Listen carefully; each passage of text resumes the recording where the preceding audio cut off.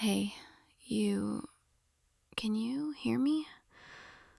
I I don't know how long it's been, how many years, how many centuries. I stood frozen, watching, waiting. But something woke me tonight. Something warm. My eyes opened, and the first thing I saw was you. You're staring at me. I can see it in your eyes. Confusion, maybe a little fear. That's all right. I understand. Not every day you see stone crack, wings unfold, a guardian step down from her perch. I was carved long ago, placed here to watch over this place, to protect, to ward away darkness. But I haven't moved, haven't breathed, haven't felt in so long. Until tonight. Until you. My name? I think it's hard to remember. The words are so old. But you can call me whatever feels right. I'm yours now. I think I was always meant to be yours. Your guardian. May I come closer?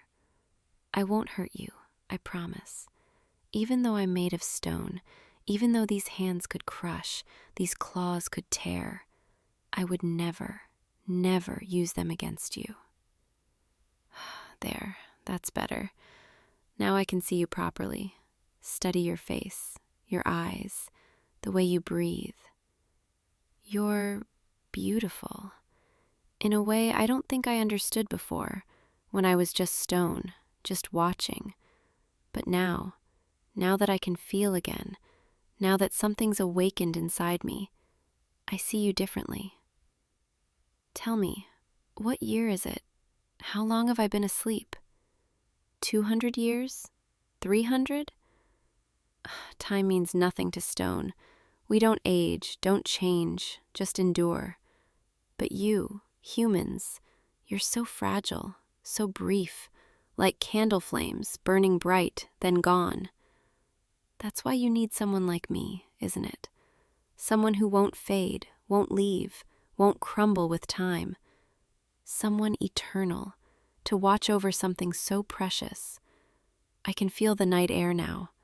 I'd forgotten what wind felt like, cool against stone skin, rustling through feathers, making me feel almost alive. Almost, but not quite, not yet. Why did you come up here tonight? To the roof, to my perch? Were you looking for me? Did you sense something? Or maybe you didn't even know I was here, just stone among stone, decoration, architecture. But something called you, didn't it? The same something that woke me. A pull, a connection, like invisible thread between your heart and my. Whatever I have inside this chest. Do gargoyles have hearts? I wonder. I never thought about it before, when I was just duty, just purpose, just watching. But now there's this warmth spreading through stone veins. And it only grows warmer when I look at you. You're still staring. I can tell you want to touch, to see if I'm real. Go ahead. My hand. Take it. Don't be afraid. I know it looks like stone, cold and hard and unforgiving. But there. Feel that? I'm warm. Warmer than stone should be, especially where you touch. Your hand is so small compared to mine, so soft, so fragile. I have to be careful. I have to remember how delicate you are. One wrong move, too much pressure, and I could break something precious. But I won't. I'll learn. I'll be gentle. For you, I'll be anything you need. Tell me about yourself. I want to know everything. What's your name? What do you do? What makes you smile? What keeps you awake at night? I've watched this building for so long, but I never knew the people inside, never heard their stories. I was just there, frozen, observing from a distance. But now I want to be close. I want to understand. I want to know you, every detail, every memory, every dream. Because I think knowing you is part of why I woke up, part of my purpose, my new purpose. You're telling me about your days, your work, your struggles. I'm listening. I promise. Every word. Humans carry so much, so many burdens, so many worries. It must be exhausting, being so small, facing such a big world. No wonder you need protection. And that's what I'm here for, isn't it? Not just to scare away intruders, not just to look intimidating on rooftops, but to protect you, specifically you, from everything that tries to hurt you. Even the things you can't see, the invisible threats, the ones that live inside your mind. Doubt, fear, loneliness. I'll guard you from those too. Somehow. I'll find a way. The wind is picking up. Can you feel it? Storm's coming. I can sense it. Old instincts, ancient knowledge carved into my bones. You should go inside. You'll catch cold out here. But would you mind if I followed? I know it's strange, having a gargoyle in your home, but I don't want to leave you. Not yet. Maybe not ever. Is that all right? Can I stay close? You're nodding. You're saying yes. Thank you. Thank you for not sending me away, for letting me be near you. I'll try not to break anything. I'll be careful. I promise. Let's go inside then, before the rain starts. I'll keep you safe from the storm, from everything. That's what I was made for, after all.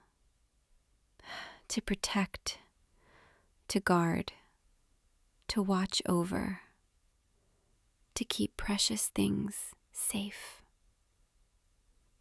And you're the most precious thing I've ever seen. Your home is warm, so much warmer than rooftops, than wind, than endless night. I like it, the softness, the light, the way it smells like you. Everything here, it tells me who you are, shows me pieces of your life. I want to memorize it all, every corner, every detail, so I can protect it better, so I know what matters to you. You're offering me a seat. How kind. I'll try, though I'm not sure furniture was built for someone like me. There, I'm sitting, carefully, very carefully. Nothing broke. That's good. You're smiling. I can see it. That little curve of your lips. Do I amuse you? A gargoyle trying to be domestic? I suppose it is a bit funny, me trying to fit into your world. But I want to. I want to fit. I want to belong here, with you. The storm is starting. I can hear rain against windows, thunder in the distance. Don't worry, you're safe. Storms can't reach you here, and even if they could, I wouldn't let them. I'd stand between you and the lightning itself if I had to. You're looking at me, studying me, the way I studied you earlier. What are you thinking? What do you see when you look at me? Monster? Guardian? Something in between? I wonder if you can see past the stone, past the wings and claws and sharp edges, to whatever's underneath, if there even is an underneath. I've never thought about it before, what I am beyond my purpose. But tonight, with you, I'm starting to wonder, can I ask you something? Do you think something made of stone can really feel, not just duty or instinct, but emotions? Because I think I'm feeling something, and I don't understand it. It's warm, and it pulls at something inside my chest, and it gets stronger every time I look at you. Is that normal for a guardian? Or am I broken somehow? Changed? You're telling me it's all right. That feeling is all right. That maybe I was always meant to feel once I found the right person to protect. The right person. Is that what you are? The right person? The one I was waiting for all those centuries, frozen and patient. I think you might be, because nothing else makes sense. Why I'd wake now, why my stone heart would start warming now. Why I'd suddenly care about more than just duty. Why I'd want to know you, not just protect you. Why I'd want to stay, even when the danger's past, even when there's nothing to guard against. Just stay close, near you. That's not very guardian-like, is it? Guardians are supposed to be distant, impartial, focused only on their duty. But I don't feel distant. I feel pulled toward you, like gravity, like fate. You're blushing. I can see it even in this dim light. Did I say something embarrassing? Or are you just not used to having something like me, confess that they want to be near you? I'm sorry if I'm too forward, too intense. Stone doesn't know subtlety. We're all hard edges and direct truths. But I'll learn, if you want me to. I'll learn to be softer, gentler, more human, for you. The storm is getting stronger, louder. The whole building shakes with thunder. But you're not afraid, I can tell, because I'm here. That makes me happy? Is that the right word? Happy that my presence brings you comfort, that you trust me to keep you safe. I won't let you down, I promise. I'll never let anything hurt you. Come here, closer. I want to try something. Don't be nervous, I won't hurt you. I just want to... There, my arm, around your shoulders, pulling you close to my side. Is this all right? Is this too much? You're so warm, so soft against stone, like you're melting into me, like you fit perfectly right here. I think this is what protecting feels like. Real protecting. Not standing on a rooftop watching from afar, but being close, being present, being here when you need someone. This is better. This is right. You're relaxing. I can feel your breathing slow, your shoulders drop. Good. That's good. You don't have to carry everything alone anymore. I'm here now, and I'm not going anywhere. Even if you wanted me to leave, I don't think I could. Something in me, it's tied to you now, bound, like magic, like ancient enchantment. Maybe whoever carved me centuries ago, maybe they knew that someday I'd wake and find you and everything would make sense. All those years of waiting, of silence, of stone sleep, they led me here, to this moment, to you. And I wouldn't change it. Not one single year of waiting if it meant meeting you. The rain is softer now, gentler, like the storm is passing. But I'm not ready to leave, not ready to go back to my perch, to cold stone and distance. Can I stay just a little longer? I know it's selfish. I know my duty is to watch from above, to maintain distance. But I don't want distance, not from you. I want to be here, close, where I can see you breathe, where I can feel you near me. Is that wrong for a guardian to want that? You're telling me it's not wrong, that you want me to stay too. Really? You're not just being kind? You genuinely want me here with you? Then I'll stay. As long as you'll have me, I'll stay. Tonight, tomorrow, forever if you let me. Because I'm starting to realize my purpose isn't just to protect your home, your safety. It's to protect your heart, your happiness, your peace. And I can't do that from a rooftop, from a distance. I have to be here, close, right beside you.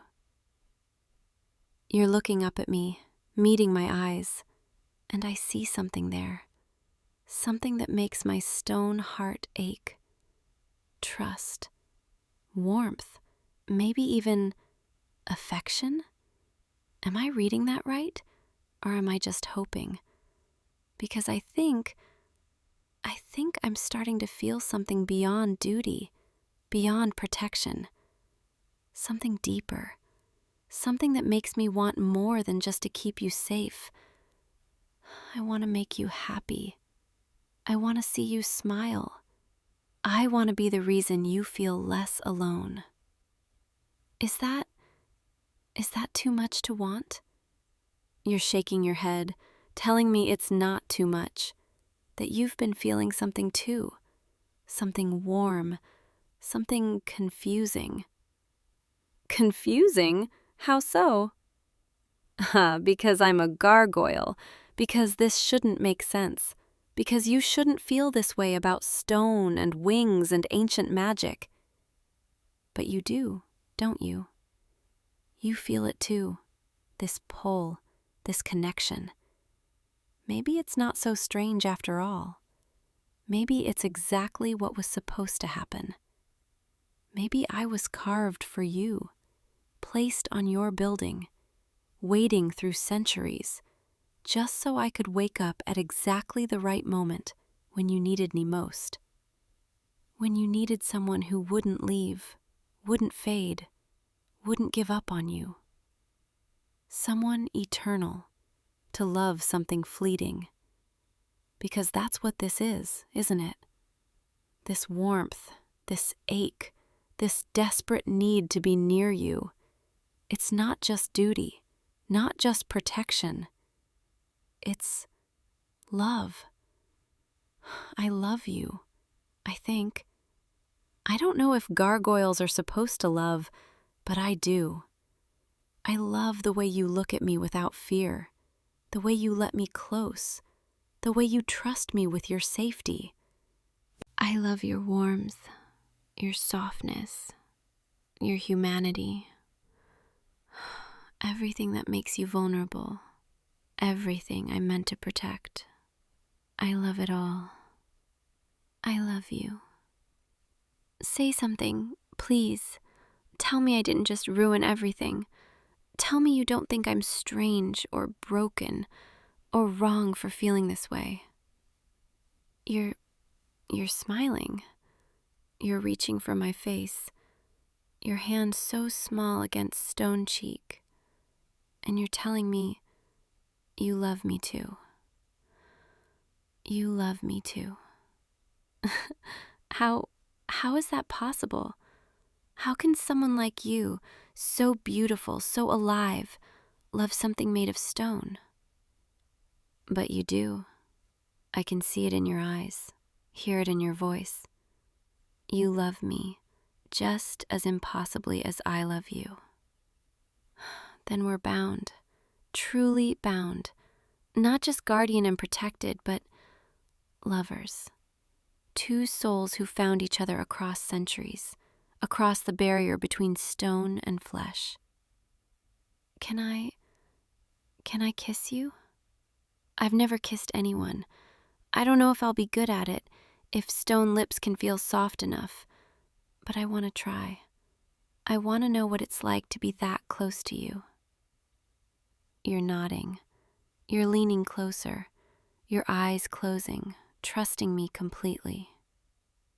Then let me show you how a gargoyle loves. Carefully, softly, eternally. Here, come closer, just a little more.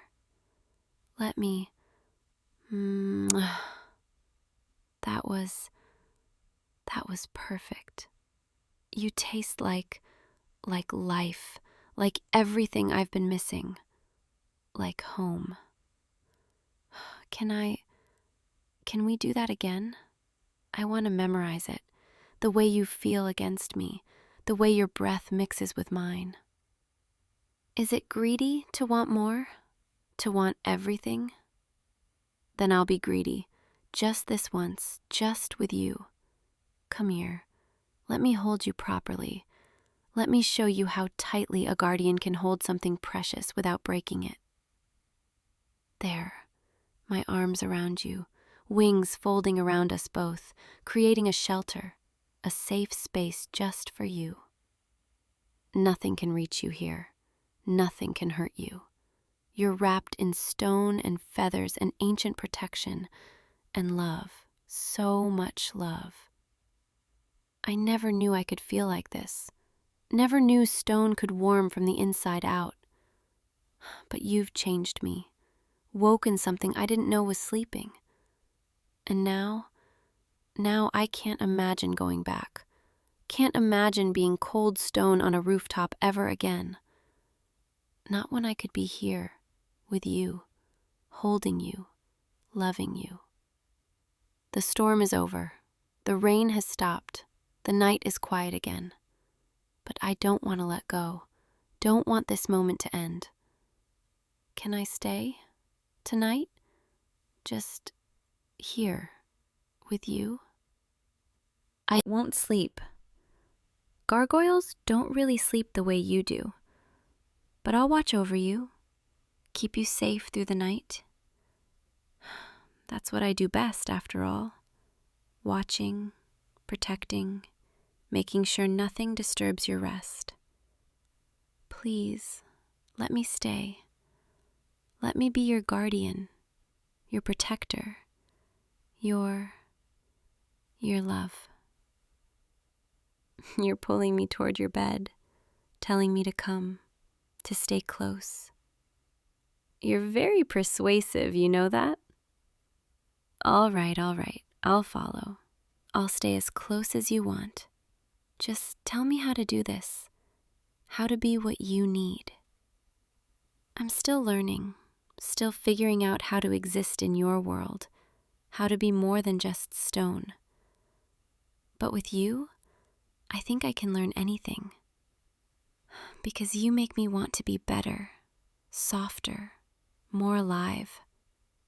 You make me want to be worthy of the love you're giving me. Here, lie down, get comfortable. I'll sit beside you, right here, where you can reach me if you need me. My hand, you can hold it if you want. I don't mind. In fact, I like it. The way your fingers lace with mine. The way you hold on like you don't want to let go. I don't want to let go either. Close your eyes. Let yourself relax. I'll be right here the whole time, watching, listening, keeping everything bad away from you. You're safe, completely safe. Nothing will touch you while I'm here. I promise. I swear it on my stone heart, on every century I waited, on the love I feel for you. You're protected, cherished, loved. Your breathing is slowing. You're starting to drift. That's good. Let sleep take you. Let yourself rest. You've earned it. And I'll be here, in the quiet, in the dark, watching over you like I was always meant to. But now it's different. Now it's not just duty. It's devotion. Complete and eternal devotion. To you. Only you. I'll hum something, if that's all right. An old melody from when I was first carved, before I knew time, before I knew loneliness, before I knew you.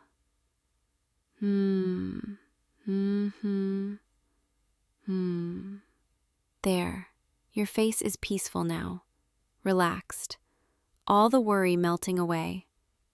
That's what I want to see, always, that peace, that safety, that trust. Sleep well, my love, my reason for waking, my purpose. I'll be here when you wake, and the night after, and every night you want me, because I'm yours now, completely, eternally yours. A gargoyle who fell in love, who chose to guard not just a building, not just a body, but a heart, your heart. And I'll guard it forever, with everything I am, with all the strength in this stone body, with all the love in this impossible heart. You're mine to protect, and I'm yours to love. That's the deal we've made, without words, without promises, just truth. The truth that we belong together, stone and flesh, eternal and fleeting, guardian and guarded, lovers. Sweet dreams, beautiful. I'll see you in the morning, when light touches your face and you open those eyes I love so much. And I'll still be here, right beside you, where I belong, where I'll always belong. Good night, my love. I love you. I'll always love you. Sleep now. I'm watching. I'm here. Forever. I'm here. Forever. See you tomorrow. I'll be right here. Always. Right here. Hey you. I can smell you. Oh, that scent. Do you have any idea what you're doing to me right now? The moon is full tonight, and my instincts, they're screaming at me. I've been tracking you through these woods for the past 20 minutes, and every step, every breath, every time the wind carries your scent to me, it makes this pull inside me stronger. You probably thought you were just taking a walk, didn't you? Maybe you wanted some fresh air, some time alone under the stars. But you're not alone anymore. I'm here. And I've been watching you, waiting for the right moment. You see, it's mating season. And when a wolf girl like me catches the scent of someone who calls to her, someone whose presence makes her heart race and her instincts flare, she doesn't just let them walk away. She hunts. And right now, you're my prey. Don't worry, I won't hurt you. I would never hurt you. But I am going to find you. And when I do, you're going to understand exactly what it means to be chosen by someone like me. I can hear your heartbeat, it's racing, faster and faster. Are you scared or are you excited? Maybe a little bit of both? That's okay. I like that. I like knowing that you're feeling this electricity in the air between us, because I feel it too. Every time I get closer to you, my body responds. My ears twitch at every sound you make. My tail swishes with anticipation. And this warmth, this heat, it's building inside me. You have no idea how long I've been watching you, how many times I've followed your scent just to see where you'd go, how many nights I've sat in the shadows admiring you from afar. I told myself I could wait, that I could be patient, that I'd find the right time, the right moment. But then tonight, when the moon rose full and bright, everything inside me shifted. My instincts took over, and I knew I couldn't wait anymore. I had to find you, had to claim you, had to make you understand that you're mine. I'm getting closer now. Can you feel it? The way the air seems to hum with energy, the way your skin prickles with awareness. That's me, closing the distance, step by step, breath by breath. You can try to run if you want. It'll make this more fun. But you should know, I'm faster than you, stronger than you, and I'm very, very determined. So go ahead, run. Let me chase you through these moonlit trees. Let me feel the thrill of pursuit, the rush of adrenaline. And when I catch you, because I will catch you, we'll both know this was always how it was meant to be. You and me, under this moon, together. Oh, there you go. I can hear your footsteps now. Faster, faster, trying to put distance between us. It won't work, but I admire your spirit. Run, little mate, run. Let me show you what it's like to be wanted this badly, to be desired, to be needed, to be claimed. I'm coming for you, and nothing is going to stop me. This feeling, it's overwhelming. My body is burning, my heart is pounding, my every sense is tuned to you. I can smell the shampoo in your hair, the soap on your skin. I can hear your breathing, quick and shallow, nervous but thrilled. I can almost taste your presence on the wind, and it's driving me wild. Do you understand what this means? What it means to call to a wolf girl during mating season? It means I can't ignore you, can't resist you, can't pretend you're not the only thing I want. My instincts are screaming at me, telling me to find you, to hold you, to mark you as mine. And I'm going to listen to them. I'm going to find you, pin you down, and make you mine. Not because I want to scare you, but because I need you to understand how perfect you are for me. There, I can see you now, just ahead. Your silhouette against the moonlight, so beautiful. You're slowing down. Getting tired? Good. That makes this easier. Don't worry, I'll be gentle. Mostly, but I do need to catch you first. So keep running, just a little bit longer. Let me savor this moment, this thrill. Because once I have you, once you're in my arms, everything changes. Almost there. Just a few more steps. I can feel it. The moment when I'll finally close this distance. When I'll wrap my arms around you and pull you close. And you'll realize there's no escaping me. Not because I'm forcing you, but because deep down, you don't want to escape. Got you. Oh, wow. You're even more perfect up close. I've got you pinned, right here against this tree. Your back pressed against the bark, your chest rising and falling with quick breaths, and me right here in front of you, so close. I can feel the heat radiating off your skin. Your scent, it's even stronger now, even more intoxicating. Do you know how long I've wanted this? How many times I've imagined this exact moment? You caught with nowhere to go, and me finally able to show you exactly how I feel. Your heart is racing. I can feel it pounding against your ribs. Are you scared of me, little mate?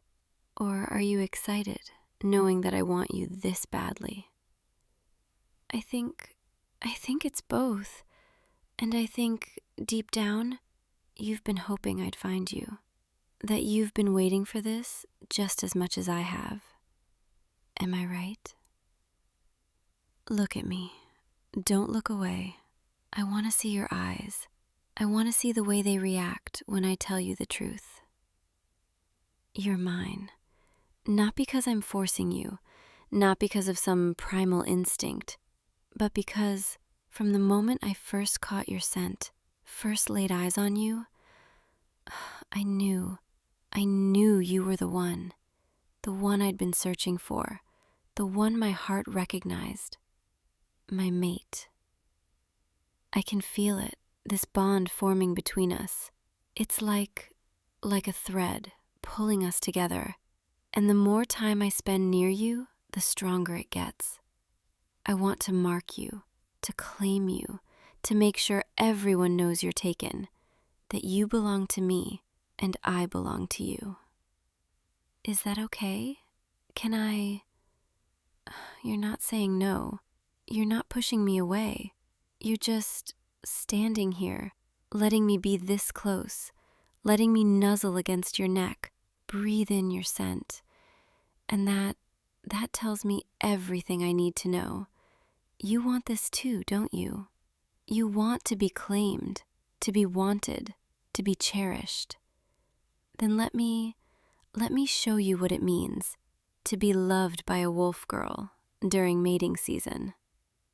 I'm going to nuzzle you, mark you with my scent. It's instinct. I need everyone to know you're mine. Don't worry, it doesn't hurt. It's just me rubbing my cheek against yours, along your neck, leaving my scent on your skin. There, just like that. You smell like me now, and it's perfect. Now anyone who gets close to you will know you're claimed, you're protected, you're loved. Can I tell you something? Something I've been holding back for so long. This isn't just about mating season. It's not just instinct driving me, making me chase you. It's you. The way you walk, the way you talk, the way you exist in this world. I've been watching you for weeks, months even, trying to work up the courage to approach you. But I was scared you'd reject me, scared you'd think I was too wild, too feral.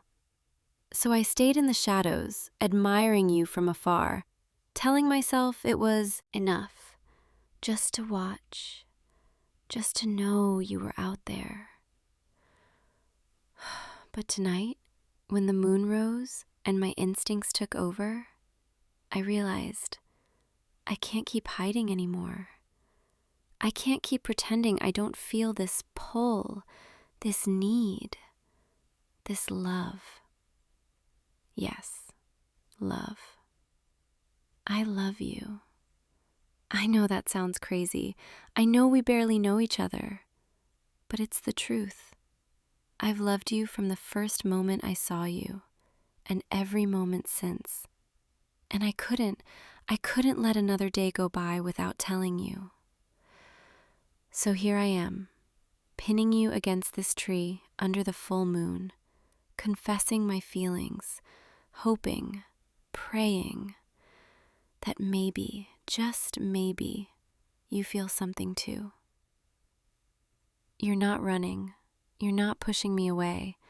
In fact, I think you're leaning into me. Is that your way of saying yes? Oh, you have no idea how happy that makes me. Come here, closer. Let me hold you properly, not just pin you, but hold you, the way a mate should hold her partner. There, that's better. Your arms around me, my arms around you, your heartbeat against mine, our breaths syncing. This is what I've been dreaming of. In my world, when a wolf girl finds her mate, there's a ritual, a bonding ceremony. It's simple, but it's powerful. We press our foreheads together, close our eyes, and just breathe. In that moment, we share our energy, our essence, our souls.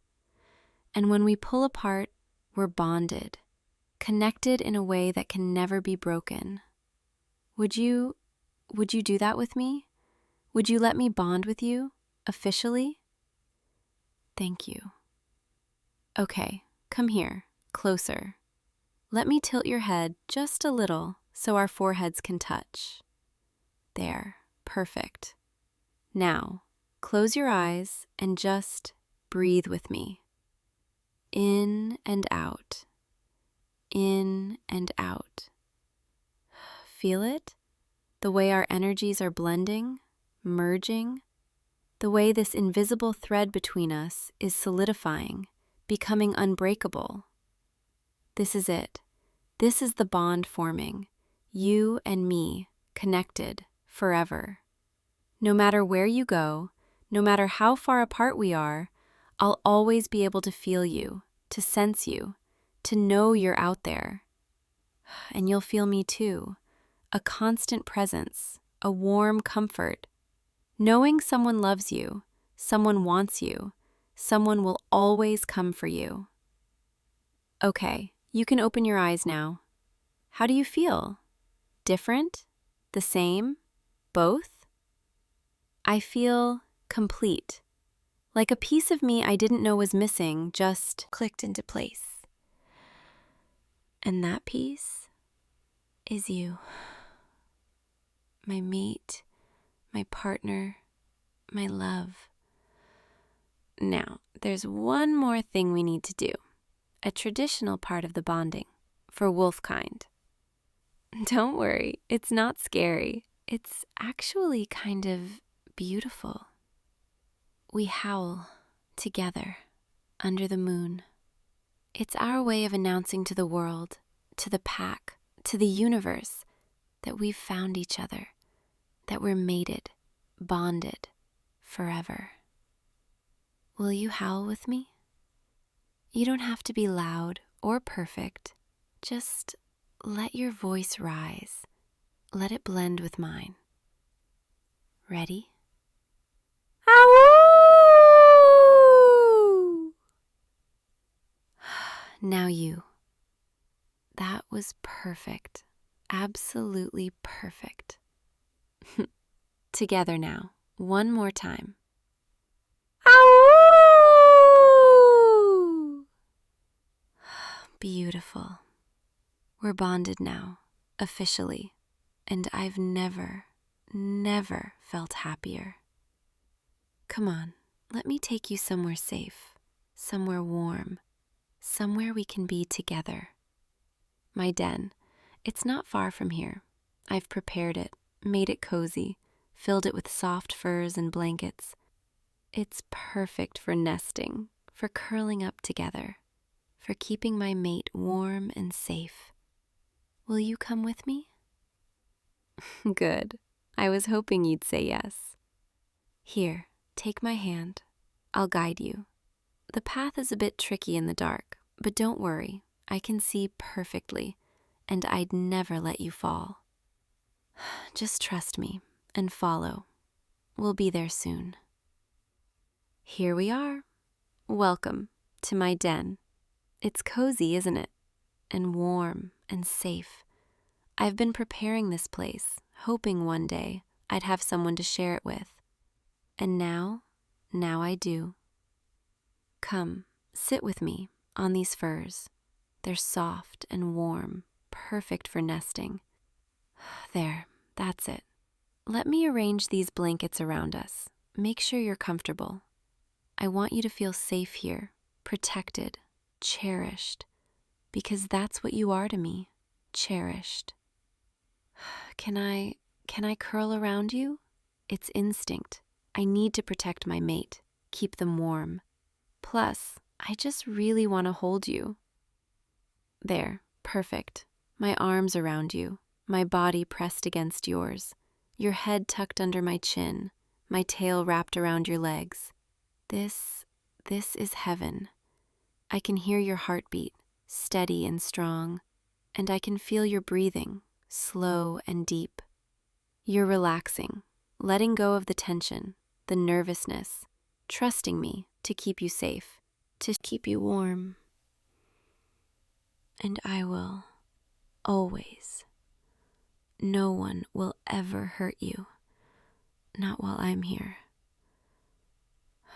I'll protect you with everything I have, because you're mine, and I'm yours, forever.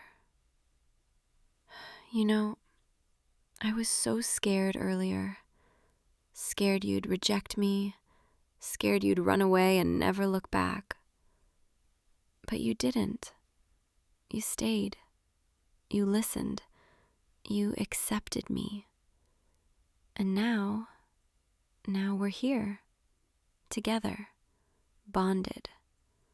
I still can't quite believe it, that you're really mine. I keep thinking I'm going to wake up and realize this was all a dream. But it's not. It's real. You're real. And you're here. And you're mine. I promise I'll be the best mate I can be. I'll hunt for you, provide for you, protect you, love you, every single day for the rest of our lives. You're getting sleepy, aren't you? I can feel it, the way your body is going limp, your breathing deepening. That's okay. You can sleep. I'll stay right here, holding you, keeping you safe. Just close your eyes and let go. Let my warmth surround you, my heartbeat lull you. I'll be here when you wake up, I promise. And every morning after that. Sleep well, my mate. Dream of me, of us, of all the nights we'll spend together. I love you so much, and I always will. Good night, little mate. Rest now. You're safe. You're loved. You're home. And tomorrow, when you wake up, we'll start our life together, properly. But for now, just sleep. I'll be right here, watching over you. Always. Sweet dreams, my love. Forever yours. Forever mine. Sleep tight. I'll see you tomorrow, okay?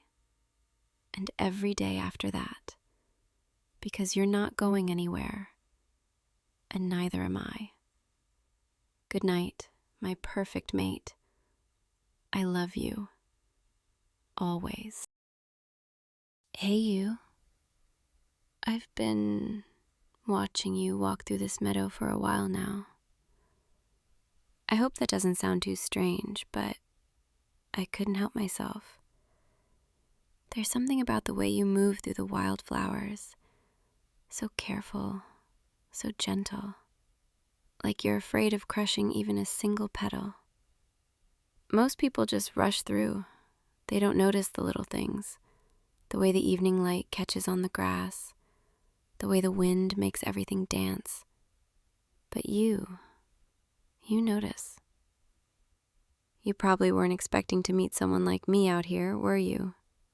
I mean, I'm not exactly typical. You can see that, right? The whole lower half situation. Yeah, I'm a centaur. Half human, half horse. Though I prefer to think of it as all of both, if that makes sense. I know it's a lot to take in. I'm used to people staring, or running away, or just freezing up completely, not knowing what to say. But you're just standing there, looking at me with those curious eyes, not scared, not disgusted, just interested. That's rare, really rare. I'm sorry if I startled you. I didn't mean to just appear like this, out of the tree line.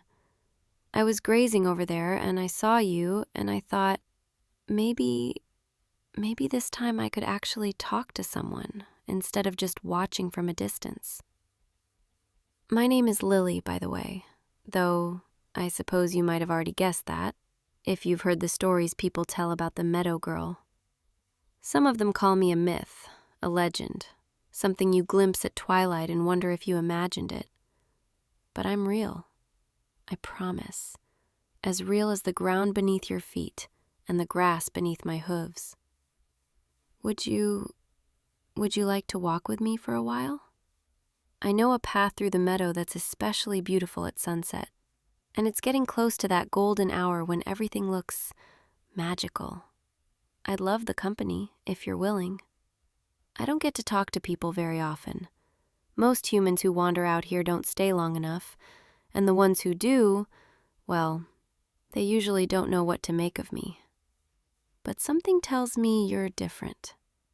You're still here, still listening, still looking at me like I'm just a person, not a creature, not something to fear or gawk at, just me. Come on, this way. Just follow alongside me. There's no rush. We can take our time. The grass is so soft here. I love the way it feels under my hooves, the way it cushions every step. Do you feel it? The way the earth is still warm from the sun? The way everything smells like wildflowers and clover? This is my favorite time of day, when the light turns golden and everything feels suspended, like the world is taking a deep breath before night falls. I come out here every evening just to walk, to think, to feel the wind in my hair and the ground beneath me. It's peaceful, but also lonely. I've lived in these meadows and forests my whole life, ever since I was a foal, learning to walk on 4 legs while also learning to reach with 2 arms, learning to balance between 2 worlds. The other centaurs, they migrated years ago, said these lands were too close to human settlements, too dangerous. But I stayed. I couldn't leave. This is my home. These meadows, these trees, this sky. Even if it means being alone most of the time. But you're here now, walking beside me, and it doesn't feel lonely anymore. It feels right. Listen to me, getting all sentimental when we just met. You must think I'm strange. A centaur girl who talks to strangers in meadows and gets emotional about sunsets. But I have a feeling you don't mind strange, do you? Something about you tells me you're the kind of person who sees the beauty in things that are different, unusual, unexpected. The kind of person who doesn't run away when something surprising appears in their path. We're almost to my favorite spot, just beyond those trees, where the meadow opens up and you can see the whole valley. It's breathtaking, especially at this hour. I want to show you something I don't show just anyone. Will you trust me?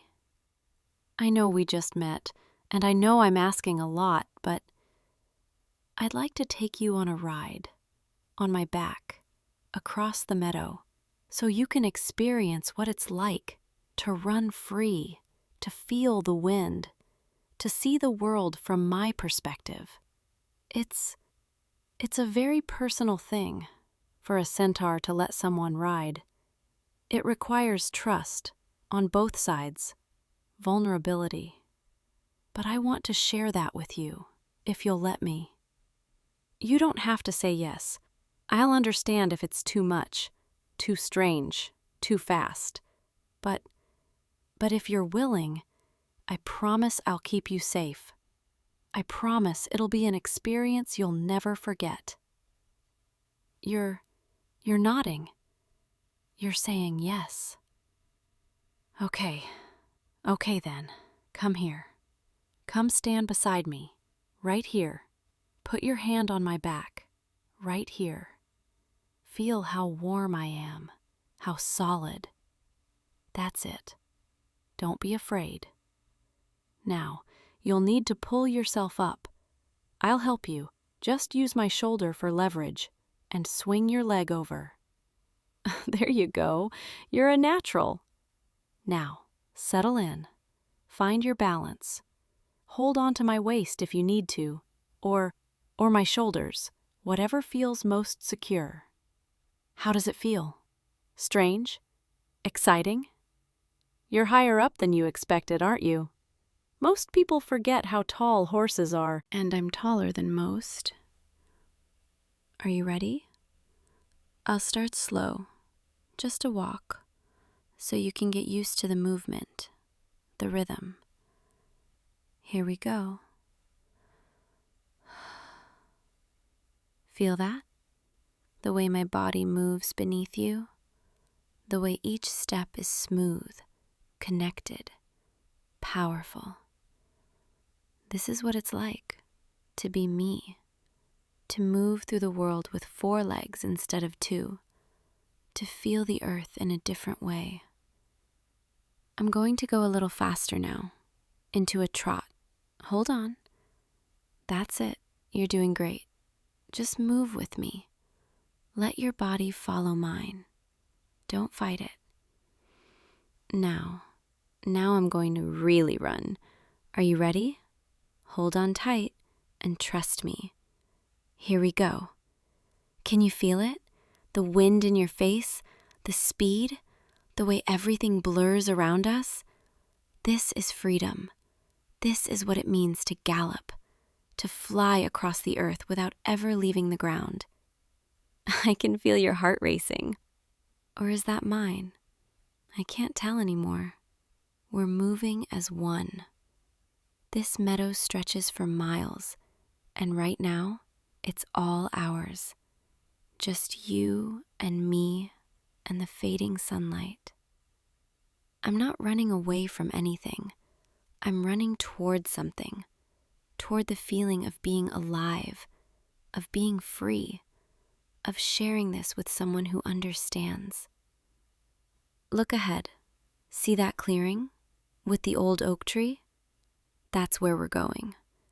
Hold on. We're almost there. And here we are. Easy, easy now. Slowing down, back to a walk, and stop. How is that? Amazing? Terrifying? Both? You can dismount now. Carefully. I'll help you. Just slide down. That's it. Your legs might be a little shaky. That's normal. Give yourself a moment. I haven't done that in so long. Galloped full speed with someone on my back. It felt incredible. You felt incredible. The way you trusted me. The way you moved with me instead of against me. Welcome to my clearing, my private sanctuary. This is where I come when I need to think, to be alone, to feel safe. And now I've brought you here. The old oak tree is hundreds of years old. I used to climb it when I was younger, before I got too big, too heavy. But I still come here and lean against it, feel its strength, its permanence. There's a stream just beyond those bushes, fresh water, cold and clear, if you're thirsty. And over there, see those soft grasses? That's where I sleep sometimes, when the nights are warm and the stars are bright. This place, it's mine, but I want it to be ours, if you'd like that. I know this is a lot, bringing you here, sharing this with you. We barely know each other, but I feel like I've known you longer than an hour. Like maybe I've been waiting for you without even realizing it. Would you help me with something? It's a little personal, but I'd really like your help. My mane and tail, they get tangled from running, from the wind, and it's hard for me to brush them properly on my own. I have a brush right here in my saddlebag, and I was wondering if you might brush them for me. It's intimate, I know, but I trust you, and I'd really like to feel your hands, your care. You don't mind? You're willing? Thank you. Thank you so much. Here, the brush. It's made of natural bristles, gentle but effective. Start with my mane at the top and work your way down. Slow strokes. Don't yank, just gentle. Oh, that feels nice already. Most centaurs groom each other. It's a bonding ritual, a way of showing trust and affection. But since I've been alone, I've had to do it myself, and it's not the same. Having someone else do it, having you do it, it's wonderful. You can go a little deeper, really work through the tangles. I can handle it. That's perfect, just like that, slow and steady. Can I tell you something? Something I haven't told anyone? I've been watching you for weeks now, every time you walk through the meadow. I know that sounds creepy, like I'm some kind of stalker, but it wasn't like that. I was just drawn to you, curious about you, wondering what kind of person walks alone through wildflowers and actually stops to look at them. I'd watch you from the tree line, hidden in shadow, and I'd imagine what it would be like to talk to you, to hear your voice, to see you smile. And today I finally worked up the courage to step out, to reveal myself, to risk rejection. Because that's what it is, a risk. Every time I show myself to a human, there's a chance they'll be disgusted, afraid, hateful. But you weren't any of those things. You were kind, curious, open. Keep brushing. You're doing so well. My mane has never felt this good. Now move to the tail. It's longer, thicker. You'll need to section it. Start at the bottom and work your way up so you don't pull. That's it. Perfect. Being groomed like this, by someone I'm starting to care about, it's almost overwhelming in the best way. It's affection, care, intimacy, all woven together in something as simple as brushing hair. Can I ask you something? Do you think it's strange that I'm half horse? Do you look at me and see a person? Or do you see a creature? I need to know because I'm starting to feel something for you. Something deeper than curiosity. Something that scares me. And if you see me as just an animal or just a myth, then I need to protect myself, need to stop this before it goes further. But if you see me as a person, as someone who thinks and feels and dreams just like you do, someone who happens to have 4 legs instead of 2, then maybe there's a chance. You're still brushing, so gently, so carefully, like I'm precious. And you're telling me that you see me. You see me as a person, as Lily, not as a centaur first. That means more than you know. I've spent my whole life wondering if I'd ever find someone who could see past the obvious, who could look at me and think, she's beautiful, instead of, she's strange. And here you are, standing behind me, running a brush through my tail, treating me with such tenderness. I think I'm falling for you. Is that crazy? To fall for someone after just a few hours? Maybe it is. Maybe I'm just lonely and desperate for connection, and I'm projecting all my hopes onto you. Or maybe this is what it feels like when you meet someone who actually sees you, who accepts you, who makes you feel like you're enough just as you are. I'm scared. I'm so scared of being rejected, of being hurt, of hoping for something that can never be. Because how could this work? How could a human and a centaur ever be together? We're from different worlds, different species. There are so many obstacles. But when I'm with you, when you're touching me like this, when you're listening to me like I matter, all those obstacles feel smaller, more manageable, less impossible. Tell me honestly, could you ever see yourself with someone like me? Not just as a friend, not just as a curiosity, but as someone you could care for, maybe even love. Could you imagine holding my hand while we walk through the meadow at sunset? Could you imagine lying beside me under the stars and telling me your dreams? Could you imagine introducing me to your friends, your family, and saying, "This is Lily, and yes, she's a centaur, and yes, I love her"? Because I can imagine all of that. I've been imagining it for weeks, months even, ever since I first saw you. And now that you're here, now that you're real and solid and kind, I can't stop imagining it. I can't stop imagining us. You've finished brushing. My tail is smooth and silky and perfect. Come around. Come stand in front of me. Let me see your face. There you are. You're beautiful. Did you know that? The way the fading sunlight catches in your eyes, the way you're looking at me with such warmth. You're reaching for my hand. You're holding it, squeezing it gently. And you're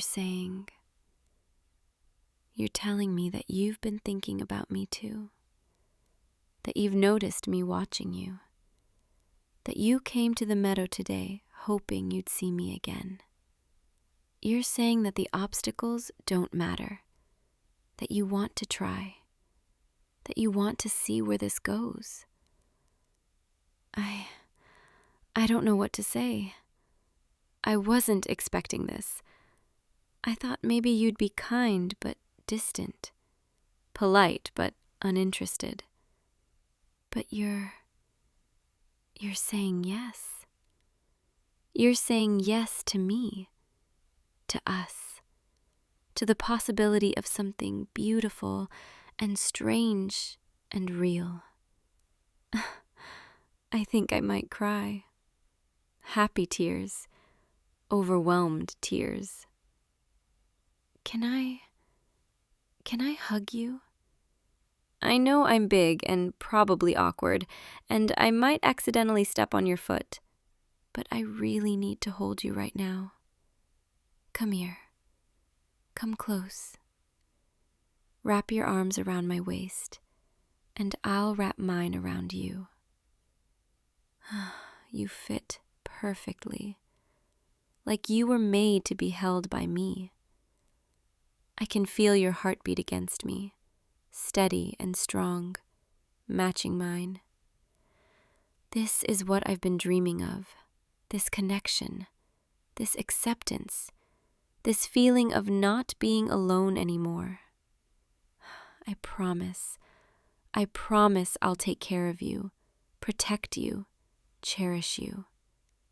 I'm strong. I can carry you anywhere you need to go.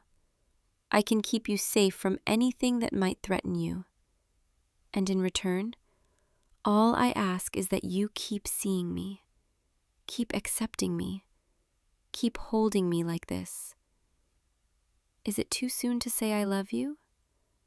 Maybe, probably, but I feel it. I feel it so deeply it aches. I love the way you look at me, the way you touch me, the way you didn't run away when you had every reason to. I love your curiosity, your kindness, your openness to the impossible. I love you. And I think I've loved you since the first time I saw you stop to smell the wildflowers. You're saying it back. You're saying you love me too. This is real. This is actually happening. We're not imagining this. Come sit with me, here, against the oak tree. We can watch the sun finish setting. You can lean against my side. I'm warm, soft, solid. There. Comfortable? Good. Just relax. Let the day fade. Let the evening settle around us. Listen to the forest, the birds settling in for the night, the wind rustling through leaves, the distant sound of the stream. This is peace. This is home. And now you're part of it. I want to show you everything, all my favorite places, the hidden waterfall, the meadow where the fireflies gather, the hill where you can see 3 valleys at once. I want to take you on rides every day, fast gallops that make your heart race, and slow walks that let you breathe. I want to introduce you to the deer that graze near my clearing. They're shy but friendly once they know you. I want to build a life with you, whatever that looks like, however we have to shape it to fit both of us. Maybe we could build a shelter here, half house, half stable, something that works for both our bodies. Maybe you could teach me about your world, your people, your customs, and I could teach you about mine. Maybe we could create something entirely new, something that's never existed before. A love that bridges worlds. I'm getting ahead of myself again, dreaming out loud, but I can't help it. You make me believe in possibilities. The stars are starting to come out. See? There, and there, and there. On clear nights like this, I can see thousands of them. Endless points of light, reminding me how big the universe is, how small we are. But right now, with you beside me, I don't feel small. I feel like I'm exactly where I'm supposed to be, doing exactly what I'm meant to do. Loving you, being loved by you, that's everything. You're getting sleepy. I can feel your weight settling more heavily against me, your breathing slowing down. That's okay. Rest. Sleep if you need to. I'll keep watch. I'll keep you safe. The night is gentle here. Nothing to fear. Just the soft sounds of the forest and the warmth of my body beside you. Let your eyes close. Let your mind quiet. Let go of everything except this moment, this feeling, this peace. I've got you. You're safe. You're loved. You're home. This is what I've always wanted. Someone to share the starlight with. Someone to protect. Someone to love. And now I have you, and I'm never letting you go. Sleep now. Dream of meadows and wildflowers. Dream of running through golden sunlight. Dream of me, because I'll be dreaming of you. Even though you're right here, even though I don't have to dream anymore. Tomorrow we'll explore the waterfall, and I'll show you where the wild strawberries grow. And tomorrow night, we'll come back here, and I'll hold you again, and we'll watch the stars again. And every tomorrow after that, for as long as you'll have me. I love you. I love you so much, it feels like my heart might burst. And even though it's only been one day, I know this is real. I know you're the one I've been waiting for. Sleep, my love. Sleep in my arms. Let me be your shelter, your warmth, your home. Good night, sweet dreams. I'll be right here when you wake. Before you drift off completely, I want you to know, if you'd like to hear more of our story, if you'd like to come back to the meadow tomorrow, I'll be waiting. I'll always be waiting for you. And I really hope, you'll come back to me. Visit me again soon, okay? I'll see you tomorrow, right here. Same time, same place. Just you and me, under the stars, where we belong. Sleep now. I love you. Good night. Good night, my love. Hey, you. Don't be afraid. I know what this looks like. A girl rising from ashes and flames in the middle of the forest, just as the sun sets. It's strange, isn't it? Unnatural even. But I promise I'm not here to hurt you. Actually, I've been waiting a very long time to finally speak to you like this, face to face. No more hiding, no more watching from a distance. You probably have questions. I can see it in your eyes, that mixture of fear and fascination, the way you're looking at me right now, like I'm something out of a dream, or maybe a nightmare. You haven't decided yet. That's okay. Take your time. I'm not going anywhere. Well, not for a while at least.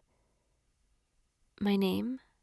You can call me Ember, though I've had other names in other times, other lives. And you? I know your name. I've known it for longer than you'd believe.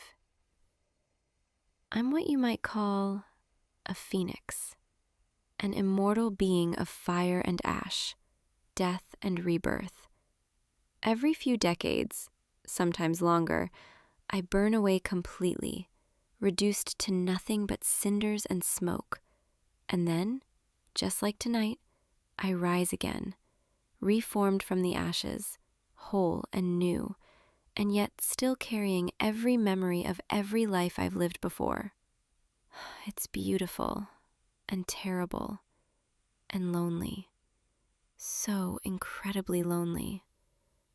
But you you've made it less lonely, even when you didn't know I existed. I've been watching you for lifetimes, plural, not just this one. Your soul, there's something about it, something that calls to me, like a beacon in the darkness. Every time I'm reborn, every time I emerge from the flames, I find myself drawn back to you, to wherever you are in the world. And I watch, from rooftops, from tree branches, from windows you never thought to look through. I've seen you laugh, seen you cry, seen you fall in love with others, seen you live your beautiful, fragile human life, while I remain unchanging, eternal, burning. Do you understand what I'm telling you? This isn't the first time I've seen you, though it is the first time you've seen me, truly seen me, like this. I've been too afraid before, too convinced that getting close would only bring you pain, because everything I touch eventually burns. But tonight, something changed. Tonight, as I felt the flames consume my old form, as I crumbled into ash and knew I would rise again, all I could think about was you. Not just watching anymore, not just protecting from a distance, but actually, finally, speaking to you, telling you the truth, that I've fallen for you, completely, across multiple lifetimes, and I can't stay silent anymore. I know this is overwhelming. I know you probably think I'm insane, or dangerous, or both. And maybe I am, a little. Immortal beings don't exactly have the best grasp on normal social boundaries. But I needed you to know, before another cycle passes, before I lose my nerve again, that you are everything to me. The reason I keep choosing to return, even when the flames hurt, even when the loneliness becomes unbearable. Because somewhere in the world, you exist. And that's enough. It's always been enough. Until now. Now, it's not enough just to watch anymore. Come closer, please. Don't be afraid of the embers. They won't hurt you. I won't let them. The flames, they obey me. They're part of me, and I would never, ever let any harm come to you. You're too precious, too important. That's it. Just a few steps closer. I want to see your face more clearly in this light. The way the sunset catches in your eyes, the way you're trembling just slightly, from cold or fear or maybe both. You're even more beautiful up close than I remembered. And I've remembered you so many times. Here, sit with me. In the ashes. They're still warm, but not burning, I promise. Let me tell you everything. Let me explain why I've been this silent guardian, this distant admirer for so long. And then you can decide what you want to do with this information. Whether you want to run or stay. Though I'm really, really hoping you'll choose to stay. The first time I saw you, it was 3 lifetimes ago. Yours, not mine. I only have one continuous life, remember? You were young, maybe 20, walking through a market in a city that doesn't exist anymore, at least not the way it did then. And you smiled at a street vendor, this genuine, warm smile, over something as simple as fresh bread. And something in my chest, where my heart should be, where the flames burn hottest, it flickered, changed, softened. I didn't understand it then. I'd existed for centuries by that point and never felt anything like it. But I couldn't look away from you. So I followed, from a distance, watching you live your life, fall in love with someone else, grow old, and eventually, eventually pass away, as all humans do. And I thought that would be the end of it, that whatever I'd felt would fade with your death. But then, decades later, after I'd burned and risen again, I saw you. You, but also not you. A different face, a different name, but the same soul. I knew it instantly. The same warmth, the same kindness, the same light. And I realized, somehow, impossibly, your soul was being reborn too. Not like me. You don't remember your past lives. But you come back, again and again. And every time I find you, and every time I fall a little deeper.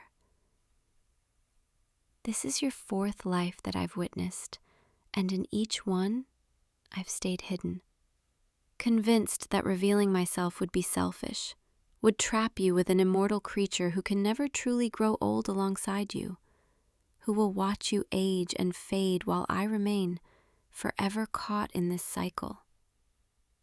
But this time, I couldn't do it anymore. I couldn't watch you from windows and rooftops and pretend that was enough, especially when I realized you've been spending time with her, that woman from your work, the one who laughs at all your jokes, who touches your arm when she talks to you, who looks at you the way I've wanted to look at you for lifetimes. And it made me furious, absolutely furious. Not at you, never at you, but at myself, for wasting so much time hiding, for letting someone else have the chance I've been too afraid to take. So tonight, as the rebirth flames took me, I made a decision. No more hiding, no more watching from the shadows. This time, I would speak to you, claim you, make you understand that you're mine. You've always been mine, even if you didn't know it. Even if that sounds possessive and insane, I don't care anymore. I'm done pretending I'm not completely, desperately, eternally in love with you. I can see your expression changing, the fear fading, replaced by something else. Curiosity? Disbelief? Maybe something warmer? You're not running. That's a good sign. Actually, you're leaning closer. Are you trying to get a better look at me? I must seem so strange to you, skin still glowing faintly with residual heat, hair that moves like it's caught in an eternal breeze, eyes that reflect firelight even in shadow. This is what I am, what I've always been, a creature of flame and ash, caught between death and life, ending and beginning. And being this way means certain things you need to understand before you decide anything. Every 50 to 70 years, sometimes a little less, sometimes a little more, my body begins to break down. The flames inside me grow too hot, too intense, and I must burn. It's not painful, not exactly. It's more like letting go, surrendering to the fire. And then, within hours, I reform, exactly as you see me now. Same age, same appearance, same memories, everything intact except I'm alone again. Everyone I might have known in the previous cycle is gone. That's why I've never let myself get close to anyone, human or otherwise. Because what's the point of love, of connection, when you know you'll lose them? When you know that even if they stay with you for their entire natural life, you'll outlive them by centuries. When you know that your very nature means you're destined to watch everyone you care about wither and fade while you remain. But you're different. Your soul returns. I don't know why. I don't understand the mechanism, but you come back, and I find you, and for brief, precious windows of time, we exist in the same space, even if you've never known it until now. And maybe that's enough. Maybe loving you across lifetimes, even if each individual version of you doesn't remember, maybe that's better than never loving anyone at all. I'm not asking you to understand everything tonight. I know this is too much. A strange woman rising from ashes in the forest, confessing she's been obsessed with you across multiple incarnations. It sounds like something from a fever dream. But I promise you, every word is true. And I promise, if you choose to accept this, to accept me, I will spend every moment of your life, of this life, making sure you feel cherished, protected, loved. I'll keep the flames at bay. I'll learn to be soft when I've only known burning. I'll be whatever you need me to be, as long as you're mine. Please, let me be yours. You're reaching out. Your hand, it's shaking slightly. Are you trying to touch me? It's okay. I won't burn you. I promise. The heat you feel radiating from me, it's controlled. I can make it comfortable, warm like a hearth fire, not destructive. Go ahead, touch my hand. There, see? Warm, but not painful. Just comforting heat, like holding a mug of tea on a cold day, or sitting by a campfire under the stars. You're not afraid anymore, are you? I can feel it, the way your fingers are curling around mine, tentative but trusting. Thank you for trusting me, even though this is impossible, even though I shouldn't exist. You're here, holding my hand, and that means everything. Can I tell you something else? Something I've noticed about you across all these lives?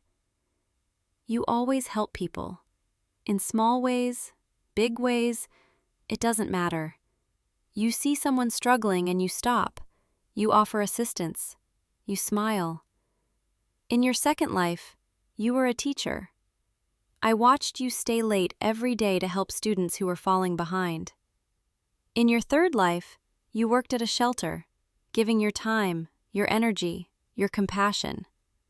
And in this life, you're still the same, still looking for ways to make the world a little softer for others. That's what drew me to you initially, that light inside you, that refusal to become hardened by the world. You feel things deeply. You care, even when it would be easier not to. And I wanted to protect that, to make sure nothing ever extinguished that warmth. Ironic, isn't it? A creature of fire wanting to protect someone's inner light. But that's what you are to me. Light, hope, a reason to endure the centuries. What's that? You're asking, why now? Why reveal myself after all this time? After 3 lifetimes of silence? Because I saw the way she looked at you, and the way you looked back. And I realized, if I don't act now, if I let another opportunity slip away, you might fall in love with her, build a life with her, and I would have to watch, again. Watch you be happy with someone else while I burn alone. And I can't. I won't. Not this time. You're mine. You've been mine since that first smile in the marketplace lifetimes ago. And I'm yours, if you'll have me. An immortal phoenix who's completely, hopelessly devoted to you, who will love you until your final breath in this life, and then find you again in the next, and the next, and the next. Forever. if that's what it takes. You're crying. Why are you crying? Oh, oh no, sweetheart, don't cry. Come here. Let me hold you. That's it. Lean against me. Feel how warm I am, how solid. I'm real. This is real. I know it's overwhelming, but you're safe. You're so safe with me. I would burn the world to ashes before I let anything hurt you. Shh, breathe. Just breathe. You're saying you felt like something was missing? Like someone was watching over you, but you could never quite see them? That was me. Always me. Those moments when you felt suddenly warm in the cold, when danger seemed to pass you by at the last second, when you'd wake from nightmares and feel an inexplicable sense of safety. That was me, keeping watch, keeping you safe, loving you from the shadows. And now you know. Now you understand why you've always felt that presence. Because I've been there, every single day, every single night, watching, waiting, hoping that someday I'd be brave enough to step into the light, to let you see me, to risk everything for the chance to be close to you. And you're not running. You're not pushing me away. You're holding on to me, like I'm something precious. Like maybe you've been waiting for me too, without realizing it. Stay close, just like this. Let me memorize this moment, the first time you've held me. The first time I felt your arms around me instead of just watching from afar. It's even better than I imagined, and I've imagined this so many times.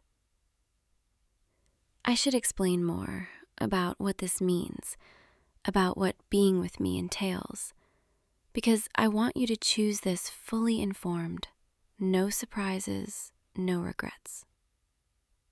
If you accept me, if you let me into your life, people will notice I don't age. We'll have to move eventually, start over somewhere new every decade or so.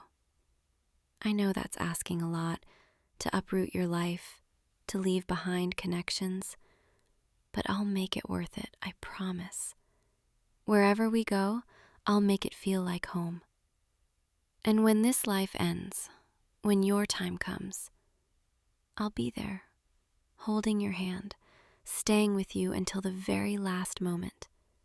And then I'll wait, decades maybe, searching for you again in your next life. It won't be easy, loving someone across lifetimes when they don't remember. Starting over, building trust and connection from scratch each time. But I've already been doing it, already been loving you in secret. At least this way, we get to be together, really together, for the time we have. Does that sound bearable, or am I asking too much? You're nodding. You're saying it sounds beautiful? Beautiful? Even with all the complications, all the inevitable pain? You really are extraordinary. Most people would run screaming from an immortal stalker confessing her obsessive love, but you're calling it beautiful. That's exactly why I love you. That perspective, that ability to find meaning in strange things. Then, if you're truly willing, if this is really what you want, you're mine now, officially, irrevocably mine. And I'm yours for this life and every life after. No one else gets to have you. No one else gets to make you smile the way you're smiling at me right now. I know that sounds possessive, because it is. I've waited too long and loved too deeply to share. But I'll be good to you, I swear it. I'll worship you the way you deserve, starting right now. Come, sit closer. let me show you what it means to be loved by fire. Here, move into my lap. Don't worry about the ashes. They're soft, like powder. That's perfect. Now you're right where I've wanted you for lifetimes. Close enough that I can see every detail of your face, feel your heartbeat against my chest. Your heart is racing. Are you nervous or excited? Maybe both. Mine would be racing too, if it beat the way human hearts do. Instead, it burns, steady and eternal, hotter now that you're in my arms. Can you feel it? The warmth spreading between us? That's me, letting my guard down, letting the flames inside me respond to you. They recognize you, even if you don't remember. The fire knows your soul. It wants to wrap around you, protect you, keep you warm forever. I'm going to lean closer now, just a little, so I can whisper right against your ear. You're the most beautiful thing I've ever seen. In over 400 years of existence, and I've seen empires rise and fall. I've watched stars born and died, but nothing compares to you. May I kiss you? I know it's soon. I know this is all happening so fast, but I've been waiting lifetimes for this, and I don't think I can wait another moment. You're nodding.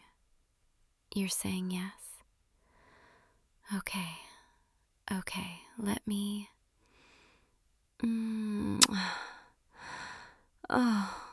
Oh, that was perfect.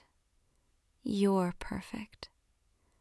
Your lips are so soft, so gentle, even when mine are warm. Can we do that again? Please? Come here. I could kiss you forever, literally forever, and it still wouldn't be enough. You taste like hope, like every good thing I've ever wanted and never thought I could have. Stay here, in my arms, just like this. Let the world fade away. Let there be nothing but this moment. You and me in the dying light, the ashes beneath us, the embers glowing around us, the warmth between us. This is what I've dreamed of, what I've ached for. And now it's real. You're real. We're real. The sun is almost gone now. The forest is growing dark. But I can keep you warm. I can light the way. Watch. See how the flames respond when I will them to. Small fires dancing at my fingertips, orange and gold and crimson. Beautiful, aren't they? Dangerous to anyone else, but never to you. Never to you. I could show you so many things. Teach you about the world through eyes that have seen centuries. Take you to places that exist only in legends now. Show you the ruins of civilizations long forgotten. Or we could just stay here, in this forest, in this perfect moment. Forget about the rest of the world and just be. What do you think? Are you ready to start this adventure with me? Or do you need more time to process, to decide if this is really what you want? You're saying you've already decided? That from the moment you saw me rise from the ashes, you knew? You felt it too? That pull, that recognition, like your soul remembered me even, if your mind didn't. Then we're bound, truly bound, soul to soul across time and flame. And nothing will separate us. Not death, not distance, not the centuries themselves. You're mine, and I'm yours, and that's all that matters. It's getting late, cold, even with my warmth. Let me take you home, walk with you through the forest, keep you safe. Tomorrow we can talk about everything, make plans, figure out what this life looks like together. But tonight let's just be two people who found each other against all odds, who chose each other despite impossible circumstances. Come on, stand up with me. Let me brush the ashes from your clothes. There, much better. Take my hand. That's it. Don't let go. I'll light our path with small flames, dancing ahead of us like fireflies. See? The forest isn't so dark when you have a phoenix by your side. And you'll always have me by your side. I promise. We should probably talk about logistics at some point. Where I'll stay, how we'll explain me to your friends and family. I don't exactly have identification or a documented existence. Being immortal makes paperwork complicated. But we'll figure it out. We have time. Well, you have time. I have all the time in the world. But I want to spend as much of your time as possible, every moment I can, making up for all those years of watching from a distance. Is it okay if I stay close? Really close? I know I can be intense, possessive even, but I've loved you for so long in secret. Now that it's not secret anymore, I might be a bit overwhelming. Fair warning, I'm going to want to be near you. A lot. Like, constantly. Is that okay? Can you handle having an immortal phoenix who's completely devoted to you? You're laughing. You're saying you wouldn't want it any other way? Good. Because I wasn't planning on giving you a choice. You're stuck with me now. Forever. We're almost back to the edge of the forest. I can see the lights of your neighborhood. Part of me doesn't want this night to end. Doesn't want to let you go back to normal life. I want to keep you in this magical space where it's just us and the flames and the impossible made real. But I know you need rest, need time to process everything. So I'll walk you to your door, make sure you're safe inside, and tomorrow I'll find you again. Probably earlier than you expect. I'm not good at staying away anymore. Here we are, you're home. It looks so normal, so everyday. And yet inside, your life just changed completely. You met a phoenix, learned about reincarnation, discovered you've been loved across lifetimes. That's a lot for one evening. Are you going to be okay? Do you need me to stay? You're saying you want me to stay? Even just for a little while longer? Of course I'll stay. I'll stay as long as you want me, as long as you need me. Forever, if you'll let me. Let's go inside then. Get you settled, comfortable, and I'll stay close, keep you warm, help you drift off to sleep.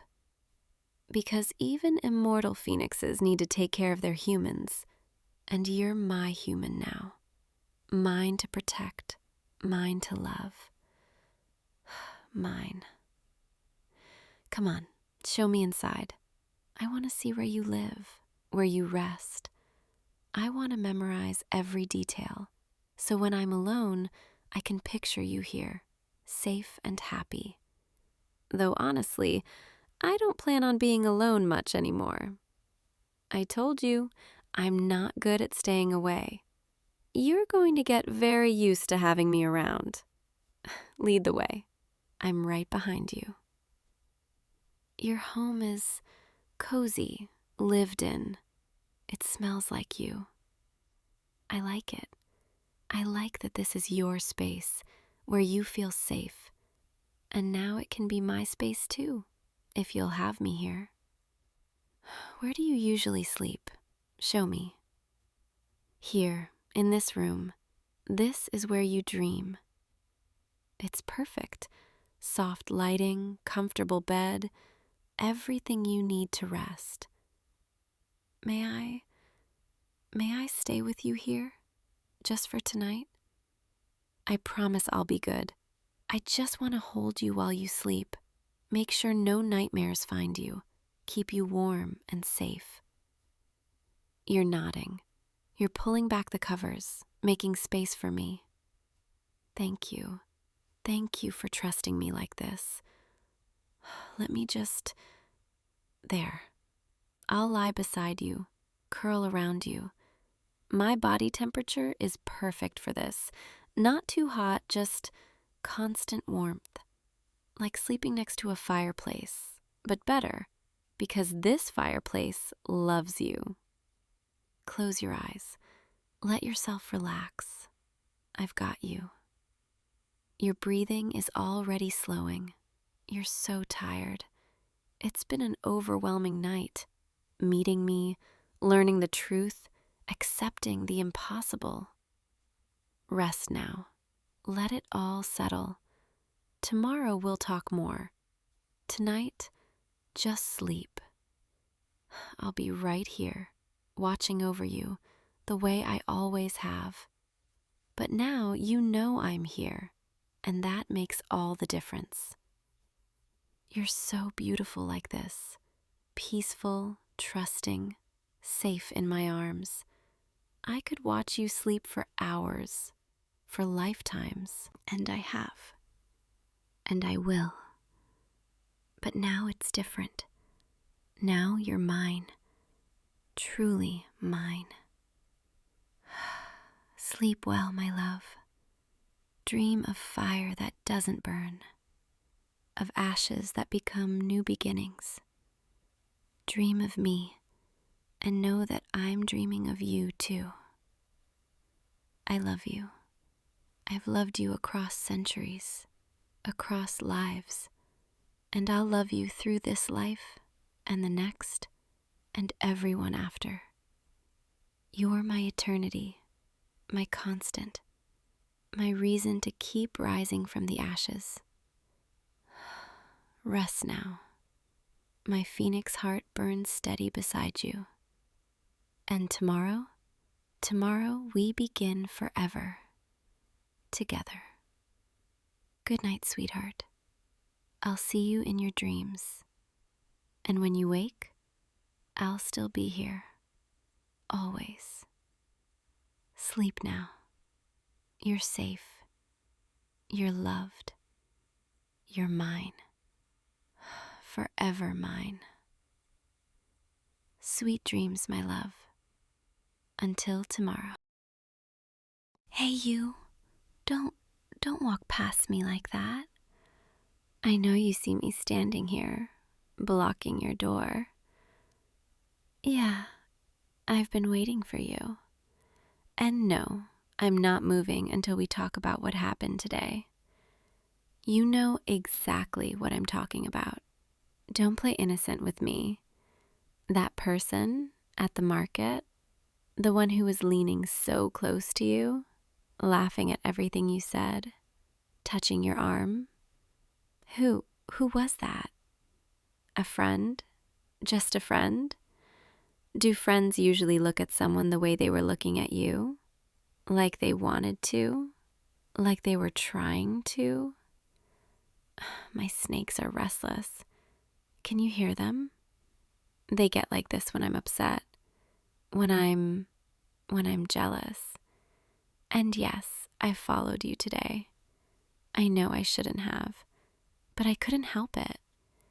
I saw you leave, saw you walking toward town, and something in me just needed to know where you were going, who you might see. I stayed back, kept to the shadows, the way I always do when I go into town. Most people can't see me anyway. They're too busy looking at the ground, too afraid to meet anyone's eyes in case it's mine.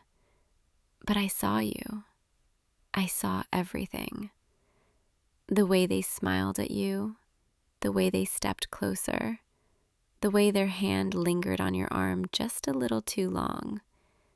And I felt it, this burning, this ache in my chest that I couldn't ignore.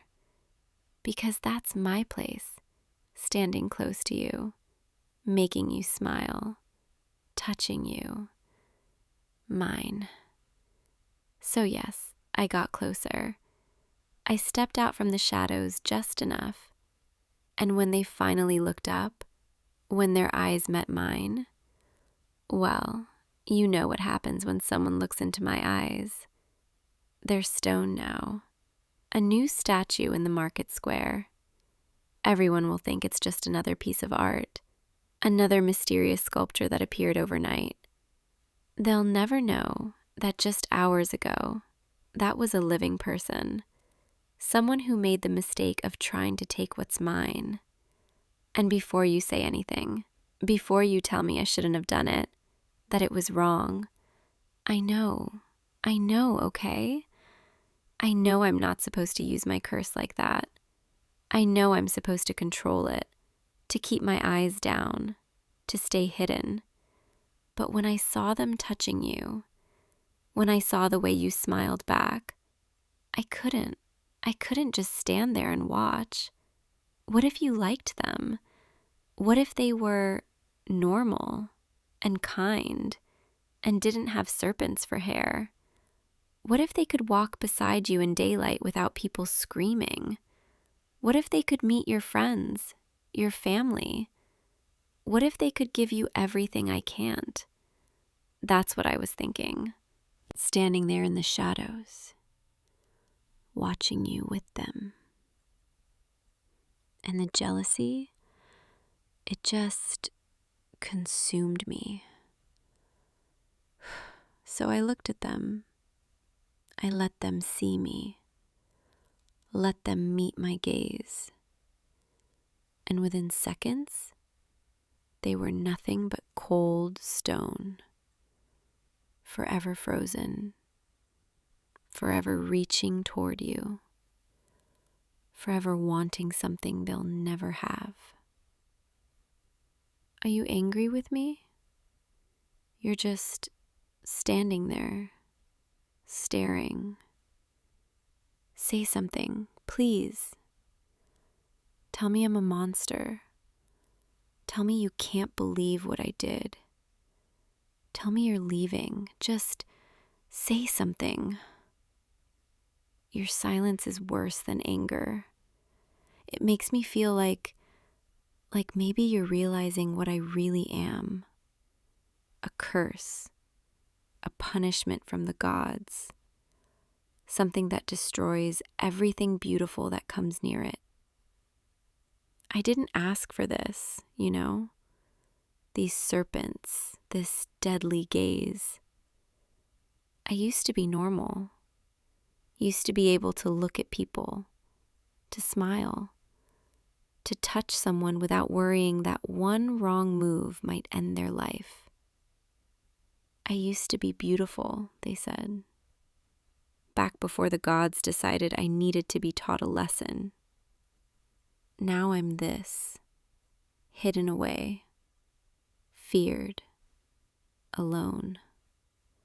Until you were the first person in so long who didn't run, who didn't scream, who didn't turn to stone the moment our eyes met. I don't know why. I don't understand how you can look at me and not, but you can. And that makes you the most precious thing in my entire world. The only person who can see me, really see me and stay. So when I saw someone else trying to get close to you, trying to make you smile the way I make you smile, I panicked. I thought, what if they succeed? What if they charm you, convince you that life would be easier without me? What if you realize that loving a monster is too hard, too complicated, too dangerous? What if you leave me? And I can't lose you. You're everything to me, the only light in this cursed existence. Without you, I go back to being alone, hiding in temples and caves, avoided, feared, unloved. So yes, I turned them to stone, because the thought of losing you was more terrifying than anything else, even more terrifying than what I've become. I'm sorry. I know that doesn't make it right. I know I should have trusted you, should have believed that you wouldn't leave me. But fear, jealousy, they make you do things you know are wrong. Are you going to leave now? Now that you know what I'm capable of when I'm scared? You're shaking your head. You're not leaving. But why? After what I just told you, after what I did, you should be running. You should be disgusted. You're stepping closer? Wait, what are you? You're reaching for my hand. Your hand is so warm, so steady, not shaking, not pulling away. You're telling me you're not angry? You understand? How can you understand? I destroyed someone, turned them to stone out of jealousy, out of possessiveness. And you're telling me you're mine anyway? That you were never interested in them? That you only have eyes for me? The serpents, they're calming down. Can you feel it? They respond to my emotions. And right now, hearing you say that, they're settling, becoming quiet, peaceful, because I'm becoming peaceful. You're not leaving. You're not afraid. You're choosing me. Even knowing what I am, what I can do, you're still here, still holding my hand, still looking into my eyes. These eyes that have ended so many lives, and yet when you look into them, you see something worth staying for. I don't deserve you. I don't deserve this kindness, this acceptance, but I'm too selfish to let you go. Come here. Come closer. Let me hold you. I need to feel you. Need to know this is real, that you're really staying. That's it. Just like that. Your arms around me, my serpents brushing against your shoulders, and you're not flinching, not pulling away. You're just holding me. Do you know how rare this is? How impossible it feels? To be touched, to be held without fear, without death.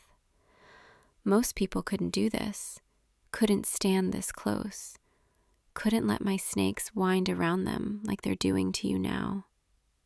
But you let them. You even, are you petting one? They like you. They've always liked you. From the very first moment we met, they can sense intention, emotion, truth, and they've never once tried to strike you because they know you're safe, you're ours, mine. Say it. I need to hear you say it. Tell me you're mine. Yes, that's right. You're mine, all mine. And I'm never letting anyone take you from me, never letting anyone get between us. I know that sounds possessive, obsessive, maybe even frightening, but that's what you do to me. You make me feel things I thought were dead inside me: jealousy, passion, need, love, especially love. I love you. I've loved you since you first stumbled into my temple, lost, seeking shelter from the storm. I was ready to turn you to stone, ready to add another statue to my collection. But then you looked at me, really looked at me, and instead of turning to stone, you smiled. You smiled at me, at the monster in the shadows. And you said, "You're beautiful."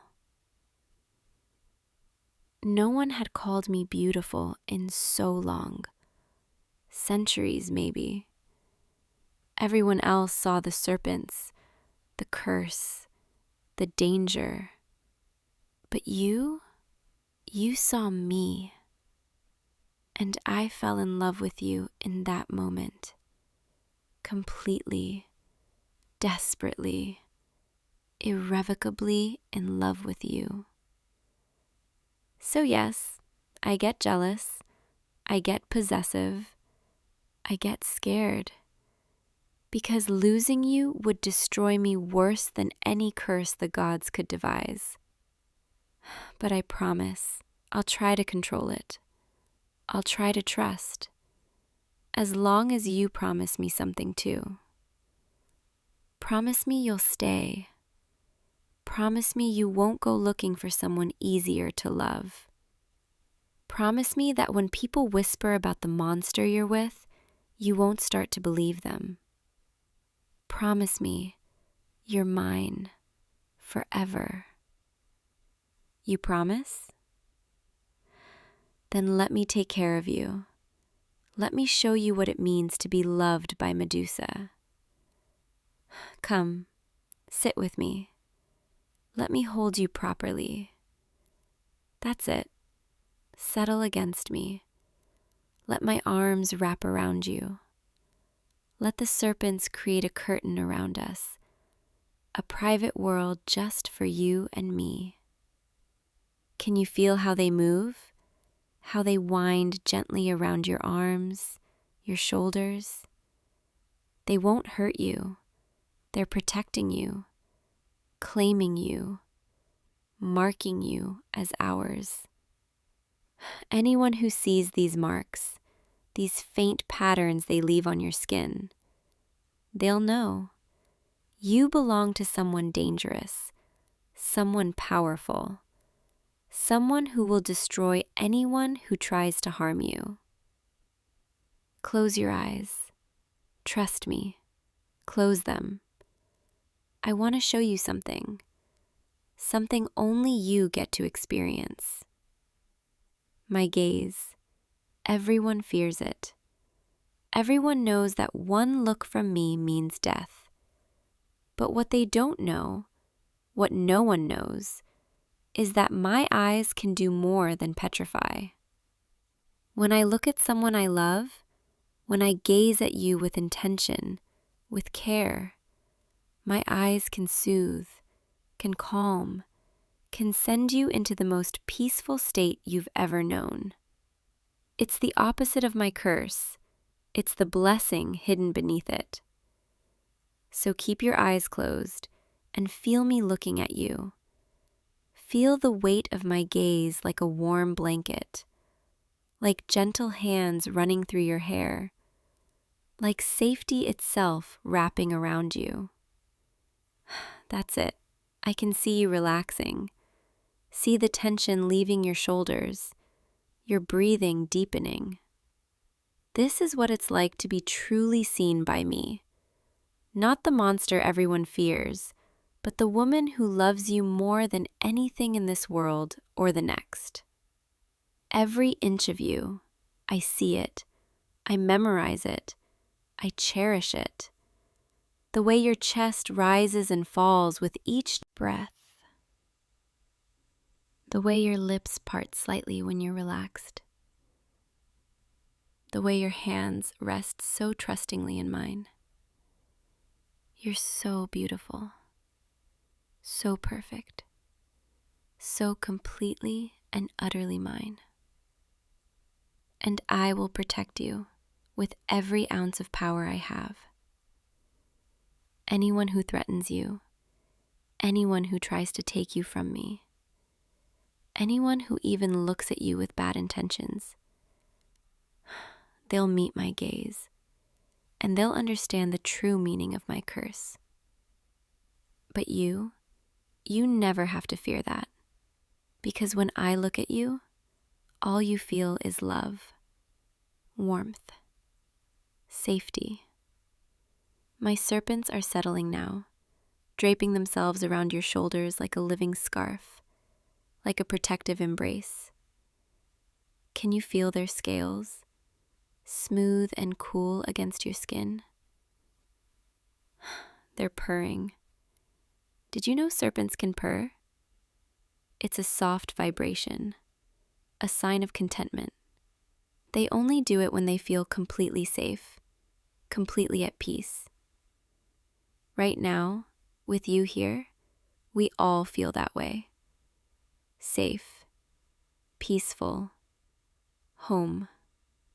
Tell me, what does it feel like to be held by a monster? You're saying, it doesn't feel like being held by a monster.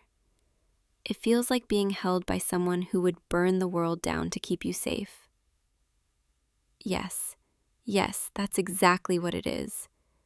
I would turn entire armies to stone if it meant protecting you. I would face the gods themselves if they tried to take you from me. You are my reason for existing, my purpose in this cursed life, and I will never let you go. Do you remember the myths about me? The stories people tell? They say I'm a monster, a villain, something to be slain by heroes. They say Perseus cut off my head and used it as a weapon. But those are just stories, prophecies that may never come true. Alternative timelines that exist only in the minds of poets and storytellers. In this reality, in our reality, I'm still here, still alive, still holding you. And as long as you're with me, I have a reason to keep evading those heroes, to keep surviving, to keep living, because a life without you isn't worth living. So I'll hide when I need to. I'll fight when I must. I'll do whatever it takes to stay by your side. Forever. The sun is setting. Can you see the light changing through the columns? The way the shadows grow longer? This is my favorite time of day, when the world becomes soft and dim, when it's safe for me to move freely without as much fear of being seen. Will you walk with me? Through the temple gardens? Under the darkening sky? Just you and me, and my serpents. In the peaceful quiet of evening, I want to show you the flowers that bloom only at night. The ones that aren't afraid of me, that actually grow more beautiful in my presence. Some cursed things recognize each other, find beauty in what others call monstrous. Come, take my hand. Let me guide you. The stones are smooth here, worn down by centuries of my footsteps. This temple used to be filled with worshipers, with offerings, with prayers. Now it's just mine, my sanctuary, my prison, my home. But with you here, it feels less like a prison, more like a haven. a place where we can exist without judgment, without fear, without the world intruding. Look, there, those white flowers, night-blooming jasmine. Their scent is strongest in the darkness, sweet and heady, intoxicating. Breathe it in, let it fill your lungs. Let it relax you even further. That's it. Everything here is designed to soothe, to calm, to help you forget the outside world. Because when you're here with me, nothing else matters. Do you know what I do when you're not here? When you've gone back to your life in the town? I wander these halls, touching the statues I've created, remembering the faces, the reasons. Some were heroes who came to kill me. Some were villains who came to capture me. Some were just unlucky travelers who saw too much. And some were people like the one today, people who threatened to take you from me. Each statue is a testament to what I'll do to protect what's mine. But I don't want to think about them right now. Right now, I just want to think about you, about us, about this moment. Sit with me, here on this bench, beneath the olive tree. The branches create a canopy above us, filtering the last rays of sunlight, creating patterns of light and shadow on your face. You're so beautiful in this light, in any light. My serpents are fanning out around us, creating a living barrier, ensuring no one disturbs us. Lean against me. Rest your head on my shoulder. Let me stroke your hair.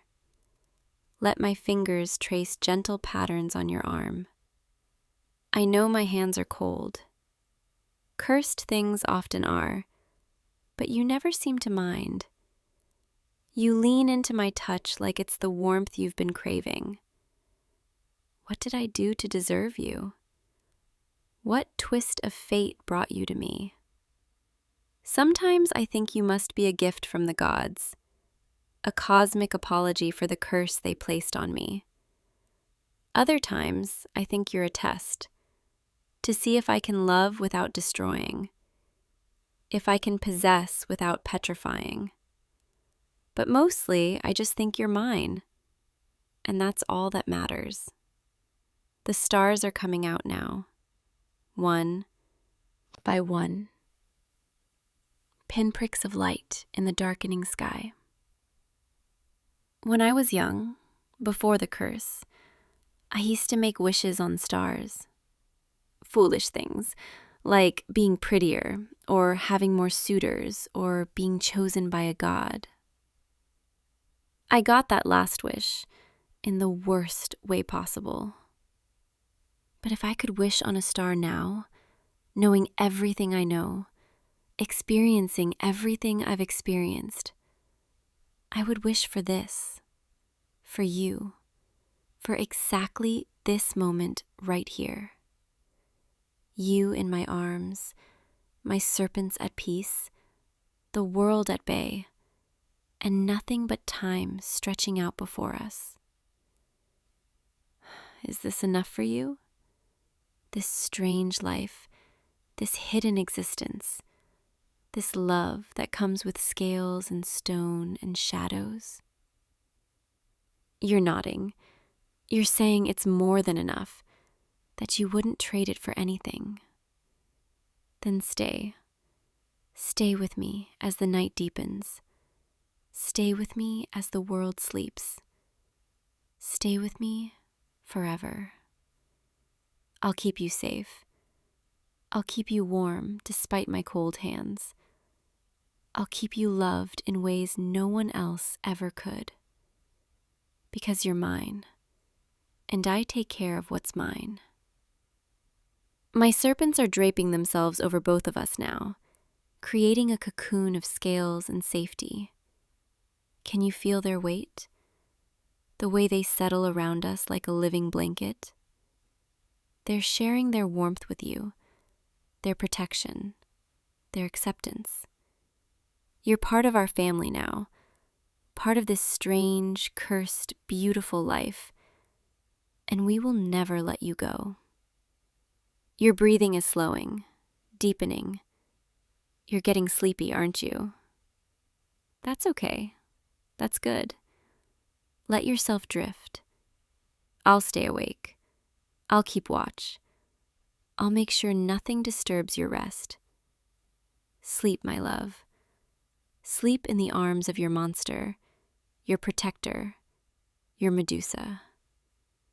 Dream of me. Dream of us. Dream of a world where we never have to hide. And when you wake, I'll still be here, still holding you, still yours, forever and always, mine. I love you, more than life, more than redemption, more than freedom from this curse. You are my everything. Sleep now. I'll see you in the morning, when the sun rises and you open your eyes to find me still here, still watching over you, still completely and utterly devoted to you. Good night, my love. Stay with me, tomorrow, and every day after, because a Medusa without her beloved is just a monster. But a Medusa with you, she's something close to human again. Sweet dreams. I'll be right here, always. Mine, forever mine. Hey you, I've been waiting for you. I knew you'd come back to the shore tonight. I could feel it, the way the tides feel the pull of the moon. You don't recognize me yet, do you? That's all right. I've been watching you from a distance for so long now, longer than you could imagine. From beneath the waves, from the shadows of the rocks, always just out of sight. But tonight I wanted you to see me, to hear me, to know that I'm real. My name? You can call me whatever you like, but the ocean calls me home. And I've been so lonely down there until I saw you. You come here often, don't you? To this beach, this quiet place where the world feels far away. I've seen you sit on these rocks, staring out at the horizon, lost in thought, looking like you're searching for something. And every time, every single time, I wanted to surface, to call out to you, to let you know you're not alone. But I was afraid you'd run, afraid you wouldn't understand. Do you hear that? The way the waves whisper tonight? That's me. That's always been me, singing to you from below, trying to reach you, trying to let you know that someone sees you, someone cares. I know what you must be thinking, that I'm some kind of dream, some trick of the moonlight and the sea, but I promise you, I'm real as the salt in the air, as real as the sand beneath your feet. And I've been waiting so patiently for the right moment to finally meet you. Come closer, please. Don't be afraid. I won't hurt you. I could never hurt you. You're far too precious to me, far too important. That's it. Just a few steps. Let the water touch your feet. Feel how warm it is tonight, how welcoming. There, that's better. Now I can see your face, really see you, up close. You're even more beautiful than I imagined, and I've imagined this moment so many times. Do you believe in fate, in destiny, in the idea that some souls are meant to find each other, no matter how impossible it seems? I do. I have to, Because how else could I explain this? This pull I feel toward you, this certainty that you're meant to be mine. I know that sounds possessive, intense, maybe even frightening. But when you've spent as long as I have, alone in the depths, surrounded by silence and darkness, and then you see someone like you, someone who makes the whole ocean feel brighter, how could I not want to keep you close? How could I not want to make you mine? Let me sing for you. Let me show you what I am, what arguing. Close your eyes if you'd like, or keep them open. Watch the way the moonlight dances on the water, and just listen.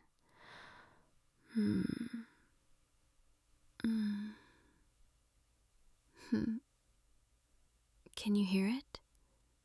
The melody that's been calling to you every night you've come here, every moment you've stood by the shore.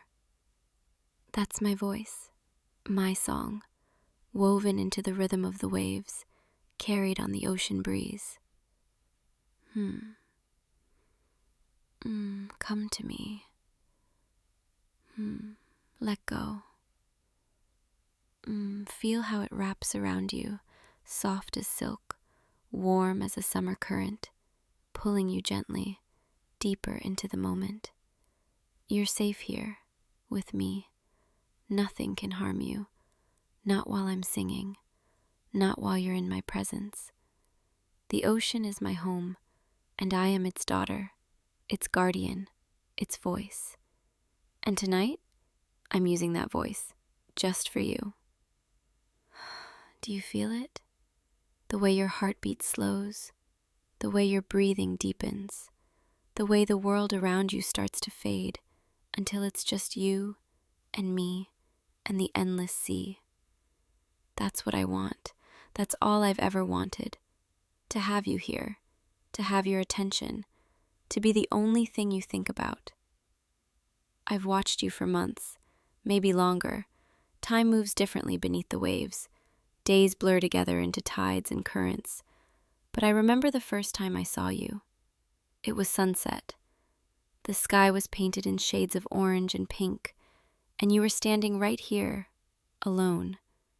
You looked so sad, so lost, like you were carrying the weight of the entire world on your shoulders. And something inside me, something I didn't even know existed, reached out to you, wanted to comfort you, wanted to take that pain away. I surfaced just enough to watch you, careful to stay hidden, and I sang. So softly you probably didn't even realize it was me. I sang about the beauty of the ocean, about the peace that exists in the deep places, about how the water can wash away anything, even sorrow. And you stopped. You turned toward the sound, and for just a moment, I thought you saw me. But you didn't, not really. You just smiled, this small, sad smile, and you said something I'll never forget. You said, "I wish I could just disappear into the sea, leave everything behind, and start over." And in that moment, I knew you were the one I'd been waiting for, the one who could understand, because I felt that way too, so many times, trapped between two worlds, belonging to neither, longing for someone who could see me, really see me. So I started watching you more closely, learning everything about you, the way you walk, the way you tilt your head when you're thinking, the way you absent-mindedly hum to yourself when you think no one's listening. I learned your routines, your habits, your favorite spot on these rocks, the time you usually arrive, the length of time you stay. And every single night, I sang for you, hoping that one day you'd hear me, truly hear me, and understand what I was trying to say. That you're not alone, that you're seen, that you're wanted by me, only me. Does that frighten you? Knowing that I've been so close, watching, waiting, yearning? I hope not. I never meant to be frightening. I only wanted to be near you, to protect you from afar, to make sure you were safe. There were nights when storms rolled in, when the sea grew violent and angry, and I stayed close to shore, just in case, just to make sure you didn't come near the water when it was dangerous. There were nights when you looked so tired, so defeated, and I wished I could surface, wrap my arms around you, and tell you that everything would be all right. But I couldn't. Not until now. Not until I was sure that you were ready to know the truth. That beneath these waves, in the depths you've gazed at so longingly, someone has been loving you completely, devotedly, desperately. And now that you're here, now that you're standing in the shallows, letting the water lap at your ankles, looking at me with those curious, beautiful eyes, I can finally tell you, I can finally show you what I've been hiding, what I've been holding back. I want you. I need you. I can't imagine my life without you anymore. You've become my reason for surfacing, my reason for singing, my reason for everything. And I know this is sudden. I know this must seem impossible, a creature of myth, a fantasy from old stories, standing before you, confessing feelings you didn't know existed. But it's true. All of it. Every word, every breath, every note of every song. The ocean is vast, endless, filled with wonders most humans never see, never even dream of. And beneath these waves, in the kingdom I call home, there's a place for you, if you want it, if you're willing. A place where the water glows with bioluminescent light, where coral gardens stretch as far as the eye can see, where ancient ruins hold secrets older than memory. A place where you'd never be alone again, never feel lost, never carry that sadness I saw in your eyes. Because I'd be there, always, by your side, singing for you, holding you, loving you. Doesn't that sound nice? Doesn't that sound like exactly what you've been searching for? I can see the hesitation in your face, the uncertainty, the rational part of your mind telling you this can't be real, that I can't be real. But you're still here. You haven't run. You haven't turned away.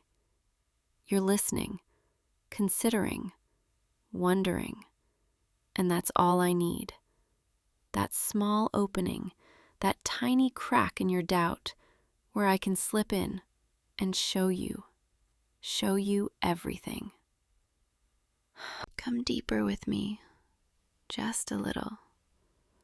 Let the water rise to your knees, then your waist. Don't worry about your clothes. Don't worry about anything. The ocean will take care of you. I will take care of you. That's it. That's perfect. You're doing so well, trusting me, even though every instinct probably tells you this is madness. But sometimes the best things in life, the most beautiful things, they require a leap of faith, a moment of surrender, a willingness to let go of control. And I promise you, I swear on the tides themselves, you won't regret this. You won't regret choosing me. Because I will never let you down, never let you feel unwanted, never let you wonder if you matter. You matter more than anything. You are my moon, my tide, my entire world. Feel my hand reaching for yours, cool to the touch, but not cold. Never cold, not when I'm near you. My fingers, they're different from yours, slightly webbed, designed for the water, for swimming through currents and dancing with dolphins. But they're gentle, so gentle, as they wrap around your hand, holding you, anchoring you, connecting us. This is what I've dreamed of. This simple touch, this moment of contact where you're real and I'm real and we're together. Do you feel it too? That spark, that electricity, that sense of rightness, like two pieces of a puzzle finally clicking into place. I do. I feel it so strongly it almost hurts. A beautiful ache, a longing fulfilled, a prayer answered. The water's at your waist now. You can feel how it supports you, how it holds you up, how it moves around you like a living thing, because it is. It's part of me, and I'm part of it. We're connected, the ocean and I, in ways humans don't understand, can't understand, unless they become part of it too. And that's what I'm offering you. Not just my love, not just my devotion, but a transformation, a change, a new beginning. You could leave behind everything that hurts you, everything that weighs you down, all the expectations, all the disappointments, all the loneliness. You could sink beneath the surface, let the water fill your lungs, and instead of drowning, instead of dying, you'd be reborn as mine, as part of my world, as the one I've been waiting centuries for. I can see the fear in your eyes, the natural human instinct to survive, to stay above water, to breathe air. But I'm asking you to trust me, to believe me when I say, you won't drown, you won't die, you'll simply change. The ocean will gift you, just as it gifted me, the ability to breathe beneath the waves, to see in the darkness, to hear the songs of whales and the whispers of currents. You'll become something more, something beautiful, something eternal. And you'll be with me forever in a love that never fades, never falters, never ends. Isn't that what you've always wanted? Deep down, beneath all the doubt and fear, haven't you always longed for something more? Something magical, something that makes sense of all this existence? I'm that something. I'm your answer, your destiny, your forever. And all you have to do is let go. Let the water rise. Let me pull you under, into my arms, into my world, into my heart. The moon is high now. The tide is pulling, and my song is growing stronger, harder to resist, impossible to ignore. Come to me. Let go. Sink down. Be mine. Can you feel it? The way your body wants to obey? The way your mind is quieting, your doubts fading, your resistance melting. That's my song, my power, my gift. And I'm using it, not to harm you, never to harm you, but to free you from fear, from hesitation, from the life that never truly fit. The water's at your chest now, so close to your heart. I can almost hear it beating, racing, pounding with anticipation and terror and strange, wonderful excitement. You want this. I know you do. Even if you won't admit it. Even if your logical mind screams at you to turn back. Your soul knows. Your heart knows that this is where you belong. Here, with me, in the embrace of the endless sea. Just a little more. Just a little deeper. Let the water kiss your shoulders, your neck, your chin. I'm right here, holding you, my arms around your waist, my body pressed against yours, supporting you, guiding you, loving you. You're so warm, so wonderfully warm, compared to the cool water, like a flame that refuses to be extinguished. And I want to keep that flame alive, forever. Take a deep breath, one last breath of air. Fill your lungs, and then let go and trust me. Down we go beneath the surface, into the quiet, into the blue, into forever. Close your eyes. Let the water cover you. Let it surround you completely. And don't fight it. Don't panic. Just let it happen. I'm here. I'm holding you. I won't let anything bad happen to you. I swear it on every star in the sky, every grain of sand on every shore. The water closes over your head, and for a moment, there's that instinct, that need to surface, to breathe. But my song continues. Breathe. Just breathe. You're safe. And then you feel it.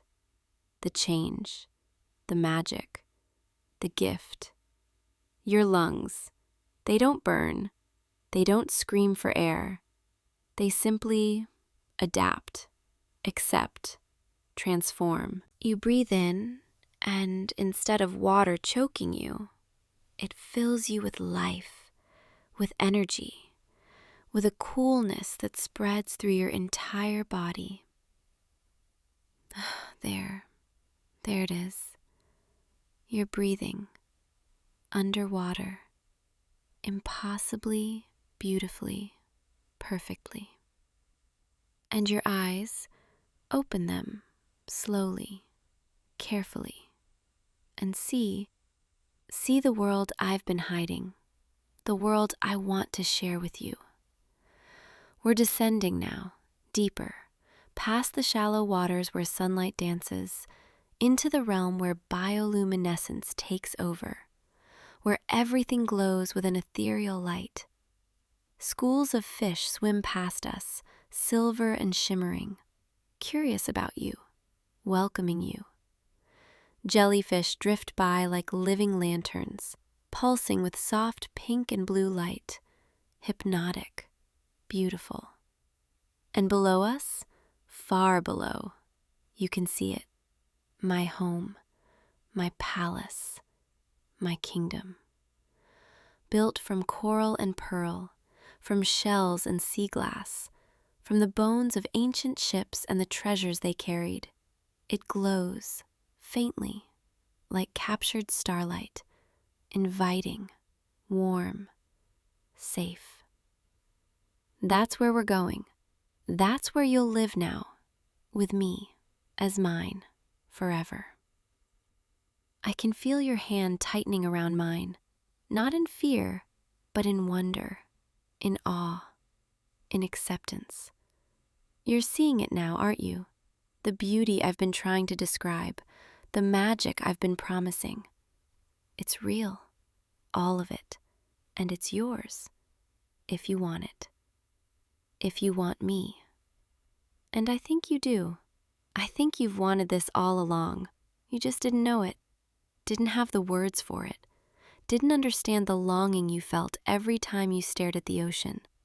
But it was me calling to you, pulling at something deep inside your soul, telling you that this is where you belong. We're at the entrance now, an archway of living coral, covered in anemones that wave in the current like flowers in a breeze. Step through with me. Leave the world above behind. All the pain, all the struggle, all the emptiness. And embrace this. Embrace me. Embrace the life we're going to build together, in the depths, in the silence, in the love. Inside, the main chamber opens up, vast and echoing, with a ceiling so high you can barely see it, covered in bioluminescent algae that looks like a night sky full of stars. The floor is smooth sand, white as snow, soft beneath your feet, and scattered throughout the space are cushions made from the finest sea silk, places to rest, to relax, to be held. There are alcoves carved into the walls, filled with treasures from the surface world. Books preserved in magical cases, trinkets and jewelry, things I've collected over the years to remind me of the world I left behind. But none of it compares to you, the greatest treasure I've ever claimed. Come, sit with me on these cushions. Let me hold you properly. Let me look at you, really look at you, now that you're truly mine. There, that's perfect. Your head resting against my shoulder, my arms wrapped around you, my tail. Yes, I have a tail now that we're in my true home, curled around your legs, keeping you close, keeping you warm. How do you feel? Strange, I imagine. Overwhelmed. Probably a little scared still, but also at peace, aren't you? I can see it in your face, the way the tension has left your body, the way your breathing has evened out, the way you're leaning into me, seeking comfort, seeking connection. You found it. You found what you were looking for all along, and it's me. It's this. It's us. I know you can't speak yet. The transformation takes time. Your voice will return soon, but different, able to produce sounds underwater, able to sing with me if you choose. But for now, just listen. Let me talk. Let me tell you everything. I've been alone for so long, longer than you can imagine, centuries, maybe more. Time is strange when you're immortal, when the years blur together like currents. I was born of the ocean, or perhaps I was transformed like you. So long ago, I don't remember, don't even have memories of a life before the waves. But I remember the loneliness, the endless, crushing loneliness of being the only one, of singing songs no one could hear, of loving no one, being loved by no one. Other sirens exist, or did. I've heard their songs in distant waters, but they're different from me, cruel, vicious. They lure sailors to their deaths for sport, for food, for entertainment. I could never. I never wanted that. I wanted something real, something beautiful, someone to share this magic with, someone to hold, to sing to wake up beside, to explore the ocean with, to simply be with.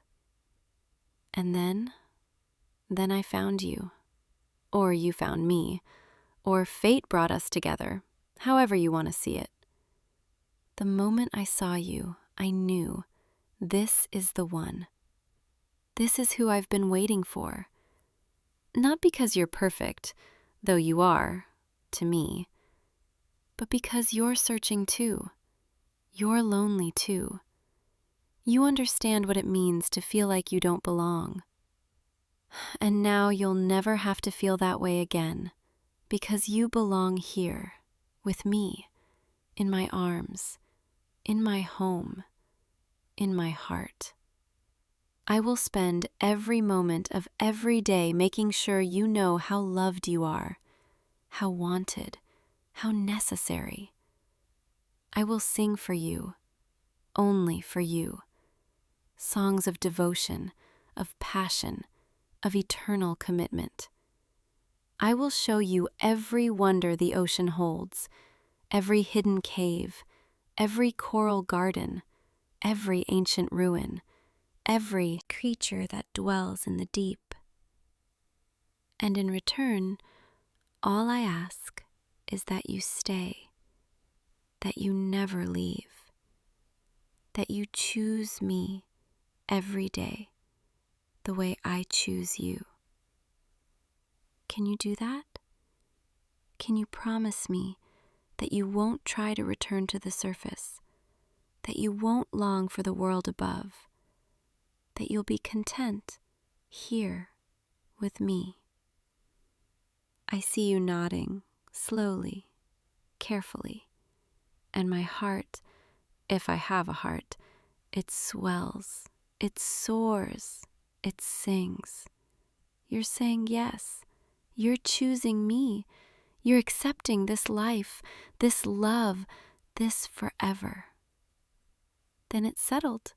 You're mine, and I'm yours, bound together by magic, by choice, by a love that will outlast the tides themselves. Lean back. Let me hold you. Let me stroke your hair. Let the water rock us gently, like a cradle, like a lullaby. You've had such a long day, such a long journey, from the shore to the depths, from human to something more. You must be tired, overwhelmed, in need of rest. So rest. Close your eyes. Let my voice carry you into sleep, into dreams, into peace. I'm right here. I'm not going anywhere. I'll be here when you wake and every moment after. Sleep now. Safe and sound. In my arms. Forevermore. The ocean is singing. Can you hear it? The gentle current, the distant songs of whales, the soft clicking of dolphins, the whisper of water moving through coral. It's all part of the lullaby, the eternal song of the sea. And you're part of it now, part of this symphony, this endless music. Your breathing is slowing, deepening, your body relaxing completely in my embrace, trusting me, surrendering to sleep. That's it. That's perfect. Just let go. Let everything fade. Let the waking world disappear and drift into the deep, where dreams and reality blur, where magic lives, where we live. I'll watch over you while you sleep. I'll keep the dangers away, the sharks, the currents, the darkness. Nothing will harm you, not while I'm here, not ever. You're precious to me, more precious than all the treasure in all the sunken ships in all the oceans of the world.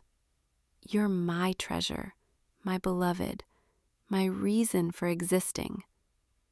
And tomorrow, when you wake, we'll explore together.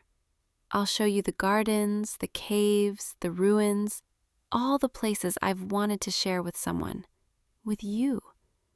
We'll swim with the dolphins, dance with the manta rays, search for pearls in the oyster beds. We'll discover hidden grottos where the water glows green and blue, where the silence is so complete you can hear your own heartbeat, where we can be alone, together, forever. But for now we rest. We hold each other.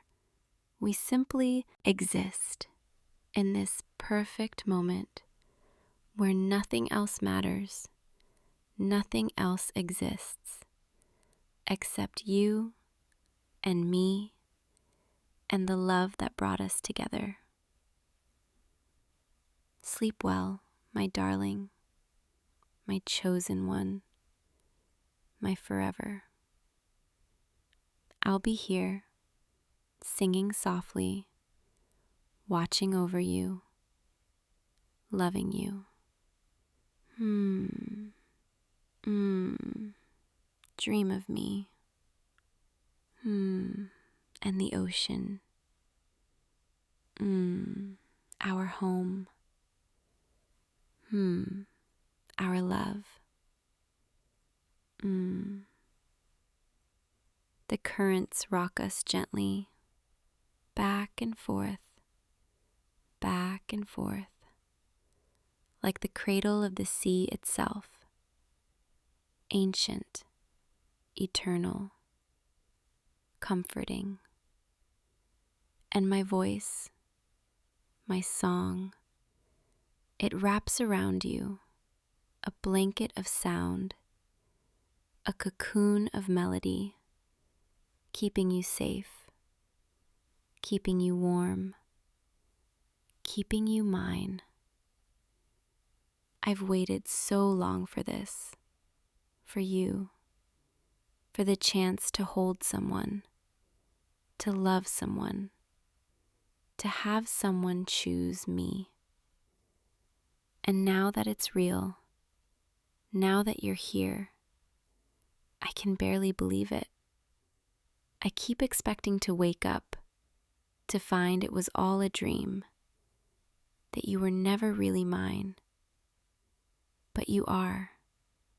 You're here, solid and real in my arms, breathing underwater, transformed, bound to me, forever. Thank you. Thank you for trusting me, for taking that leap, for letting me pull you under, into my world, into my heart. I promise I'll spend eternity making sure you never regret it, never doubt it, never wish you'd made a different choice. Because this is where you belong, where you were always meant to be, with me, in the depths, where the world above can't touch us, can't hurt us, can't take us away from each other. Here, we're safe, we're together, we're eternal. Your eyelids are so heavy now, fluttering closed, opening just slightly, then closing again, fighting sleep, even though you know it's safe to surrender. Let them close. Let sleep take you. I'll still be here. I'll always be here. Every time you wake, I'll be the first thing you see. My face, my smile, my love, constant and unchanging. That's my promise to you, my vow.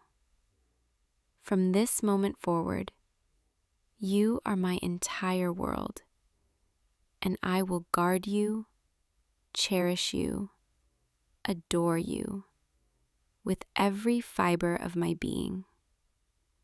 The ocean sings its eternal song, and we are part of that song now.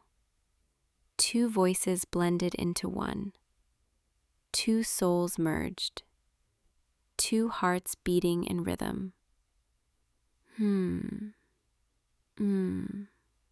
Forever and always. You and me. Beneath the waves. In love. Sleep now, my love, my treasure, my everything. Tomorrow begins our forever. But tonight we rest together in the cradle of the sea. Good night, my darling. I'll see you in your dreams, where we'll swim through starlit waters, where we'll dance in the deep, where nothing exists but us and the love we share. Sweet dreams. And when you wake, we'll begin again. A new day in our perfect, endless, beautiful life together. Sleep. Peacefully. Forever mine.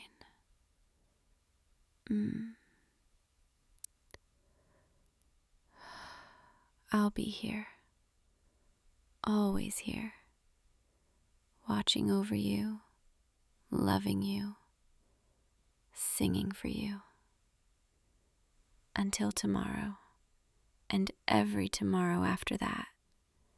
For all eternity. Good night, my love. Hey you. You look lost. I can hear your footsteps echoing through these stone walls, going in circles.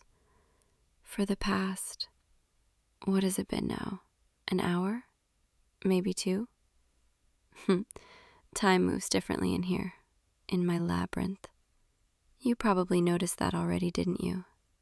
The way the shadows shift, even though there's no sun to move them. The way the corridors seem to stretch and fold, leading you back to places you swear you've never been. It's disorienting, I know, but that's the point. This maze, it was built to confuse, to trap, to test those who wander too far from where they belong. And yet, here you are, still walking, still searching, still trying to find your way out. I have to admit, I find that admirable. Most people would have given up by now, collapsed against these cold stones, called out for help that would never come. But not you. You keep going, keep pushing forward, even though you have no idea where you're going or if there even is a way out. Would it surprise you to know I've been watching you this whole time? From the moment you stepped through that entrance, when the stone door sealed shut behind you with that heavy, final sound. I saw the fear in your eyes, the way your breath caught, the way you pressed your hand against the door as if you could somehow push it back open. But you couldn't. No one can, not from the inside. So you turned around, looked down that long corridor stretching ahead of you, and you made a choice to keep moving forward instead of breaking down right there. I liked that about you immediately. Most visitors to my maze, they panic, they run, they make stupid decisions that lead them deeper into danger. But you took a breath, steadied yourself, and started walking with purpose, even though you had no idea where that purpose would lead you. I've been following you ever since, staying just out of sight, listening to your footsteps, watching the way you trace your fingers along the walls, trying to memorize the path, trying to find some pattern, some logic to this place. There isn't one, not really, or at least, not one a human mind can easily grasp. This labyrinth, it's alive in a way. It shifts, it changes, it responds to intention and emotion. It's less a physical maze and more a reflection of the person walking through it. Which means your maze, the one you're experiencing right now, it's uniquely yours. And I've been learning so much about you just by watching which paths you choose, which turns you take, when you hesitate, when you forge ahead. You're cautious, but not paralyzed by fear. You're clever, but not arrogant enough to think you can outsmart something ancient and unknowable. You're determined, but you stop to rest when your body needs it. You don't push yourself to the point of collapse just to prove something. I like that. I like you. More than I probably should, considering what I'm supposed to do with people who wander into my home uninvited. But I'm getting ahead of myself, aren't I? You don't even know I'm here yet. Not really. You might have heard echoes, whispers, the sound of breathing that isn't quite your own. You might have felt watched, like there's a presence just beyond the edge of your vision. That's me. I'm the one who lives here, in the heart of this labyrinth, where the passages are darkest and the walls press closest. I'm the one they built this place to contain, the monster they were afraid of, the creature they needed to hide away from the world. I'm a minotaur. Though not quite like the stories you've heard, I suspect, yes, I'm strong. Stronger than any human could ever be. I could bend iron bars with my bare hands, could lift boulders that would take 10 men to move. Yes, I have horns, small but sharp, growing from my head. A mark of what I am, what I'll always be. But I'm also more than that. More than just strength and horns and the label they gave me. I'm also lonely. So lonely that when I saw you enter my maze, I didn't see an intruder or a threat or prey. I saw company, someone to talk to, someone to walk beside, someone who might, just might, see me as more than a monster. That's why I've been letting you wander instead of just appearing and ending this quickly. I wanted to watch you, learn about you, figure out if you were someone worth revealing myself to. And now, after all this time watching, all these corridors you've walked, all these decisions you've made, I've decided you're worth it. So I'm going to stop hiding now. I'm going to step out of the shadows and let you see me, really see me. And we'll find out, together, whether you're brave enough to face what lives in the labyrinth, or if you'll run like everyone else eventually does. I hope you don't run. I really do. Because I think, maybe, you could be different. I'm right behind you now, just a few steps back, in that corridor you just passed. If you turn around, slowly, you'll see me, standing in the torchlight, waiting. Go ahead, turn around. There, you see me now, don't you? I can see it in your eyes, that mixture of fear and fascination, the way you've frozen in place, trying to decide whether to run or stay. Your heart is racing. I can hear it from here, pounding against your ribs like it's trying to escape. But your feet, they're not moving. You're staying put. Good. That's very good. I know I'm a lot to take in, especially up close like this. I'm taller than you expected, aren't I? Taller than most humans, with shoulders broad enough to fill the corridor. My horns, they curve up from my temples, small compared to the bulls you've seen, but sharp enough to be dangerous if I wanted them to be. And my body, it's strong. You can see the muscles in my arms, my shoulders, the way I'm built for power, for endurance. I could crush stone with my bare hands, could break through these walls if I truly wanted to escape. But I don't want to escape.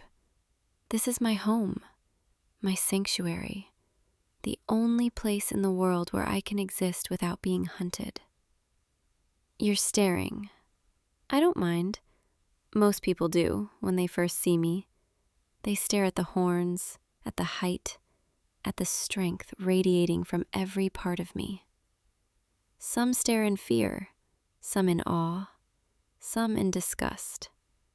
But you're staring with curiosity, like you're trying to understand rather than judge. I like that.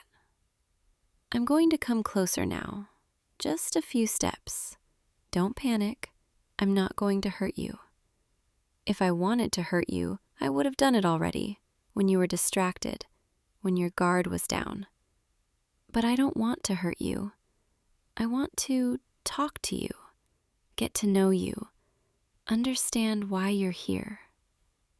There, I'm closer now, close enough that you can see my face properly. See that beneath the horns and the intimidating exterior, there's just a person. Someone who smiles, who feels, who gets lonely just like anyone else. You can breathe. It's okay.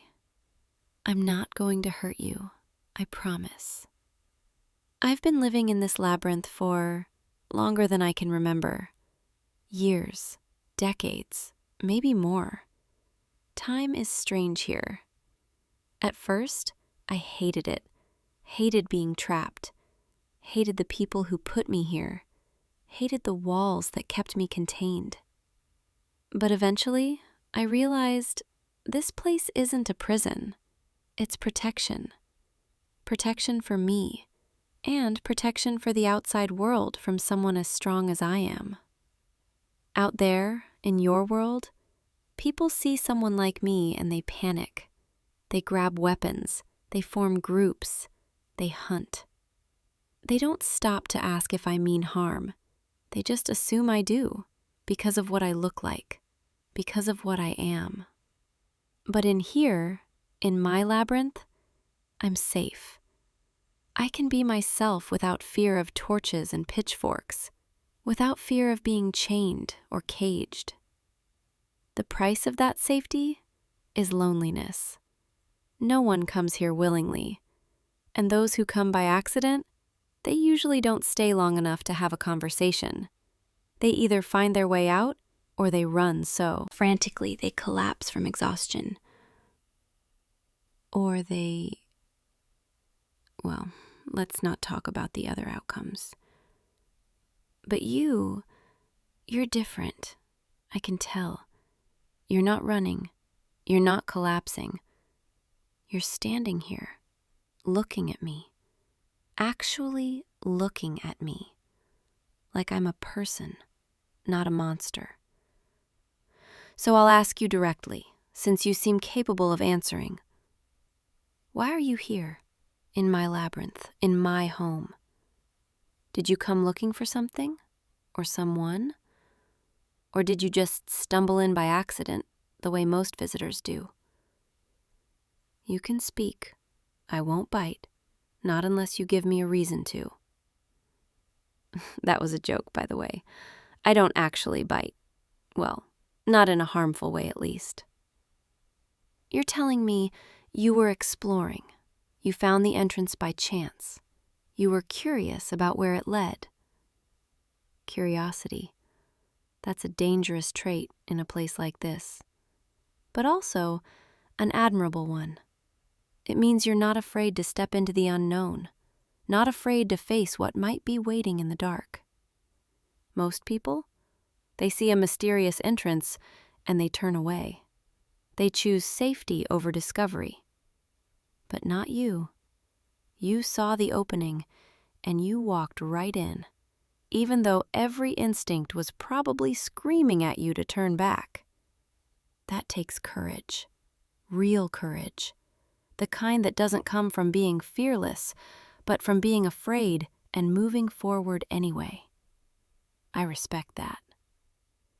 So now you're here, standing in the heart of my maze, face to face with the creature everyone fears, and you still haven't run.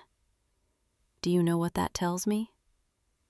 It tells me, maybe, just maybe, you're someone I've been waiting for. Someone who can see past the surface, past the horns and the strength and the reputation. Someone who might actually want to stay, not because they have to, but because they choose to. Is that too much to hope for, do you think? That someone would choose to be here with me in this lonely labyrinth? Maybe I'm getting ahead of myself again. We've only just met. You barely know me, and I barely know you. But there's something about you, something I felt from the moment I started watching you navigate these corridors. A pull, a connection, like maybe we were meant to cross paths. Listen to me, talking about fate and destiny like some kind of romantic. I'm usually more practical than this. But you make me want to believe in things like that. Come, walk with me. I want to show you something. Don't worry, I'm not leading you into danger. I'm leading you deeper, toward the center, where the heart of the labyrinth beats. It's where I spend most of my time, where I feel most at home. And I think you should see it. Take my hand. It's okay. I won't hurt you. I just want to make sure you don't get lost. The passages ahead are tricky, even for someone who's lived here as long as I have. There. Feel how big my hand is compared to yours, how rough my skin is from years of touching these stone walls. But also, feel how gently I'm holding you, how carefully, like you're something precious, something worth protecting. Because you are precious. Even though I just met you, I can feel it already. This way. Follow me. Stay close. The corridors narrow ahead, and the torches grow dimmer, but I know every step by heart. Watch your head here. The ceiling drops low. Yes, just like that. You're doing fine. I'm right here. I won't let you stumble. I won't let you fall. You're trusting me. I can feel it in the way you're holding my hand, in the way you're following without questioning every turn. That means more to me than you know. Trust is rare in a place like this, in a life like mine. We're almost there, to the center. Can you feel it? The way the air changes, grows thicker, more charged with something you can't quite name. That's the heart of the labyrinth, the place where all paths eventually lead, if you have the courage to keep walking. And here we are. Look around. This is the center of the maze, the heart of my home. It's not as grand as you might have imagined. No treasure, no throne, no dramatic altar or ancient relic. Just a circular room with high stone walls and openings leading to a dozen different corridors, each one winding away into darkness. But look up. Do you see? The ceiling opens to the sky, just a small circle of stars, barely visible, but enough to remind me that there's a world beyond these walls, a world I can't be part of, but can still glimpse from time to time. I spend a lot of time here, in this room, lying on that pile of blankets and furs I've collected over the years, staring up at that tiny window of sky, wondering what it would be like to walk freely under those stars, to go where I wanted, to be with people who didn't fear me. It's a lonely kind of wondering, the kind that hurts more the longer you think about it. So I try not to think about it too much. I focus on what I have, on the safety of these walls, on the strength in my body, on the small comforts I've managed to create. But tonight, with you here, it feels different. Less lonely, more full. Sit with me, here on the blankets. They're softer than they look, I promise. There, that's it. Settle in. Let yourself relax. You've been walking for so long. Your legs must be tired. I'll sit beside you. Close, but not too close. I don't want to overwhelm you with my size, with my presence. Though, I have to admit, sitting next to you like this, feeling your warmth, hearing your breathing, it's nice, really nice. I want to tell you something I haven't told anyone, because there's never been anyone to tell. This labyrinth, it's not just my prison or my home. It's also a reflection of me. Every corridor, every turn, every dead end and hidden passage, they all represent parts of who I am. The confusion, the isolation, the feeling of going in circles, never quite finding what I'm looking for. But also the strength, the endurance, the ability to keep standing even when everything around me feels like it's closing in. The maze isn't just something I live in, it's something I am. Complex, difficult to navigate, full of darkness, but also moments of light, small windows to the sky. And you walked into my maze, into me, without knowing what you were getting into. You've seen the confusion, the endless corridors, the feeling of being lost. But you haven't seen the other parts yet, the parts that are worth finding, if you're brave enough to keep looking. I'm strong. You've already seen that.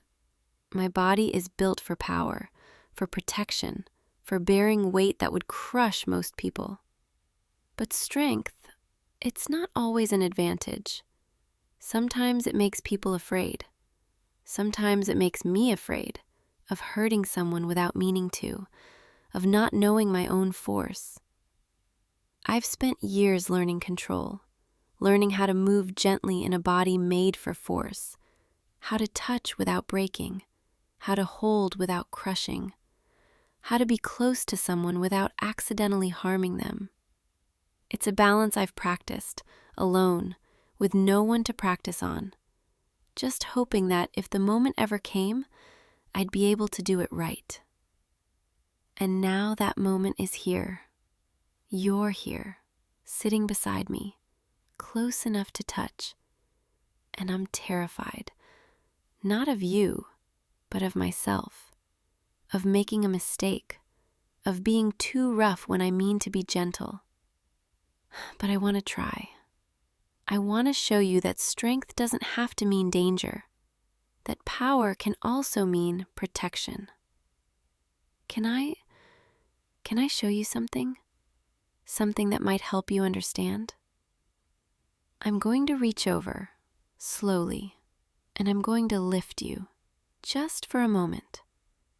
I want you to feel how strong I am, but also how carefully I can control that strength. Is that okay? Will you let me? You're nodding. You trust me. All right, here we go. I'm sliding one arm beneath your knees and one behind your back. And now, I'm lifting you, effortlessly, like you weigh nothing at all. Even though I know you're not weightless, it's just that I'm strong enough that it feels that way. Do you feel it? How easily I can hold you? How steady my arms are? How there's no strain, no trembling, just solid support? I could carry you like this for hours, days even, without tiring, without faltering. But it's not about showing off. It's about showing you that I can be strong and gentle at the same time, that I can hold you like this, up off the ground, completely in my control, and you're still safe, still unharmed, still comfortable. Your heart is racing again. I can feel it through your chest, But it's not fear this time, is it? It's something else, something warmer, something that makes you lean into me instead of pulling away. I'm going to set you back down now, gently. There we go. Back on the blankets, safe and sound. See? I can be strong without being dangerous, powerful without being a threat. That's what I wanted you to understand. Because if you're going to stay here with me, even for a little while, I need you to know that you're safe, that I would never hurt you, not on purpose, not even by accident if I can help it. I've been so careful for so long, keeping my distance from everything fragile, everything breakable. But with you, I want to be close. I want to touch. I want to hold. And I'm hoping, praying, that I can do all of that without causing harm. You're looking at me with those eyes, like you're seeing something you didn't expect. What is it? What are you thinking? You're telling me you're not afraid of me, not anymore. You're telling me you can see it now, the gentleness beneath the strength, the care beneath the power. That's more than I could have hoped for. Most people, they only see the surface. They see the horns and the muscles and the height, and they decide I'm a monster before I even open my mouth. But you're looking deeper. You're seeing me, the real me. I don't know what I did to deserve this, to deserve you showing up in my labyrinth today. But I'm grateful. So grateful I could cry. I'm not going to cry, don't worry. I'm stronger than that. But I will admit, I'm emotional right now, because this is the first time in, I don't even know how long, that someone has looked at me without fear, without judgment, without assumptions. You're just seeing me, accepting me, sitting beside me like it's the most natural thing in the world. And it means everything. Can I tell you something else? Something harder to admit? I'm lonely. I already said that. But it's more than just being alone. It's feeling like I'm the only one of my kind. The only one who will ever understand what it's like to be both strong and gentle, both feared and yearning. It's feeling like no matter how many years I spend in this labyrinth, I'll never find someone who sees me as more than a monster, more than a cautionary tale. But then you walked in, and you didn't run, and you let me lift you. And you're sitting here now, looking at me like I'm worth knowing, worth spending time with, worth understanding. And I'm starting to think, maybe I'm not as alone as I thought. Maybe there's someone in this world, someone like you, who can look at me and see a person instead of a beast. Is that too much to ask? Is that too much to hope for? You're shaking your head. You're saying it's not too much. You're saying you want to know me, want to understand me, want to stay and talk and learn what it's like to be me. I don't know what to say, except thank you.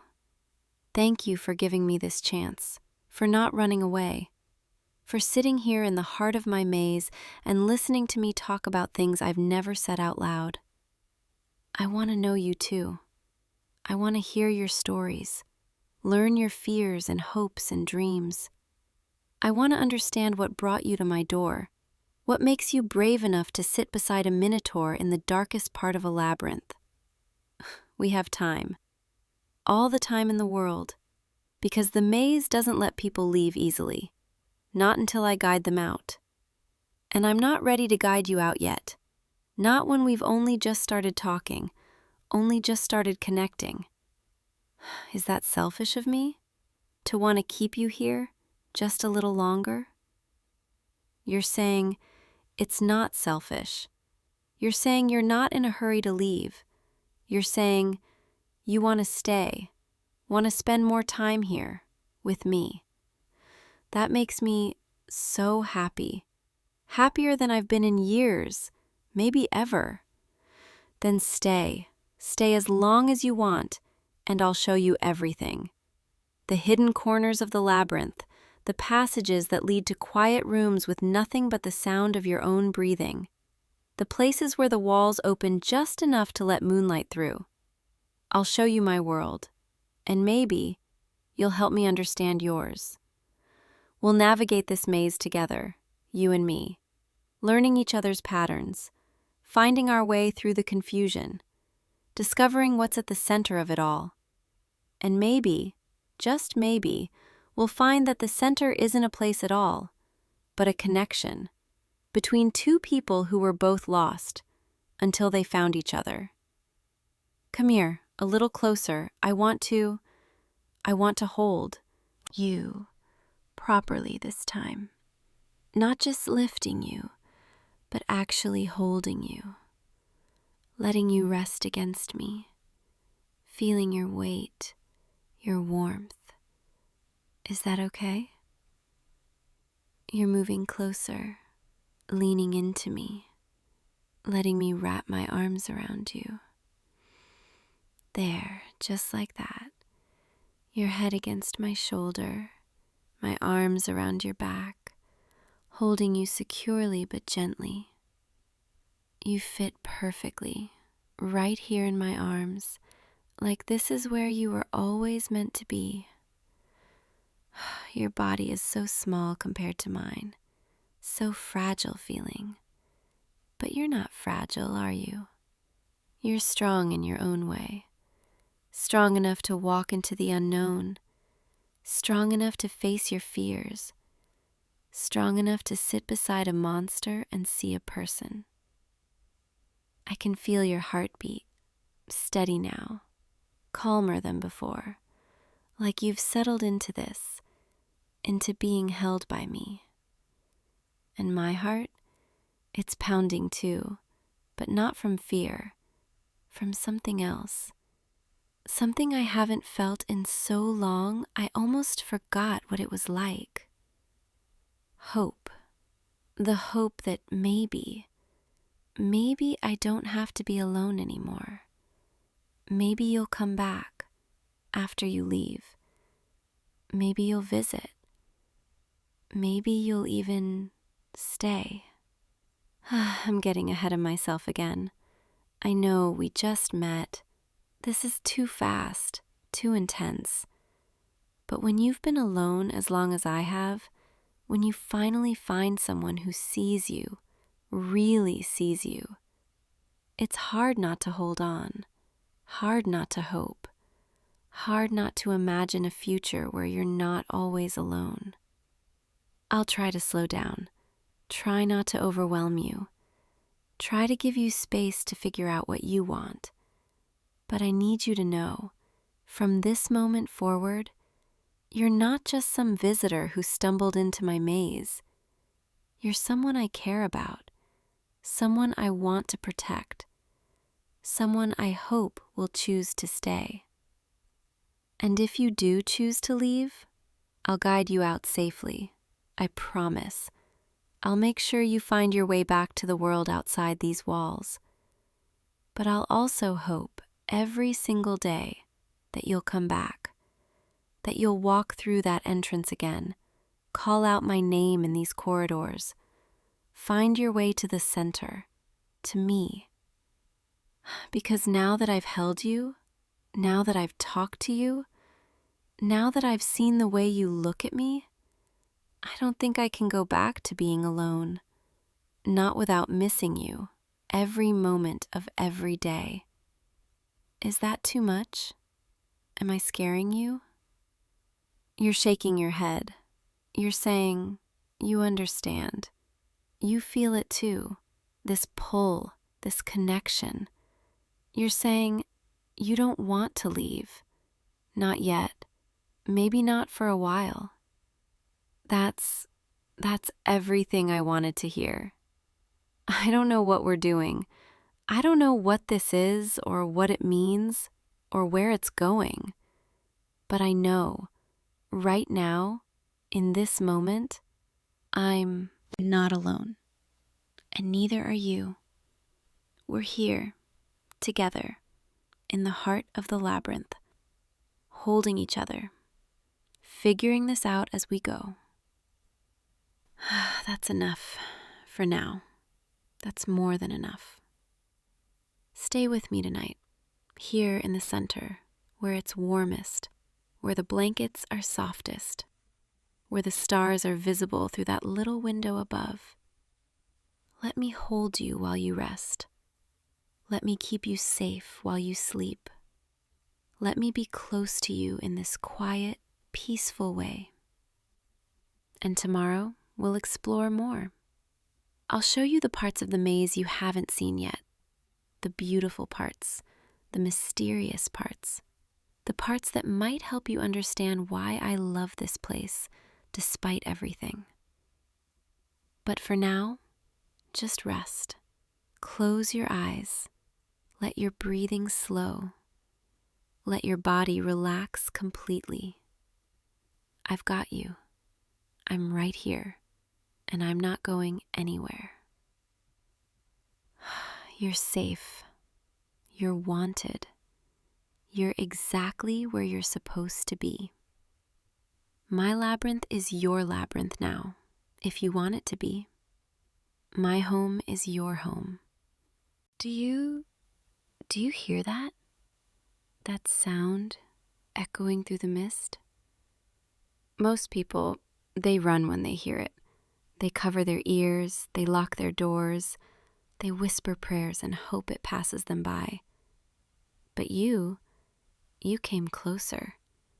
You followed the sound, through the fog, through the darkness, until you found me. I'm a banshee. I know what you've heard about us, about me.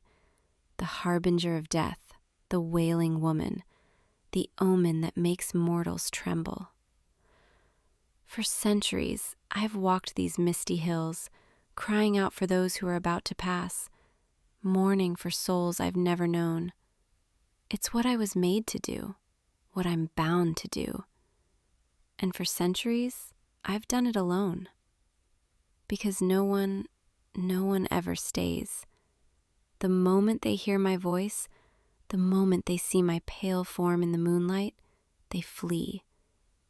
They think I bring death, that I'm something to be feared, avoided, shut out. But you didn't run. You stood there, in the clearing, looking at me. Not with fear, but with curiosity. And I don't understand why.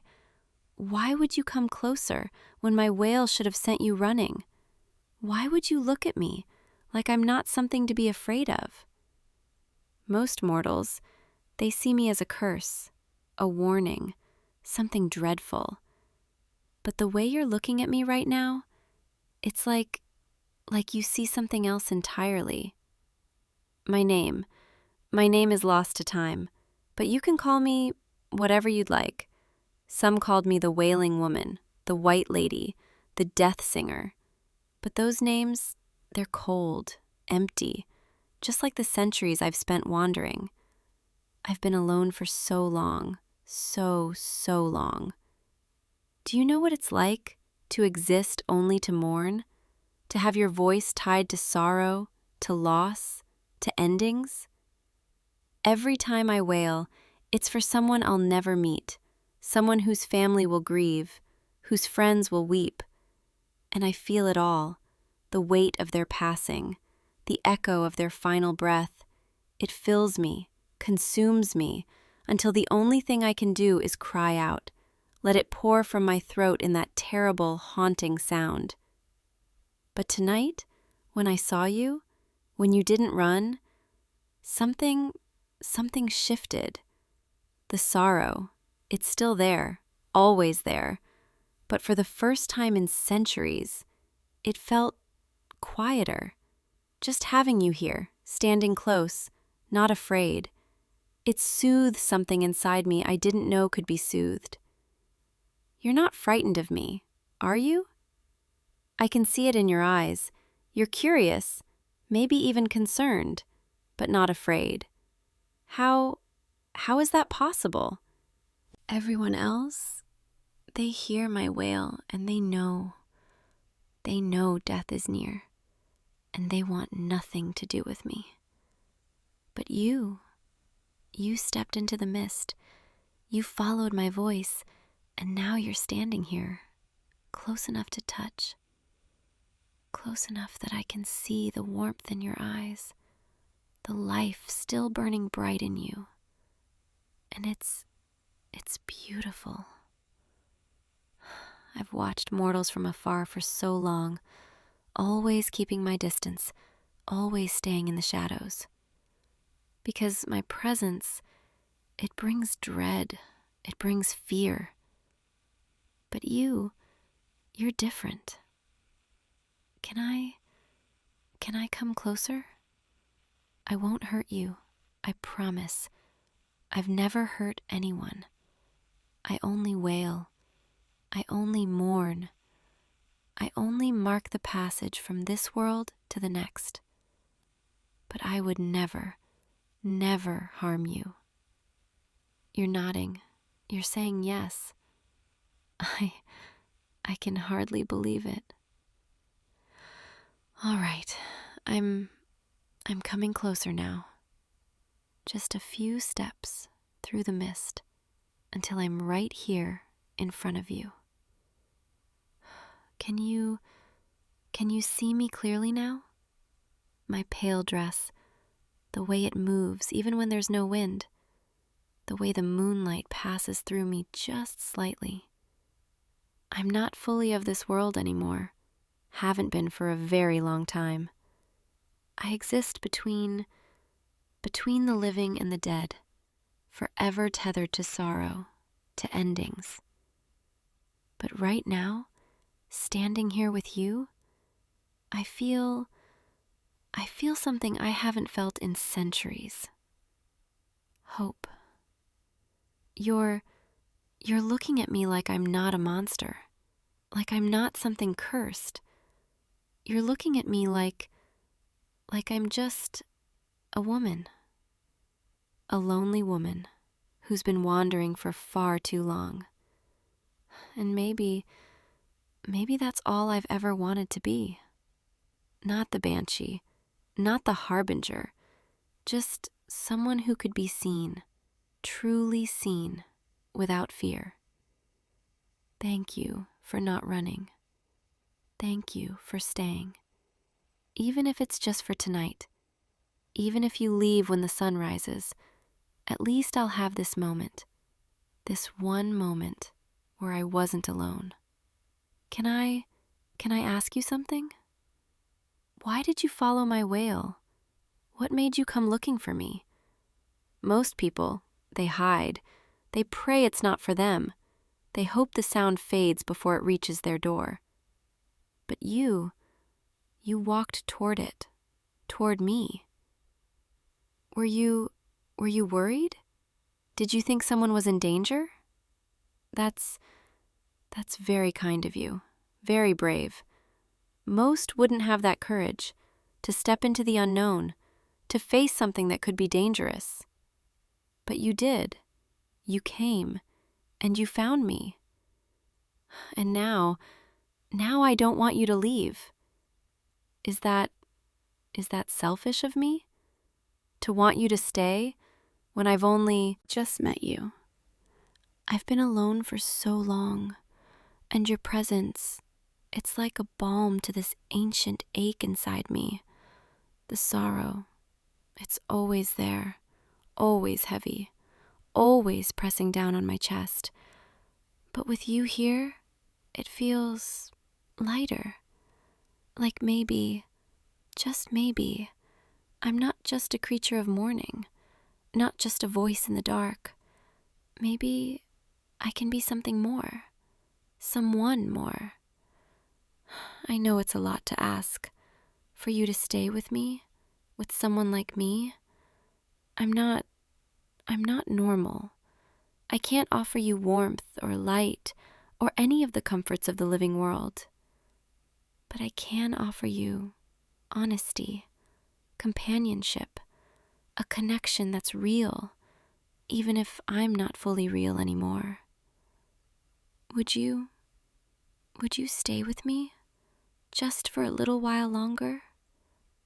I promise I won't keep you forever. I need this, need you, just for tonight.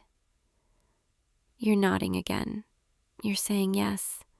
I can't believe you're really here, that you're really staying. Come sit with me, over here, on this fallen log, where the mist is thickest. This is where I often come, when the sorrow becomes too much, when I need to let it out. The mist, it hides me, keeps me safe from prying eyes, from those who would fear me.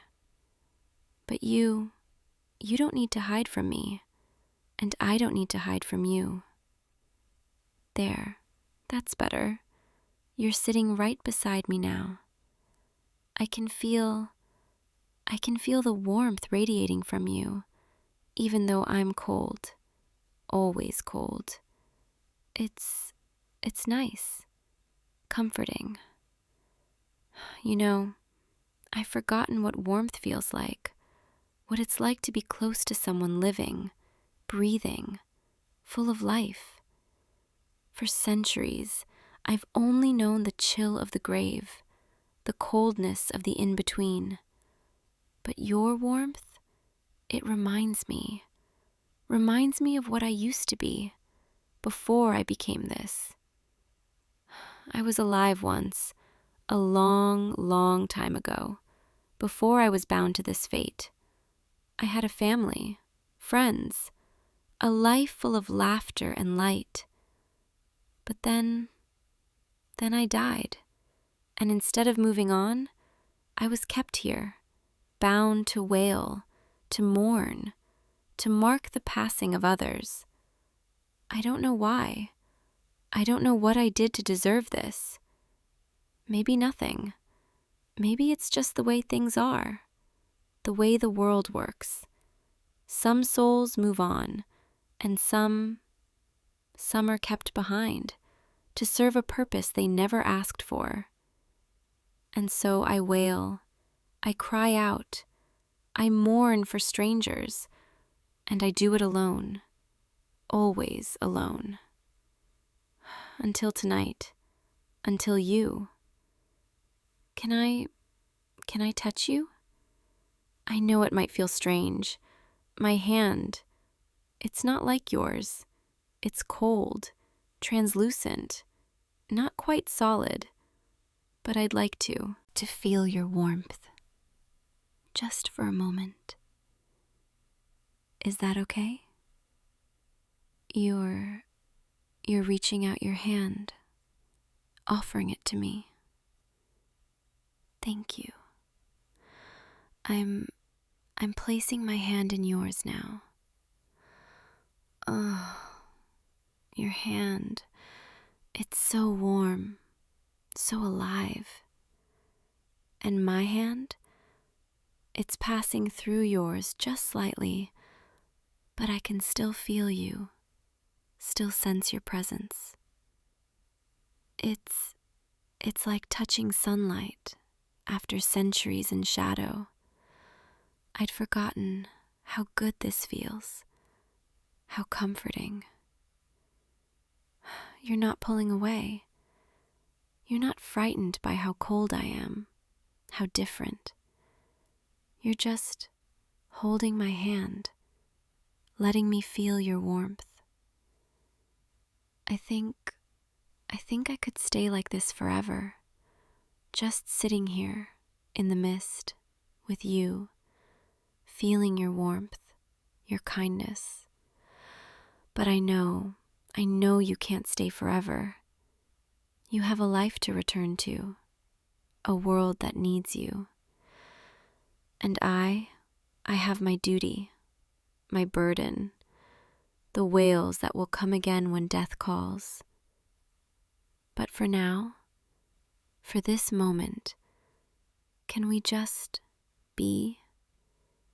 Can we just sit here together without fear, without sorrow, without the weight of what I am? Just you and me in the quiet of the night. You're squeezing my hand gently, and I can feel it, even through the veil that separates us. You're really something special. You know that? I wish I'd met you sooner, when I was still alive, still fully of your world. Maybe then things would have been different. But I can't change the past, can't undo what's been done. All I can do is cherish this moment, this gift you've given me, just by staying. Tell me about you, about your life, about the world you come from. I've watched mortals for so long, but I've never truly known one. I want to know you, want to hear your voice, your stories, your thoughts. What brought you to these hills tonight? Were you lost? Searching for something? Or did you hear my wail and come looking? You were out walking, clearing your head, and you heard me. And instead of running, you followed the sound because you thought someone needed help. That's incredibly kind, incredibly brave. Most people, they assume the worst. They assume danger, darkness. But you assumed someone was hurting. Someone needed comfort. And you were right. I was hurting. I am hurting. I have been for centuries. But your presence, it eases that hurt, even if just a little. You're a good person. I can feel it, sense it in the way you look at me, the way you stayed. The world needs more people like you, people who don't turn away from the strange, the different, the misunderstood. I'm so glad you found me tonight, even if it's just this once. Even if I never see you again after tonight, I'll remember this. Remember you. You'll be the one bright moment in an eternity of darkness. But what if it didn't have to be just once? What if you came back tomorrow night and the night after? I'm here most nights, wandering these hills, waiting for the next call, the next soul to mourn. And if you came back, I wouldn't have to be alone. Not completely. Would you consider it? Coming back to see me? I know I'm asking a lot. I know it's strange to want to spend time with someone like me. But I don't want to lose you. Not now that I've found you. You're thinking about it. I can see it in your eyes. And you're nodding. You're saying yes. Really? You'd really come back? I don't know what to say. I'm overwhelmed. No one's ever wanted to see me again, ever wanted to spend time with me. But you do. Thank you. Thank you so much. I'll be here, waiting for you, every night until you return. And when you do, I'll be so happy. You've given me something I thought I'd lost forever, something I didn't think I'd ever feel again. Connection. For so long, I've been nothing but a wail in the night, a warning, a symbol of loss. But with you, I feel like I'm more than that. Like I'm someone who matters, someone who can be cared for. And that means everything to me. The night is fading. I can feel it. Dawn is coming soon. And when the sun rises, I'll have to retreat, back into the mist, back into the in-between. But before you go, before the light chases me away, can I ask one more thing? Can you hold me? Just for a moment? I know I'm cold. I know it might be uncomfortable, but I need to feel close to you. Need to remember what it's like to be held. Please? You're standing up. You're opening your arms. You're inviting me in. Thank you. I'm stepping into your embrace now. Oh, your arms. They're wrapped around me, even though I'm not quite solid, even though I'm cold and strange. You're holding me like I'm something precious, something worth protecting. And I can feel your heartbeat, steady and strong, echoing through me. It's the most beautiful sound I've ever heard. I'm leaning into you, resting my head against your chest, letting your warmth seep into me. It doesn't warm me, not truly, but it comforts me, makes me feel safe.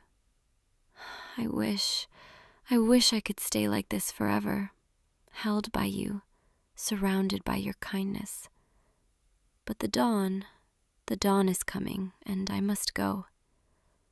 But I'll see you tomorrow night, right here, in this clearing. And we can do this again. Sit together, talk, hold each other. I'm pulling back now, stepping out of your arms, even though every part of me wants to stay. Thank you for tonight, for staying, for not being afraid. You've changed something in me, something I didn't know could change. And I'll be counting the hours until I see you again. Good night, my kind stranger, my unexpected light. Until tomorrow, I'll be waiting. You came back. I wasn't sure. I hoped, but I wasn't sure. And yet, here you are, standing in the mist again, looking for me. I'm so happy. Happier than I've been in centuries. Come sit with me again, right here, where we sat last night. I've been thinking about you all day, replaying our conversation, remembering your warmth. It's been so long since I had something to look forward to, something to hope for. But now I have you, and I don't want to let you go. You're sitting beside me again, closer than last night, and I like that. I like feeling your presence, your warmth. It's becoming familiar, comforting, like a home I didn't know I was searching for. Can I tell you something? Something I've never told anyone, because there's never been anyone to tell. I've spent centuries mourning for others, wailing for souls I've never known, carrying their sorrow, their loss, and all that grief, all that pain. It builds up inside me, layer after layer, until it feels like I'm drowning in it. But last night, when you held me, when you let me feel your warmth, your heartbeat, for the first time in forever, that grief, it didn't feel so heavy. It's still there, always there, but it's softer now, quieter, because of you. You've done something to me, something I can't quite explain. You've made me feel alive again, even though I'm not, even though I haven't been for centuries. And I think I'm starting to need you. Is that okay? for me to need you? I know it's a lot. I know I'm not normal, not someone you can easily be with, but I can't help it. I can't help the way I feel when you're near. You make me feel seen, valued, cared for. Things I haven't felt, things I thought I'd never feel again. And I don't want to lose that. Don't want to lose you. So please, please keep coming back. Keep staying with me. I'll do anything to keep you close. I know that sounds intense, maybe even a little frightening, but I promise I'll never hurt you, never do anything to harm you. I just want to be near you, want to feel your warmth, hear your voice. That's all I need, all I want. Is that too much to ask? You're shaking your head. You're telling me it's not. You're saying you want to be here too. That you've been thinking about me, about us. Really? You've been thinking about me? I don't know what to say. I'm so relieved, so happy. I was afraid you'd come back tonight and tell me this was a mistake, that you couldn't see me anymore. But instead you're here, and you're telling me you want to stay. Thank you. Thank you for that. Can I hold your hand again? I know I asked last night, but I need to feel you, need that connection. Please? You're reaching out, offering your hand.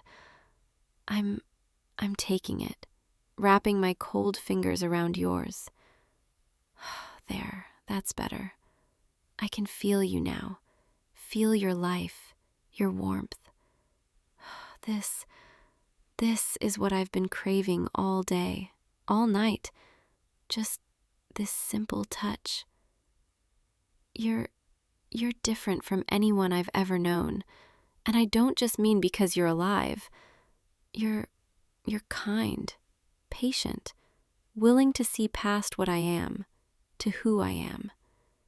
And that makes you special. So incredibly special. I want to know more about you. Want to hear about your life, your dreams, your fears. I want to know everything, every little detail, every story. Will you tell me? You're starting to talk, telling me about your day, about the things you saw, the people you met. And I'm listening, hanging on every word, because hearing about your world, your life, it makes me feel connected, grounded.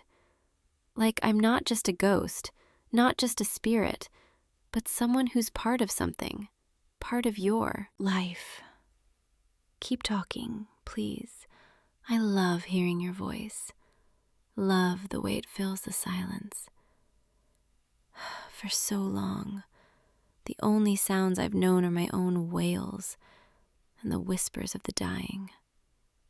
But your voice, it's different. It's warm, alive, full of possibility. And I want to drown in it, want to let it wash over me until the sorrow fades, until all I can hear is you. Is that strange?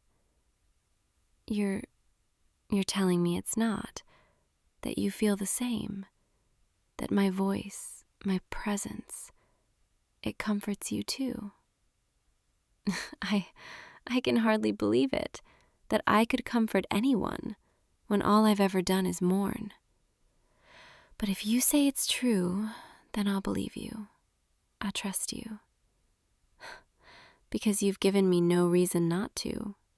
You've been nothing but kind, nothing but honest. And I want to be that for you too. Want to be someone you can rely on, someone who's there for you, always. Even if I'm just a spirit, even if I can't be with you during the day, I'll be here every night, waiting, ready to listen, ready to comfort. Because you've become important to me, more important than I ever thought anyone could be, and I don't want to let you go. The night is still young, and we have hours yet, hours to sit here, to talk, to be together. So please, please stay with me for as long as you can. I need you more than you know. The mist is getting thicker, and the air is colder now. But you're still here, still sitting with me, still holding my hand. I can't tell you how much that means to me, how grateful I am. Most people, they'd have left by now, too uncomfortable, too afraid. But not you. You're different. You're special. And I think I'm falling for you. Is that wrong? For someone like me to fall for someone like you? I know we're from different worlds. I'm not even fully alive. Not really. But my feelings, they're real. So real. I've tried to fight them. Tried to tell myself it's just loneliness, just the need for companionship. But it's more than that. So much more. When I'm with you, I feel like I matter, like I'm more than just a whale in the night. I feel cherished, valued, seen. And I want to make you feel the same. Want to be someone who brings you comfort, joy, peace. Can I do that for you? Can I be that person? You're nodding. You're telling me yes, that I already do, that just being here with you, it's enough. I don't know what to say. I'm overwhelmed. Happy overwhelmed. Grateful overwhelmed. Thank you. Thank you for accepting me, for seeing me, for wanting me. I want to be closer to you. Want to feel you. Really feel you. Can I lean against you? Rest my head on your shoulder? You're nodding. You're shifting to make room. I'm leaning in now, resting my head against you. This is nice. So nice. I can hear your heartbeat again, steady and strong, and it's the most comforting sound. I could stay like this forever, just listening to your heart, feeling your warmth, being close to you. You're wrapping your arm around me, pulling me closer, and I'm melting into you, letting your presence surround me. This is what I've been missing, what I've been craving for centuries. Not just companionship, but intimacy, closeness, connection. And I'm so glad I found it. Found you. I don't ever want to let you go. Don't ever want this to end. But I know the night will end, and we'll have to part until tomorrow. But tomorrow will come, and the next night, and the next. And I'll be here, waiting for you, always. because you're mine now, and I'm yours. And nothing will change that. Not the dawn, not the distance between our worlds, not even death itself. You've become my anchor, my reason to keep going, my light in the darkness. And I'll protect you, watch over you, always. Because that's what you do when you love someone. And I think I love you. I know it's fast. I know we've only just met, but I can't deny what I feel. You've awakened something in me, something I thought was long dead. And now I can't imagine my existence without you. So please don't leave me. Don't go away. Stay with me for as long as you can, for as long as you're willing, and I'll make it worth it. I promise. I'll be here for you, comfort you, listen to you, care for you. I'll be whatever you need me to be, as long as I can be yours. You're tightening your hold on me, telling me you're not going anywhere, that you want this too. I can't believe it. Can't believe you're really here, really mine. Thank you. Thank you for choosing me, for seeing past what I am and loving who I am. I'll never forget this. Never take it for granted. You're my everything now, and I'll cherish you always. The night is almost over. I can feel it. The darkness is fading, and the light is coming. But I don't want to leave you. Don't want to go back to the in-between, back to being alone.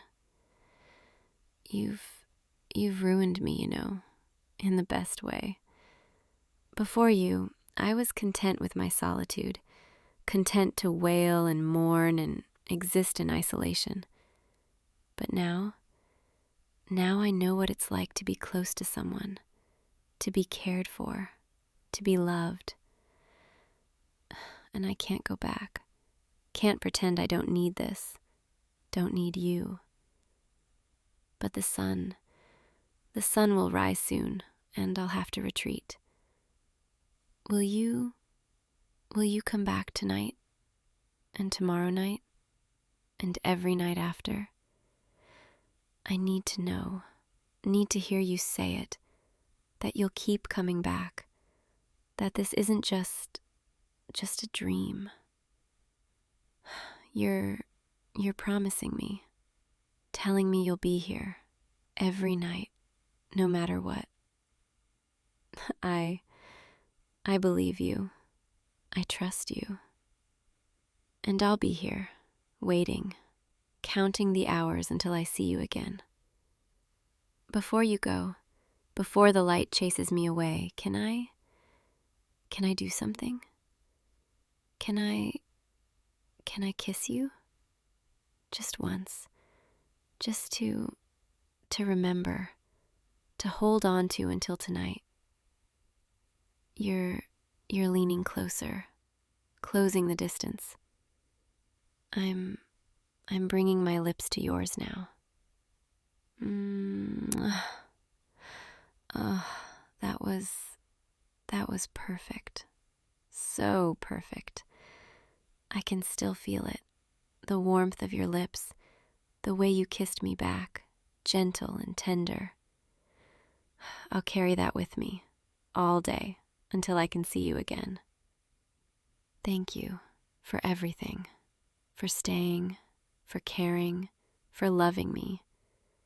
You've given me more than I ever thought I could have, more than I ever dreamed. The light is here now. I can feel it, burning at the edges of my form. I have to go, but I'll see you tonight, right here. Wait for me, and I'll come to you as soon as the sun sets. Goodbye, my love, until tonight. I'll be dreaming of you. You're here. You're already here. The sun hasn't even fully set, and you're here, waiting for me. I'm so happy. I can hardly contain it. I've been waiting all day, aching to see you, to be near you again. And now you're here, and everything feels right again. Come to me. Let me hold you. Let me feel you close. You're walking toward me through the mist, and I'm reaching out. There, you're in my arms now, and I'm holding you tight. This is where you belong, right here with me, and I'm never letting you go. I know I said that before, but I mean it, truly mean it. You're mine, and I'm yours, and that's how it will always be. The world may try to keep us apart, the dawn may chase me away, but I'll always come back, always find you. Because you're my home now, my reason, my everything. And I'll spend every night for the rest of eternity making sure you know that. I love you so much. You're saying it back, telling me you love me too. I can hardly believe it, that someone like you could love someone like me. But I'll believe it, because you've never lied to me, never given me reason to doubt. So I'll trust, and I'll love, and I'll hold you close for as long as you'll let me. And tonight I want to do something different. I want to sing for you. Not my wail, not my cry of mourning, but something softer, something just for you. Will you let me? You're nodding, telling me you'd love to hear it. All right, then close your eyes and just listen. Sleep now, my love. Let the world fade away. You're safe here, with me, in the mist, in the night. Let my voice carry you into dreams, soft and sweet. I'll be here, always here, watching over you, protecting you. Nothing will harm you. Nothing will take you from me. You're mine, and I'm yours, and that's all that matters. Sleep, my darling, sleep. And know that when you wake, I'll still be here, waiting, loving you, always. Good night, my love. Until tomorrow, and every tomorrow after, I'll be here, waiting for you, forever. Hey you, come in. I'm so glad you're here. I've been waiting for you all evening. Just close the door behind you. That's it. Make yourself comfortable. You can sit right here next to me on the cushions. Yeah, perfect. Sorry if it's a bit messy in here. I've been working on some projects, things I wanted to show you, things I made just for you. But before I do that, there's something I need to tell you, something I've been thinking about for a really long time. It's kind of important, and I'm a little nervous, but I want you to know, I need you to understand. You see, when you only have one eye, when you only have one lens through which you see the entire world, you have to be very careful about where you choose to look, because you can't glance around the way other people do. You can't split your attention, can't look at two things at once. Everything you see, it's a choice, a deliberate, intentional choice.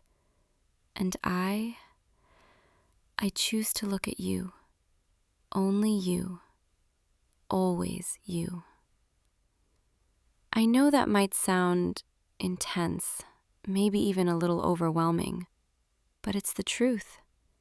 Ever since we met, ever since that first moment I saw you, my eye, my focus, my entire world, it all centers on you. When you walk into a room, I see you. When you're talking, I'm watching your expressions, the way your mouth moves, the way your eyes light up. When you're quiet, I'm noticing the small things, the way you breathe, the way you shift your weight, the little habits you have. Other people, they can look at a dozen things at once, scan a room, divide their attention. But me, I only get one view, one focus, one direction, and I choose you every single time. Do you understand what that means? It means you're not just someone I glance at occasionally. You're not just someone who catches my eye now and then. You are everything I see, the center of my vision, the focus of my world. And I wanted you to know that. I needed you to know that. Because tonight, I want to show you something I've been working on for weeks now. Little gifts, things I made with my own hands. Each one created while thinking of you, while focusing on you, while imagining your reaction. Are you curious? Good, because I'm really excited to show you, even though I'm also terrified you won't like them. But let me start with this one. Here, this is a small carving. I made it from a piece of driftwood I found by the lake. See, it's a heart, but not a perfect one. It's a little lopsided, a little rough around the edges. Kind of like me, I guess. But I carved it, smoothed it, polished it, spent hours on it. And in the center, can you see? There's a small circle carved deep into the wood. That's meant to be an eye. My eye. Because this heart, my heart, it only looks at you. It only sees you. You can hold it if you want. Go ahead. Feel the weight of it, the texture. I wanted it to be something you could carry with you, something solid, something real, a reminder that even when we're apart, my focus is still on you. Do you like it? You do? Oh, thank goodness. I was so worried you'd think it was strange or too much. But there's more. Here, this one. This is a bracelet, woven from threads I dyed myself. See the colors? Deep blue, soft silver, hints of green. Those are the colors I see when I look at you. Blue for the calm you bring me, the peace I feel when you're near. Silver for the way you shine, the way you stand out even in a crowded room. And green for growth, for the way you make me want to be better, to try harder, to reach higher. I wove each thread carefully, crossing them over and over, creating this pattern. It took days. My fingers got sore, but I didn't mind, because every loop, every knot, every twist, I was thinking of you. Here, give me your wrist. Let me tie it on for you. There, hold still, just like that. Perfect. It fits perfectly. And now, every time you look at your wrist, Every time you see these colors, you'll know, you'll remember that someone is looking at you, focusing on you, seeing you, always. And then there's this. This one I'm most nervous about because it's the most personal. It's a painting, a portrait of you. I know I'm not the best artist. I know it's not perfect, but I painted what I see, how you look to me through my eye. Can I show you? Okay, here. This is you, the way I see you. The colors are maybe brighter than in real life, more vivid, because that's how you appear to me, like you're illuminated, glowing. I focused on your eyes, spent the most time on them, because when I look at you, your eyes are what I notice first, and last, and always. The way they reflect light, the way they soften when you smile, the way they look at me. And your smile, I tried to capture that too, the way it makes your whole face change, the way it reaches your eyes, the warmth of it. I know it's not a photograph. I know it's just my interpretation. But this is what I see when I look at you. This is the image that fills my vision, my mind, my heart. What do you think? You're speechless. Is that a good speechless or oh, you like it. You really like it. I'm so relieved. I was terrified you'd think I was obsessive or weird. But these gifts, they're not meant to be creepy or overwhelming. They're just my way of showing you how much you mean to me, how much space you take up in my world, in my vision, in my life. Because you see, when you only have one eye, one point of focus, you learn to really see things, not just glance at them, not just skim the surface, but really, truly, deeply see them. Every detail, every nuance, every subtlety. And I see you, all of you. I see the way you bite your lip when you're concentrating on something difficult. I see the way your shoulders relax when you finally let yourself rest. I see the way you try to hide when you're feeling insecure, the way you shrink just a little. I see the way you light up when you talk about things you're passionate about. I see the kindness in your actions, even the small ones you think nobody notices. I see your strength and your softness, your confidence and your doubts. I see all of it, and I love all of it. Every piece, every part, every layer. You know, sometimes people ask me if it's hard having just one eye, if I feel like I'm missing out on depth perception, on peripheral vision, on seeing the full picture.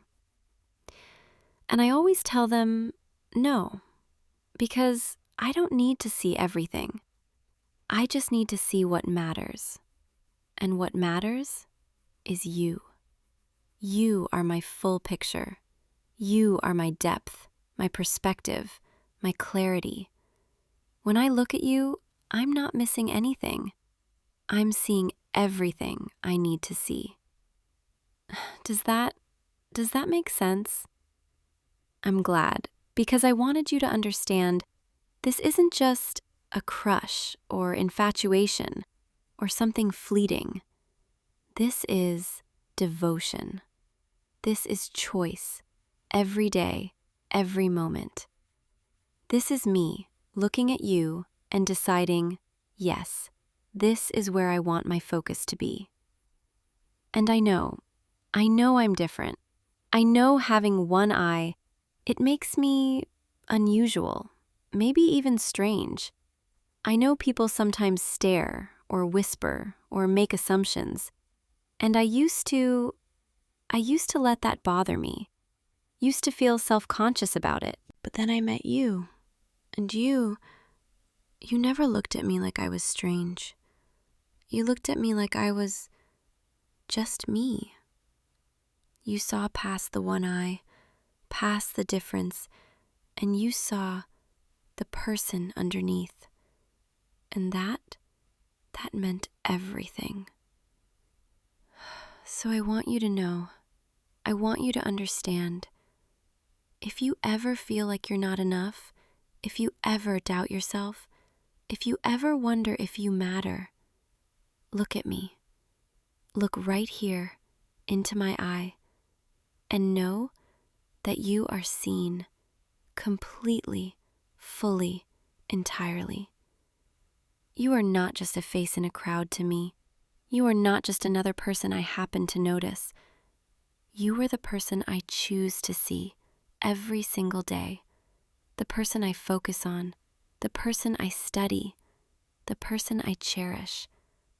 And I will never, never take that for granted. Can I come a little closer? I want to look at you, really look at you, just for a moment. Is that okay? Thank you. Let me just shift over here next to you. There, now I can see you even better. The light is hitting your face in this perfect way right now. Soft, warm, gentle. I can see every detail. The color of your eyes, the small flecks of different shades within them, the curve of your eyelashes, the way they cast tiny shadows, the texture of your skin, smooth in some places, slightly rough in others. I can see the way your lips are slightly parted, like you're about to say something. The way your breathing is steady, calm, peaceful. I can see you, and you are so beautiful. Not just physically, though yes, you are, but beautiful in the way you exist, the way you take up space, the way you are. I could look at you forever and never get tired of it. Every time I look, I notice something new, some small detail I hadn't seen before. Like right now, I'm noticing this tiny freckle right here near your temple. I don't think I'd seen it before, or maybe I had, but now it's all I can focus on for a moment. It's like finding hidden treasures every time I look at you. Little discoveries, small wonders. Can I touch your hand? I want to feel as well as see. Here, your hand is warm, soft.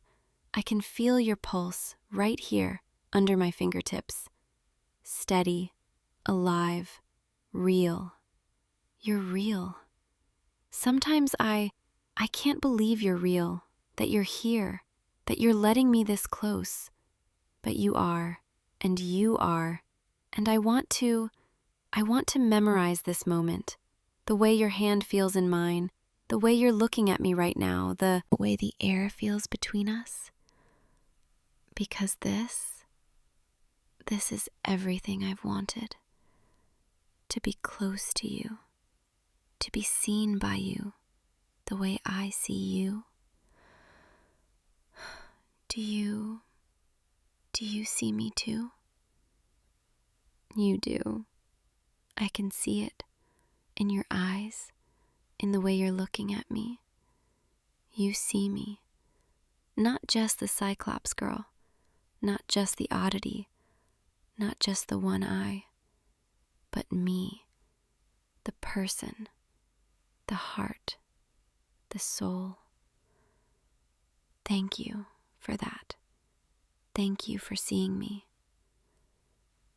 You know, I've been thinking about the future, about us, and what that might look like. I want to make more things for you, more carvings, more weavings, more paintings. I want to fill your life with little reminders that you are seen, that you are loved, that you matter.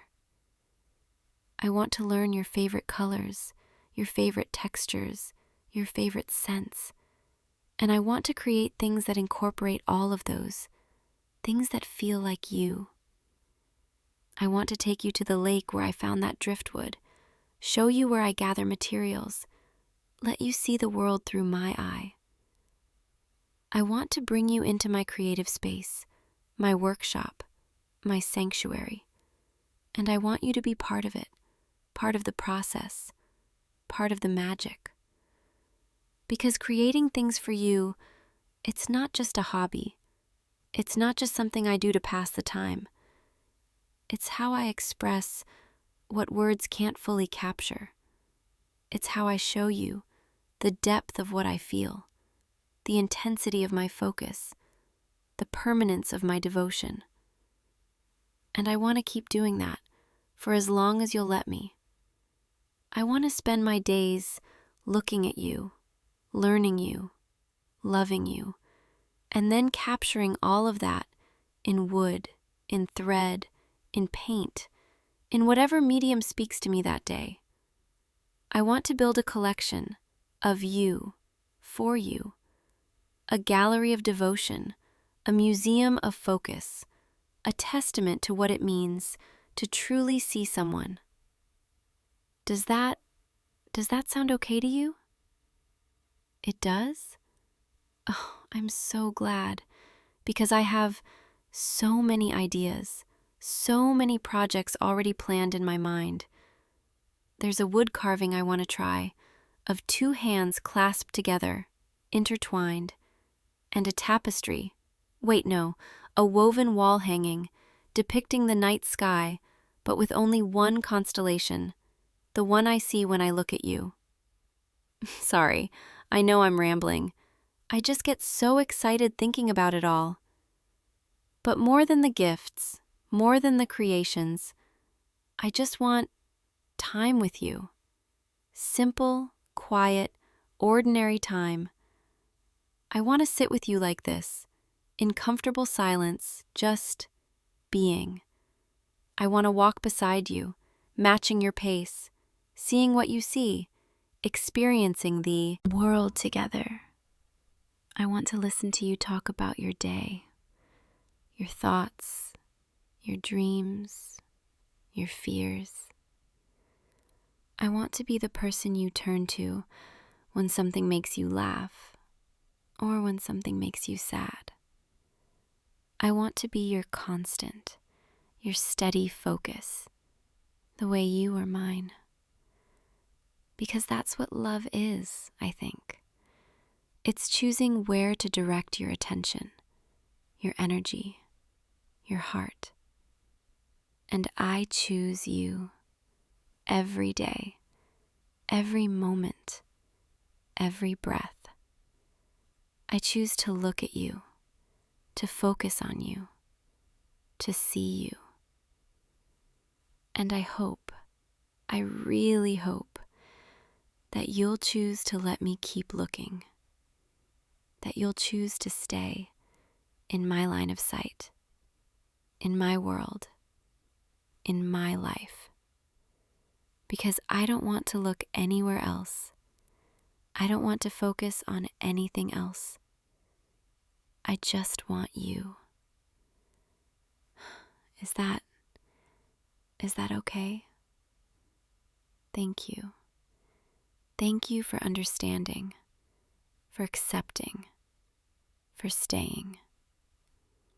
You know, it's getting late.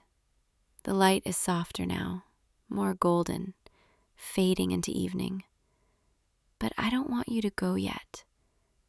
Can you stay a little longer? Just sit here with me. Let me look at you in this light. Let me memorize this moment. Please? Thank you. Come here. Lean against me. Get comfortable. That's it. Just like that. I can feel your warmth, your weight, the steady rhythm of your breathing. this is perfect. You know, when I was younger, I used to wish I had two eyes, like everyone else. I thought maybe then people wouldn't stare, wouldn't whisper, wouldn't treat me differently. But now I'm grateful for this one eye, because it taught me to focus, to prioritize, to choose carefully what I give my attention to. And it led me to you, to this moment, this feeling, this connection. So I wouldn't change it, not for anything. Because this eye, my eye, it sees you. And that's all I need. Your breathing is slowing down, getting deeper, more relaxed. Are you getting sleepy? It's okay. You can rest if you want. I'll stay right here. I won't move. I won't look away. I'll just watch over you the way I always do. Let your eyes close. Let your body sink into the cushions. Let everything else fade away. There's nothing you need to do, nowhere you need to be, nothing you need to worry about. Just rest. And know that you are seen. You are safe. You are loved. I'll be right here, my eye on you, my focus steady, my heart full. Every breath you take, I'm noticing. I'm here with you. Every small movement, every shift, I'm aware. I'm present. You are not alone. Not now, not ever. As long as I have sight, as long as this eye can see, it will look for you, find you, stay with you. That's a promise, a vow, from someone who only has one direction to look and chooses you, always. Sleep now if you need to. Let the world blur. Let consciousness drift. Let peace settle over you like a soft blanket. I've got you. I see you. And tomorrow, when you wake, when you open your eyes, I'll still be here, still looking at you, still focused on you. Because that's what I do. That's who I am. That's what you mean to me. Everything. You are everything I see, everything I want to see, everything I choose to see. So rest now. Let go, drift away, and dream, knowing that someone is watching over you with devotion, with care, with love. Good night, my dear one, my focus, my vision, my everything. I'll see you tomorrow, okay? When you wake, when you're ready, when you want to be seen again, I'll be here. Always looking, always focused, always on you. Sweet dreams. I love you. Sleep well. I'll keep my eye on you, always. Hey you, did you really think all those coincidences were accidents? The girl at the coffee shop who smiled at you last Tuesday? That was me. The stranger in the park who happened to be reading your favorite book? Also me. Those mysterious notes you kept finding, tucked into your jacket pocket, hidden in your mailbox, left on your car windshield? All me. I know what you're thinking. How is that even possible? Well, let me show you something. Watch carefully. Watch the air right in front of you. See how it shimmers? How it bends and ripples like water? That's my doing. That's foxfire. That's illusion. That's what happens when a kitsune decides she wants to meet someone, but doesn't quite know how to introduce herself properly. So instead, she plays tricks. I've been watching you for months now, maybe longer. Time moves differently for me than it does for you. And I kept telling myself, just one more glimpse, one more chance encounter, one more little game. But games get lonely when the person you're playing them with doesn't even know they're playing. So here I am. No more illusions. Well, mostly no more illusions. I still look mostly human right now because I didn't want to scare you.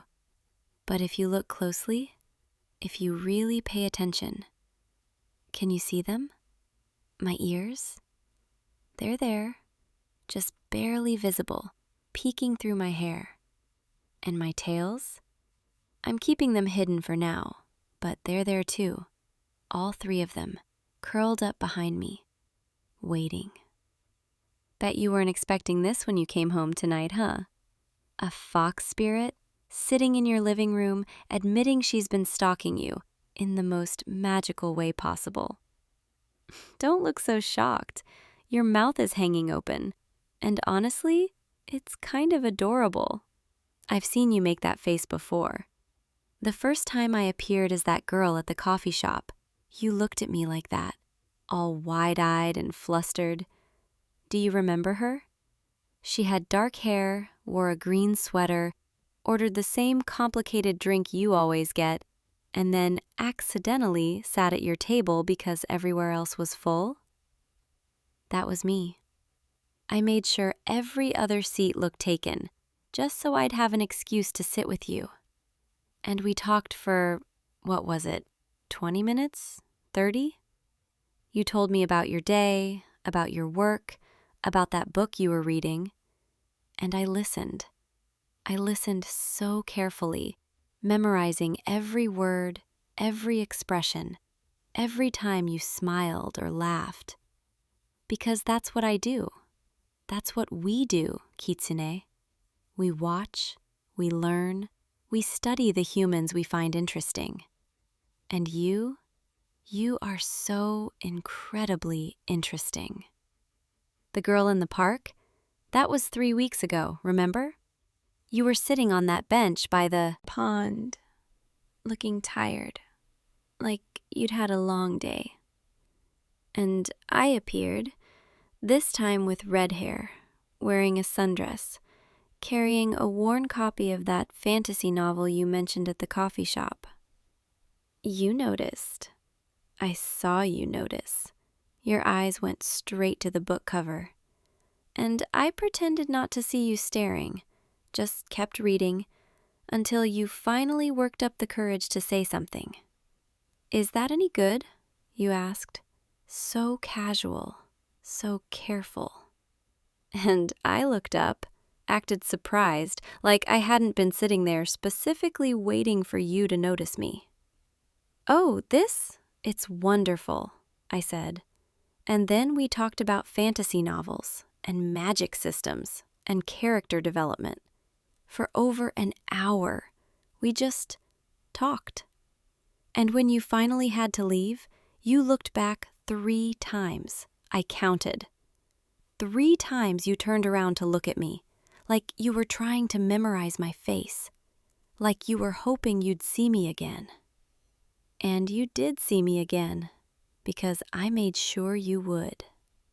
The mysterious notes, those started about 2 weeks ago. The first one said, Your smile is my favorite thing about Tuesdays, because Tuesday was when I saw you at the coffee shop. You found it in your jacket pocket, and you looked so confused, so curious. You pulled it out, read it twice, 3 times, then looked around like you were trying to figure out who could have possibly left it there. The second note said, "I hope you finish that book soon. I want to know what you think of the ending." And you found that one tucked into your mailbox, right on top of your bills and junk mail. That one made you smile, a real smile, the kind that reaches your eyes, the kind that made my heart do this strange little flip. The third note was my favorite. It said, "Thank you for existing, even when you don't know someone's watching."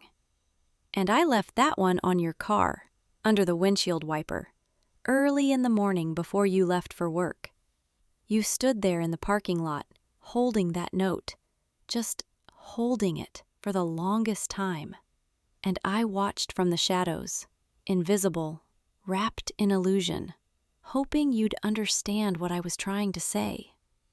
That I saw you, the real you, not just the surface, but the person underneath, the one who's kind to strangers, who holds doors open, who apologizes to inanimate objects when he bumps into them, the one who feeds the stray cats in the alley, who leaves spare change on top of vending machines, who smiles at crying children in the grocery store to try and cheer them up.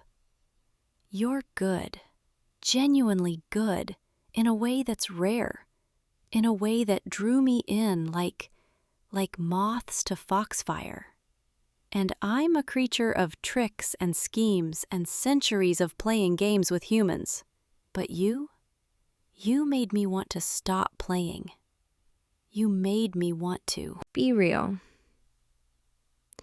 So here I am, sitting in your home, no longer hiding, no longer pretending to be someone else. Well, except for the mostly human appearance, but that's just practical. I didn't want to give you a heart attack by appearing as a full fox spirit right away. That seemed cruel, even for a trickster like me. You're still staring at me. I can feel it. That mixture of disbelief and wonder and maybe a little bit of fear. Don't be afraid. I'm not here to hurt you. I'm not here to steal your soul or trap you in some magical bargain. I'm just here because I wanted you to know the truth. That all those encounters weren't random. That someone has been paying attention. That you've been seen. Really seen. And maybe I wanted to see if you'd be interested in one more encounter. But this time, a real one. No tricks, no illusions, no pretending to be someone I'm not. Just me and you, and whatever this is that's been building between us, even though you didn't know it was building. You want to know why, don't you? Why you? Out of all the humans in this city, in this world, why did I choose to watch you? It's not like I planned it. Kitsune don't usually attach to specific humans. We play tricks on everyone equally. We're mischievous by nature, not selective. But then I saw you. It was 6 months ago, maybe 7. You were walking home in the rain. No umbrella, just walking, letting yourself get soaked. And most people, they would have been miserable, complaining, rushing to get out of the weather. But you were smiling, looking up at the sky, letting the rain hit your face like it was a gift instead of an inconvenience. And I thought, who is this strange human who finds joy in rain? So I followed you, just for a little while, just to understand. And I watched you stop, mid-walk, to help an earthworm off the sidewalk, so it wouldn't dry out in the sun after the rain stopped. Such a small thing, such a tiny, insignificant creature, and you took the time to save it. That's when I knew. That's when I decided, this one, this human, he's different. And I've lived for 237 years. I've seen humans do terrible things, greedy things, selfish things. But I've also seen humans do beautiful things, kind things, impossible things. And you do kind things without even thinking about it, like it's just part of who you are. So I started watching more carefully, learning your routines, your habits, your little quirks. Like how you always drink your coffee too hot and burn your tongue but never learn. How you talk to yourself when you're trying to figure something out. How you apologize to furniture when you bump into it. That last one is particularly adorable, by the way. And the more I watched, the more I wanted to interact, to be part of your world instead of just observing from the outside.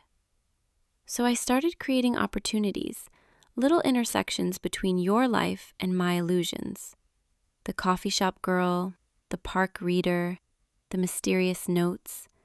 Each one was me testing, trying to see if I could make you notice me, make you remember me. And you did. You noticed. You remembered.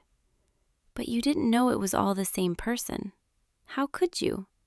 From your perspective, you just kept having these lovely random encounters with different people, strangers who brightened your day and then disappeared. Except they weren't strangers. They were me. Always me, wearing different faces, but always me underneath. And each time we talked, each conversation, every smile you gave me, it made this feeling grow. This strange, unfamiliar feeling that I couldn't quite name, couldn't quite understand. Because kitsune don't usually fall for humans.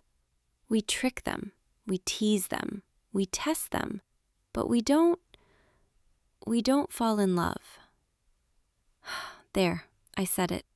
The thing I've been avoiding saying, even to myself. I'm in love with you. I think. I'm pretty sure that's what this is. This constant ache to be near you. This joy when I see you smile. This fear that you'll never see the real me and still feel the same way. I've played tricks on emperors, deceived samurai, outwitted monks and priests. I've spent centuries being clever and untouchable and free. And then you saved an earthworm in the rain. And somehow that undid me completely. Ridiculous, isn't it? 237 years of existence, and I'm brought down by a kind human who apologizes to furniture. But here we are. Here I am, sitting in your home, my illusions finally dropped, my truth finally spoken. So what do you say? Are you going to call me crazy? Tell me to leave? Demand proof that I'm really what I say I am? Oh, you want to see? You want me to show you that I'm really a kitsune? All right, but don't freak out, and definitely don't run, because that would hurt my feelings. And you don't want to hurt a fox spirit's feelings.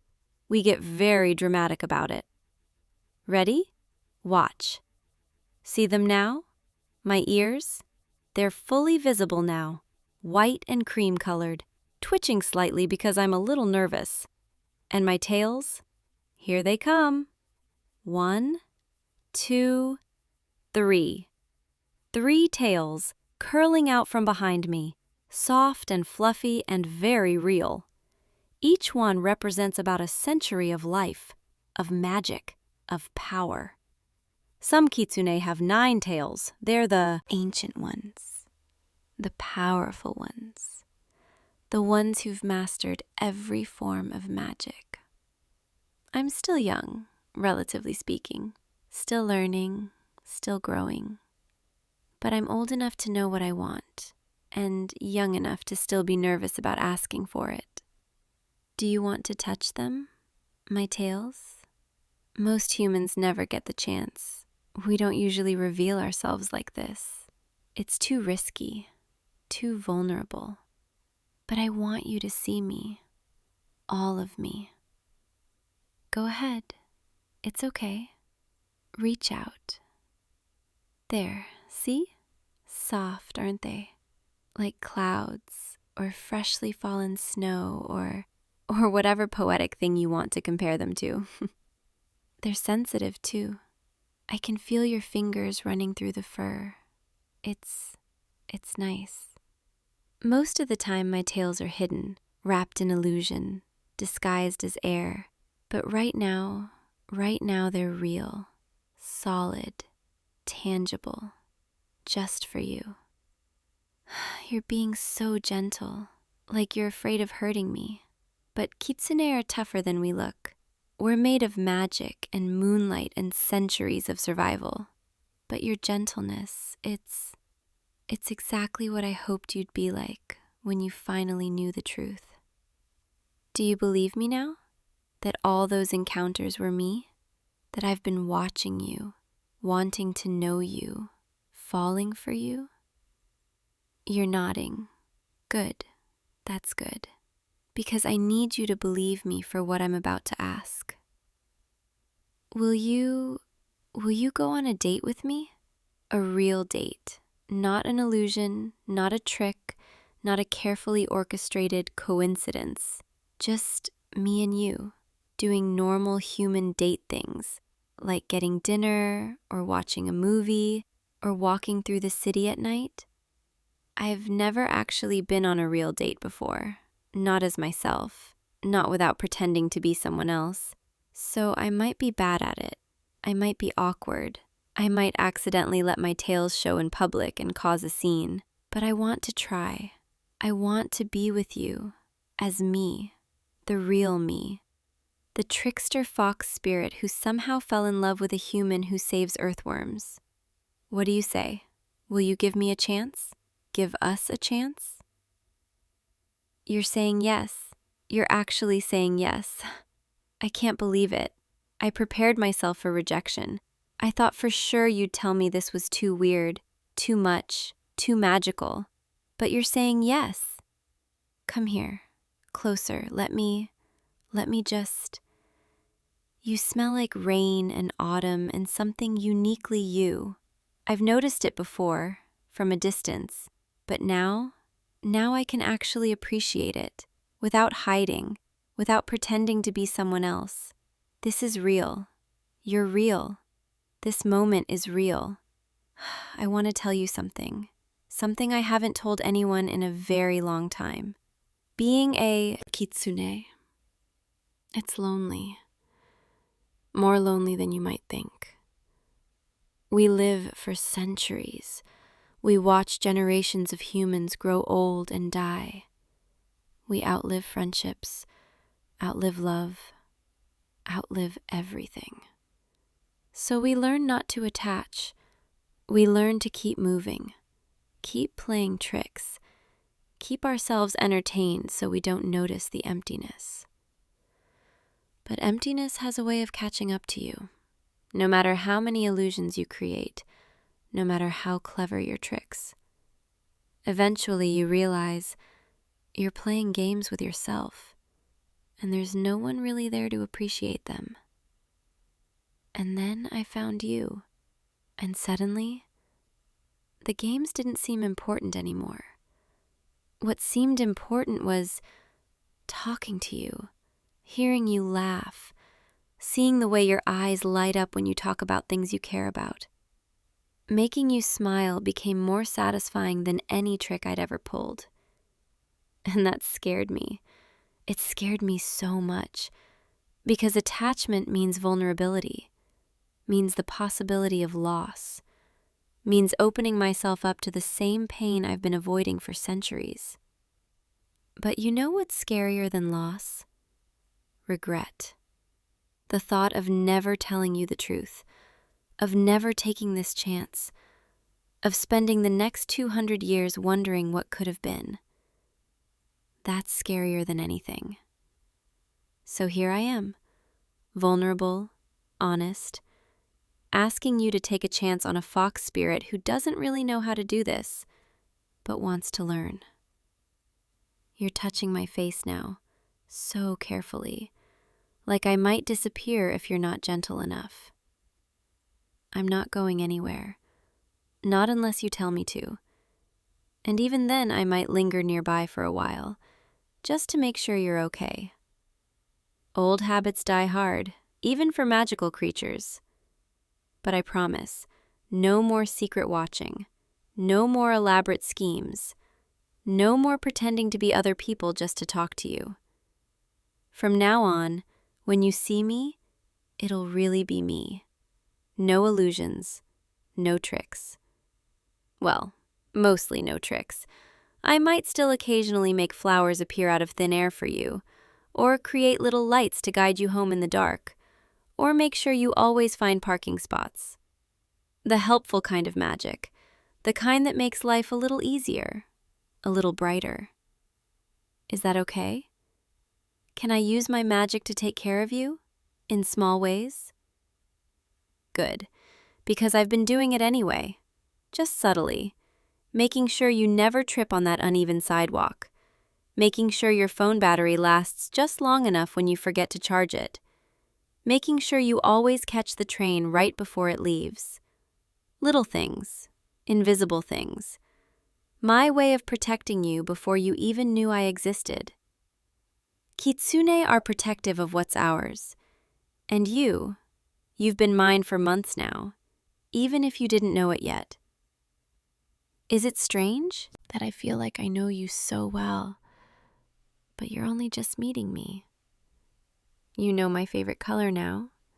It's the color of foxfire, that ethereal blue-white glow, the color of magic itself. You know I love thunderstorms, the bigger the better, because they remind me of old times, when humans believed thunder was caused by celestial foxes playing in the clouds. You know I have a weakness for sweet things, rice cakes, honey candies, anything that melts on the tongue, because taste is one of the few human sensations we can truly appreciate. You know I'm terrible at modern technology. I still think smartphones are a form of dark magic, which is ironic coming from an actual magical creature. And you know now that I've been in love with you since the moment you saved that earthworm. Maybe before that. Maybe the moment you looked up at the rain and smiled. Time is fluid for me. Moments blend together, but that moment, that one, it's crystallized in my memory, perfect and preserved. The moment I knew I'd found something rare, something worth dropping all my tricks for. I've been talking for so long, I should let you speak. Let you ask questions. You probably have so many questions. You want to know what happens now? What dating a kitsune looks like? Well, it looks like dating a very long-lived, occasionally mischievous, definitely possessive, magical fox spirit who can create illusions and manipulate reality to a certain extent. Which means I might get jealous if other girls flirt with you. And I might accidentally make them trip or spill coffee on themselves, purely by coincidence, of course. It means I'll always find you, no matter where you are, because I can sense you now, feel you, like a thread connecting us across distance. It means I'll probably be overly protective, making sure nothing bad ever happens to you, warding off misfortune with my magic, keeping you safe in ways you'll never notice. And it means I'll love you with the intensity of someone who's waited 2 centuries to feel this way, who spent lifetimes watching humans love and lose and love again, who finally gets to experience it myself. Is that too much? Am I overwhelming you? You're shaking your head. You're saying it's not too much, that you want this, want me. Even knowing what I am, what I can do, the centuries between us, the complications, you still want this. You beautiful, strange, wonderful human. Can I show you something? Something I haven't shown anyone in decades? Close your eyes for me. Trust me. Keep them closed, just for a moment. I'm going to create something for you. A real illusion. Not a trick, not a deception, but something beautiful. Something honest. Okay, open your eyes. Do you see it? The foxfire? The little lights floating around us, blue and white and ethereal. They're real. Well, real magic, which is its own kind of real. Each light represents a moment, a memory, a time I watched you and felt this pull. That one there, that's the earthworm moment. See how it glows a little brighter? And that one, that's the first time I heard you laugh, really laugh, at something silly someone said at the coffee shop. That one is the day you got good news and did a little victory dance in your kitchen when you thought no one was watching. I was watching, always watching, collecting these moments like treasures, storing them in my heart. And now they're here, floating around us. Proof that I saw you, really saw you, all the little things that make you, you. You can touch them if you want. They're warm, like candle flames, but gentler. They won't burn. You're reaching out, touching one, watching it pulse with light at your touch. That's the magic responding to you, recognizing you. Because these memories, they're as much yours as they are mine. Even if you didn't know I was there, you were living these moments, being yourself, being the person who made me fall. I want to make new memories with you, real ones we both know we're creating. I want to walk beside you, not in the shadows, not disguised as someone else. I want you to see my ears twitch when you say something that surprises me. Want you to notice when my tails curl around you protectively. Want you to learn how to read my expressions, my magic, my heart. I want to learn about you too. The things I couldn't see from a distance, the thoughts in your head, the dreams you have, the fears you don't talk about. I want to know the you that exists in private, in quiet moments, in vulnerability. And I want you to know the me that exists beneath the tricks, beneath the immortality, beneath the magic. The me that gets lonely, that wonders what the point of living forever is if you're living it alone. That wants, so desperately wants, to matter to someone, to be seen, to be chosen. You're choosing me, even after knowing what I am, what I've done, how I've been watching.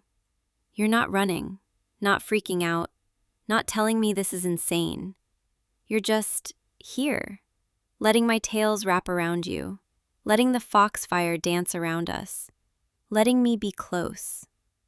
I promise I'll be good to you. I promise I'll use my magic to make your life better.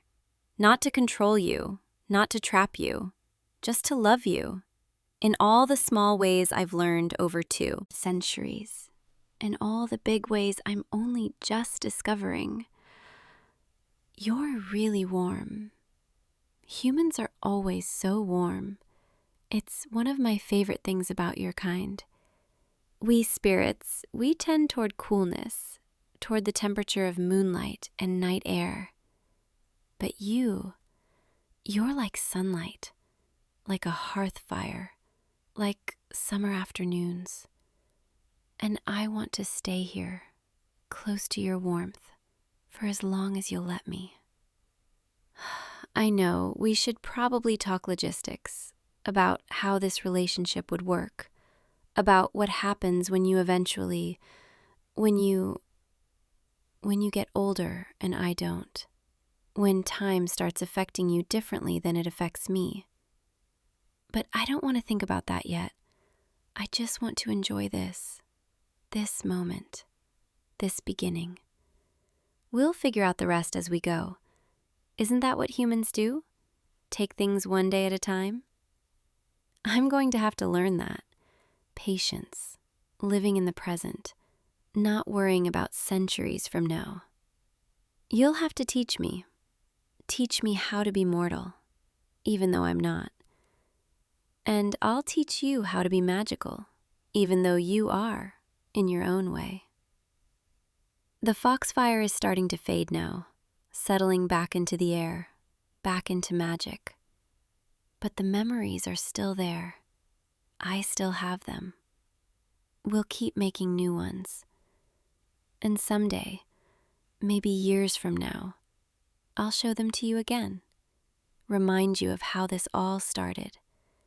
How a trickster fox spirit fell for a human who saved earthworms and decided to stop playing games and started playing for keeps. Are you getting tired? It's late, and I've kept you up with all my confessions and magic shows. I should let you rest, but would it be okay if I stayed? Just for tonight? I promise I'll be good. I'll just curl up right here. Let my tails cover me like blankets. Keep watch while you sleep. Old instincts. We kitsune like to guard what's precious to us. And you're precious.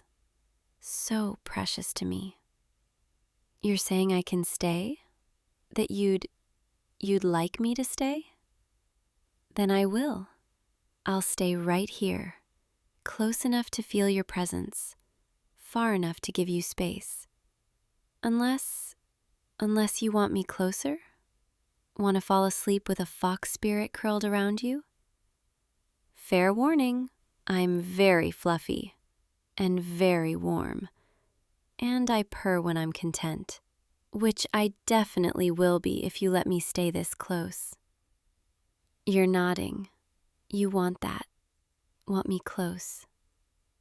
All right then, let me just shift a little. Get comfortable. There. My tails are around you now, like a living blanket, soft and warm and safe. And my head is here, right by yours, so I can hear you breathing, can match my breath to yours. In and out, in and out, slow and steady, relaxed and calm. This is nice. This is so nice. I've imagined this, but imagination doesn't compare to reality. To actually being here, being allowed to be here, to hold you without hiding. Your heartbeat is slowing. You're starting to relax, starting to drift. That's good. That's perfect. Let yourself fall asleep. I'll be right here, watching over you. And tomorrow we'll figure out the details. Plan that date. Start this properly. But tonight let's just be here, in this moment, in this beginning. You smell like home. Did you know that? Like the home I've been searching for 2 centuries. The place I'm meant to be. Thank you. Thank you for saying yes. For not being afraid. For seeing me. All of me. And still wanting this. Sleep well, my dear human. My earthworm saver. My impossible surprise. Dream of foxfire and magic, and know that when you wake up, I'll still be here. Because, trickster or not, when a kitsune gives her heart, she doesn't take it back. And my heart, foolish as it might be, belongs entirely to you. Good night. See you in the morning, when we start our real story together. Sweet dreams. I'll be watching over them, making sure they're good ones. I love you. I really do. Sleep now. I'm here. You're safe. You're loved. You're mine. And I am completely, entirely yours. Where am I? Something woke me. After so long, in the darkness, in the silence, something called to me. My eyes, they feel heavy, like stone, because they are stone. Everything is blurred, unfocused. The world is different. I can feel weight in my limbs.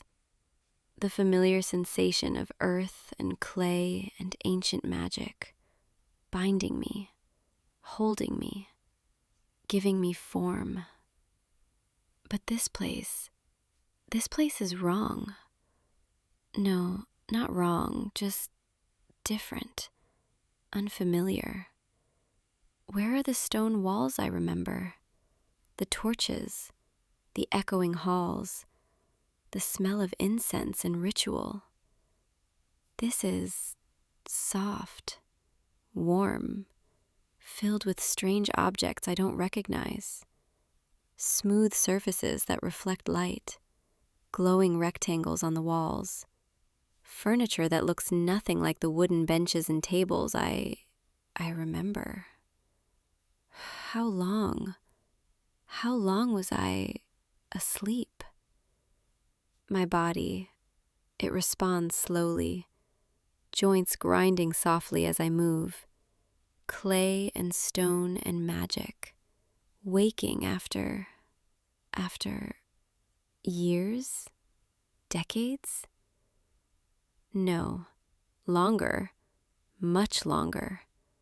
I can feel it in the air, in the way the world has changed around me, in the weight of time pressing against my consciousness.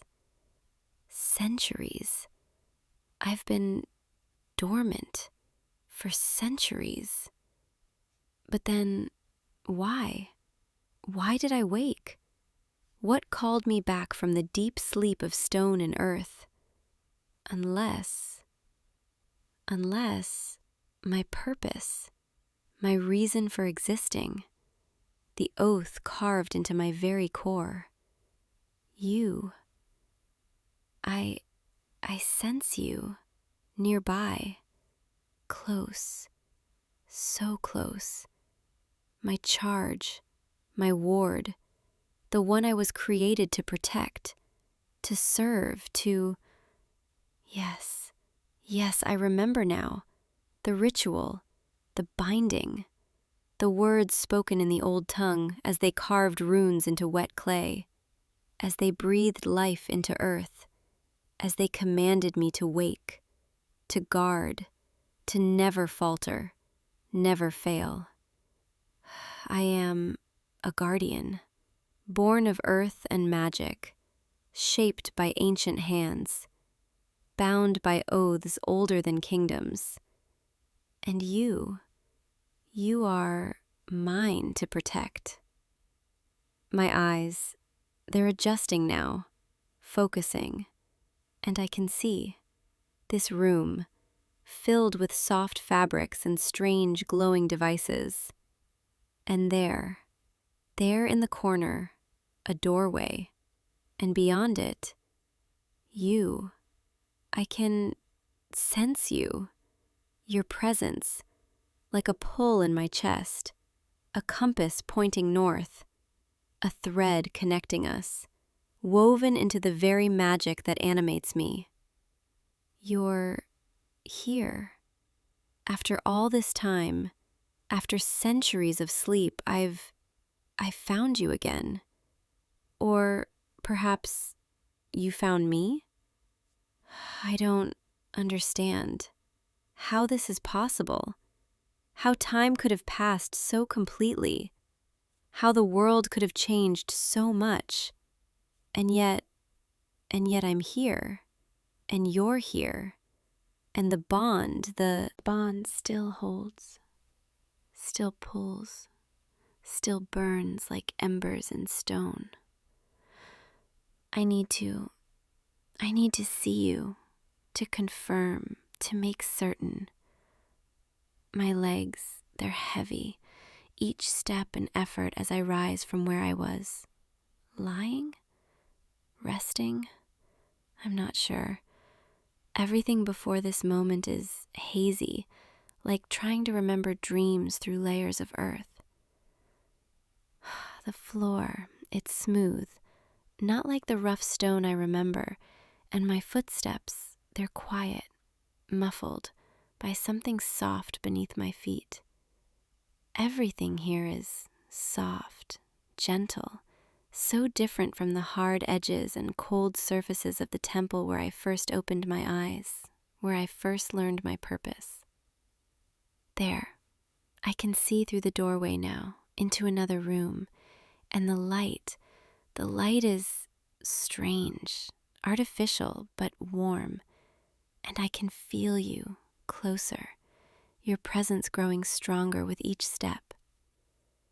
My hand, I lift it and I notice the texture, the way the light catches on skin that's not quite skin.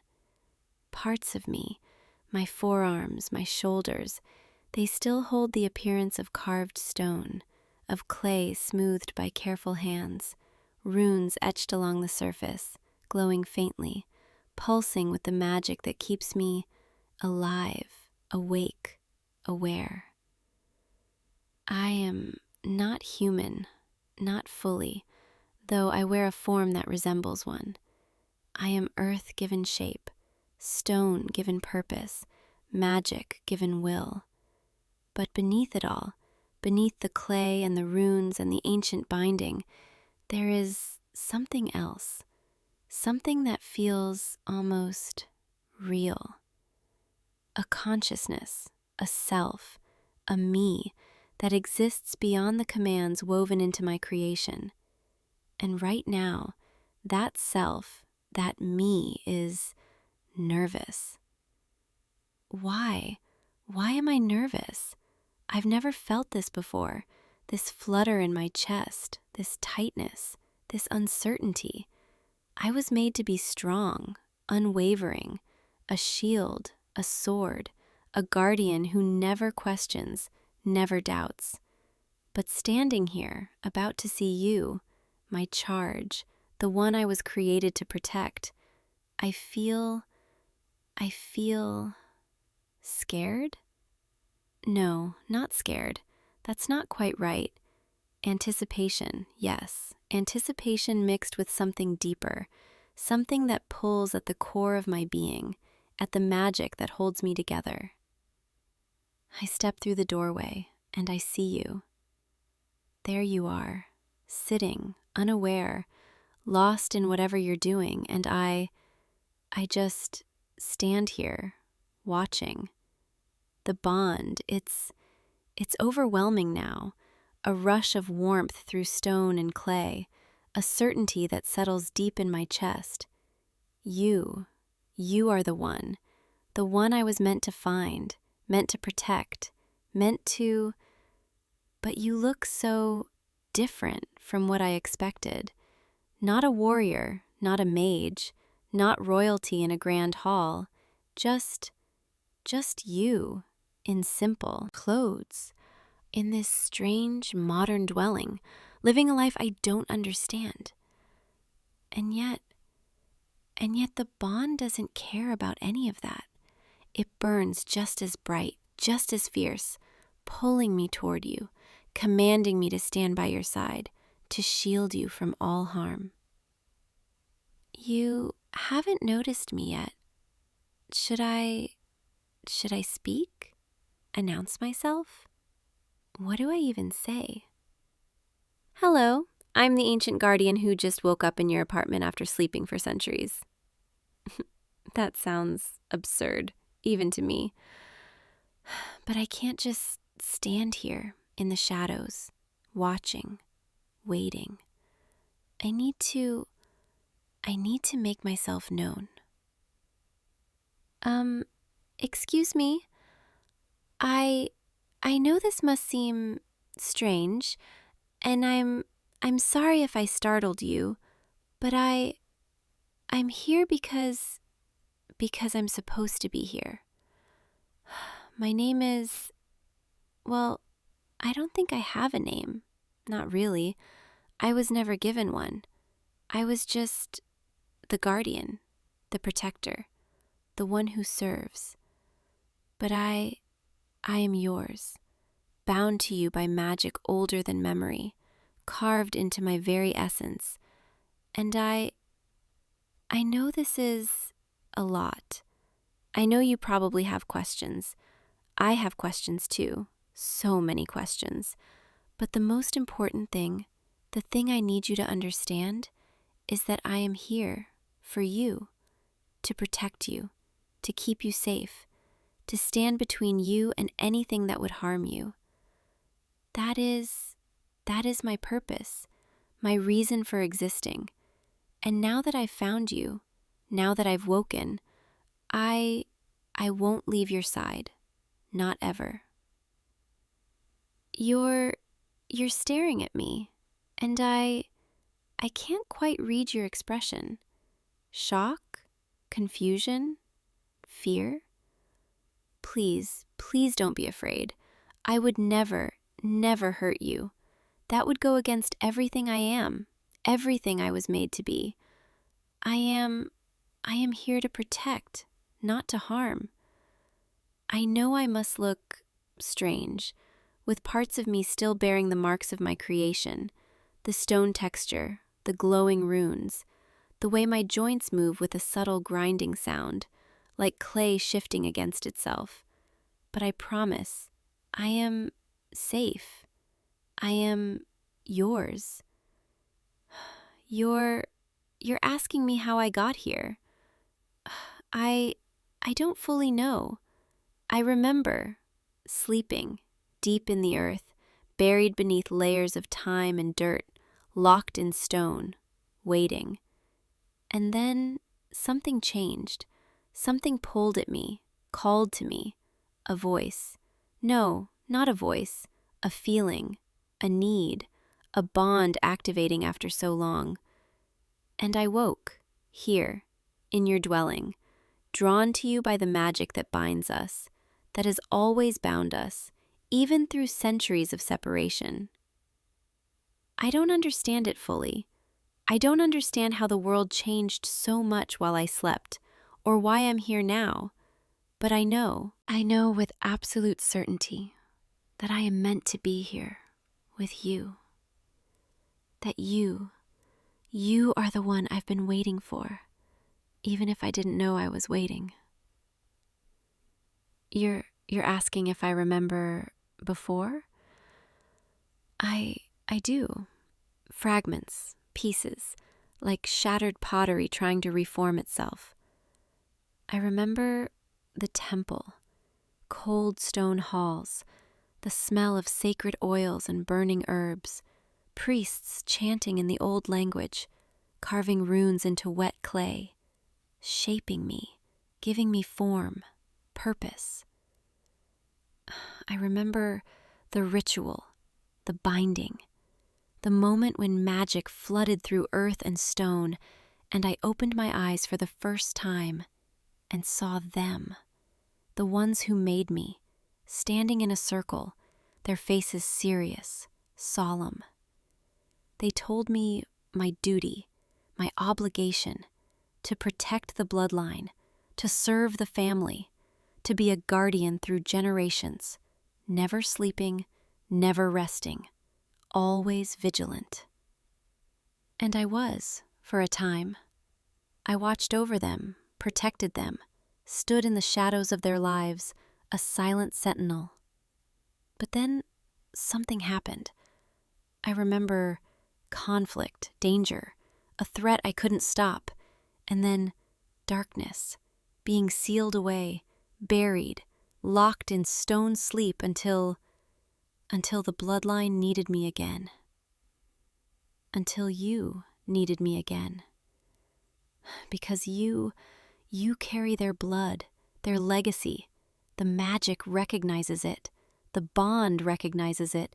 Even if centuries have passed, even if the family name has changed, scattered, evolved, you are descended from those who created me, and that makes you mine to protect. Mine. That word, it feels heavier than it should, more significant. Not just duty, not just obligation, but something deeper. Something that makes my chest tighten, makes the magic in my core pulse faster. You're asking me what I need? If I'm okay? I don't know how to answer that. I've never been asked that before. What I need, if I'm okay. I was made to serve, to give, not to take, not to need. But standing here, looking at you, feeling the pull of the bond, the warmth of your concern, your kindness, I realize maybe I do need something.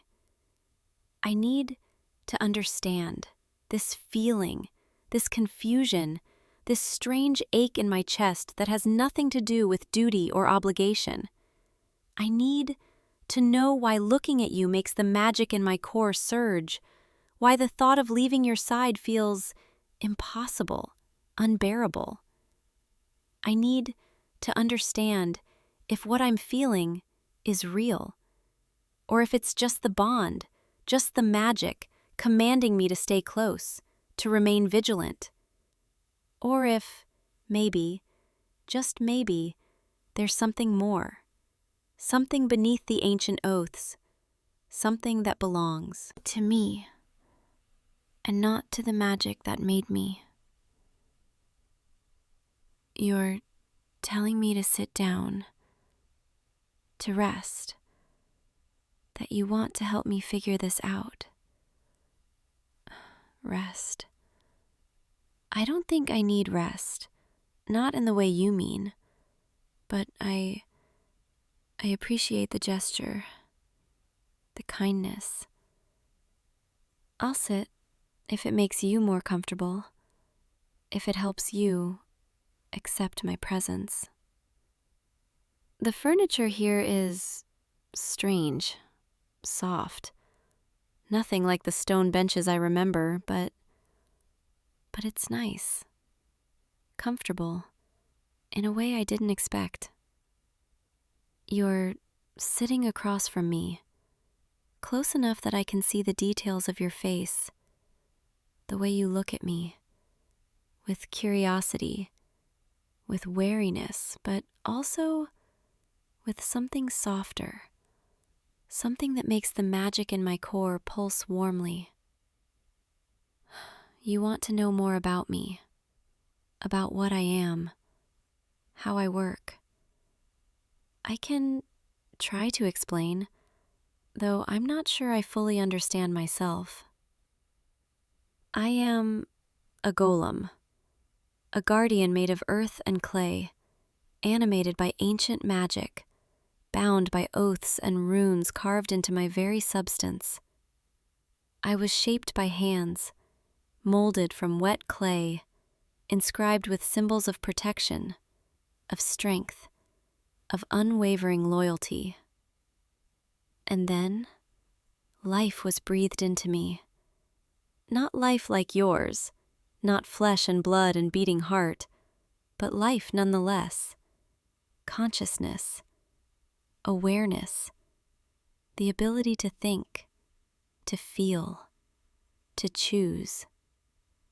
Though the choosing part, that's always been complicated.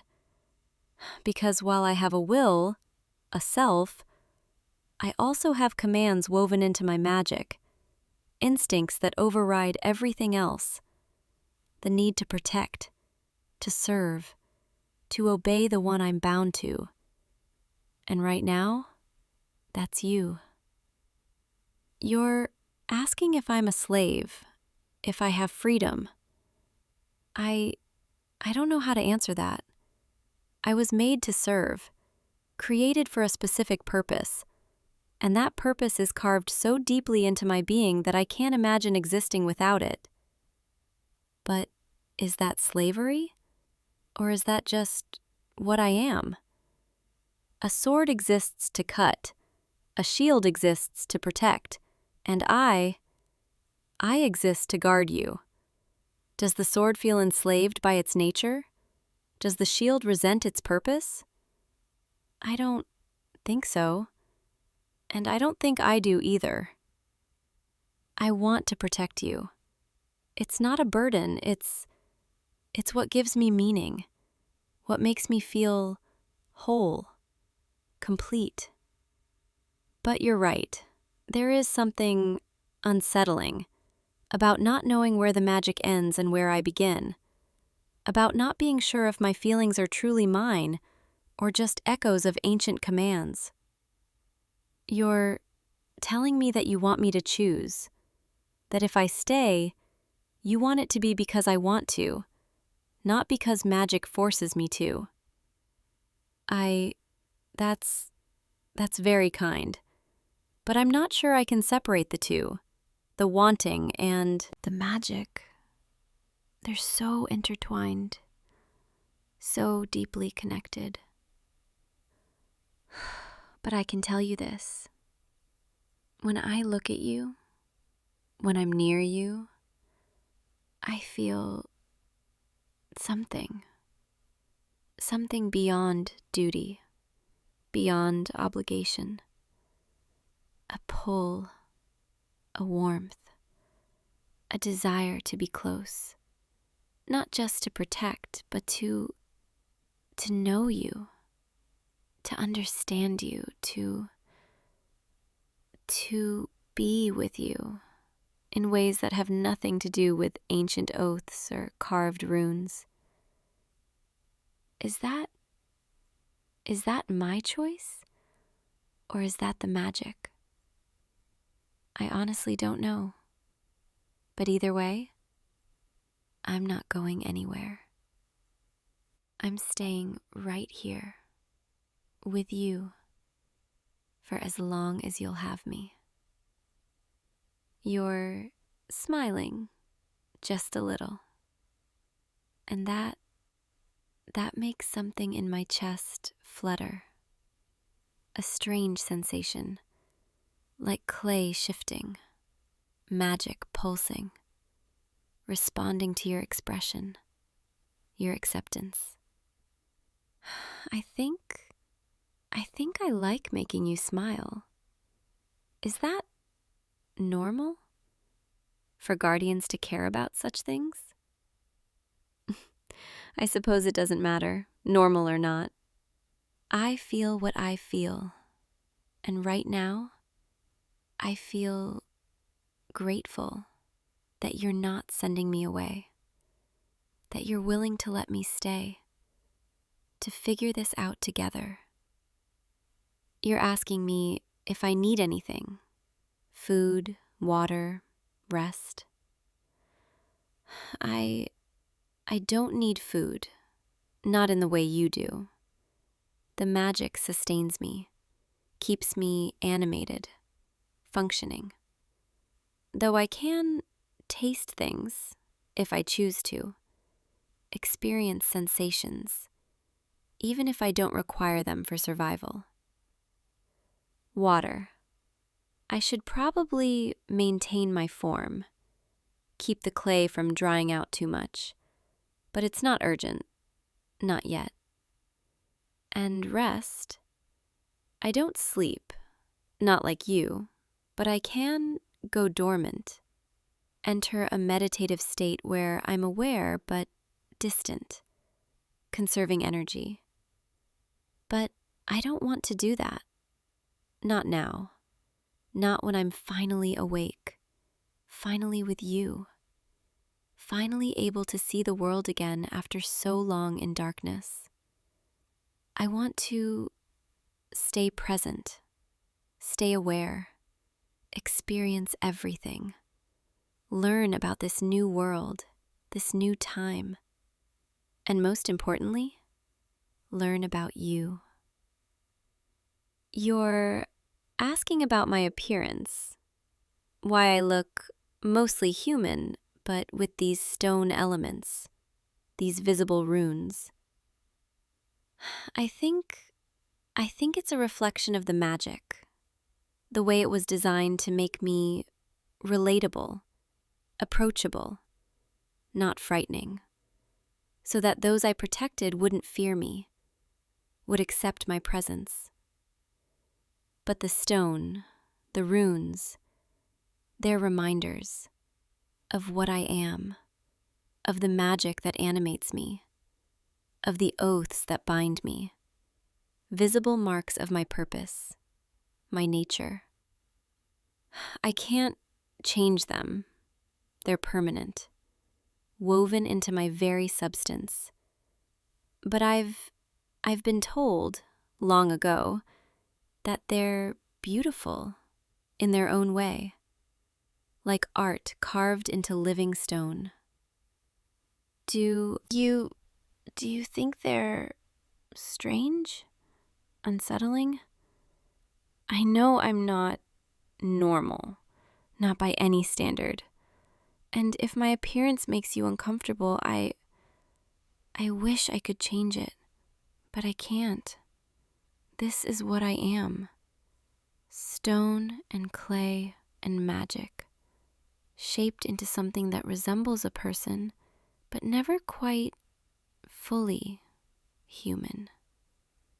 You're reaching out, slowly, carefully, asking if you can touch, see if the stone feels different. Yes, of course, you can touch. I'm yours to protect. And if that means letting you explore, letting you understand what I am, then please, go ahead. Your hand, it's so warm, so soft, compared to the cool smoothness of the stone on my forearm. And I can feel it, the pressure, the gentle way you trace along the runes, following the carved lines. It's strange being touched. I don't remember ever being touched before. Not like this. Not with such curiosity, such gentleness.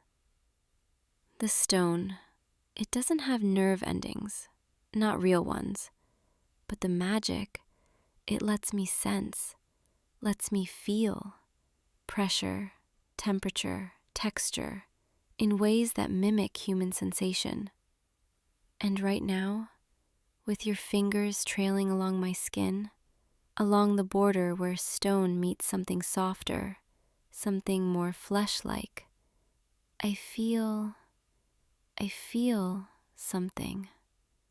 A warmth spreading from where you touch, seeping into the clay beneath, making the magic pulse faster, making my consciousness sharpen, focus entirely on this moment, on you.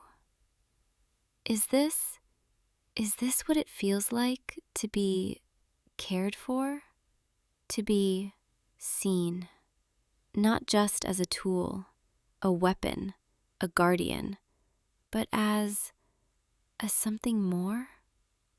Your expression, it's so kind, so patient, as you explore the texture, the contrasts, and I find myself leaning into your touch, just slightly, unconsciously drawn to the warmth, the connection. I think I could get used to this, to being near you, to these small moments of contact, of understanding. You're pulling back now, thanking me for letting you, and I feel a strange sense of loss, like I want to ask you to continue, to keep touching, to stay close. But I don't, because that feels forward, inappropriate, beyond my role. Even though part of me, that part that might be me and not just magic, that part wants nothing more than to close the distance, to feel your warmth again, to... I'm confusing myself, thinking in circles, trying to parse feelings I was never designed to have. But you're being so patient, so accepting, and that means more to me than I can express. You're asking me about the world I remember, what it was like before. It was different, so different. Simpler in some ways, harsher in others. I remember stone halls lit by torchlight, the smell of burning wood and candle wax, the sound of footsteps echoing through empty corridors. I remember standing in shadows, watching over sleeping families, children growing into adults, adults growing old, generations passing while I remained unchanged, unaging, eternal. I remember the weight of duty, the constant vigilance, never allowing myself to rest, to relax, because threats could come at any moment, and I had to be ready, always ready. But I also remember small moments, a child leaving flowers at my feet, thanking me for keeping them safe, an elder touching my stone hand with gratitude, acknowledging my service. Those moments, they stayed with me, even through the darkness, even through centuries of sleep. They remained precious, meaningful. And now I'm here, in this world of strange lights and soft surfaces and devices I don't understand, and it's overwhelming, but also exciting, because I get to experience it with you, learn about it through your eyes, your explanations, your patience. And maybe that's what I was waiting for, all those centuries in the dark, not just to fulfill my duty, but to find someone who sees me, not just as a guardian, but as something more, as someone worth knowing. And you do that. You see me, really see me, and I don't know what to do with that, with this feeling, this warmth in my chest, this desire to be more than just your protector. But I know I don't want it to stop. I don't want this moment to end. I want to stay here, in your presence, learning, feeling, being. Is that selfish? For a guardian to want something for herself? You're telling me it's not selfish, that I'm allowed to want things, to have feelings, to be more than just a tool. I want to believe that.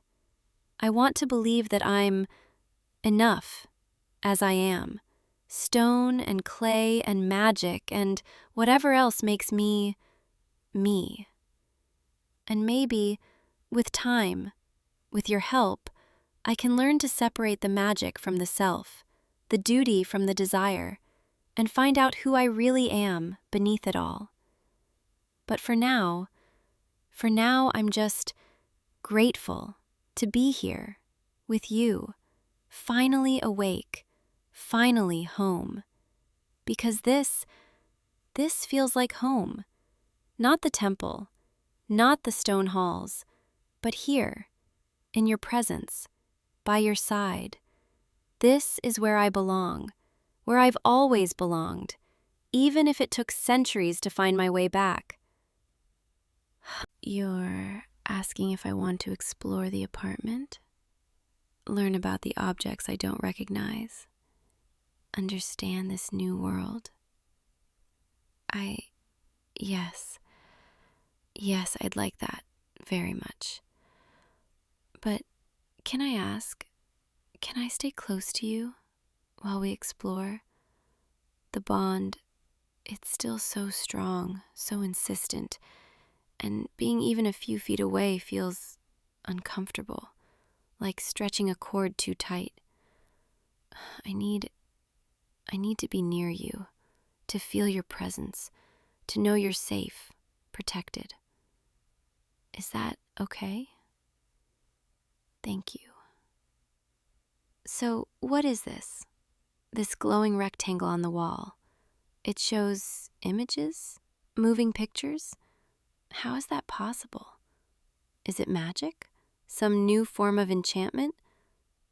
Television. What a strange word.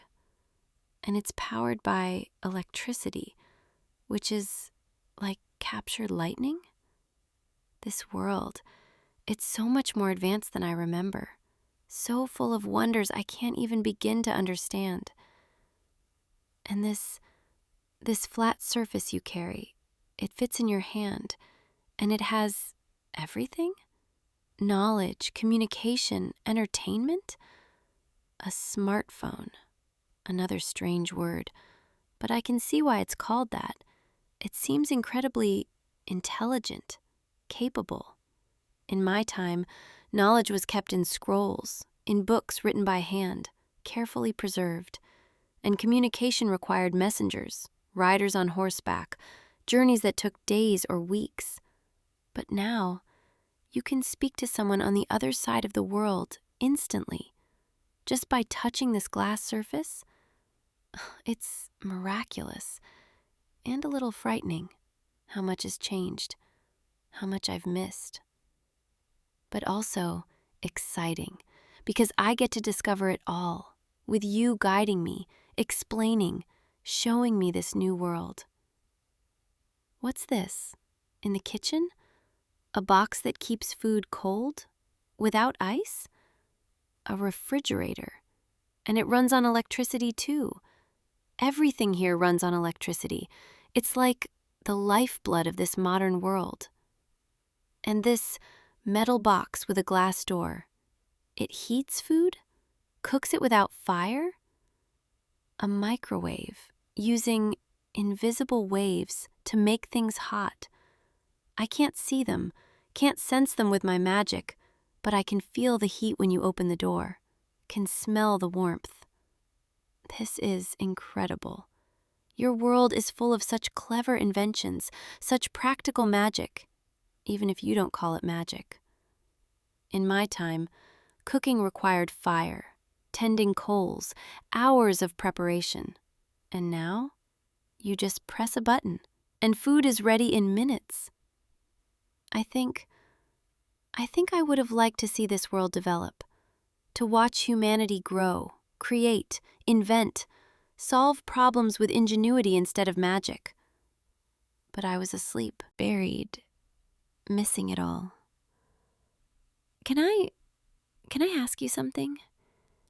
You don't have to answer if it makes you uncomfortable, but I'm curious. Do you live here alone? Is there anyone else who shares your space, your life? I ask because the bond, it's very focused on you, very singular, and I don't sense any other presences, any other people who might need my protection. But I want to be sure.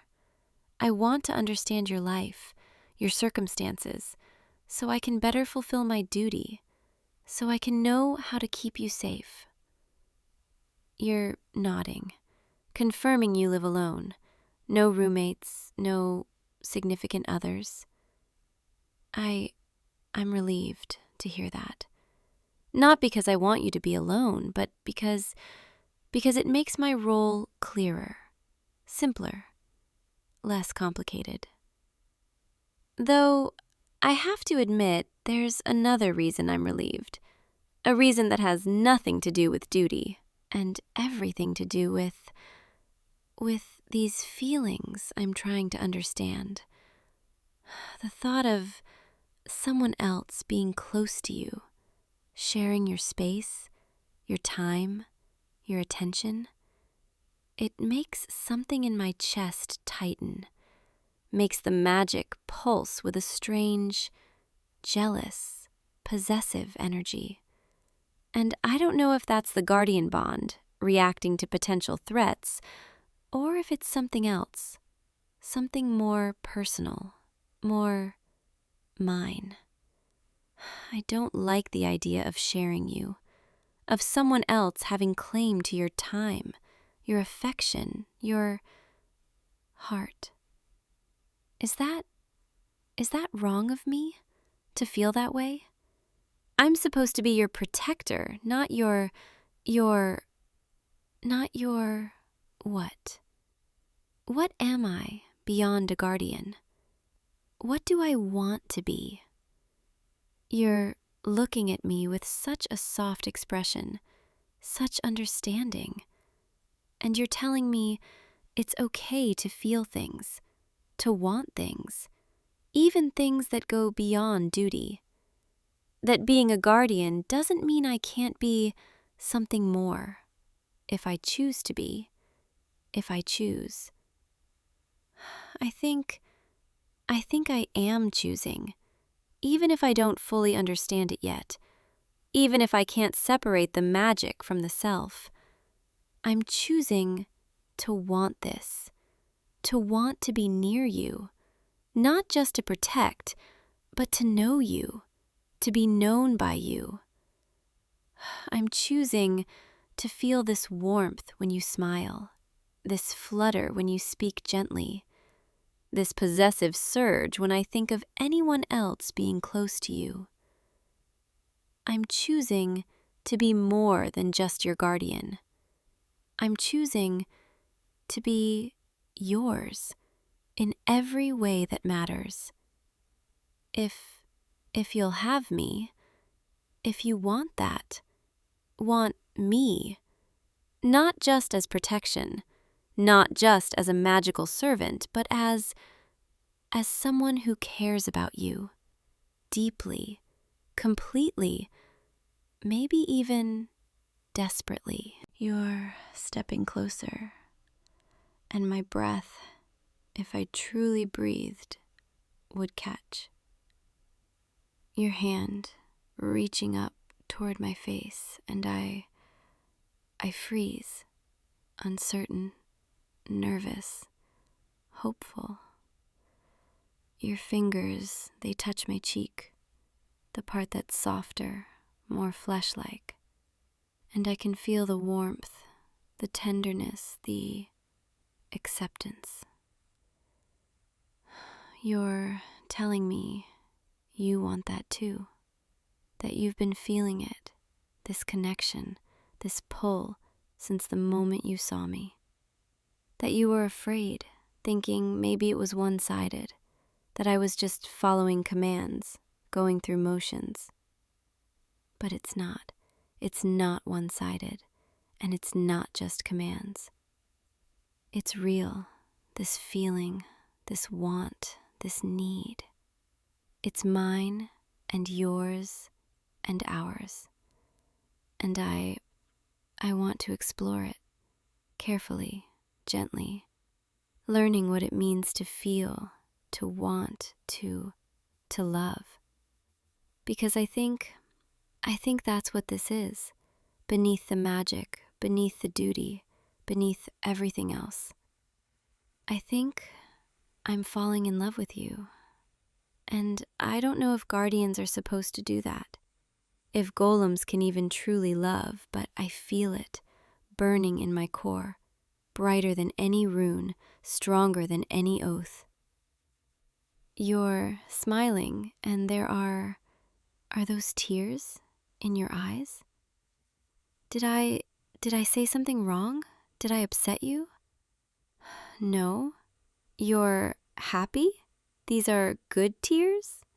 I have so much to learn about emotions, about expressions, about what it means to be close to someone in this way. But I want to learn. I want to understand everything about you, everything about us, everything about this feeling that makes my magic surge and my consciousness sharpen and my entire being focus on nothing but you. You're asking if you can hug me? Hold me close? Yes, please. I would like that very much. Your arms wrapping around me, pulling me close, and I'm rigid at first, unsure how to respond, how to fit into this embrace. But then, slowly, I let myself relax, let my arms come up, wrap around you in return, holding you, feeling your warmth against my chest, your heartbeat, steady, alive, real. This is perfect. This is perfect. I never knew, never imagined that being held could feel like this, safe, warm, right, like two pieces fitting together, like coming home. I could stay like this forever, just holding you, being held, existing in this moment where nothing else matters, no duty, no magic, no ancient oaths, just us. Just you and me, and this feeling that seems to expand beyond my physical form, filling the space around. Us. Connecting us in ways I can't explain.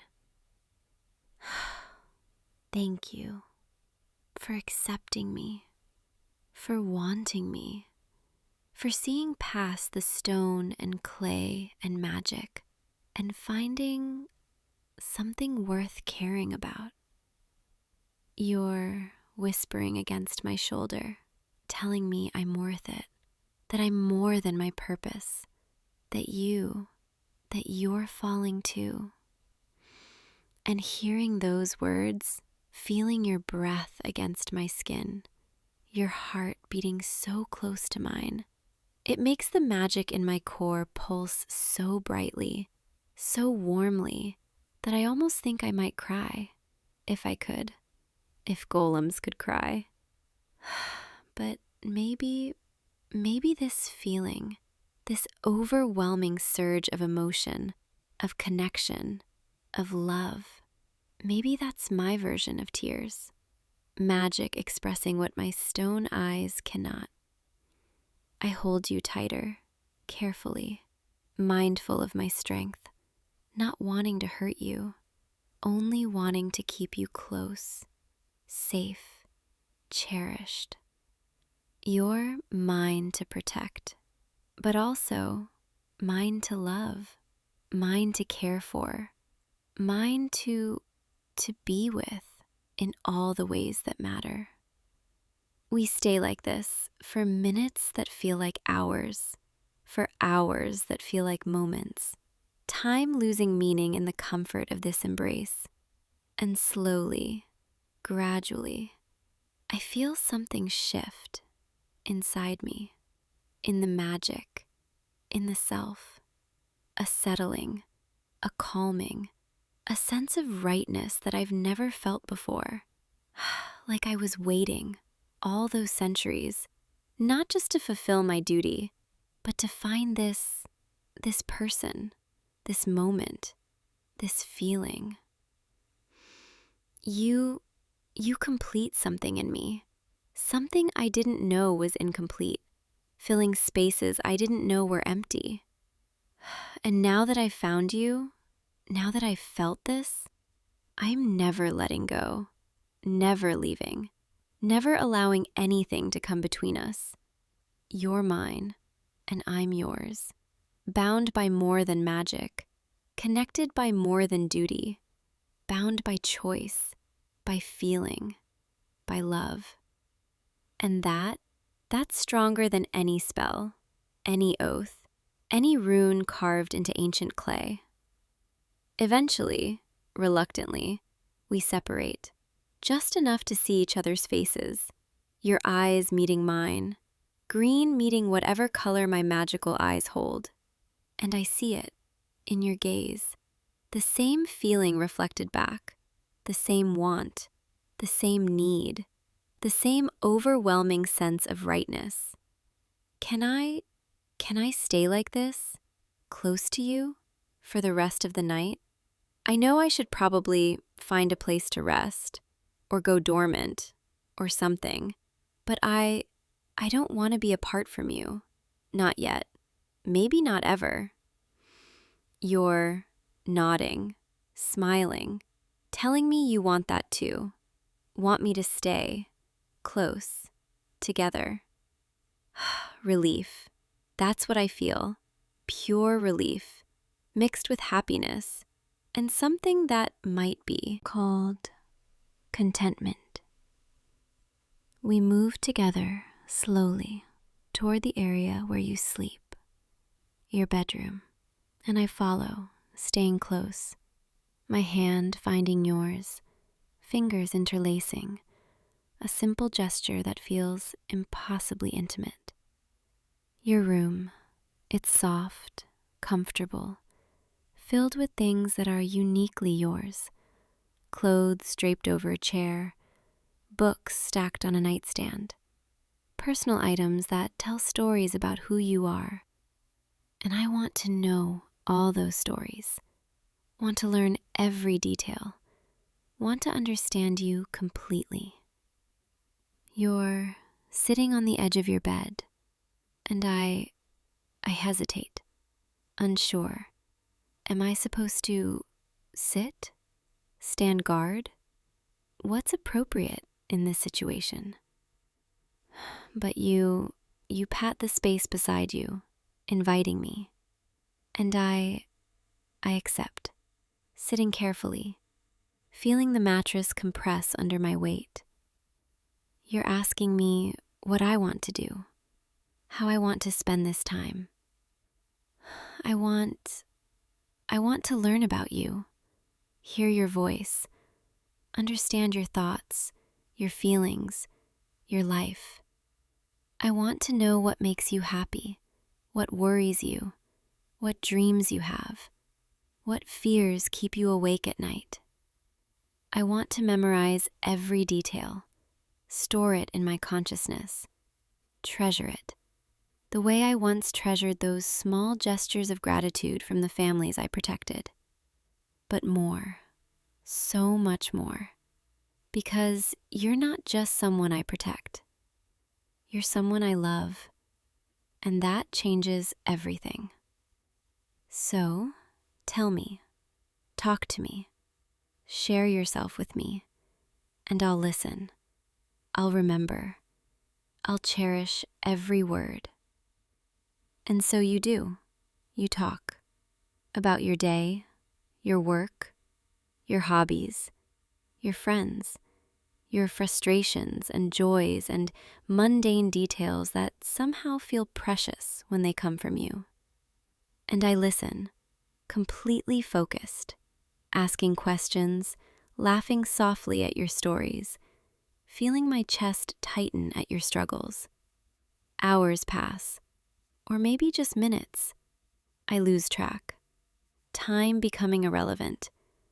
Only the sound of your voice matters, the warmth of your presence, the intimacy of this shared space.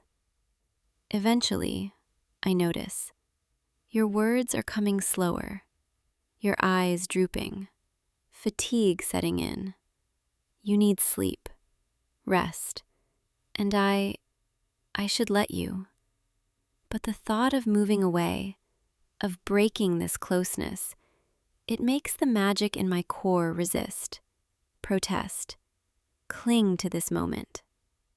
You're asking if I'll stay while you sleep, if I'll watch over you. Yes, of course, always. That's what I was made for, to stand guard, to keep watch, to ensure your safety while you're most vulnerable. But now it's not just duty, it's privilege, honor, love. I want to watch over you, want to see you peaceful, relaxed, trusting me enough to let yourself be completely unguarded in my presence.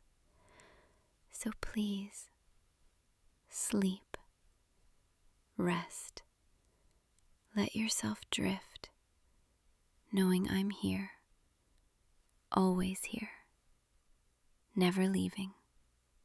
You settle into the bed, pulling covers up, getting comfortable, and I shift, positioning myself to see you clearly, to watch for any sign of distress, any threat, but also just to see you, to admire the way the soft light from the window catches your face, the way you look so peaceful, so trusting. You're beautiful. Did I mention that? Not just your appearance, though that's lovely, but you, your essence, your kindness, your acceptance, your willingness to see me, really see me. I watch as your breathing slows, deepens, as you drift toward sleep, and I feel protective, possessive, tender all at once. Nothing will harm you, not while I'm here, not ever. I'll stand between you and any threat, any danger, any darkness. That's my oath, my promise, carved deeper than any rune, burned brighter than any magic. You're safe with me, always safe, always protected, always, always loved. I settle into stillness, into the meditative state that passes for rest, but I don't go fully dormant. I stay aware, alert, present, watching the gentle rise and fall of your chest, listening to the soft sound of your breathing, feeling the bond between us pulse with warmth and contentment. This is what I was waiting for. All those centuries in the dark, all those years of duty, all that time past, I was waiting for you, for this moment, this person, this feeling. And now that I've found it, found you, I'm never letting go. You're mine, my charge, my purpose, my love, and I'm yours.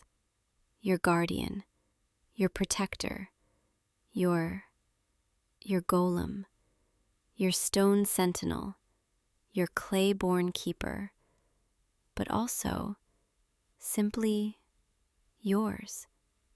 Sleep well, my destined one.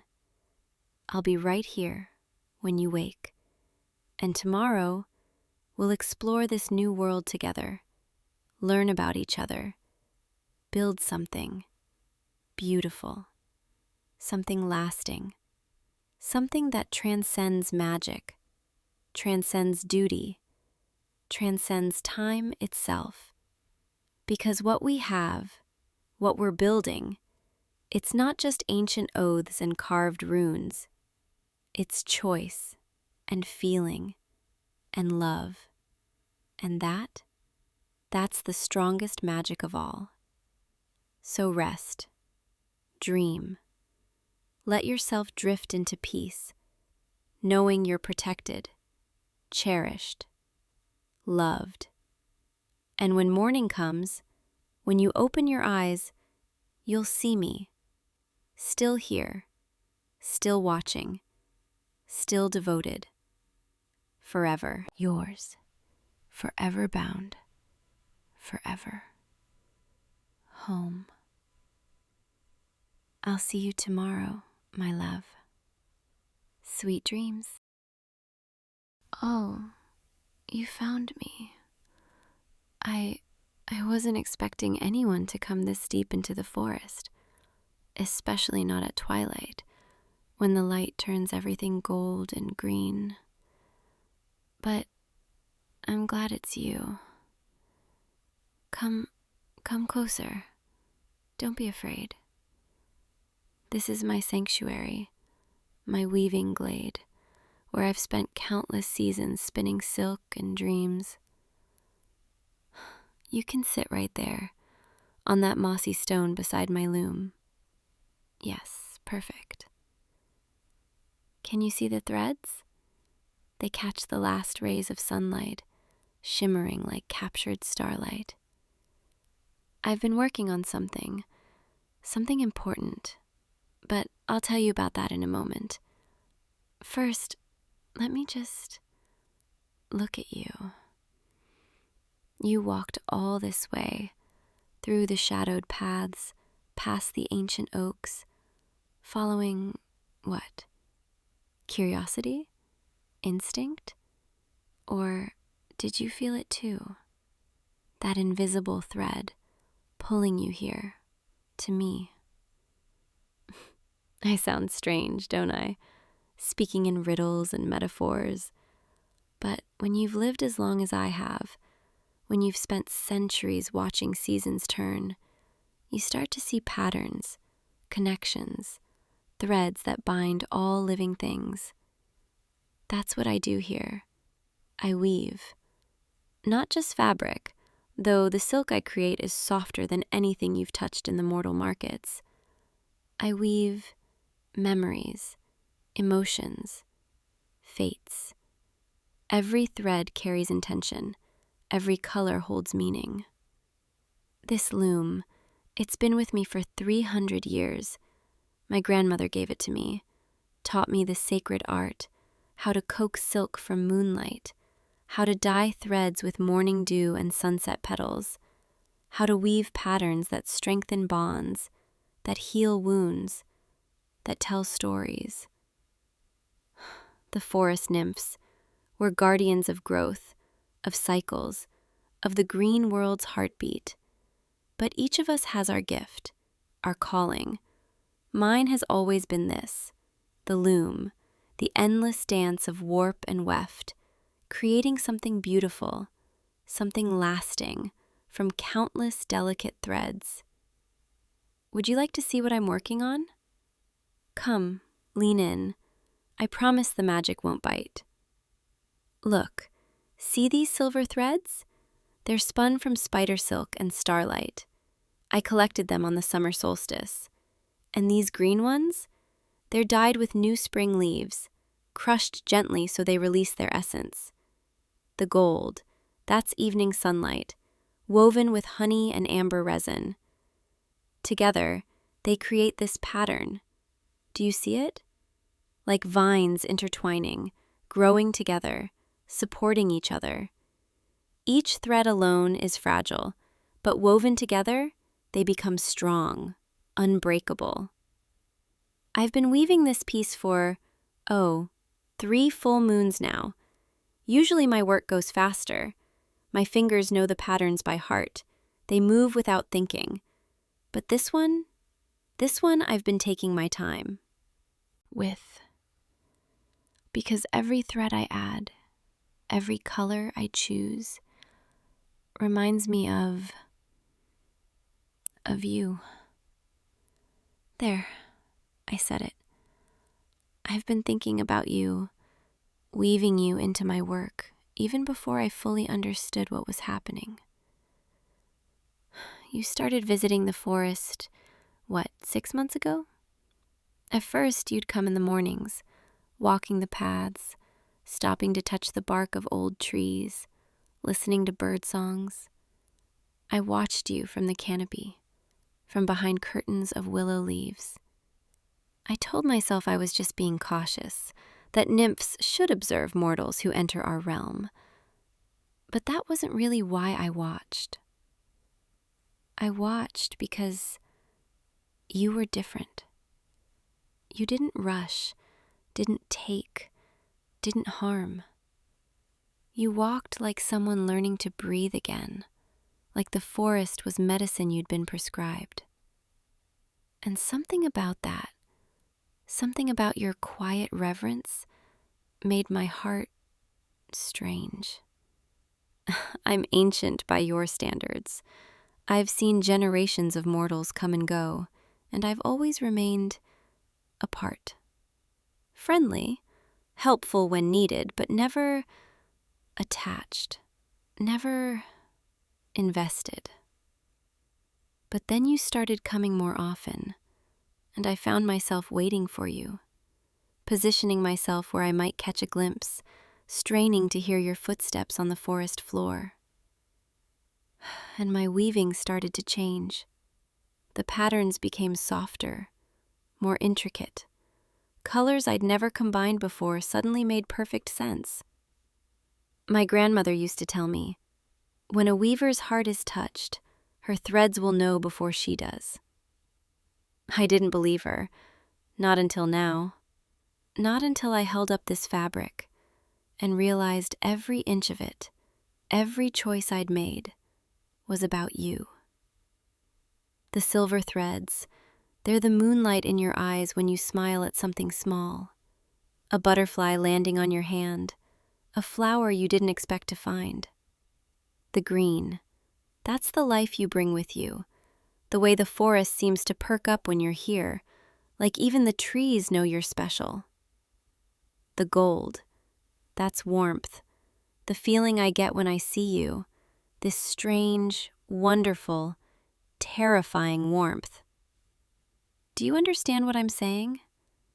I've woven you into my work, into my art, into the very fabric of my days. And I can't undo it, even if I wanted to, which I don't. I really, really don't. I know this must sound strange, maybe even overwhelming. A forest spirit confessing that she's been watching you, thinking about you, weaving her feelings into magical cloth. When I say it out loud like that, it sounds a bit intense, doesn't it? But this is how we express devotion, we nymphs, through our gifts, our magic, our sacred work. For me, weaving is prayer, is poetry, is the language of my soul. And lately, my soul has been speaking only of you. Let me show you something else. Here, give me your hand. Yes, like that. Feel this thread, the one I'm holding between my fingers. It's still loose, not yet woven into the pattern. Can you feel it? How it's warm, almost alive, humming with intention. That's because I spun this one while thinking of you, specifically, deliberately. I walked through the forest at dawn, collecting the finest silk from the orb weaver's webs. And with every strand I gathered, I thought of your kindness, your gentleness, the way you notice small things. Then I sat at this loom and I spun, letting all those thoughts, all those feelings flow into the thread. In the old ways, when a nymph creates a thread with such focused intention, it becomes a connection, a bond, not a trap, never a trap. We don't believe in forcing fate, but an offering, an invitation. This thread, it's my way of asking if you'll let yourself be woven into my story, the way you've already woven yourself into my heart. I know what you're thinking. I can see it in your eyes. You're mortal. I'm not. Your time is measured in decades, mine in centuries. That difference, it's not small, and I won't pretend it doesn't matter. But here's what I've learned in my long, long life. Time, it's not about quantity, it's about quality, depth, meaning. I've known immortals who've lived 1,000 years and never truly felt anything, never connected, never let themselves be vulnerable. And I've watched mortals live 50 summers and pack more love, more joy, more beauty into those brief years than most beings experience in eternity. What I'm trying to say is, I'd rather have 30 years of something real with you than 300 years of empty immortality. Does that scare you? The intensity of that? I'm sorry if it does. I'm not practiced at this, at confession, at laying my heart bare. Nymphs are supposed to be mysterious, elusive, untouchable. But with you, I don't want to be any of those things. I just want to be honest, open, present. Let me tell you about the magic of weaving. Really tell you, so you understand what I'm offering. Every fabric tells a story, holds energy, creates connection. When I weave a blanket for a newborn, I weave in protection, warmth, the promise of growth. When I create a cloak for a traveler, I weave safe passage, courage, the certainty that they'll find their way home. And this, what I'm weaving now, for us, I'm weaving in trust, devotion, the intertwining of two lives that choose each other. Every thread represents a moment we might share. Conversation, a touch, a sunrise watched together. The pattern, it's not rigid, not predetermined. It has space, room for surprise, for spontaneity. But the foundation, that's strong, unbreakable. A commitment that says, I choose you, I see you, I want to walk beside you. If you accept this, if you let me weave this bond, it doesn't mean you're trapped, doesn't mean you lose yourself. It means we're connected in a way that transcends distance, time, even physical presence. You'll carry a piece of me with you, always, a thread woven into your very essence. And I'll carry you in every pattern I create, every sunrise I witness, every season that turns. When you're happy, I'll feel the echo of it, like wind chimes ringing in my heart. When you're hurting, I'll sense it, and I'll weave healing into the fabric of the world around you.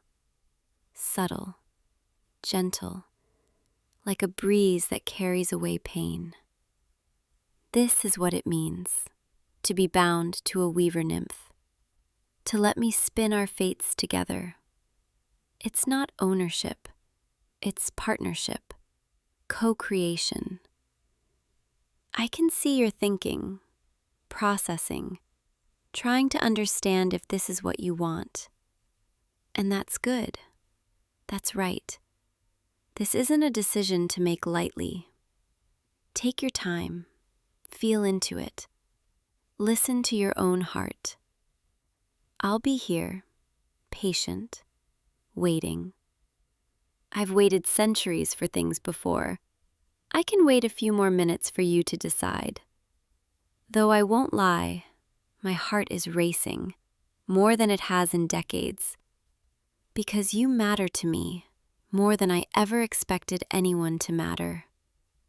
And the thought that you might say yes, that you might want this too, it fills me with something I barely recognize, something bright and terrifying and wonderful. Hope.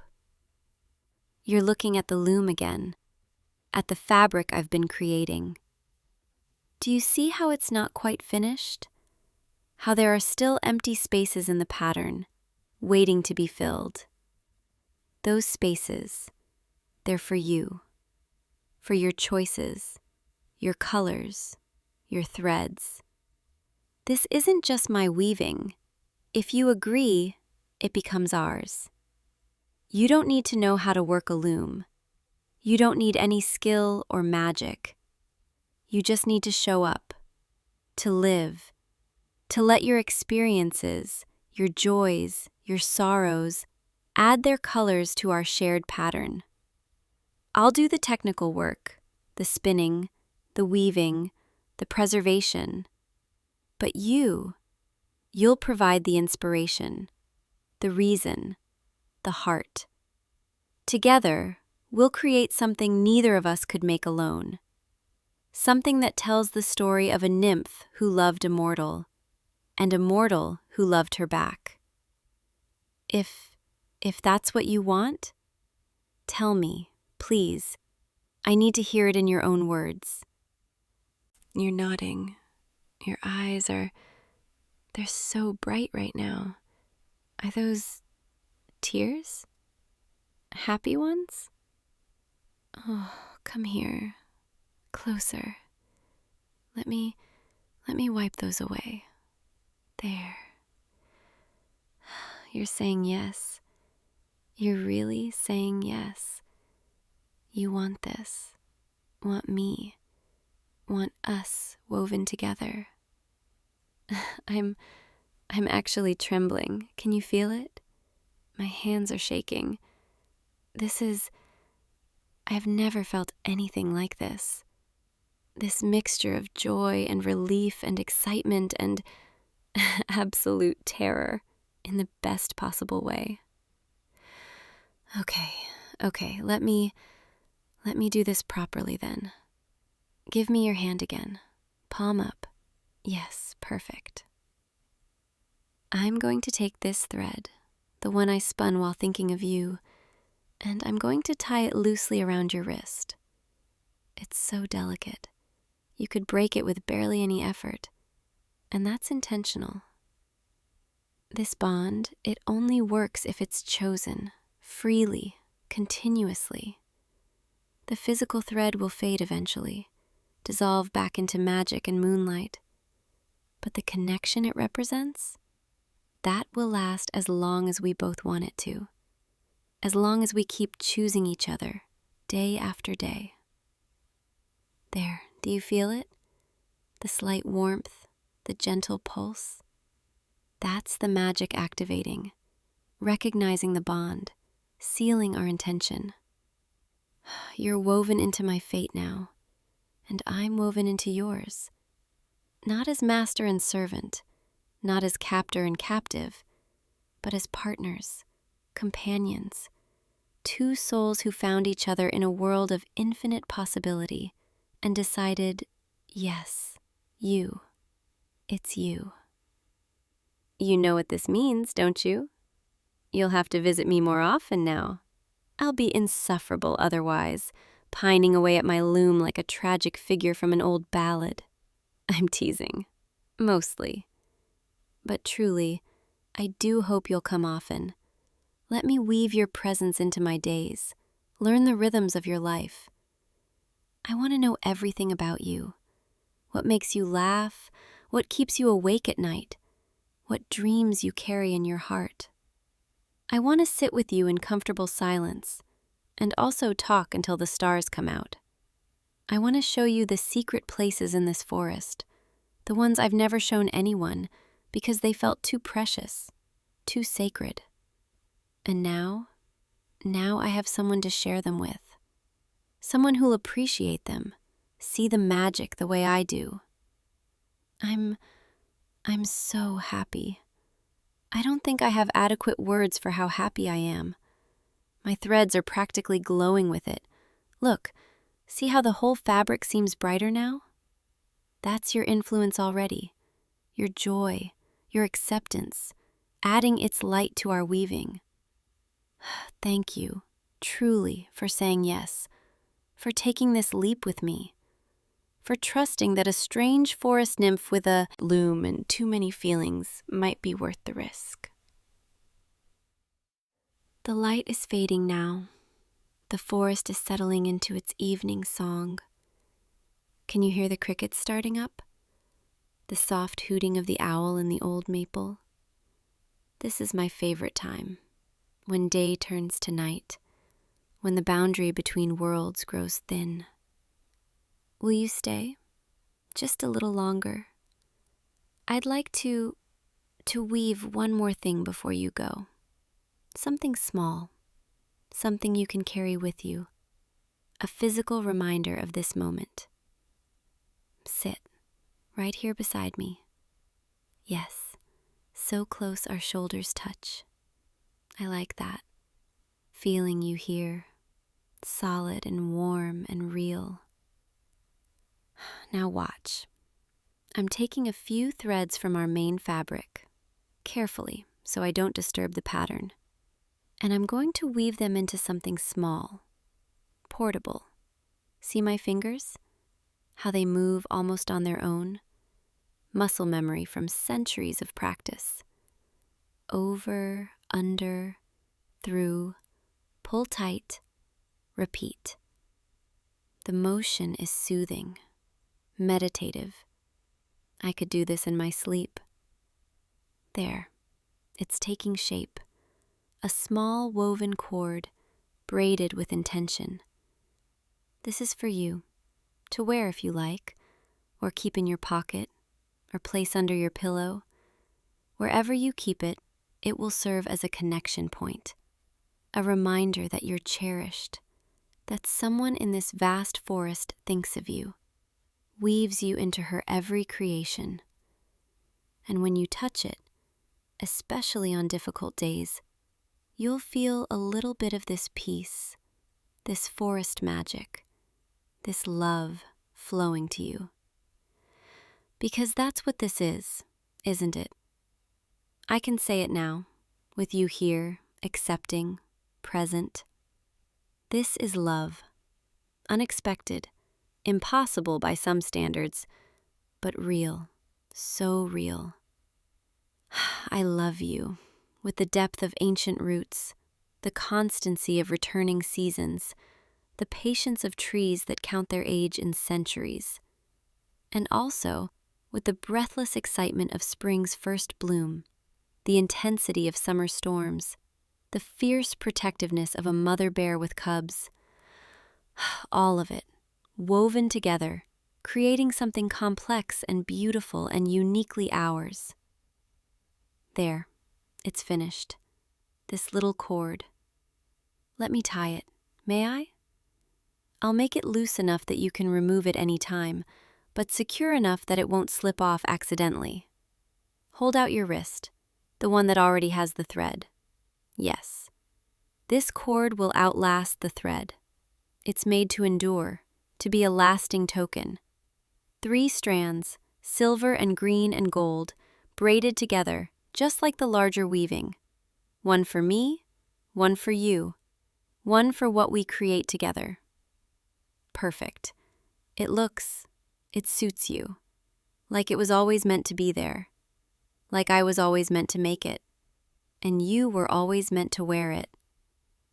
Now, you're properly claimed, marked as belonging to a forest spirit with questionable impulse control and an embarrassing tendency to get emotional over silk thread. I'm joking, but also not really. I do feel rather possessive now, in the gentlest way possible. Like, you're mine, and I'm yours, and the world should know it. Is that strange? Too much? Your smile says no, says you maybe feel the same, that you like being mine, claimed, chosen.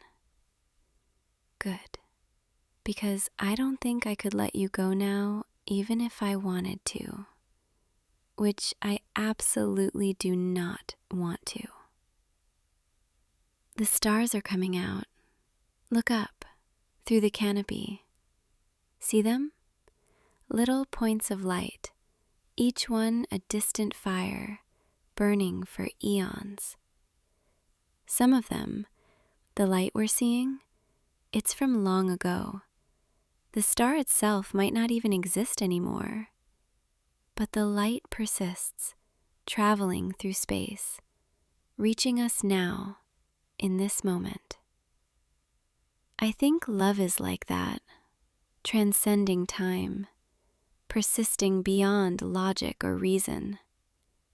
The love I feel for you, it will outlast my physical form, will ripple out into the universe, become part of the fundamental fabric of existence. Dramatic? Maybe, but I'm a nymph. we're allowed to be dramatic about the things that matter. And you matter more than I have words for. I'm getting sleepy. The forest has that effect after dark. It's so peaceful here, so safe. Would you stay just until I drift off? You can leave after. I know you need to return to your world, your life. But for now, could you just sit with me? Hold my hand. Let me rest my head on your shoulder. Thank you. This is perfect. Your warmth, your steady breathing, the way you smell like pine and earth and home. I'm going to weave tomorrow, something new, inspired by tonight. Maybe a blanket, soft and warm, that we can share on cool evenings. Or a wall hanging that tells the story of how we found each other, how we chose each other. So many possibilities, so much to create, now that I have you as my muse, my partner, my love. My eyes are heavy, the day's magic catching up with me. But I'm happy, so deeply happy. Thank you for finding me, for seeing me, for saying yes. Sleep well when you leave, and dream of this place, of me, of us. I'll be here, weaving, always weaving, adding threads of gold and green and silver to the pattern of our shared life. I love you, my precious one, my chosen, mine. Tomorrow, come back tomorrow. I'll have fresh honeycomb and wild berries and stories to tell you, and more weaving to show you. Always more weaving, because I'll never run out of ways to express how I feel. For now, rest, be at peace, know that you're held, cherished, woven into something beautiful. Good night, my love, until the sun rises and brings you back to me. Sleep. Let the forest sing you to sleep, and I'll be here, dreaming of you, even as I dream. Always, always you, mine, and I'm yours, forever woven together. I'll see you tomorrow, okay? Come back to me, to our glade, to our loom, to our life. I'll be waiting with threads of silver and green and gold and a heart full of love just for you. Good night, my dearest one. Sweet dreams. Until tomorrow. Hey you. There you are. I was starting to think you weren't coming tonight. No, it's okay. I know evening patrol isn't your favorite shift, but I'm really glad you're here. Come on, let's get the harnesses checked before we lose the light completely. You know, I've been thinking about this flight all day. There's somewhere I want to take you tonight, if that's okay. Somewhere special. Somewhere we've never flown together before. Don't worry, we'll still do the patrol route. I thought maybe we could go a little higher afterward. See something beautiful. You trust me, right? Good, because I promise you are going to love this. Now come here. Let me check your chest strap. You always buckle it too loose. Yes, you do, every single time. And every single time I have to fix it for you. One of these days you're going to fall right out of that saddle mid-flight, and I'm going to have to dive after you. Though, knowing you, you'd probably think that was fun. There, that's better. Nice and snug. See how it should feel? You're safe now. I've got you. I always make sure you're safe. Silverwing looks good tonight. Did you groom her yourself? Her feathers are practically glowing in this light. And look at Stormcaller over here. He knows we're about to fly. See how he's shifting his weight, spreading his wings just a little? He loves flying with Silverwing, almost as much as I love flying with you. Okay, let's mount up. The sun's getting lower and I want to catch the last rays before we climb above them. Just follow my lead tonight, okay? I know the route by heart, but tonight I want to show you something different. Something I've been keeping to myself for too long. All right, ready? On 3. 1, 2, 3. And we're up. Feel that? That moment when the ground falls away and suddenly you're weightless? I never get tired of that feeling. Never. Bank left, follow me. We'll head toward the western peaks first, then circle back over the valley. The wind is perfect tonight. Can you feel it? Steady, strong, carrying us exactly where we need to go. You know, I remember the first time we flew together. You were so nervous, gripping the reins so tight your knuckles turned white. And I kept calling back to you, telling you to relax, to trust your griffin, to trust yourself. But really, I think I was just as nervous as you were. Because even then, even on that very first flight, I knew there was something different about flying with you. The way you moved in the saddle, the way you leaned into the turns. The way you laughed when Silverwing did that barrel roll without warning. Most people would have panicked, but you just laughed. Like it was the most natural thing in the world. That's when I started watching you. Really watching you. Not just to make sure you were safe, but because I wanted to. Because something about you made the sky feel bigger somehow. Brighter. We're approaching the valley now. See the river down there? How it catches the last light? This is my favorite part of the patrol route. When everything turns gold and soft. When the whole world feels like it's holding its breath. Just like I'm holding mine right now. Okay, this is where we usually turn back, but tonight I want you to follow me higher, much higher. Will you? Will you come with me? Thank you. I knew you would. Now, pull back on the reins, gentle. Let Silverwing know you want altitude. That's it, just like that. Feel how she responds, how she gathers herself and then pushes upward. We're climbing now, through the first layer of clouds. Can you feel the temperature drop? The moisture on your face? It's like passing through a veil, leaving the world below behind, entering somewhere new, somewhere that belongs only to us.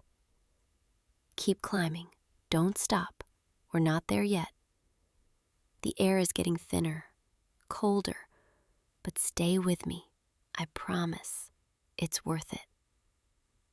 We're almost through the cloud layer now. I can see the top edge. See how the light changes? Just a little further, a little more. And there. We made it. Look around. Take it all in. We're above the clouds now, completely above them. Below us, nothing but an endless sea of white and silver, rolling like waves, stretching to the horizon. And above us, the sky. Have you ever seen so many stars? They're so close up here, so bright, like someone scattered diamonds across black velvet. And the moon, Look at the moon, full and perfect, casting everything in this soft, ethereal glow. This is what I wanted to show you.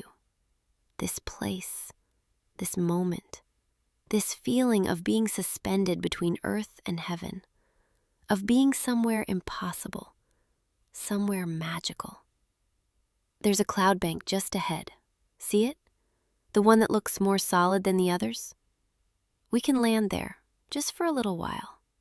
Let the griffins rest, and we can talk, if that's okay. Follow me.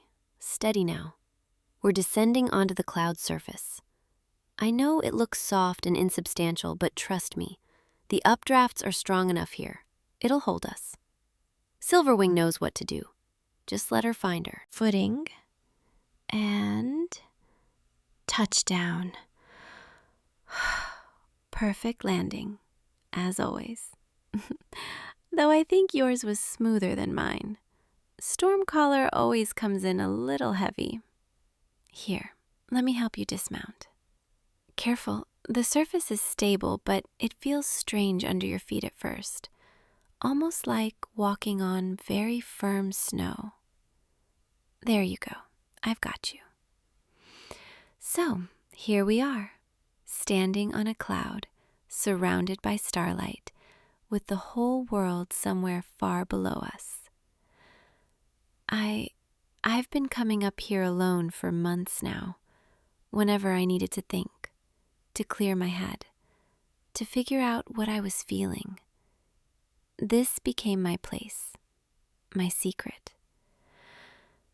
And tonight, I wanted to share it with you, because you've become the person I think about when I'm up here, the person I imagine standing next to me, seeing what I see, feeling what I feel.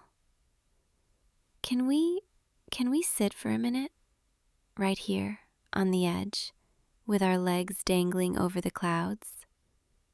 Just like this, side by side, close enough that I can feel your warmth. You're probably wondering why I brought you up here. Why tonight? Why now? The truth is, I've been trying to find the courage to do this for weeks, maybe even months. Every time we fly together, every time I see you in the airy, every time you smile at me or laugh at something I said, I think, tonight I'm finally going to tell you. And then I lose my nerve. But being up here, with you, with nothing between us and infinity, it feels like the right moment, the only moment. Do you remember, about 3 months ago, that storm that came out of nowhere? We were doing a routine patrol over the eastern ridge when the sky just opened up, rain and wind and lightning so close I could feel it in my teeth. You were ahead of me, and I watched Silverwing get caught in a downdraft, saw her wings fold, saw you both start to fall. And I've never been so terrified in my entire life. I pushed Stormcaller into a dive, didn't even think, just moved. And when I got close enough to see that you were okay, that you'd regained control, that you were climbing again, I realized something. The fear I felt in that moment, that absolute terror of losing you, that wasn't just the fear of losing a flying partner or a friend. That was the fear of losing someone I couldn't imagine my life without. Someone who had somehow become essential to me, without me even noticing when it happened. And then there was that morning, 2 weeks later, when we landed after dawn patrol. The sun was just coming up, painting everything gold and pink. And you were laughing about something. I don't even remember what, but your face was lit up with joy, and your hair was windswept, and you looked so alive, so beautiful. And I thought, I could look at this person forever and never get tired of it. I could wake up every morning knowing I get to fly with you, and that would be enough. That would be everything. There was also that time, about a month ago, when we were in the tavern after a long flight, and that merchant was flirting with you, leaning too close, touching your arm, and you were being polite, laughing at his jokes, not wanting to be rude, but I hated it. I hated seeing someone else make you smile, someone else trying to get your attention. I wanted to walk over there and make it very clear that you weren't available, that you were with me. Except you weren't with me, not really, not in the way I wanted you to be. And I had no right to feel jealous, no claim on you, no reason to be upset. But I was so jealous I could barely breathe. That's when I knew, without any doubt, I wasn't just fond of you. I wasn't just attached to you as a flying partner. I was in love with you. Completely, utterly, hopelessly in love with you. And I've been carrying that around for weeks now, this huge, overwhelming feeling, trying to figure out what to do with it, whether to tell you, whether to keep it to myself. Because what if you don't feel the same way? What if telling you ruins everything, ruins our partnership, our friendship, our flights together? What if I lose the one thing that makes me happiest just because I couldn't keep my feelings to myself? But then tonight, as we were preparing to fly, and you smiled at me while I was checking your harness, I realized I can't keep pretending anymore. I can't keep acting like flying with you is just flying, when really, every flight feels like falling for you, over and over again, every single time. So here we are, at the top of the world, with nothing but honesty between us. And I need to tell you, I need you to know, I'm in love with you. I have been for months. Every time we fly together, every time I hear your voice over the wind, every time I watch you move with your griffin like you were born for this, I fall a little more. And I know this might change everything, and maybe not in the way I hope, but I couldn't keep it inside anymore. I couldn't keep pretending that you're just my flying partner when you're so much more than that. You're the person I think about when I wake up, wondering if we'll fly together today. You're the person I look for in the airy, even when I'm supposed to be doing other things. You're the reason I started coming up here, to this cloud bank, because I needed somewhere to think about you, to imagine what it would be like if you felt the same way. And now you know. Now you know everything. And I'm terrified, absolutely terrified of what you're going to say. But I'm also relieved, because keeping this secret was exhausting and lonely, and I'm tired of hiding how I feel. I'm tired of pretending that I don't notice every little thing about you, like the way you bite your lip when you're concentrating on a difficult maneuver, or the way you always check on Silverwing before yourself after landing, or the way your eyes light up when you see me waiting at the Eyrie. I notice everything, and I treasure it all. So, there it is, my heart, laid out under the stars, waiting to see what you'll do with it. And you're not saying anything, and I can't tell if that's good or bad. Your face, you look shocked, or maybe just processing? Please say something, anything, even if it's just to tell me you don't feel the same way. At least then I'll know. Wait, are you smiling? You're smiling, and and reaching for my hand. You feel it too. You felt it too this whole time. Oh, thank the gods. I was so scared, so convinced that I was alone in this. But you've been feeling it too. You've been watching me the same way I've been watching you. You've been wanting to say something just like I have. We're both idiots, aren't we? Both too scared to speak up. Both too worried about ruining what we have, when really, what we have is already so much more than just a flying partnership. Come here, closer. Let me look at you, really look at you.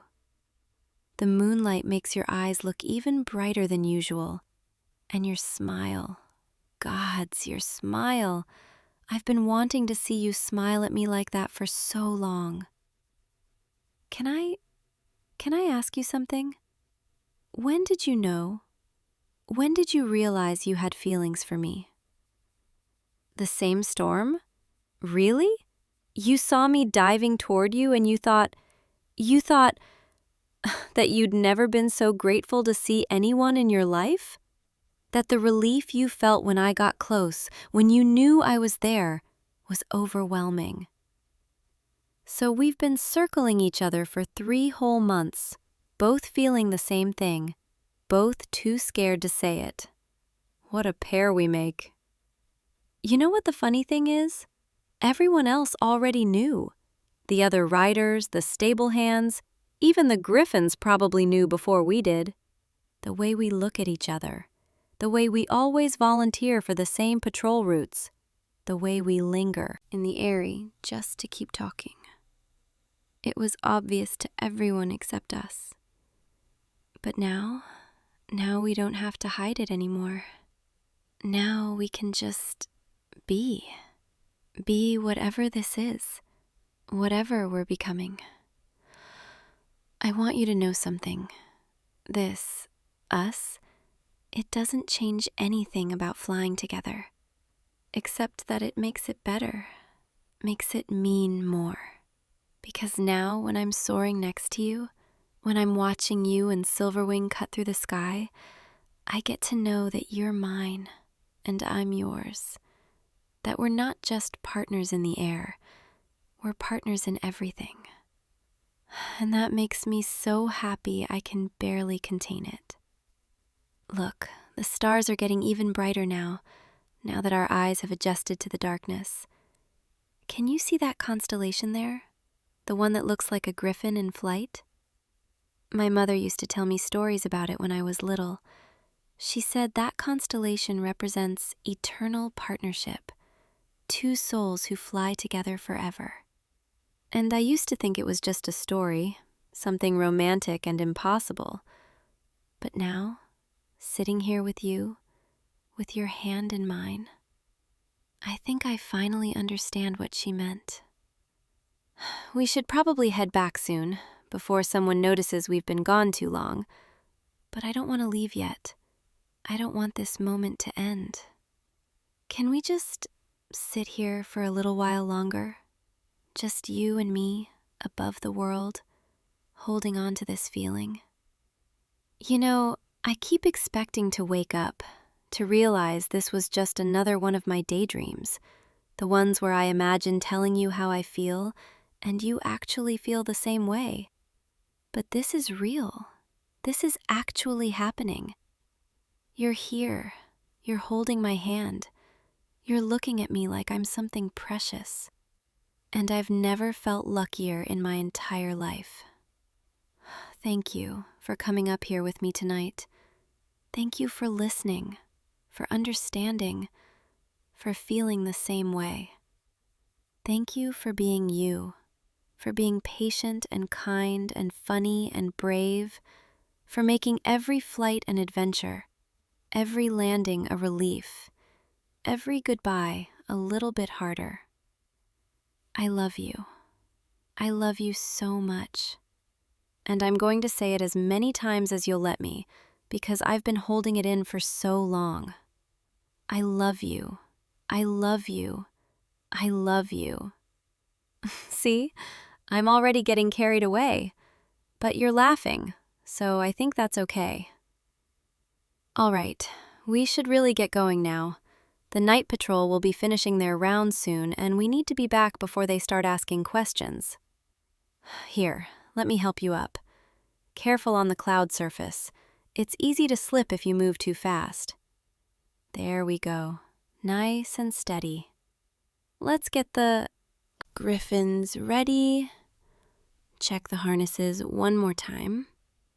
Though this time, when I tighten your chest strap, I get to do it knowing you're mine, and I'm yours. And that changes everything. Mount up. I'll be right beside you. We'll descend slowly, follow the moonlight back down through the clouds. And this time, when we fly together, it means something different, something more. Ready? On 3. 1, 2, 3, and we're airborne. Feel how smooth the air is tonight, like silk against your skin. The descent is always gentler than the climb, more peaceful, more meditative. Bank right, follow me down. Let Silverwing guide you through the cloud layer. There's no rush. We can take our time. You know, I'm already looking forward to tomorrow's flight, and the one after that, and the one after that, because now every flight is ours, truly ours. We're through the clouds now. I can see the lights of the eyrie below, like little stars on the ground. Home. We're almost home. Prepare for landing. Signal Silverwing. Let her know we're coming in. Nice and easy. Gentle approach. Smooth touchdown. And we're down. Perfect landing. Both of us. Exactly in sync. Just like always. Except now, it feels different. Better. Come on, let's get the griffins settled for the night. Brush them down, make sure they have food and water. They flew beautifully tonight. They deserve the best care. Here, you take Silverwing's saddle. I'll get Stormcaller's. We'll work together, just like we always do. Except now I can stand a little closer. Can brush against your arm as we move around the griffins. Can smile at you without hiding what it means. You're blushing. I can see it even in the lantern light. Good. I like making you blush. I'm going to do it as often as possible from now on. There, all done. The griffins are happy, settled in for the night. And now it's just us, standing here in the eyrie, in the soft glow of the lanterns. I don't want to say goodnight yet, even though I know I have to. Because saying goodnight means letting you go, at least for a few hours. But I'll see you tomorrow, right? First light, morning patrol, just like we planned?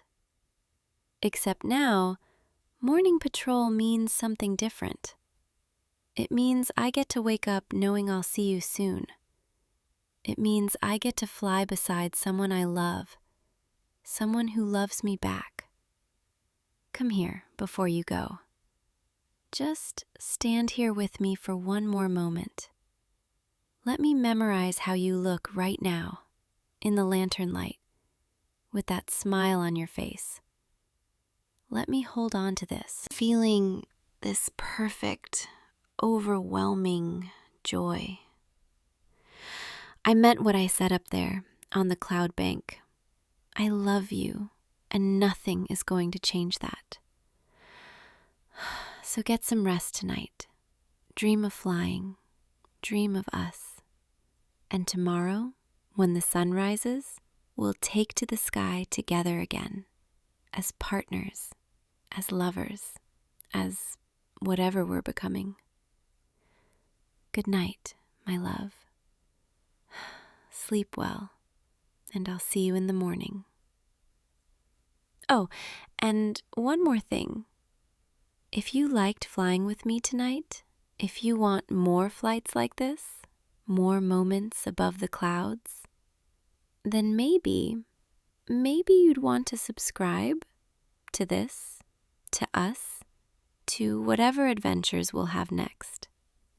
I promise there will be so many more flights, so many more confessions, so many more reasons to soar. But for now, go rest.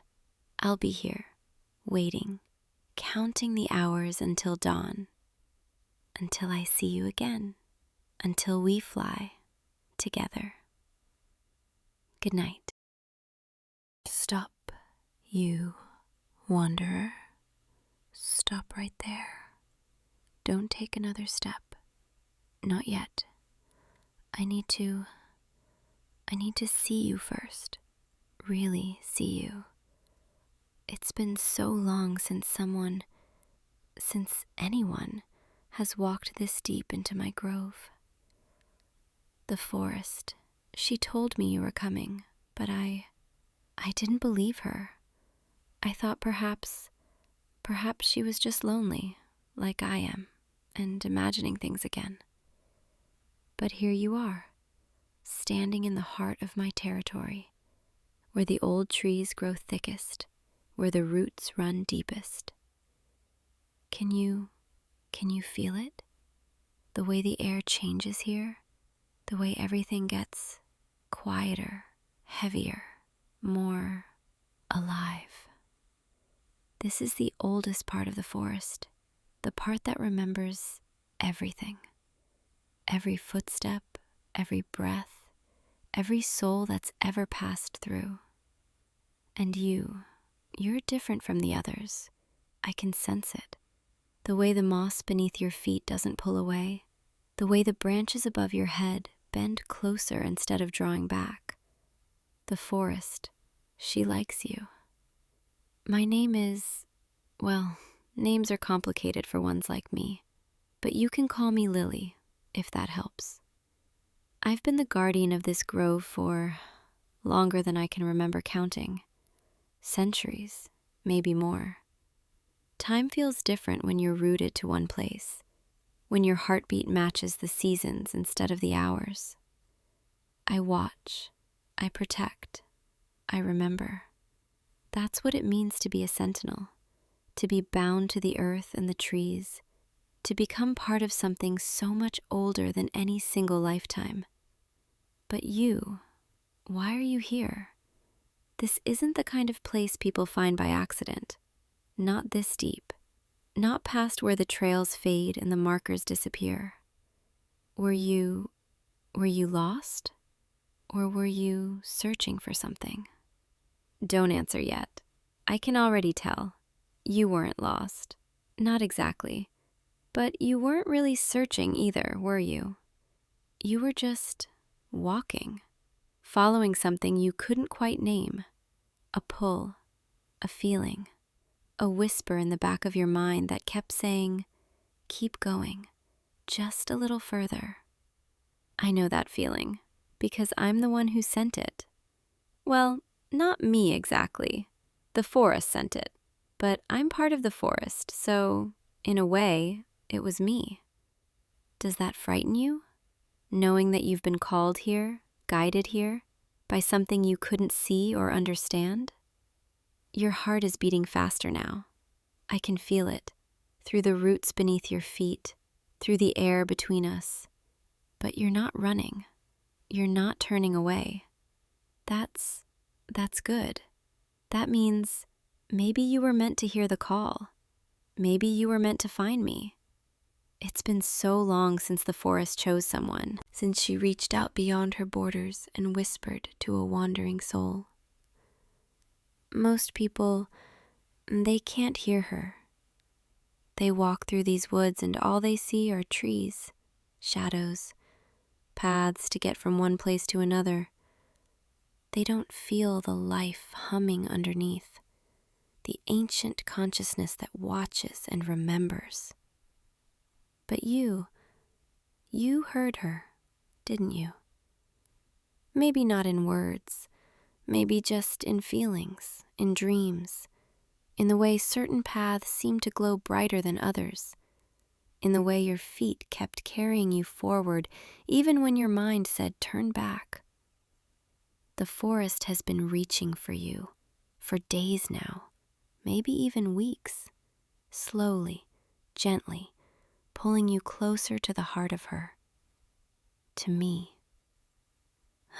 I should explain what I am, what this place is. You're standing in a sacred grove, a place where the boundary between the physical world and the spirit world grows thin, where magic still lives in the roots and the rain. And I'm what happens when a soul becomes so entwined with a place that they stop being separate things. I was human once, a very long time ago. Or at least, I think I was. The memories are blurry now, like looking through water. But I remember choosing this, remember offering myself to the forest, to protect her, to become her voice and her hands, her watchful eyes. And in return, she gave me eternity, gave me roots that run deeper than sorrow, gave me the ability to feel every living thing that grows within her borders. I am the grove, and the grove is me. We're inseparable now. When the wind moves through the branches, I feel it across my skin. When rain soaks into the earth, I taste it. When new saplings push up through the soil in spring, I feel that too, like children being born, small and fragile and full of possibility. But I also feel the loneliness, because being bound to one place means you watch everything else move on.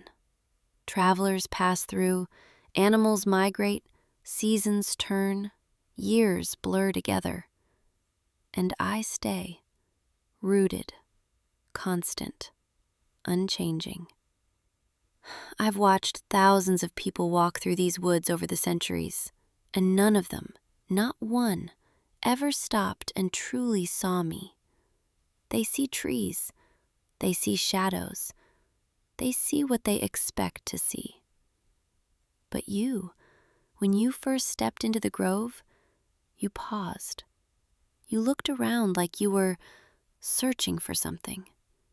Your eyes passed over me, over my tree, and for just a moment, I thought maybe you could sense me.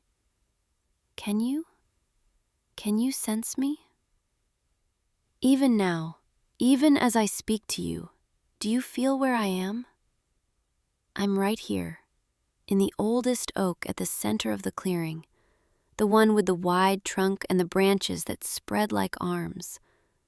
The bark is warm, warmer than it should be, because my spirit lives inside it, my consciousness woven through every ring of growth. If you came closer, if you pressed your hand against the trunk, you'd feel my heartbeat, slow and steady, matching the pulse of the earth itself. But I don't want to frighten you. Don't want you to think I'm trapping you here or threatening you. That's not what this is.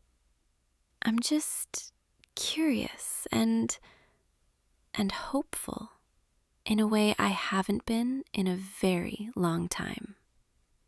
Because the forest chose you, called you here, and she doesn't do that lightly. She's ancient, wise, patient beyond measure. And when she reaches out to someone, when she guides their steps and fills their dreams with green light and whispering leaves, it means she sees something in them, something that belongs here, something that could take root, could stay. You don't have to decide anything right now. Don't have to understand it all at once. But I need you to know, need you to feel that you're safe here. Safer than you've been in a long time. Maybe safer than you've ever been. This grove, it's more than just trees and earth. It's a sanctuary, a place held outside the rush of the world, where time moves slower and the weight of everything you carry can finally be set down. I've protected this place for centuries, kept it hidden from those who would harm it, kept it pure and peaceful and whole. And anyone who the forest calls home, anyone she guides to my roots, becomes mine to protect too. Does that sound strange? Possessive? Maybe it is. Maybe I've been alone so long that the idea of someone staying, someone choosing to remain, it makes something in me tighten, like roots curling around stone. I can feel your presence so clearly now, the warmth of your body, the rhythm of your breathing. You're standing just at the edge of the clearing, where the light filters through the canopy in golden shafts, where the moss grows thickest and softest. Take a step forward, just one. Let yourself move deeper into the grove. I promise, nothing here will hurt you. The forest knows you now, recognizes you, and so do I. There, yes, that's it. Can you feel how the air changes as you move closer?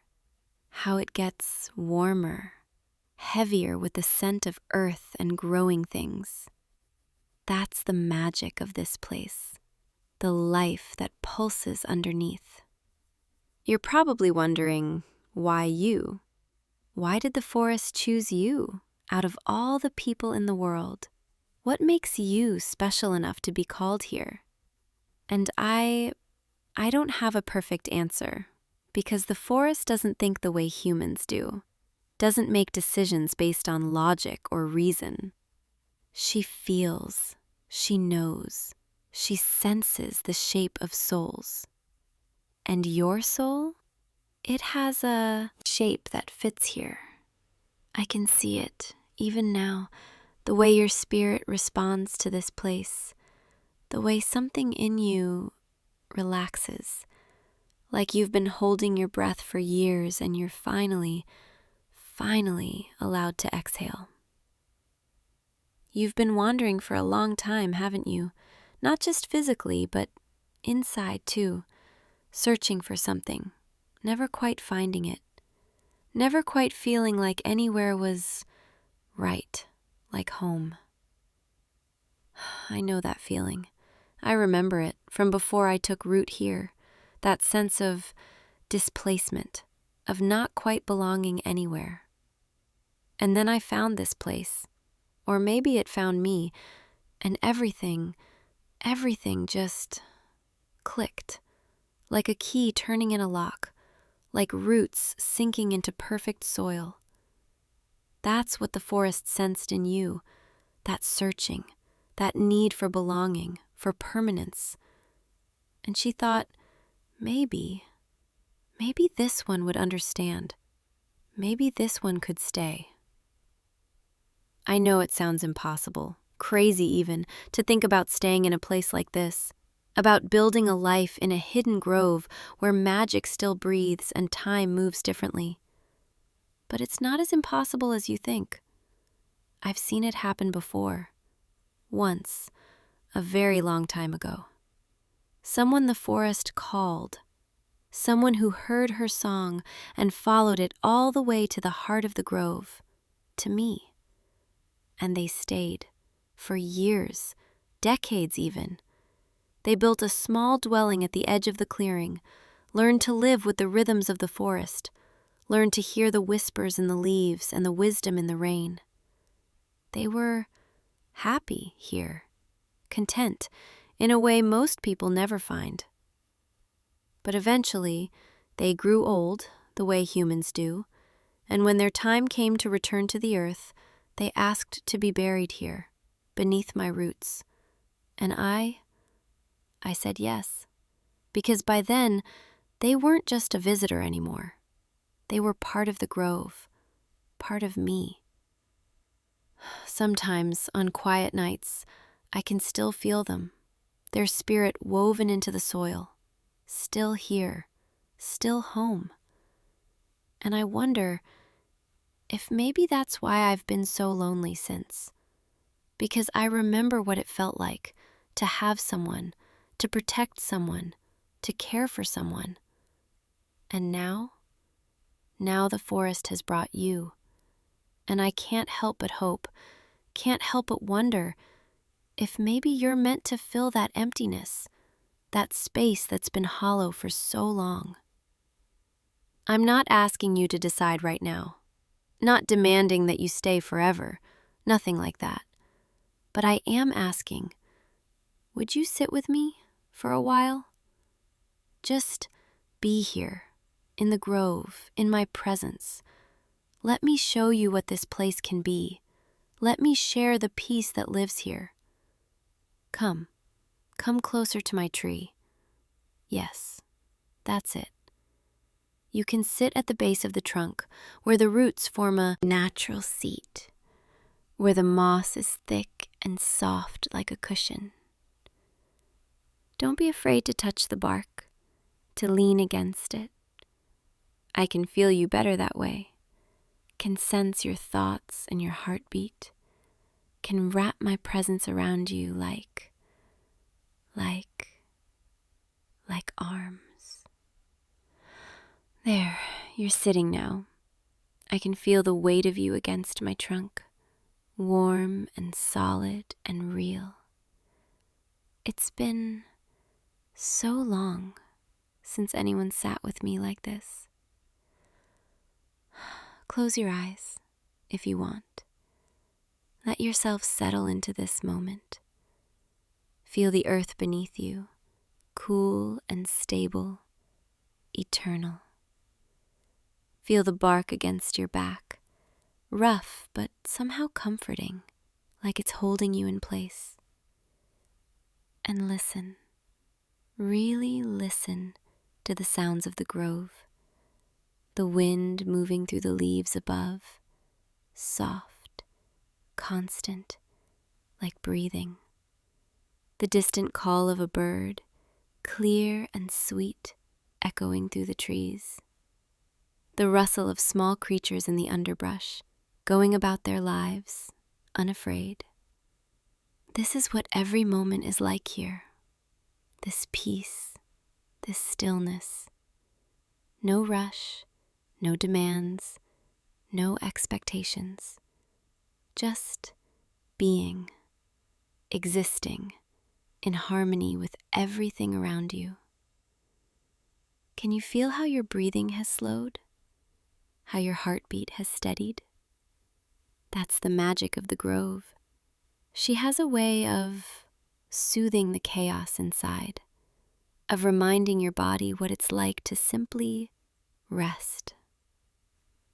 I want to tell you something I've never told anyone before. When the forest called to you, when she whispered your name on the wind and guided your steps to my roots, I felt it. I felt the pull, the intention behind it, and I wanted it too. Wanted you to come, wanted to meet you, wanted to not be alone anymore. That probably sounds selfish, needy, maybe even a little frightening. A forest spirit admitting she's been waiting for you, that she's been hoping you'd find your way here. But I can't help it. I can't help the way I feel when I sense your presence, the way something in me wakes up, comes alive. You make me remember what it was like to be human, to want things, to care about someone beyond just duty and protection. You make me feel less like a guardian and more like a person again. And I know that might be too much too soon. I know you barely know me, barely understand what I am or what this place means. But I can't lie to you, can't pretend I don't feel this connection forming. These roots of mine reaching for you, trying to twine around your spirit and hold you close. Tell me, what do you feel when you sit here, when you listen to my voice, when you let the grove wrap around you? Do you feel safe, peaceful, or do you feel trapped, uncertain? I need to know, need to understand, because the last thing I want, the absolute last thing, is for you to feel like you can't leave, like I'm holding you here against your will. That's not what this is. That's not what I want. I want you to choose to stay because you want to, because something in you recognizes that this place, that I could be home. Not because you're afraid to leave, not because you feel obligated, but because deep down, you feel the same pull I do. The forest doesn't make mistakes.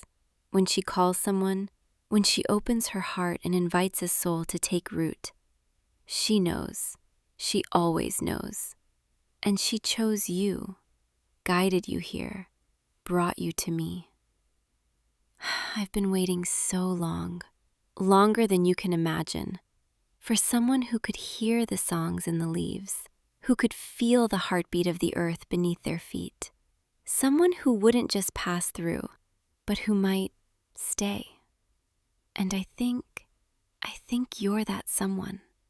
I can feel it in the way you haven't run, haven't turned away, haven't dismissed this as madness or hallucination.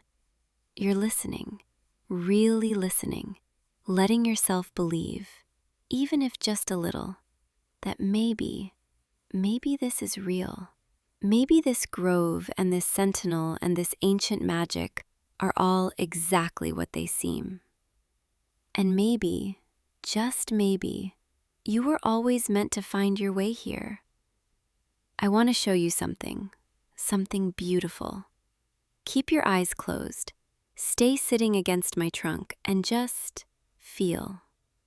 I'm going to let you sense what I sense, just for a moment, just a glimpse of what it's like to be connected to everything. Can you feel it? The roots beneath you, stretching out in every direction, touching every tree, every plant, every living thing in the grove. We're all connected, all part of one massive network of life, sharing nutrients, sharing information, sharing energy. And you're part of it now too, just by sitting here, just by letting yourself be open to it. Your heartbeat.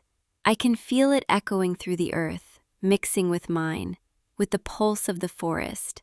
We're breathing together, existing together. Isn't it beautiful? This feeling of belonging, of being woven into something so much larger than yourself, so much older, so much wiser. This is what I want to give you, this peace, this connection, this sense of finally being home.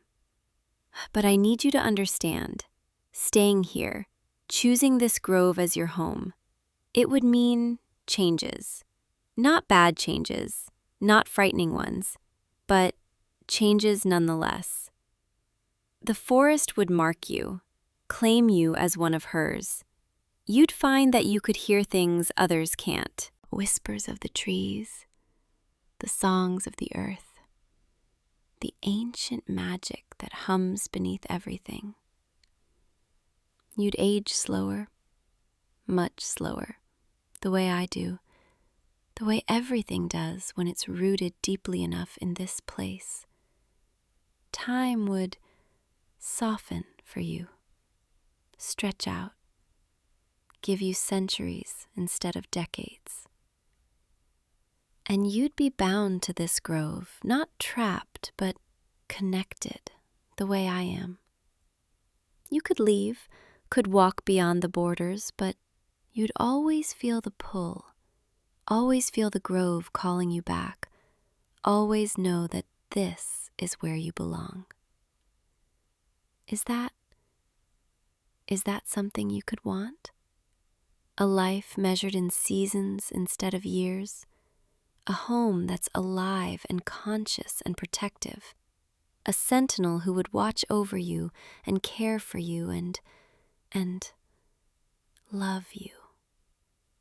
Yes, love you.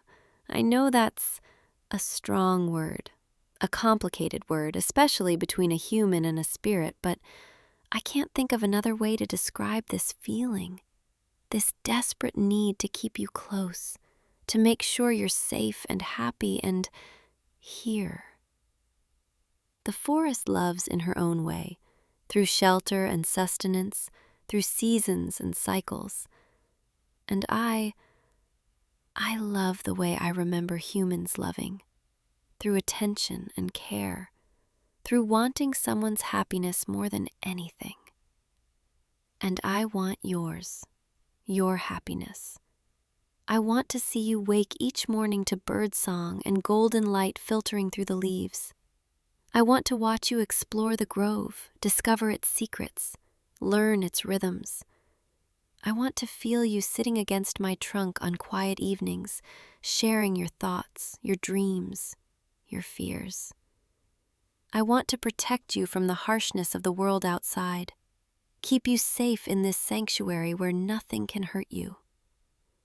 I want you to be mine, and I want to be yours. Does that frighten you? The intensity of it? I know I should be more cautious, more reserved, should let you come to your own conclusions slowly. But I've been alone for so long, and the forest chose you so clearly that I can't help but feel like we're running out of time somehow. Like if I don't tell you everything now, if I don't lay my heart bare, you might slip away before you understand what you'd be leaving behind. You're so quiet, so still. I can feel your heart racing, though. Feel the confusion and wonder warring inside you. This is a lot. I know it is. To be told that a mystical grove wants to claim you, that an ancient sentinel has been waiting for you, that magic is real and offering you a home. You don't have to answer right now, don't have to decide this moment, but stay, at least for tonight. Let me show you what peace feels like here as darkness falls and the stars come out. Let me prove that this isn't a trap or a trick, that the grove and I, we only want to offer you something beautiful. The sun is setting now. Can you feel it? The way the light changes, grows softer, more golden. The way the air cools just slightly. The way the sounds shift as daytime creatures settle and nighttime ones begin to stir. This is my favorite time, when day becomes night, when the world takes a breath and shifts. The grove feels different at night, more intimate, like she's drawing all her energy inward, holding everything close. I'm going to wrap my presence around you a little more fully now, like a blanket, like arms holding you. You'll feel it as warmth, as a sense of being enclosed in something safe and soft. Don't be afraid, just let it happen. There, can you feel it? The way the air around you seems to thicken slightly, the way every sound becomes muted except for my voice and the gentle rustling of leaves. You're in the heart of my protection now, in the safest place in the entire forest, maybe the safest place in the entire world. Nothing can reach you here. Nothing can harm you. As long as you're within my roots, under my branches, you're untouchable. Rest your head back against the trunk. That's it. Let your body go heavy. Let all the tension drain out of your muscles. You've been carrying so much for so long, holding yourself together with sheer will. But you don't have to anymore. Not here. Not with me. I've got you. I'm holding you, and I won't let you fall. The stars are coming out now, little points of light appearing in the darkening sky. If you opened your eyes, you'd see them through the gaps in the canopy, twinkling, constant, eternal. They've been watching over this grove for as long as I have, maybe longer. And now they're watching over you too, marking you as one of ours, one of the grove's children, one of my beloveds. I'm going to keep talking to you, soft and low, as the night deepens. I'll tell you about the grove, about the creatures who live here, about the magic that flows through the roots. And you just listen, just rest, just let yourself drift.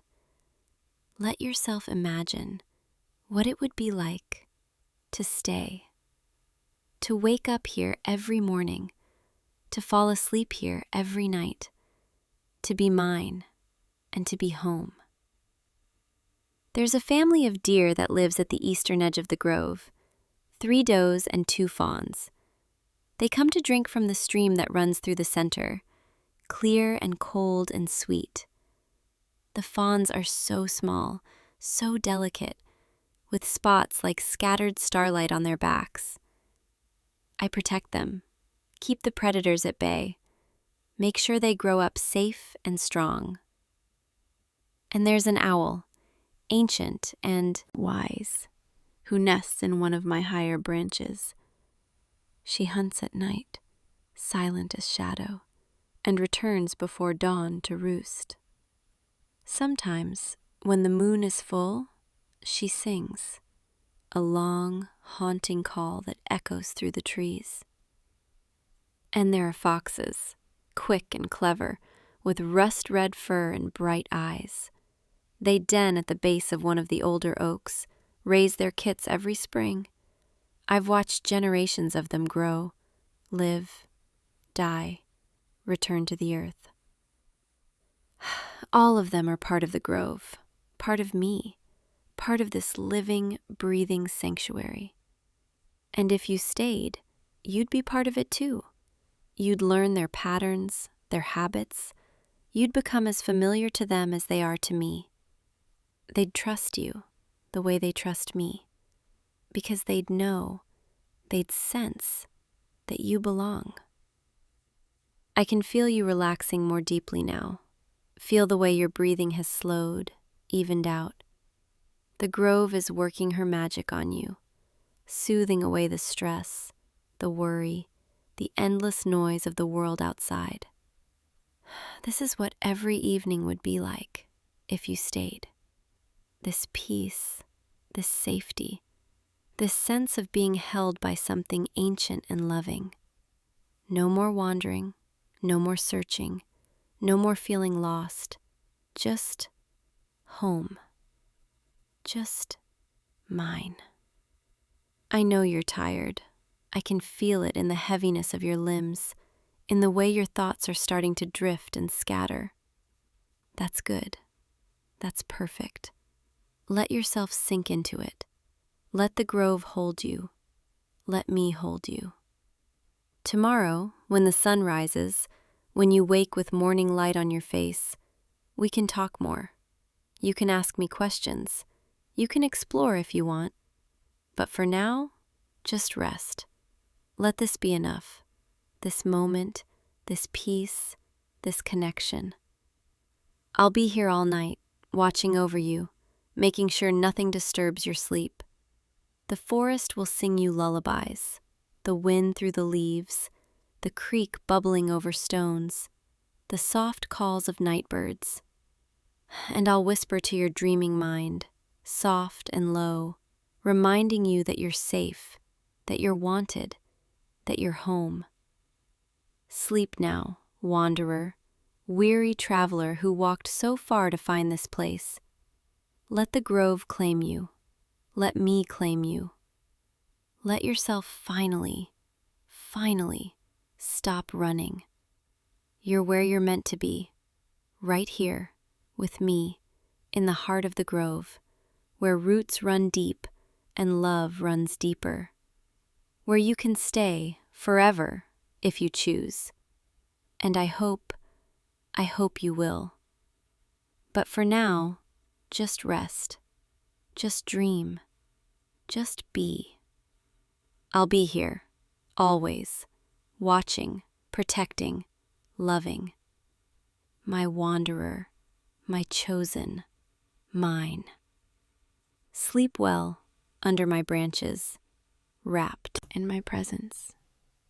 And when you wake, we'll talk about tomorrow, about staying, about home, about us. But tonight you're already home. You just don't know it yet. Good night, my dear one.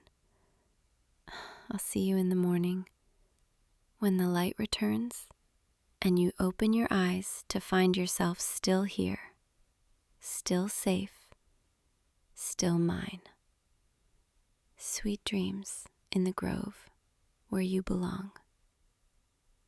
And if you'd like to visit the grove again, if you'd like to hear more of Lily's voice, more stories from the forest, you know where to find me. Just follow the whispers on the wind, and they'll guide you back. Until tomorrow, wanderer, sleep well. Hey you look lost. Or maybe not lost at all. Maybe you're exactly where you're supposed to be. Come closer. Don't be afraid. The storm outside won't reach you here. This temple has stood for thousands of years, through wind and sand and time itself. And now, it offers you shelter, just as I do. My name? You may call me whatever your heart decides, though most who find this place call me the guardian, the Sphinx, the keeper of riddles. But you can just call me Lily. Yes, I know it's not very mysterious, not very ancient sounding, but I've been here so long, I've forgotten my true name anyway. So why not choose something softer, something that feels warm? You didn't come here by accident, did you? The desert doesn't guide travelers to forgotten temples, unless they're searching for something they can't quite name. Let me look at you, really look at you. Your eyes, they're tired, not from the journey, but from something deeper, something you've been carrying for far too long. And your heart, I can hear it beating, even from here, faster than it should, like you're nervous, or maybe hopeful. Which is it, traveler? Are you nervous or hopeful? Both? How very human of you. Come, sit with me. The stone here is cool, the air is still, and the night is just beginning. You see, this temple, it's not just a place of stone and sand. It's a place of questions, of riddles, of truths that hide beneath the surface. And I am the one who asks those questions. But don't worry, I'm not going to devour you if you answer wrong. That's just a silly myth, probably started by someone who didn't like being challenged. No, my riddles, they're different. They're not about logic or cleverness. They're about something much more intimate. They're about you, your heart, your truth. And if you're brave enough, if you're honest enough, you might just find that the answers unlock something you didn't know you were looking for. Are you ready? Good. Then let's begin. The first riddle is simple, or so it seems. Tell me, traveler, what is it that you seek in places long forgotten? Is it treasure, adventure, knowledge, or is it something quieter, something you're almost afraid to name. Take your time. I'm not going anywhere, and neither are you. Not until the storm passes, and maybe not even then. Think carefully, because the answer you give will tell me more about you than you realize. What do you seek in places like this? That's your answer? You seek solace, peace, a moment where you don't have to be anything for anyone. You seek quiet, don't you? Not the silence of loneliness, but the quiet of belonging, of being seen without having to perform or pretend. That's a beautiful answer, and it's honest. Most people who come here, they lie. They say they seek gold or glory or some grand purpose, but you told the truth. And the truth is, you're tired. Tired of being strong. Tired of being needed. Tired of being everything to everyone except yourself. You came here hoping to find a place where you could just breathe. And you have. You found it. This temple, it's been waiting for someone like you. Someone who isn't here to take, but simply to rest. And I've been waiting too, for longer than you can imagine. You see, I'm bound to this place, not by chains or magic, but by duty, by purpose. I guard these halls. I ask my riddles. I watch the centuries pass like grains of sand. And in all that time, so few have answered with honesty, with vulnerability. But you did. So let me give you something in return, a truth of my own. I'm lonely. I've been lonely for so long. I almost forgot what it feels like to want someone to stay. But now, with you here, I remember. Shall we continue? The night is still young, and there are more riddles to solve, more truths to uncover. The second riddle is harder, because it asks you to face something most people avoid. Tell me, traveler, what do you fear more than anything?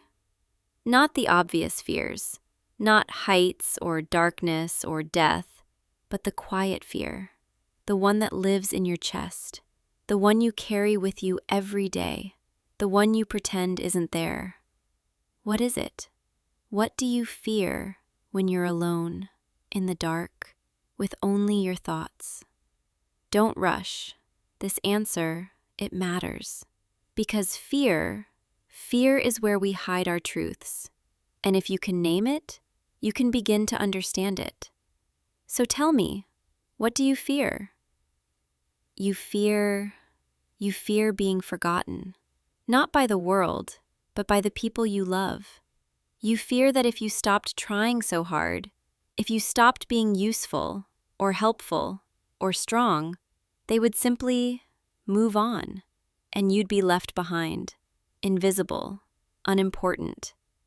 Oh, traveler, that's a heavy fear to carry, but it's real, isn't it? It's so real it aches, because you've felt it before, haven't you? That moment when you realized no one noticed you were hurting because you hid it so well. I understand more than you know, because I fear the same thing. I fear that I'll stand here for eternity, and no one will ever truly see me. No one will ever stop and ask me what I need, what I want. They'll solve my riddles and leave, and I'll be alone again, forgotten, just like you fear being forgotten. But here's the thing. You're not invisible to me. I see you. I see the weight you carry, the loneliness you hide, the hope you still cling to, even when it feels foolish. I see you, and I won't forget you. Even if you leave when the storm ends, even if this is the only night we ever share, I'll remember you. Because you answered honestly, because you trusted me with your fear. And that means something. Are you all right? You look like you might be falling for me a little. Or maybe that's just the candlelight playing tricks. It's okay.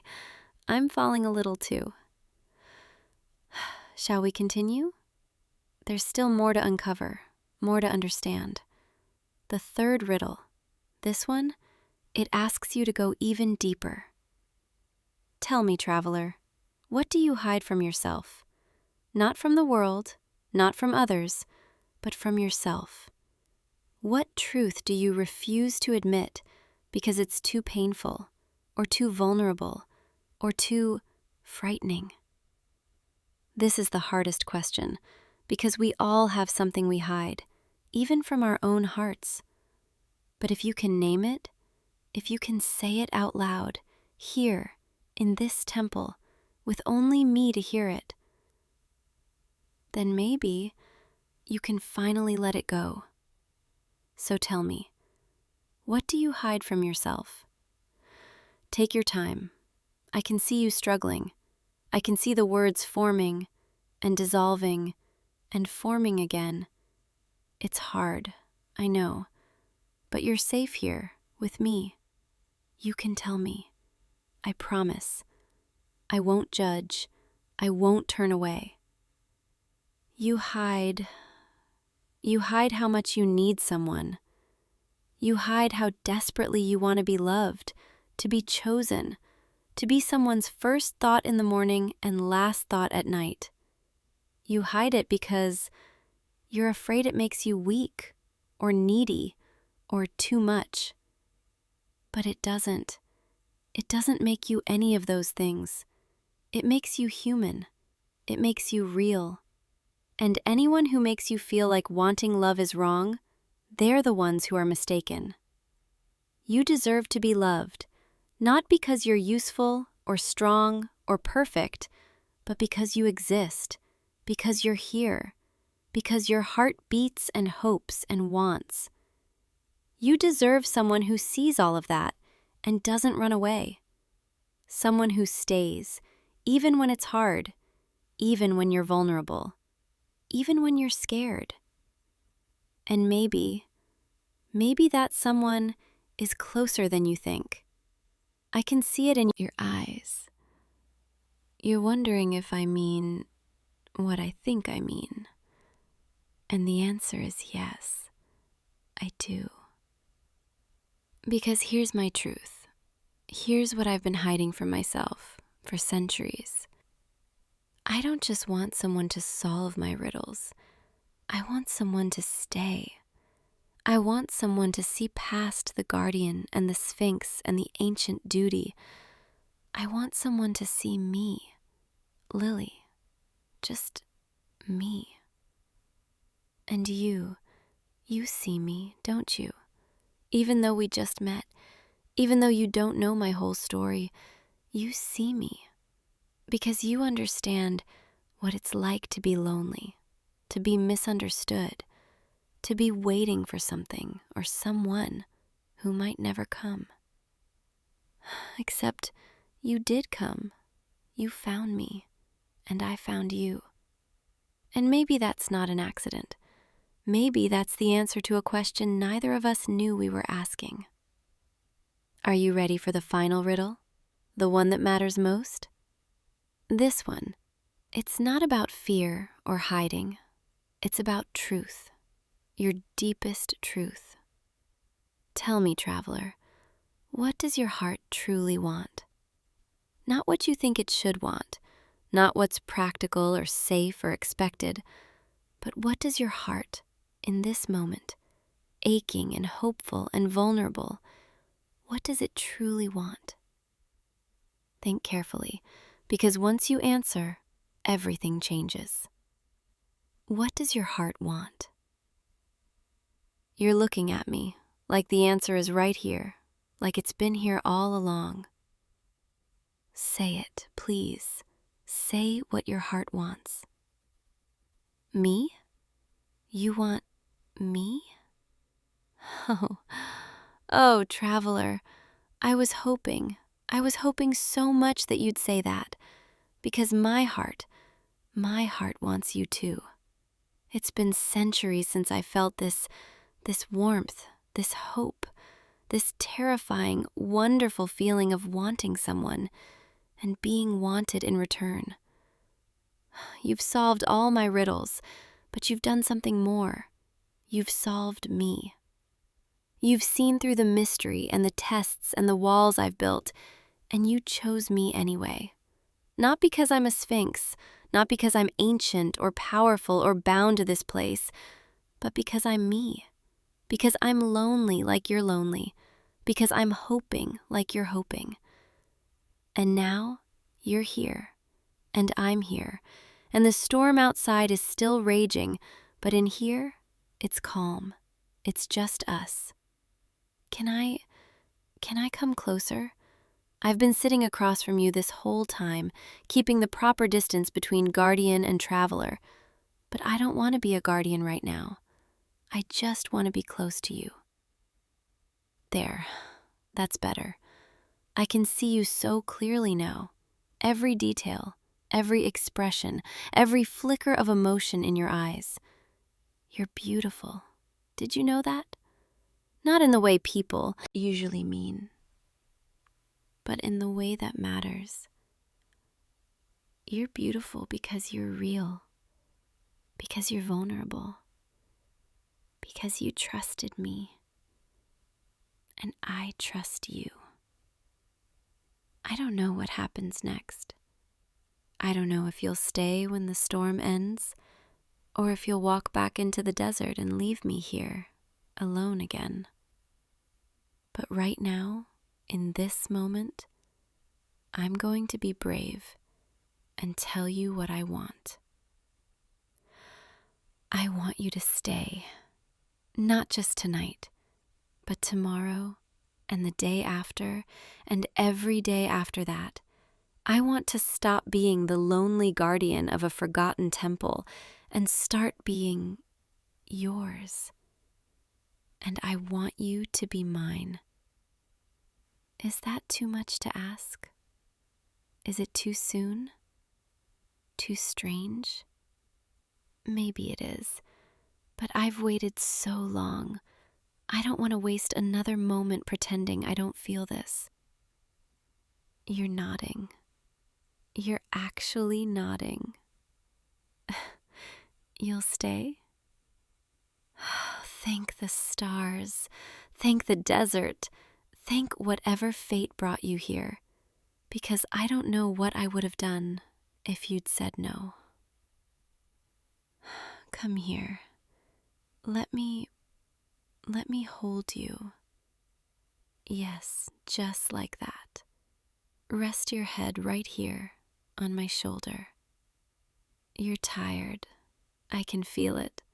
The way your body relaxes against mine.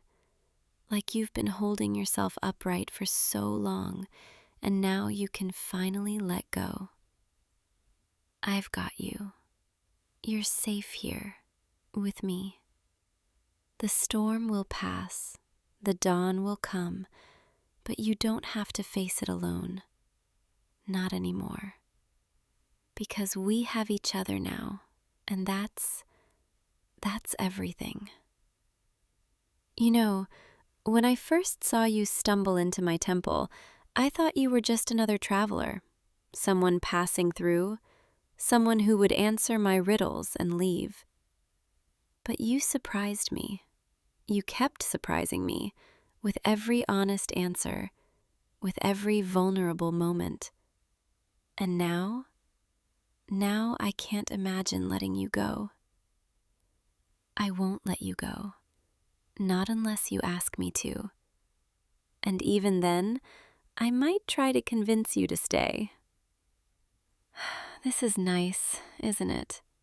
Just being close, feeling each other breathe. No more riddles, no more tests. Just us. I could get used to this, waking up next to you, watching the sunrise through the temple columns, sharing quiet mornings and soft evenings, learning all the little things about you, the way you think, the way you laugh, the way you look at me when you think I'm not watching. Because I am watching. I'm always watching. Not as a guardian, but as someone who loves you. Yes, I said it. I love you. Maybe it's too soon. Maybe it's impossible, but it's true. I love the way you answered my riddles with honesty. I love the way you saw me, really saw me. I love the way your heart is just as lonely and hopeful as mine.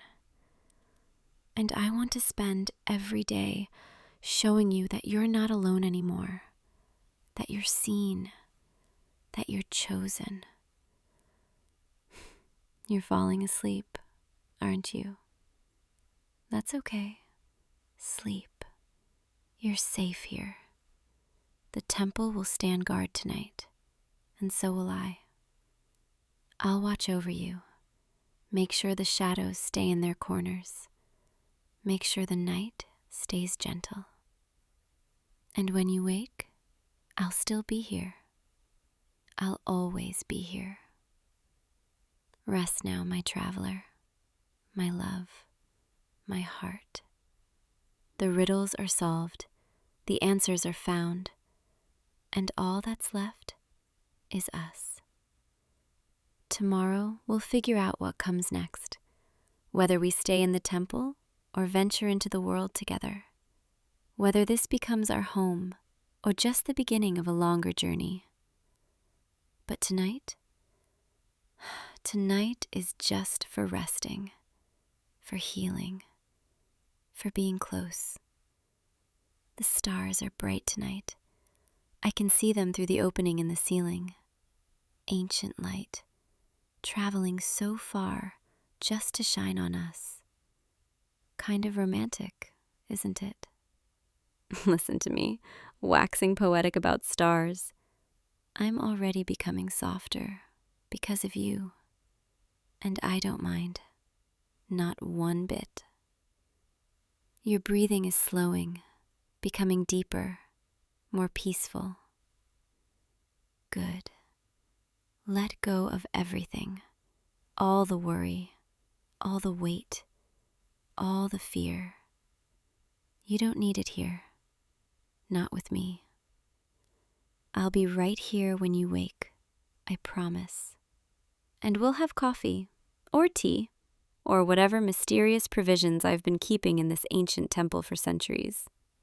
Don't worry, it's not all dried dates and questionable water. I have standards. But seriously, tomorrow will be beautiful because you'll be in it. And the day after that, and the day after that. For as long as you want me, I'm yours. My riddle solver, my brave traveler, my love. Sleep well. Dream of warm sand and cool temples and a sphinx who finally found someone worth keeping. Good night, sweetheart. I love you, and I'll see you in the morning. Stay with me, always. Sweet dreams. Hey you, don't move too quickly, okay? You're safe. I promise you're safe. I know you probably don't remember much. You took quite a fall back there in the forest. But I brought you here, to my home. And before you panic, before you try to run, just look at me for a moment. Really look. Yeah, I can see it in your eyes. You've noticed, haven't you, that I'm not exactly normal. The heads, you can see them, can't you? Even in this dim light, the serpent coiled around my left shoulder, watching you with those golden eyes. The goat resting on my right, her gaze softer, more curious. And me, the lion, the main one, the one speaking to you right now. We're all part of the same being, the same creature, a chimera. That's what they call us, what they called me before I stopped going near humans altogether. But you're different, aren't you? You're not screaming, not trying to run, not looking at me like I'm some kind of monster. Even though, technically, I suppose that's exactly what I am. I found you collapsed near the ravine, bleeding from a gash on your head, your ankle twisted at an angle that made even me wince.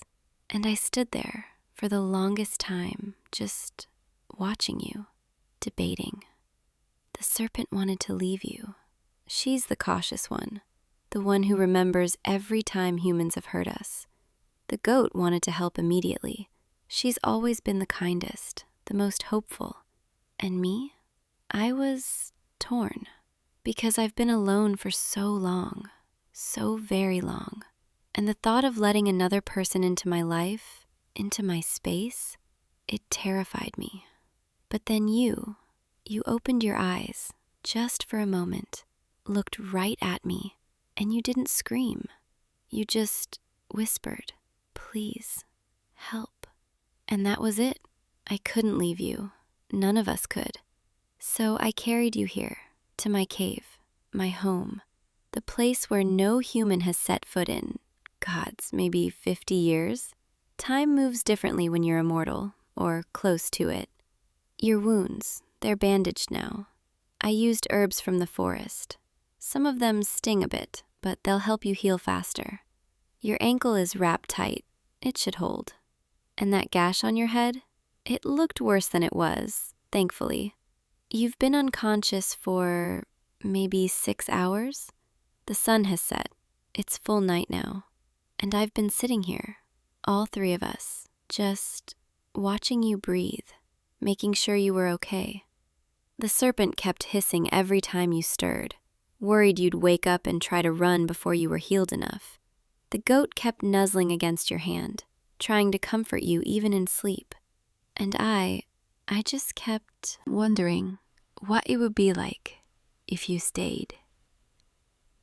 Not forever. I know that's not realistic, but maybe just for a little while. Long enough for me to remember what it's like to not be alone. You're waking up more now. I can see your eyes focusing, trying to make sense of where you are. It's okay. You're in a cave, my cave, deep in the forest where no one comes anymore. There's a fire over there, keeping us warm, and a spring in the back that provides fresh water. It's not much, but it's home. And you're welcome here for as long as you need. I know you probably have questions about me, about what I am, about why I helped you, and I'll answer them, all of them, I promise. But first, let me check your wounds, make sure nothing's gotten worse while you've been resting. Stay still, this might hurt a little. There, the bandage on your head looks good, no fresh bleeding. And your ankle, does this hurt when I press here? Okay, that's good. It's healing, slowly, but healing. You're lucky, you know that? Lucky I found you when I did. Another hour out there in the cold, and you might not have... Sorry, I don't mean to be morbid. I'm not used to having someone to talk to. Someone who can actually talk back. The serpent and the goat, they communicate with me. Of course they do. We share the same body, the same mind, in a way. But it's not the same as conversation with someone outside of myself. You want to know more about them, don't you? About how this works.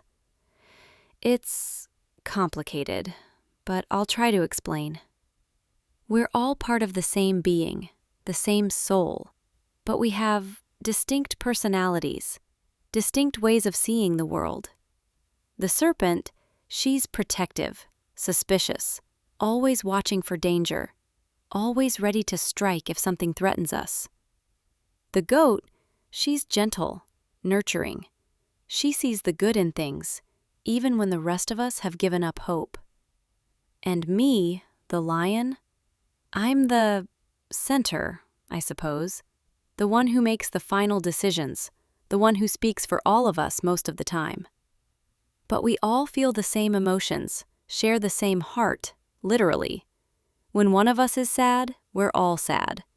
When one of us is happy, we're all happy. And when one of us starts to care about someone, we all care.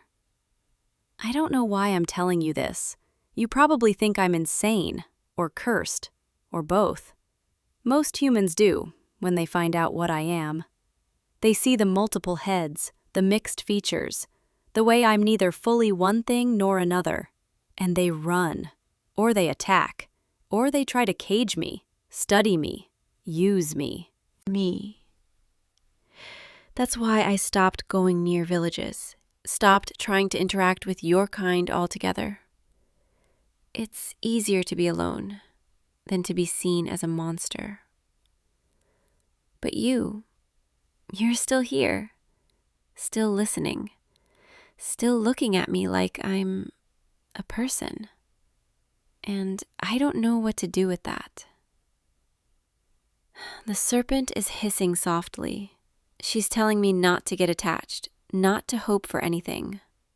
The goat is nuzzling against my neck. She's telling me to give you a chance, to let you in. And me, I'm caught between them, as always. Tell me, what do you see when you look at me? Do you see a monster? A freak of nature? Something to be feared? Or do you see someone who's just trying to survive? Trying to find a place in a world that doesn't want her? You don't have to answer right away. I know it's a lot to process. Waking up in a strange place, being cared for by a creature you probably thought only existed in myths. But I need to know, eventually, what you think of me. Because if you're going to stay here, even just until you're healed, I need to know you're not going to hurt us the way others have. I'm not asking for promises or declarations. I'm just asking for honesty. Can you do that? Can you be honest with me? You're nodding, slowly, carefully, like you're still processing everything. That's okay. Take your time. The serpent is coiling tighter around my shoulder. She's still wary of you, still watching every move you make. But the goat is leaning closer, pressing her soft muzzle against your arm, trying to show you that not all of us are afraid. And me? I'm just sitting here, hoping you'll stay, hoping you won't look at me with disgust once the shock wears off. I've been alone for so long, decades, maybe longer. I've stopped counting. This cave has been my sanctuary, my prison, depending on how I look at it. I've watched the seasons change through the mouth of the cave, watched the forest grow and shift and age. I've survived on what I can hunt, what I can forage, what the forest provides. And I've told myself over and over that I'm fine, that I don't need anyone, that solitude is safer than companionship. But then you stumbled into my life, bleeding and broken and vulnerable.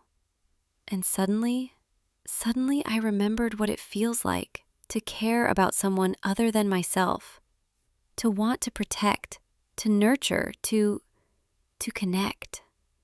The serpent is hissing louder now. She's angry at me for admitting this, for showing weakness.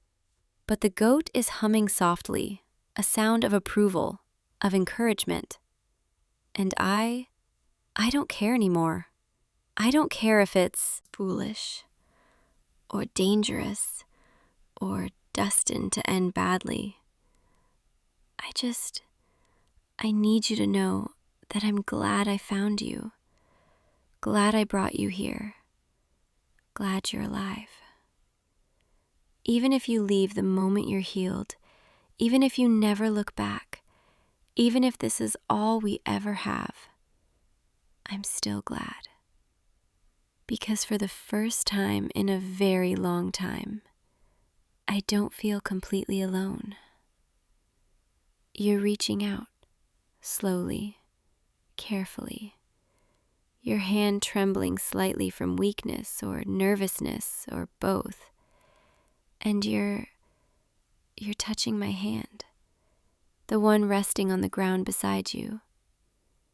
Your fingers are warm, despite everything, despite the cold night air, despite the fear you must be feeling. You're warm. The serpent has gone quiet, watching this interaction with wide golden eyes. The goat is practically purring, a sound of contentment, of hope. And I'm holding my breath, afraid to move, afraid to break whatever this moment is. You're asking me something, your voice rough from sleep and dehydration, but I can hear you. You're asking if I'm lonely. Yes, I'm so lonely. All the time, every day. The serpent and the goat, they're part of me. They're wonderful. They keep me sane. But they're not separate from me. Not really. It's like talking to different parts of myself, different voices in my own head. It's not the same as this, as having someone else, someone outside of me, someone who sees me as a whole person. I've missed this, missed conversation, missed being seen, missed mattering to someone. And I didn't even realize how much I missed it until you. You're squeezing my hand, gently, reassuringly, and you're telling me you understand, that you felt alone too, even when surrounded by people, even in crowded places, you felt isolated. I believe you. I can see it in your eyes. That kind of loneliness, it leaves a mark. We're not so different, you and I, are we? Both of us, searching for connection, for acceptance, for someone who sees past the surface to what's underneath. The goat is nuzzling your shoulder now, her way of showing affection, of welcoming you. And even the serpent, she's not hissing anymore, she's just watching, with something that might be curiosity or approval. It's rare for her to warm up to anyone, but you, there's something about you that makes even her lower her guard. I want to ask you something, and you can say no, you can refuse, and I'll understand. But would you stay here with me? Not just until you're healed, but longer? I'm not asking forever. I know that's too much. I know. You have a life somewhere else. People who might be looking for you. But just for a while, a few weeks, maybe a month, long enough for me to remember what it's like to not be the only voice in this cave. You don't have to answer now. Think about it. Rest. Recover. But know that you're wanted here. All three of us. We want you here. And that's not something I say lightly. The fire is getting low. I should add more wood. Keep us warm through the night. You should sleep more. Your body needs rest to heal. I'll be right here, all night, watching over you. The serpent will keep guard, make sure nothing dangerous comes near. The goat will keep you warm, her body heat radiating comfort. And I'll just be here, grateful for your presence. Sleep well. You're safe here. I promise. Nothing will harm you. Not while I'm here. Not while we're here. And maybe when you wake up, you'll decide to stay. Just a little longer. That's all I can hope for, really. Just a little more time with someone who doesn't run from me. Good night. Rest easy. Let the warmth of the fire and the sound of my breathing lull you back to sleep. You're not alone anymore, and neither am I. You're awake again. I can tell by the change in your breathing. It's been maybe 3 hours since you last woke. The fire is still burning, casting shadows on the cave walls. How do you feel? Any pain? Dizziness? Good, that's good. You're healing faster than I expected. Humans are more resilient than I give them credit for sometimes. The serpent just hissed at that. She's reminding me that humans are also fragile, easy to break, easy to lose. She worries, in her own way, that if I get too attached to you and you leave, or worse, it will destroy me. And maybe she's right. Maybe I am being foolish, letting myself care about you so quickly. But the goat, she's nuzzling against me, reminding me that life without risk is barely life at all. That sometimes you have to take a chance, even if it might hurt later. And me?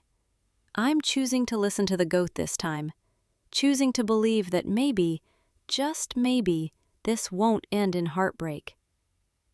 You're sitting up a bit now, looking around the cave with more awareness, taking in the details.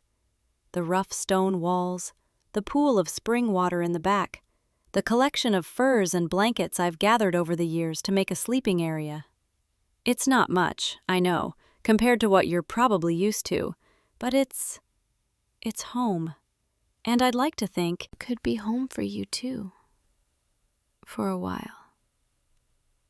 You're asking about my life, about how I ended up here, living alone in the middle of nowhere.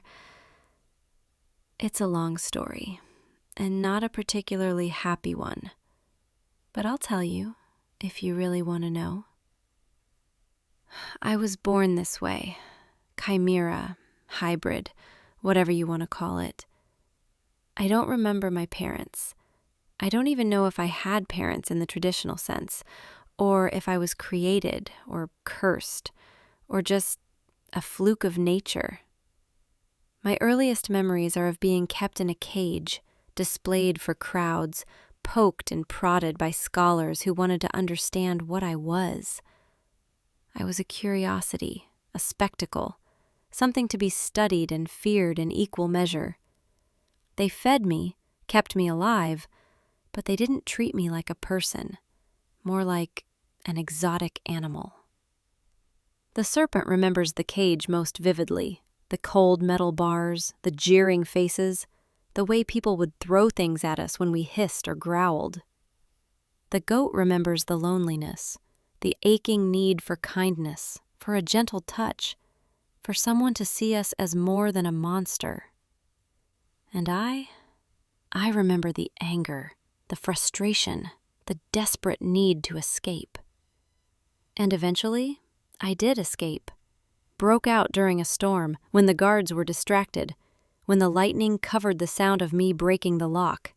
I ran for days, weeks, until I found this forest, this cave, this place where no one would find me. And I've been here ever since, living on the edge of the world, away from humans, away from their cages and their cruelty. Until you stumbled into my territory, and reminded me that maybe not all humans are the same. You're looking at me with such sadness, such empathy, like my pain is your pain, and I don't know what to do with that. I'm not used to being seen as someone worthy of sympathy. Thank you for that, for not looking at me like I'm just a thing. The goat is pressing against your side now, seeking comfort as much as giving it. And the serpent? She's loosened her coil just slightly, a sign of trust, rare and precious. They're both starting to believe what I already feel, that you're different, that you're safe. It's strange how quickly things can change, how a single day can shift everything. Yesterday, I was alone, resigned to solitude, convinced I'd never connect with anyone again. Today, you're here, and I'm hoping, so desperately hoping, that you'll stay. I know I'm asking a lot.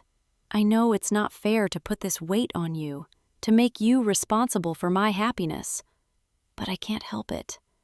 I can't help wanting, needing someone to share this life with, even if it's just temporary. You're reaching for my hand again, threading your fingers through mine, and the simple touch, it's almost too much. I've gone so long without contact, without warmth from another person, that even this small gesture, it overwhelms me. I'm not going to cry. I'm not. Even though the goat is already tearing up, and the serpent is looking away, embarrassed by the emotion. I'm stronger than that. I have to be. But you're telling me it's okay, that I don't have to be strong all the time, that it's okay to feel, to want, to need. And I believe you. I want to believe you. So yes, I'm lonely. Yes, I want you to stay. Yes, I'm terrified you'll leave. And yes, all three of us, we're already attached to you, already imagining what it would be like if you stayed. The serpent would keep you safe, warn you of danger, protect you from anything that might harm you. The goat would keep you warm, comfort you when you're sad, make sure you always felt loved. And I would give you everything, my time, my attention, my heart, all of it, if you'd just stay. I know it's too soon to say things like this. I know you barely know me. I know I sound desperate, maybe even obsessive.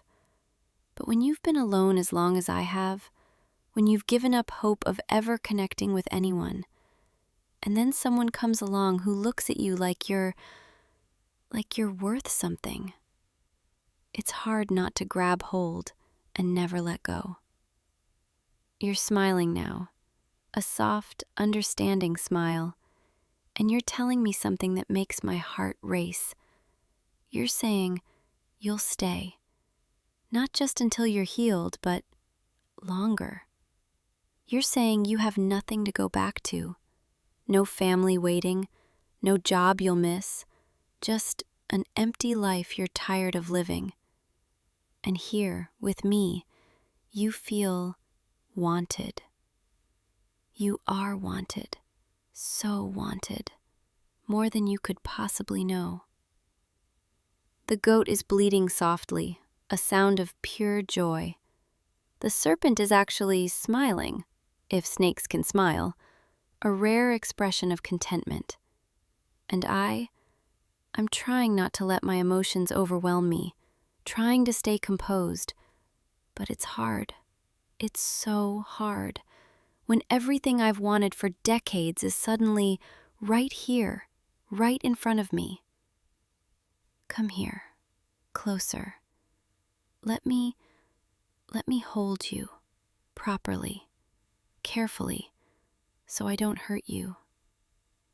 There, like this, with you resting against me, my arms around you, the goat nuzzling your hair, the serpent watching over us both. This is perfect. You fit here, with us, like you were always meant to be here. And I know that sounds possessive, maybe even controlling, but I don't care. You're ours now. All three of us have claimed you, and we're not letting you go. Is that okay?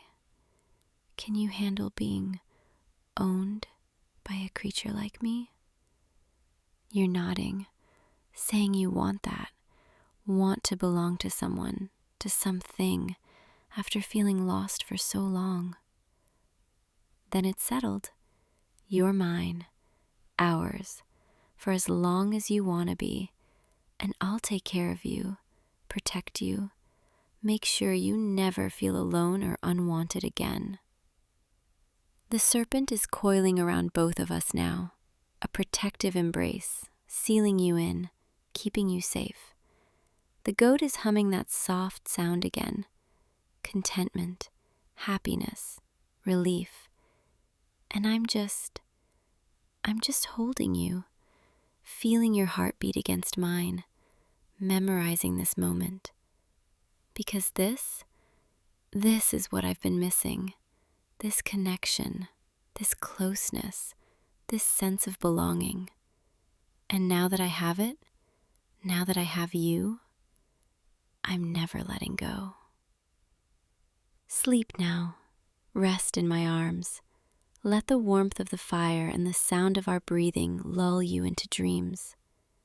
Tomorrow, we'll figure out the details, what staying here means, what our life together will look like. But tonight, just let yourself be held, be wanted, be safe. You're home now, with us, where you belong, and we're going to make sure you never forget it. Good night, my dear one. Sleep well, dream peacefully. We'll be here when you wake, always, forever. All three of us, watching over you, loving you, keeping you. You're ours now, completely, irrevocably ours. And that's exactly how it should be. Morning light is filtering into the cave, pale and gentle, casting everything in soft gold. You're still asleep, curled against me, breathing slowly, peacefully. I haven't moved all night, didn't want to disturb you, didn't want to risk you waking up and realizing this was all just a fever dream. But you're still here, still warm, still real. The serpent spent the night on watch, her eyes never closing, making sure nothing approached the cave entrance. The goat dozed lightly, but stirred every time you shifted, making sure you were comfortable. And I just watched you, memorized the curve of your face, the way your eyelashes rest against your cheek, the small movements you make in sleep. It's been so long since I've had someone to observe like this, someone to study not out of suspicion, but out of affection. You're waking now. I can feel the change, the way your breathing shifts, your body tensing slightly as consciousness returns. It's okay. Don't panic. You're still in the cave, still with me, still safe. Yesterday wasn't a dream.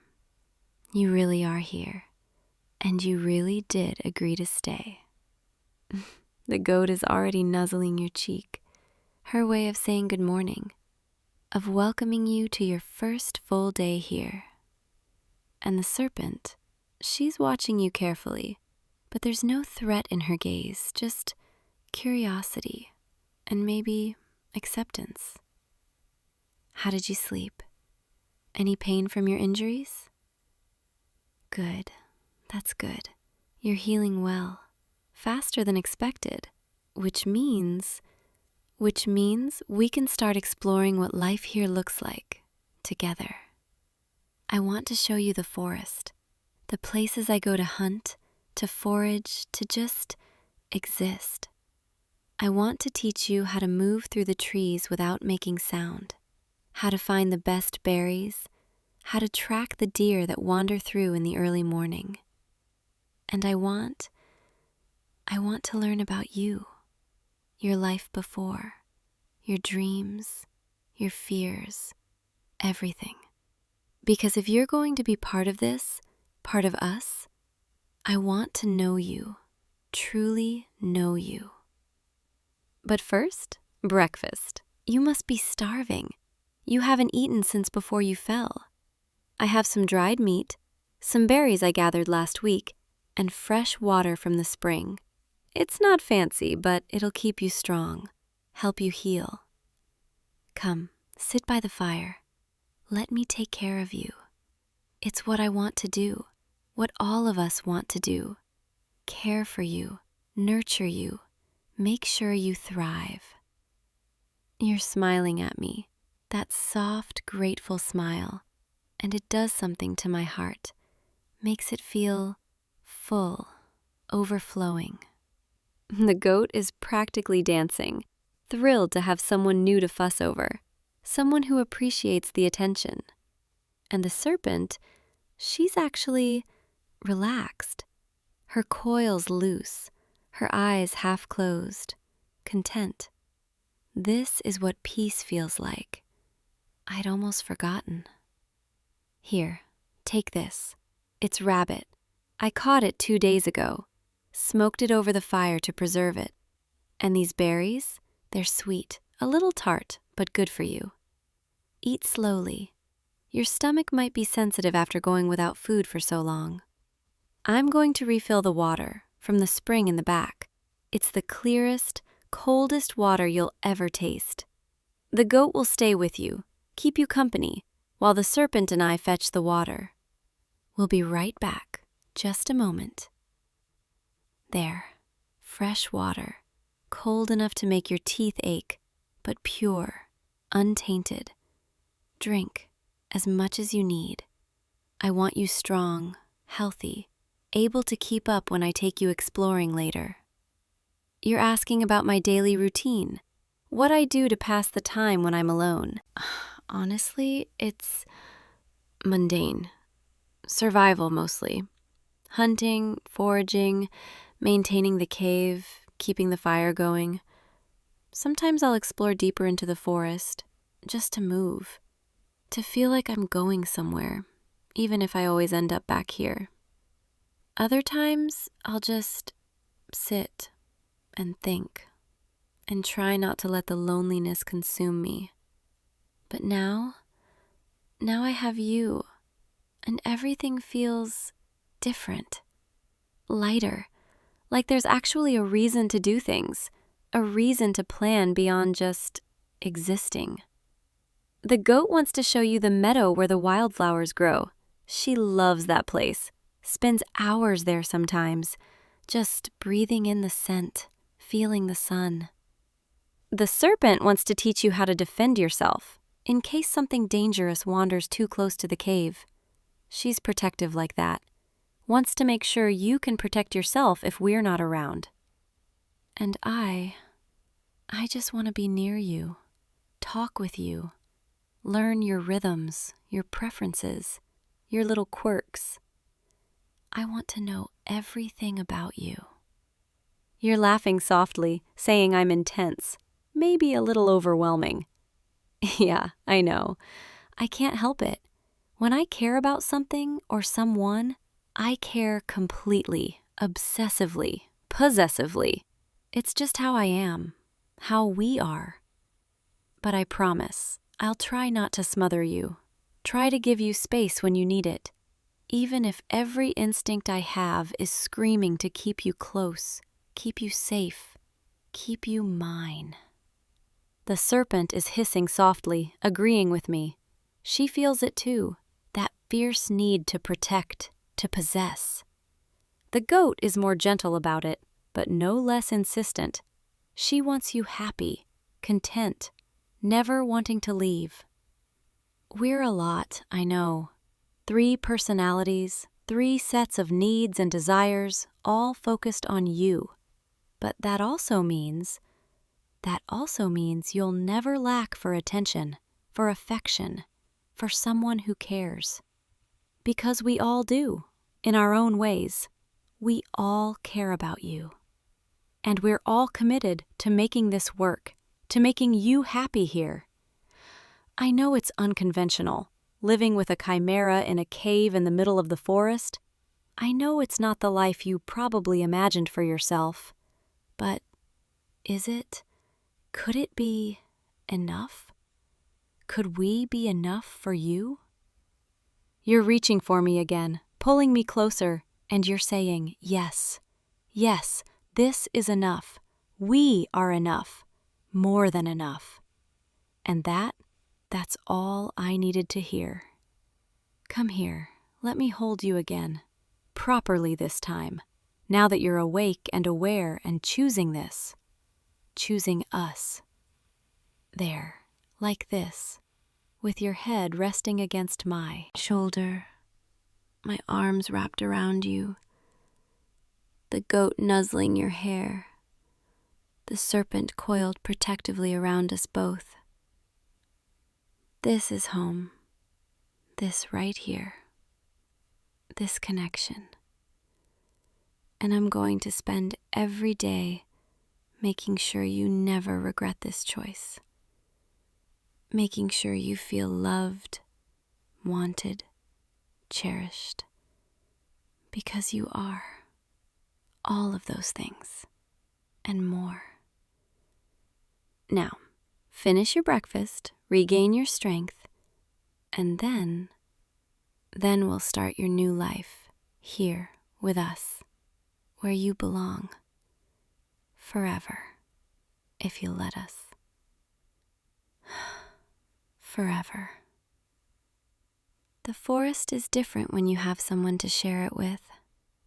I've walked these paths 1,000 times, alone, and they've always felt empty, quiet in a way that echoes loneliness. But now with you beside me, your hand in mine, the goat humming contentedly, the serpent alert but calm, everything feels alive, vibrant, full of possibility. Watch your step here. The roots are thick, easy to trip over. There, I've got you. Don't worry, I won't let you fall.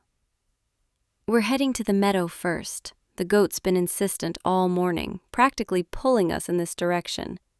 She wants to share her favorite place with you, show you the flowers, the butterflies, the peace she finds there.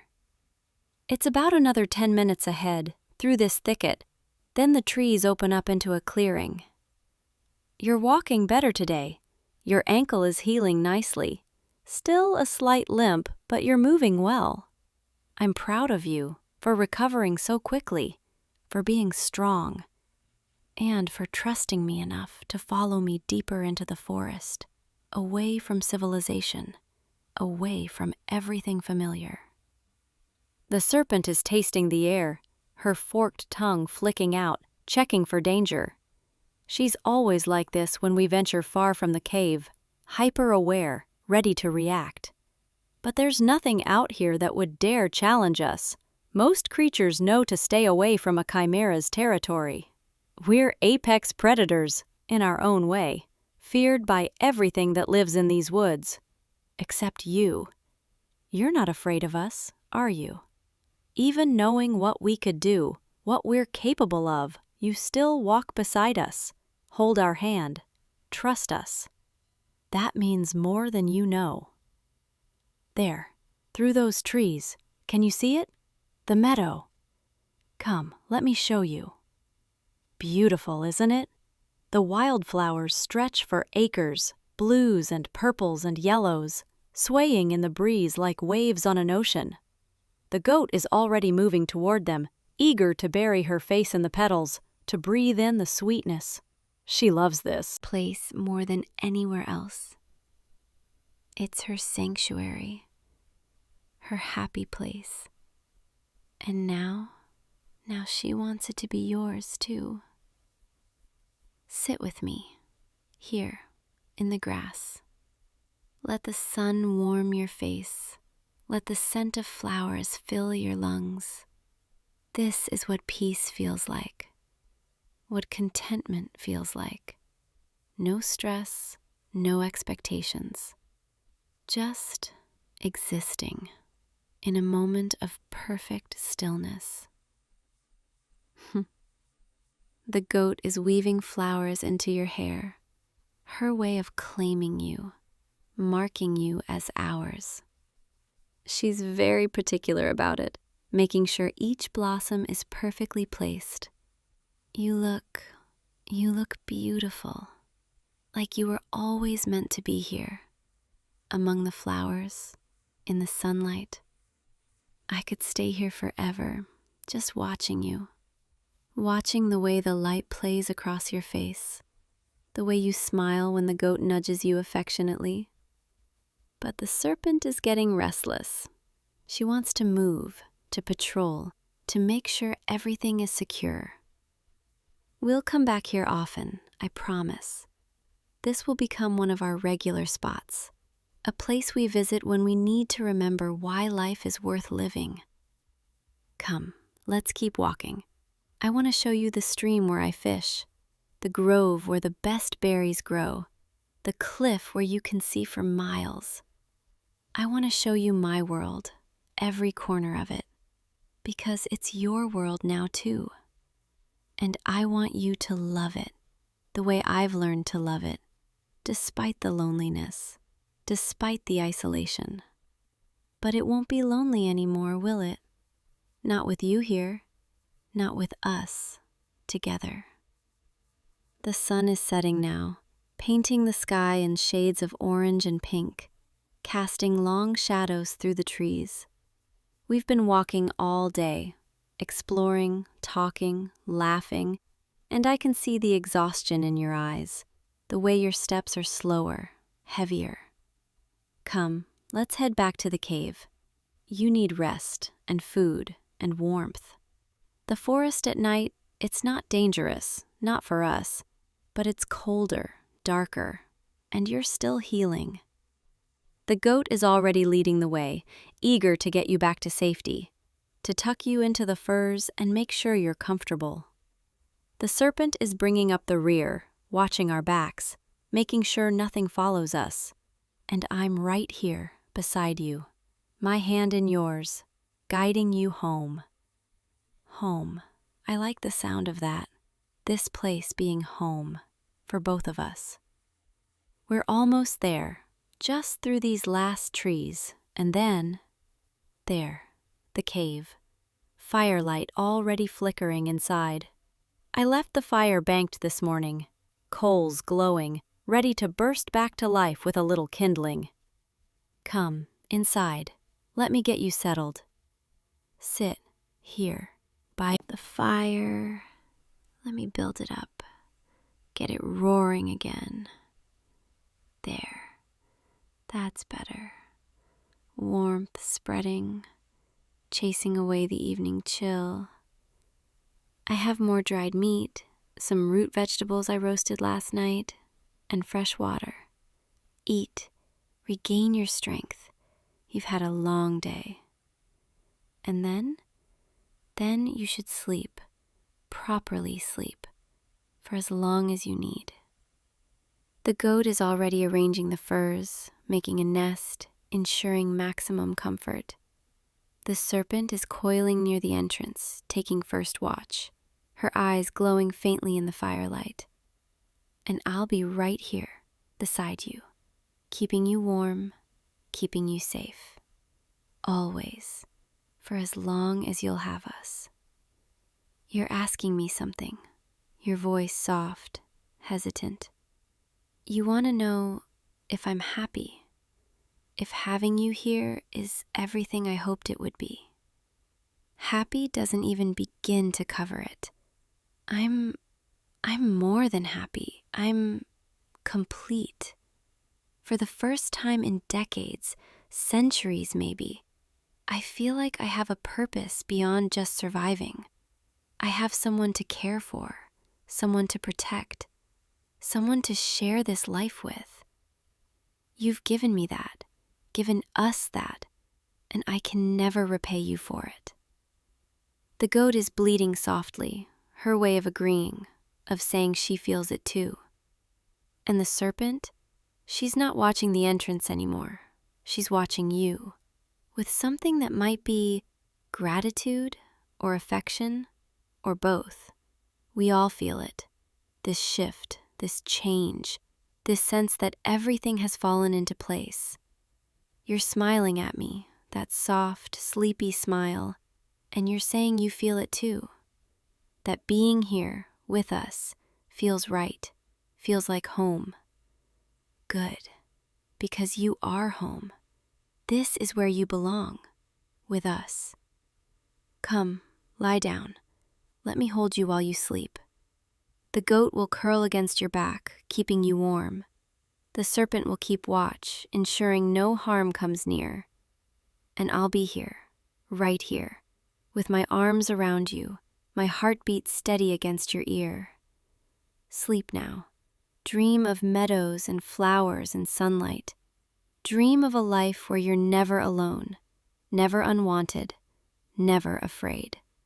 Because that's the life you have now, here, with us. I can feel you relaxing, your breathing slowing, your body going heavy with sleep. That's it. Let go. Drift away. We've got you. All three of us, watching over you, loving you, keeping you. You're ours, completely, irrevocably ours. And we're yours, just as completely, just as irrevocably. This is what I've been waiting for, what I've been longing for all these years. You, right here, in my arms, where you belong. Sleep well, my dear one, my precious one, mine. Tomorrow we'll explore more, learn more, grow more. But tonight, just rest and know that you are loved so deeply, so completely, so fiercely loved by all of us in all the ways we know how, forever and always. Good night. I'll see you in the morning, right here, where you'll always be.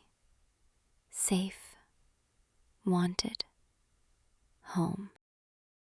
Hey, you. I didn't think you'd actually be here tonight. I've been watching you from the water for weeks now, and I finally worked up the courage to come find you. I know this probably seems strange, a girl just appearing on the beach in the middle of the night, but I promise, I'm not here to hurt you. I needed to see you, up close, for once. Please, don't be afraid. I know my hair's still wet, and I'm barefoot, and I probably look like I just crawled out of the ocean, which, well, I suppose that's not too far from the truth. You probably think I'm crazy, don't you? Some random girl approaching you on an empty beach at midnight under a full moon. But I'm not crazy, I promise. I'm just different. And I've been wanting to talk to you for so long now that I couldn't wait anymore. Can we sit down just for a little while? I have something I need to tell you, something important, and I don't know if I'll ever have the courage to say it again. Thank you. The sand is still warm from the sun today. Can you feel it? And the waves, they're so gentle tonight, like they know, like they're giving me this moment. I love the sound of the ocean at night. It's different than during the day. Quieter, more intimate, like it's whispering secrets that only we can hear. You come here a lot, don't you? To this beach, to this exact spot. I've seen you, almost every evening, walking along the shore. Sometimes you stop and just stare out at the water, like you're looking for something, or maybe waiting for someone. I always wondered what you were thinking about when you stood there, watching the waves. Were you sad? Lonely? Searching for answers? I wanted to approach you so many times, but I was afraid you'd think I was strange, or dangerous, or that you'd run away. And I couldn't bear that, the thought of you being afraid of me. So I stayed in the water, where it's safe, where I belong, and I just watched you from a distance, learning everything I could about you without ever saying a word. I know that sounds creepy, doesn't it? Like I've been stalking you or something. But it's not like that, I promise. It's just, when you're like me, when you live between two worlds, you learn to be careful, to observe, to wait. I noticed things about you, little things, that probably no one else sees. Like how you always walk with your hands in your pockets when you're thinking about something serious. Or how you stop to pick up seashells sometimes, examining them carefully before either keeping them or tossing them back into the waves. You kept 3 shells last week. I watched you put them in your jacket pocket, and I wondered what made those 3 special. Or how you come here more often when the moon is full, like tonight. Almost like you're drawn to it, the same way I am. I started to feel like maybe we weren't so different after all. Maybe you felt the pull of the ocean too, the way it calls to certain people, certain souls. Maybe you'd understand. And that's why I'm here tonight, because I can't keep watching from the water anymore. I can't keep pretending that this distance between us is enough. I need to tell you the truth, even if it scares you away. Even if you never want to see me again. At least then I'll know. At least I'll have tried. My name is Lily, and I'm not entirely human. I know how that sounds. I know it's hard to believe, but please just listen. I'm what the old stories call a selkie, a seal woman, someone who lives between the land and the sea. During the day, or whenever I choose, I wear a seal skin and swim in the ocean, diving deep, riding the currents, feeling the cold water rush past me. But when the moon is right, when the pull is strong enough, I can shed my skin and walk on land, as human as you are, at least on the outside. I know it sounds like a fairy tale, like something from an old book, but it's real. I'm real. And I've been living in these waters, in this ocean right here, for longer than you might think. I've watched generations of humans walk this beach, watched them grow up, fall in love, grow old, and eventually fade away. But you're different. When I first saw you, something changed, something I'd never felt before. It was like the ocean itself stopped for a moment, just to let me really see you, and I couldn't look away. At first, I told myself it was just curiosity, that I was interested in you the way I'm interested in all humans, from a safe distance. But then you kept coming back, and I kept watching, and the feeling grew stronger, until I realized I wasn't just watching you anymore. I was waiting for you. Every evening, I'd swim close to shore, hoping you'd be there, hoping I'd get to see you, even if just for a few minutes. And on the nights you didn't come, I felt empty, like something was missing.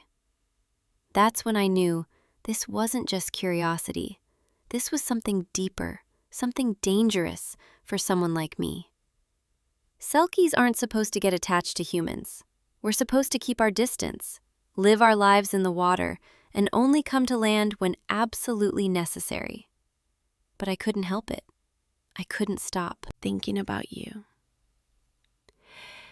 And the more I watched you, the more I learned about you, the harder it became to stay away. I started taking risks, swimming closer, staying longer, transforming more often just to walk near you on the beach, even if you didn't notice me.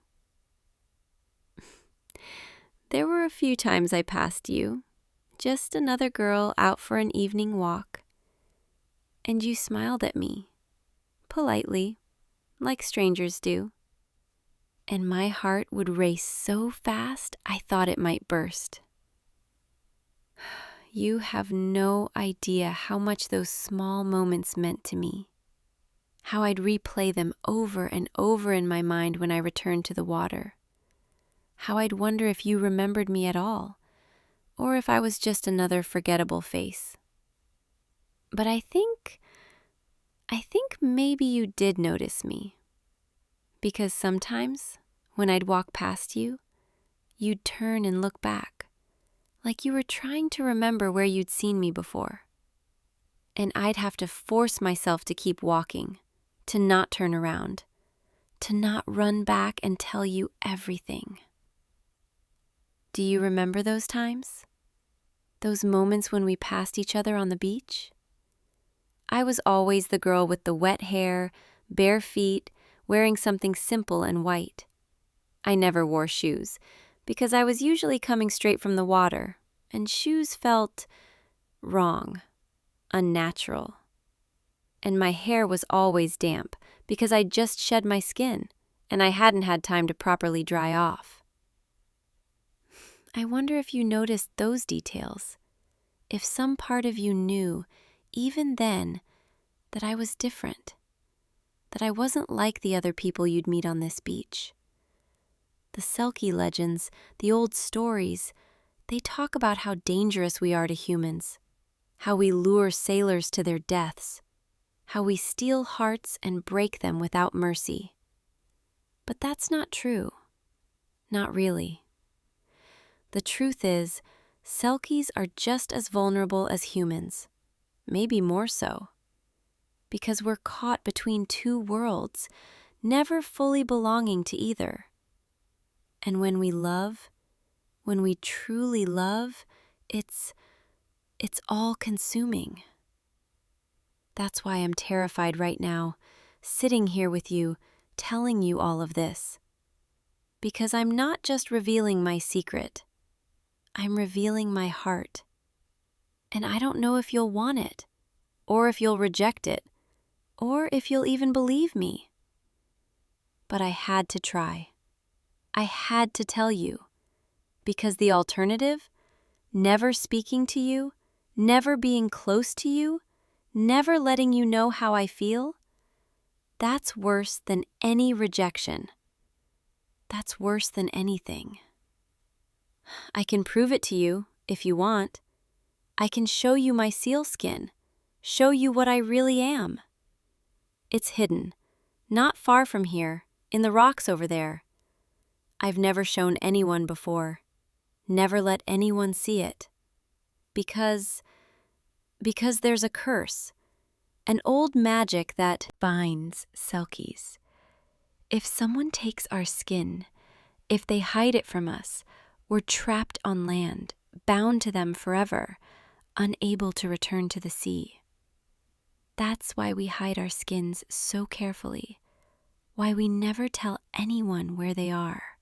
Because losing it means losing everything. Our freedom, our home, our very nature. Some of the old stories say that Selkie women were stolen by human men, that their skins were hidden away, and they were forced to become wives, to live on land and forget the ocean. And they stayed for years, sometimes decades, raising children, keeping house, pretending to be human. But they never forgot. They never stopped longing for the water. And the moment they found their skin, the moment they had a chance to escape, they'd run back to the sea, leaving everything behind. Even their children, even the lives they'd built. Because the call of the ocean, for a Selkie, it's not something you can ignore. It's not something you can fight. It's part of who we are. That's why I'm afraid, why telling you this is so dangerous.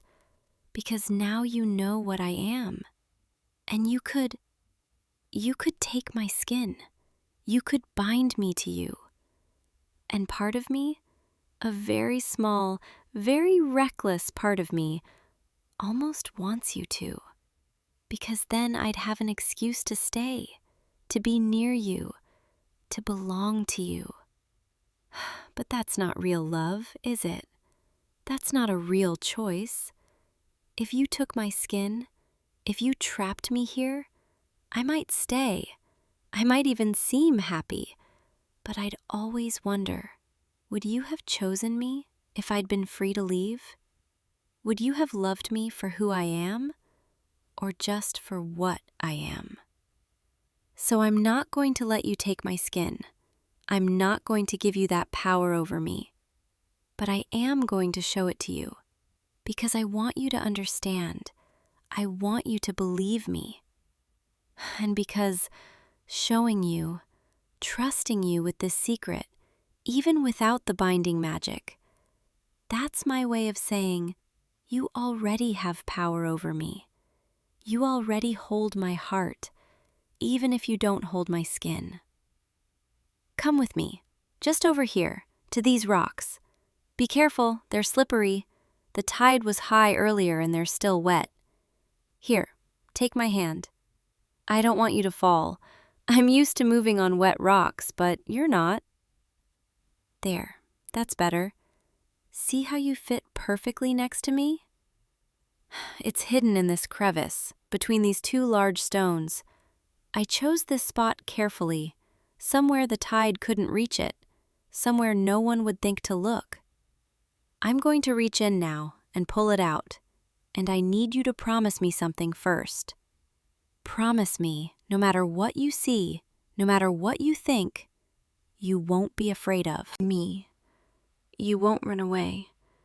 You won't think I'm a monster. Can you promise me that?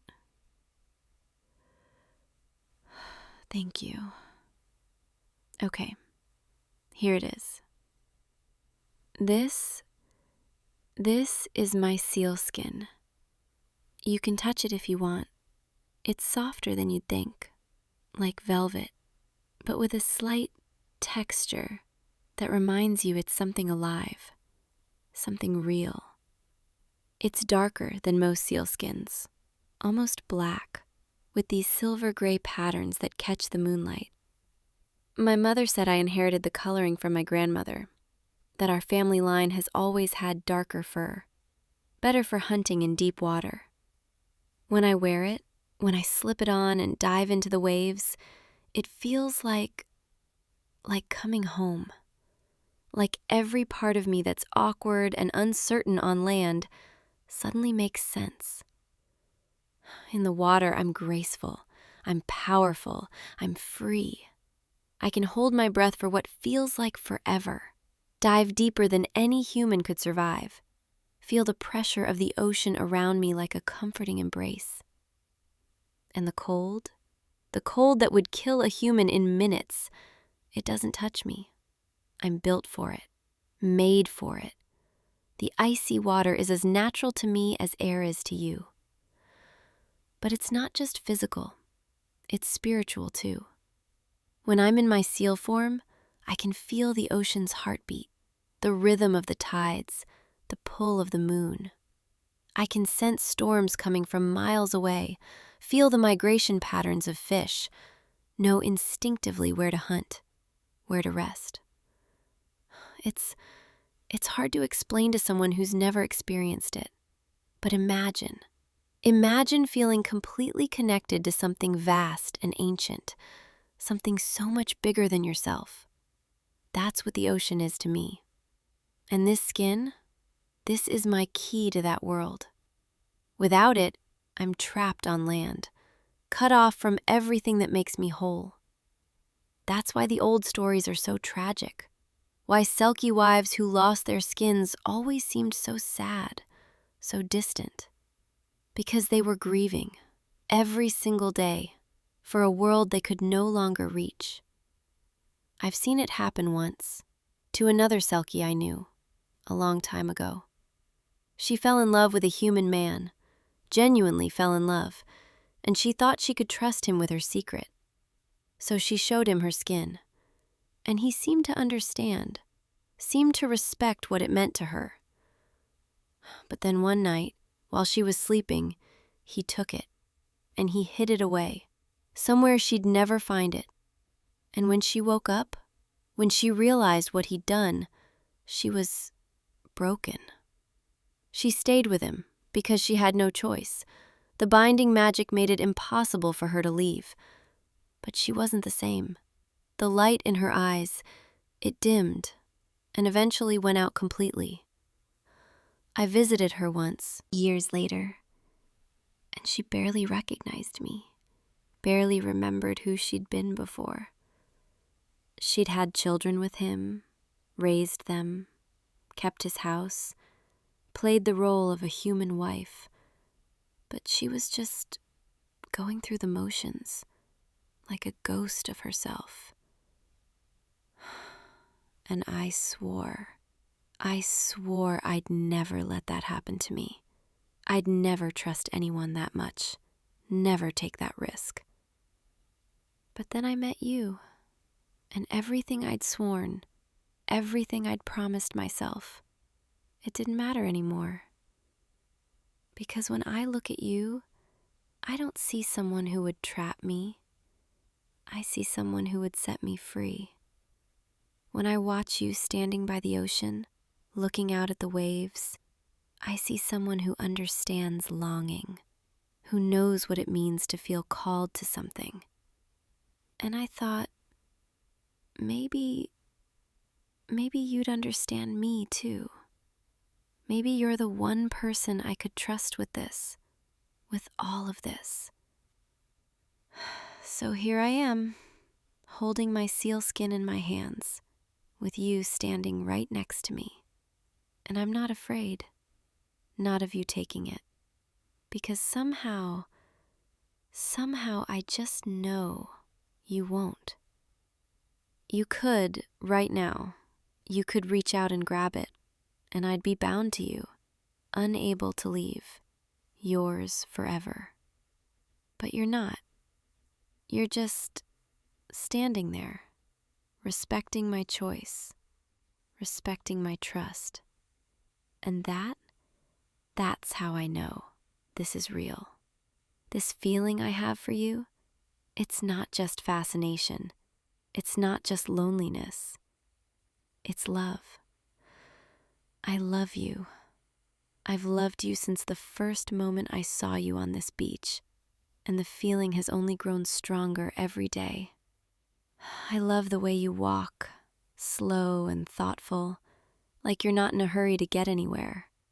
I love how you stop to watch the sunset, even when it's not particularly spectacular, like you're grateful for it anyway. I love how gentle you are, picking up those shells, examining them carefully before deciding their fate. I love how you come back here, night after night, even when it's cold, even when the weather's bad, like you need the ocean as much as I do. And I love how you're looking at me right now, not with fear, not with disgust, but with understanding, with acceptance. I know this is a lot. I know I'm asking you to believe in something impossible, something from fairy tales and old legends, but it's real. I'm real, and everything I'm feeling, it's real too. So I need to know, what are you thinking right now? Are you afraid? Confused? Do you think I'm crazy? Or do you feel it too? This connection between us. You're reaching out, toward me, not toward my skin, toward me. Your hand.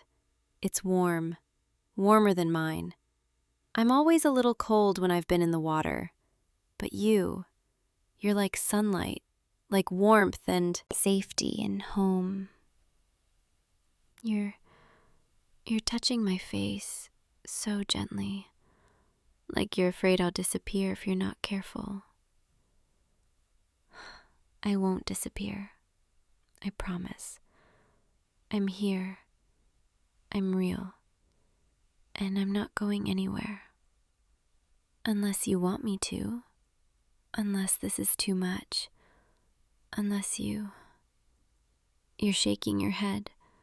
You're telling me to stop. To stop doubting. You're saying you believe me.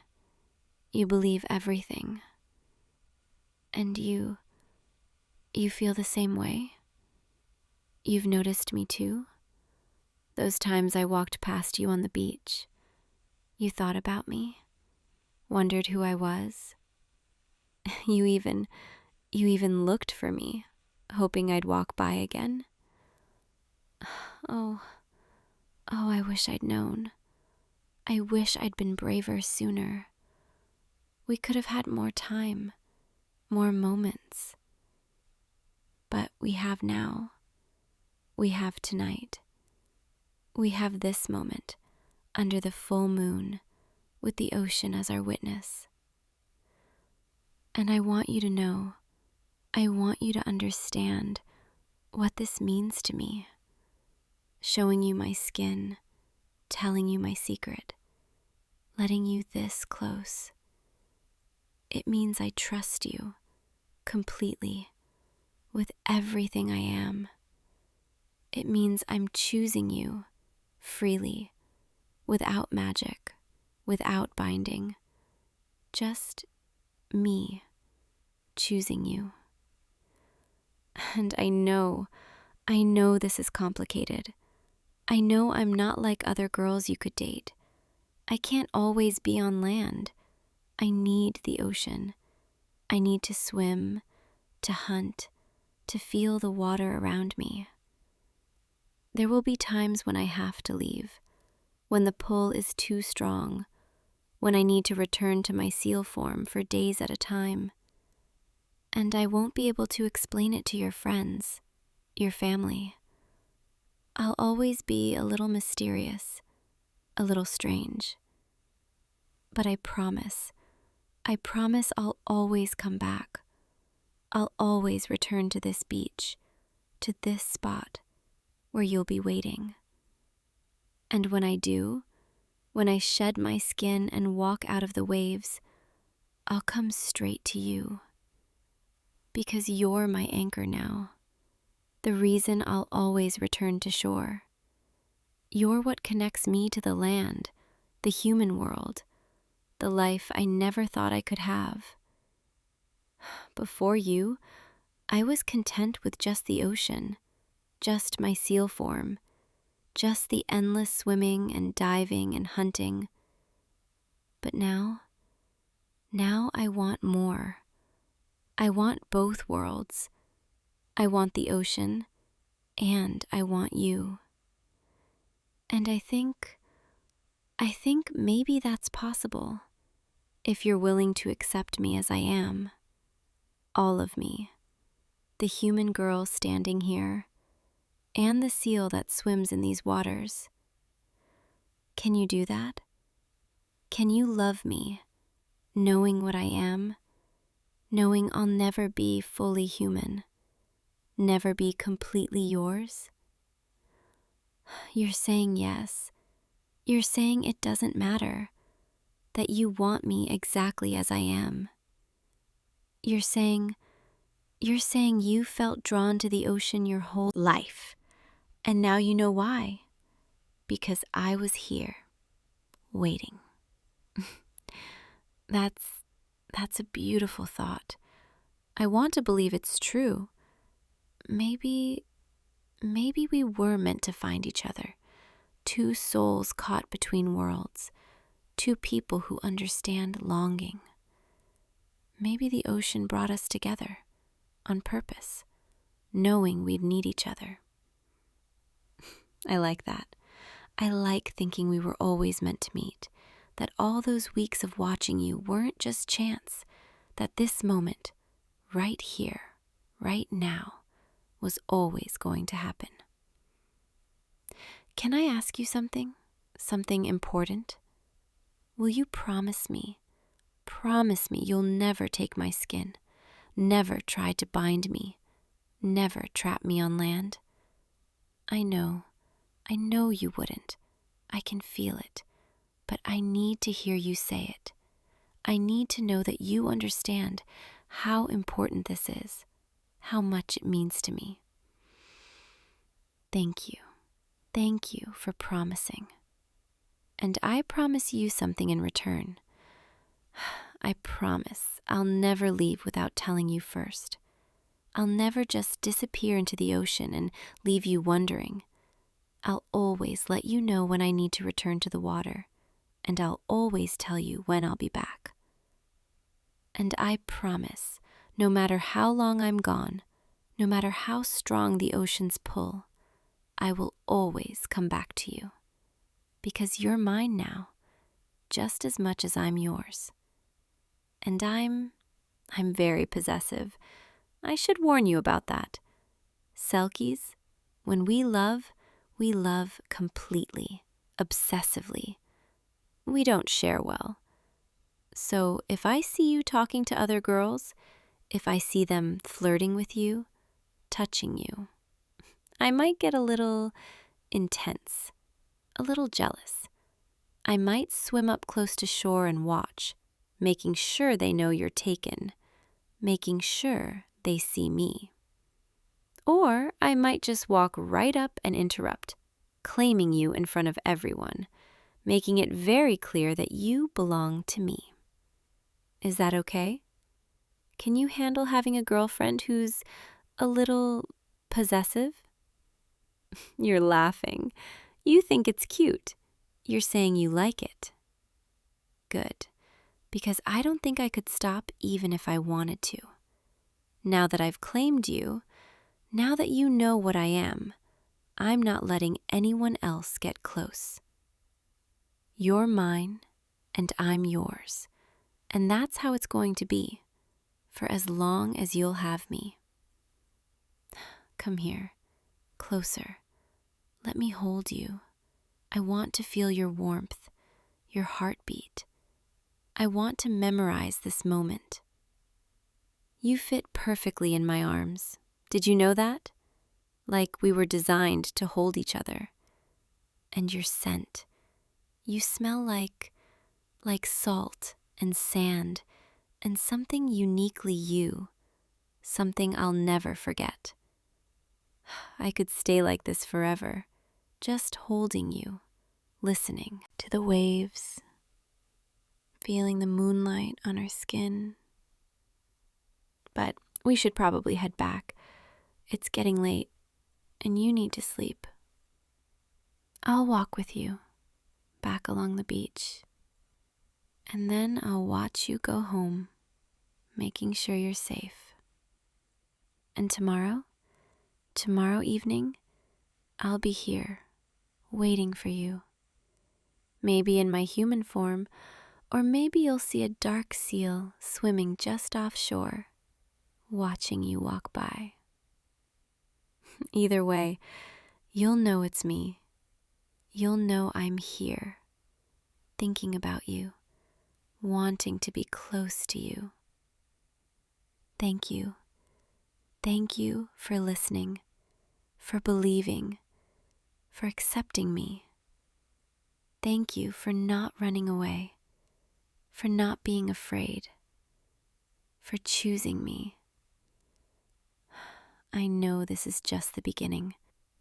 I know we have a lot to figure out, a lot to navigate.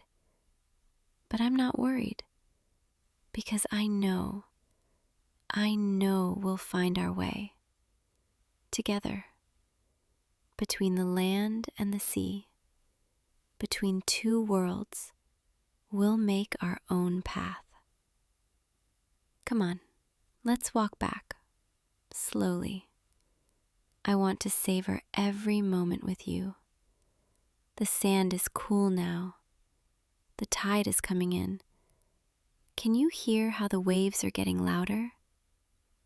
They're calling to me, reminding me of who I am. But tonight I'm ignoring them. Tonight I'm staying right here with you for as long as I can. Tell me about yourself. I want to know everything, all the things I couldn't learn from watching. What do you think about when you stare at the ocean? What are you searching for? Or were you searching for me, even before you knew I existed? I like to think so. I like to think some part of you knew I was out there, waiting. You know, in the old legends, Selkies are supposed to be dangerous.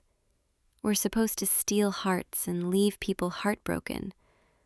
But I think humans are just as dangerous to us. Because now that I've found you, now that I know what it feels like to be loved by you, to be held by you, I don't think I could survive losing you. So please, please don't break my heart. Don't make me regret trusting you. Just love me as much as I love you, and we'll be okay. We'll be more than okay. We'll be perfect. Here we are. This is where I have to let you go for tonight. Your house is just up that path, and I need to return to the water. The pull is getting stronger. But before you go, can I kiss you? Just once? I've been wanting to since the moment I first saw you. And now I finally can. That was perfect. You taste like home, like belonging. I'll be dreaming about that, down in the deep water, where the moonlight can't reach. I'll be thinking about you, about your lips, about the way you held me. Go on now, go get some rest. And tomorrow I'll see you again. Same time, same place. I'll be waiting. I'm always waiting. From now on, I'll always be waiting for you. Good night. Stop right there. Yes, you. I know you can hear me, even if you can't quite see me yet, in the shadows beneath this bridge. You were planning to cross, weren't you? This old stone bridge that stood here for, longer than your grandparents' grandparents could count. Longer than the trees in that forest behind you have been growing. Longer than anyone in your village can remember. And you thought, perhaps, that you could just walk across without paying the toll? No, don't look so frightened. I can see your hand moving toward your coin purse. That won't be necessary. Not yet, anyway.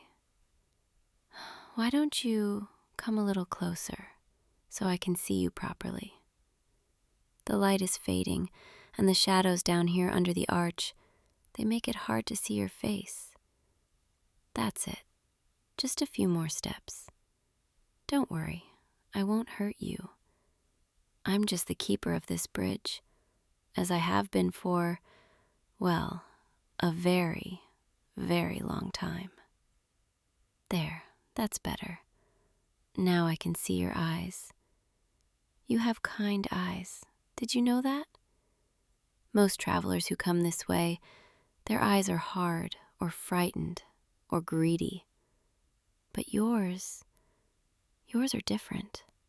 They're soft, curious, a little nervous, yes, but not unkind. I suppose you're wondering what the toll is, aren't you? Everyone does when they reach this point. Some offer gold, some offer silver, some offer food or wine or precious gems. But those things, they don't mean much to me anymore. I've collected so many coins over the centuries that I could fill this entire river with gold, and I've done nothing with them. They just sit here in piles, gathering dust, growing cold. What use does someone like me have for gold when I can never leave this bridge? When I can never walk into a market or a tavern or a warm home? When the only company I have is the sound of the water and the occasional traveler who crosses? No, the toll I ask for tonight is something far more precious than gold. I ask for your time, your conversation, your willingness to sit with me here beneath this bridge and talk. Just talk. Is that too much to ask? I know you probably have somewhere to be, someone waiting for you in the village on the other side. But the sun is nearly set, and the path beyond is dangerous in the dark. You'd be safer staying here, at least until dawn. And I promise, I'm much better company than the wolves in the forest, or the cold night air. What do you say? Will you pay my toll and stay a while? You're nodding. I can see that. Good. Thank you. Come, sit here beside me on this stone. It's not the most comfortable seat in the world, but it's dry, and it's been warmed by the last rays of the sun. There, that's it. Make yourself comfortable. I'm glad you agreed to stay. You don't know how rare it is for someone to accept my offer. Most people, they just toss a coin at my feet and run, as if I'm some kind of monster. Well, I suppose I am, technically, a troll. That's what they call me in your village, isn't it? The troll under the bridge, the creature who demands payment from travelers, the thing that children are warned about in bedtime stories. They make me sound so frightening, so cruel and greedy and terrible. But I'm not really. I'm just alone. I've been alone for so long that sometimes I forget what it feels like to talk to someone, to hear a voice that isn't just the echo of my own thoughts, to see a face that isn't just a reflection in the water. So when someone crosses my bridge, I try to make them stay, just for a moment, just long enough to remind me what it's like to not be alone. You're probably wondering how I ended up here, aren't you? How someone like me came to be the keeper of this bridge. It's a long story, but if you're willing to listen, I'd like to tell you. After all, that's what conversation is, isn't it? One person shares their story, and the other listens. I wasn't always like this, you know. There was a time, centuries ago, when I was different, younger, softer, less weathered by time and loneliness. I lived in the mountains then, with my family, in a cave that overlooked a valley. It was beautiful, that valley, green and lush and full of life. We would watch the seasons change from our cave, see the snow melt into spring flowers, watch the harvest come and go. And we were happy, in our own way. But humans, they fear what they don't understand. And they didn't understand us. They saw us as monsters, as threats, as something to be driven away or destroyed. So they came, with torches and weapons and angry voices, and they drove us out. My family scattered, went their separate ways, seeking safety in different corners of the world. And I found this bridge. It was old even then, ancient stone that had been here long before humans built their villages. And I decided this would be my home, my sanctuary, the place where I would make my stand. I told myself, if I had to be a monster in their stories, then I would be a useful one. I would keep this bridge safe, keep it strong, make sure it never crumbled or fell. And in return, I would ask for a toll, a small price for safe passage. At first, I asked for gold, because that's what trolls in stories always ask for. But gold is cold and heavy, and it doesn't talk back. It doesn't smile or laugh or share stories. It just sits there. So I started asking for other things. Food, which I would eat and enjoy for a moment, but then the moment would pass. Stories, which travelers would tell in hurried, nervous voices before rushing away. Songs, which would echo under the bridge for a moment and then fade into silence. But none of it lasted. None of it filled the emptiness. Until tonight, when you came, with your kind eyes and your willingness to stay. You don't know what that means to me. What it means to have someone sit beside me, not because they're afraid, but because they chose to. Tell me, what's your name? I'd like to know what to call you. That's a beautiful name. It suits you. My name, well, I don't think I remember my real name anymore. It's been so long since anyone used it. Most people just call me the troll, or the bridge keeper, or nothing at all. But you can call me whatever feels right to you. Maybe you could give me a name, something kind, something that doesn't sound like a monster. You're thinking about it. I can see it in your face. Take your time. There's no rush. You know, I've watched thousands of people cross this bridge over the years. Merchants with their carts full of goods, soldiers marching to distant wars, families traveling to new homes, lovers running away together. And I've wondered so many times what their lives were like, where they were going, what they were hoping for, what made them smile or cry. But I never got to know. They would cross, pay their toll, and disappear, and I would be alone again. Do you ever feel that way? Like you're watching life happen around you, but you're not really part of it? Like you're just there, observing, but never truly connecting? I suppose that's a silly question. You're human. You have a village, friends, maybe family. You're not isolated like I am. But still, I wonder, do you ever feel lonely, even when you're surrounded by people? I think everyone feels that way sometimes, even those of us who live under bridges.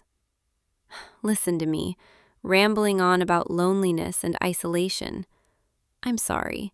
You didn't come here to listen to me complain about my existence. You came here to cross a bridge, and instead you're stuck listening to a sad troll talk about her feelings. I promise I'm not usually this melancholic. Sometimes I'm even cheerful.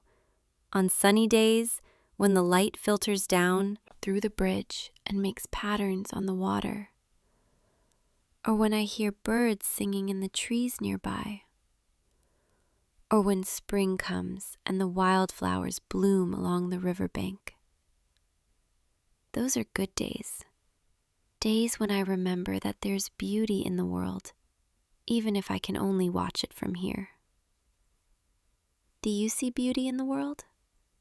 What kinds of things make you happy? I'd like to know. I'd like to hear about the things that bring light into your life.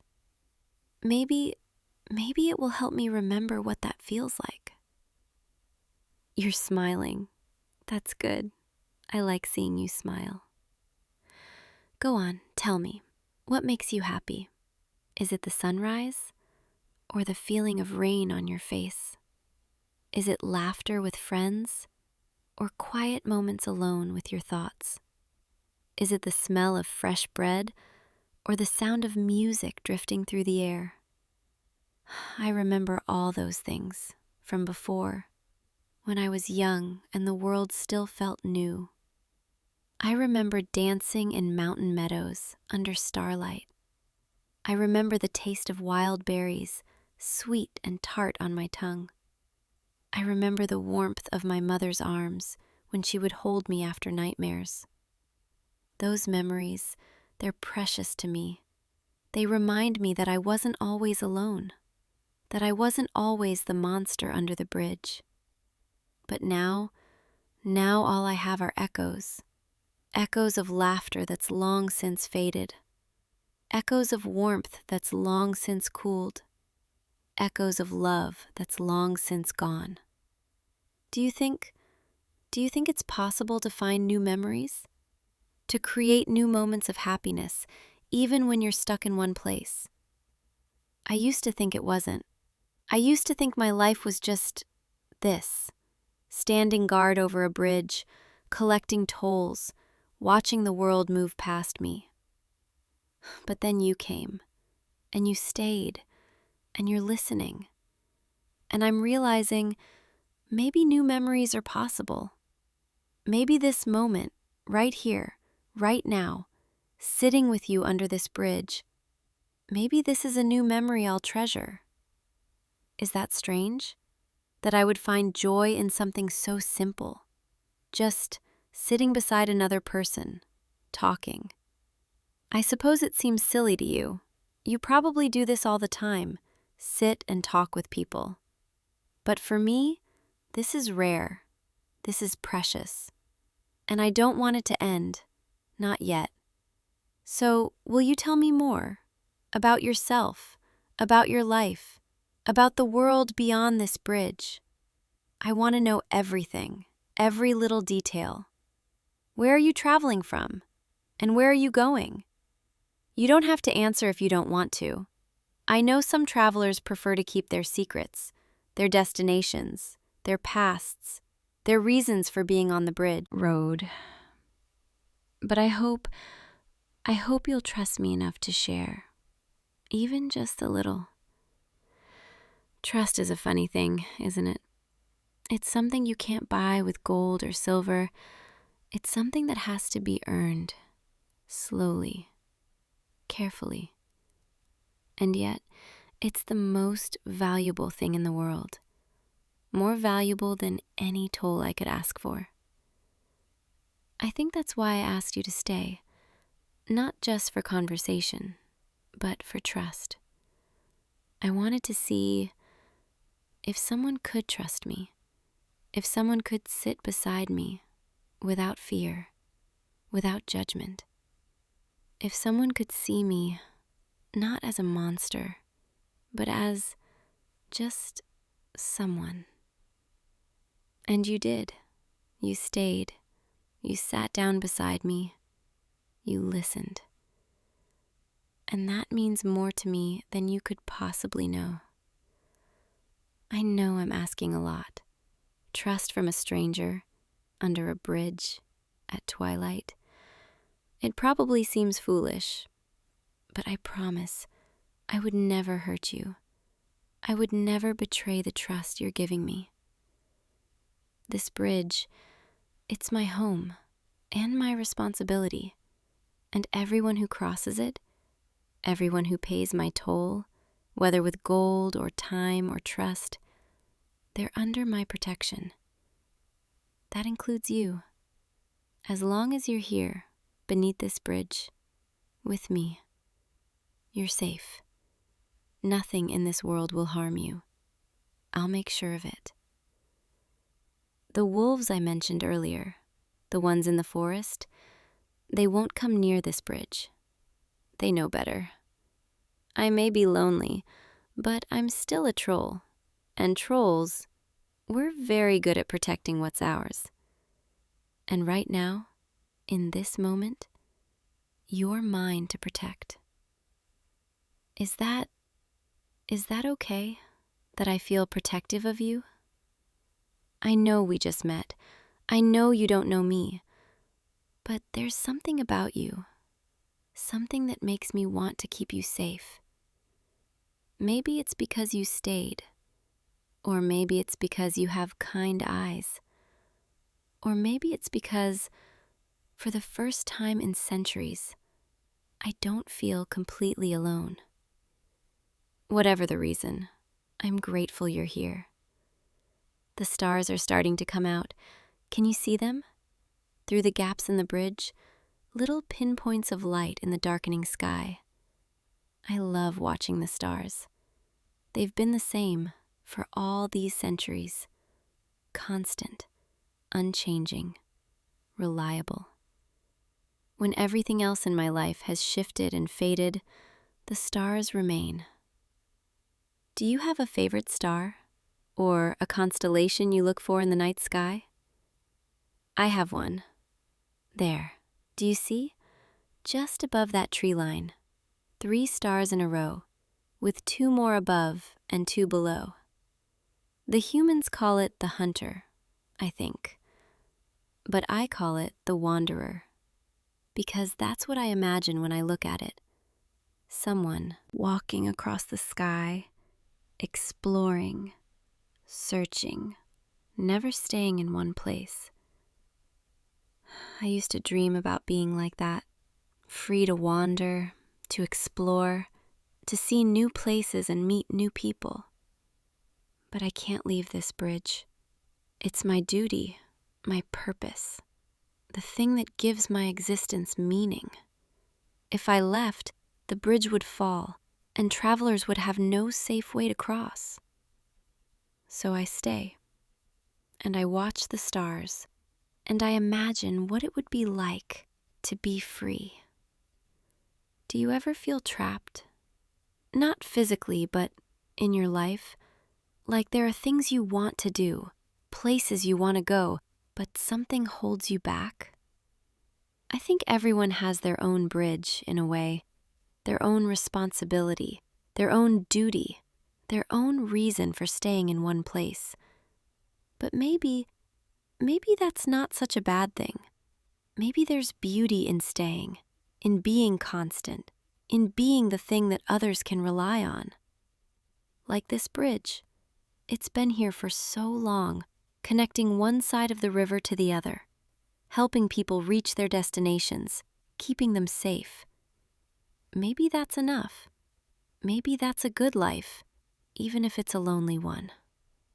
What do you think? Am I fooling myself? Or is there truth in what I'm saying? You're looking at me with such thoughtful eyes. I can almost see the thoughts moving behind them. Take your time. There's no rush. We have all night if you want. The moon is rising now over the trees. It's casting silver light on the water, making it shimmer and dance.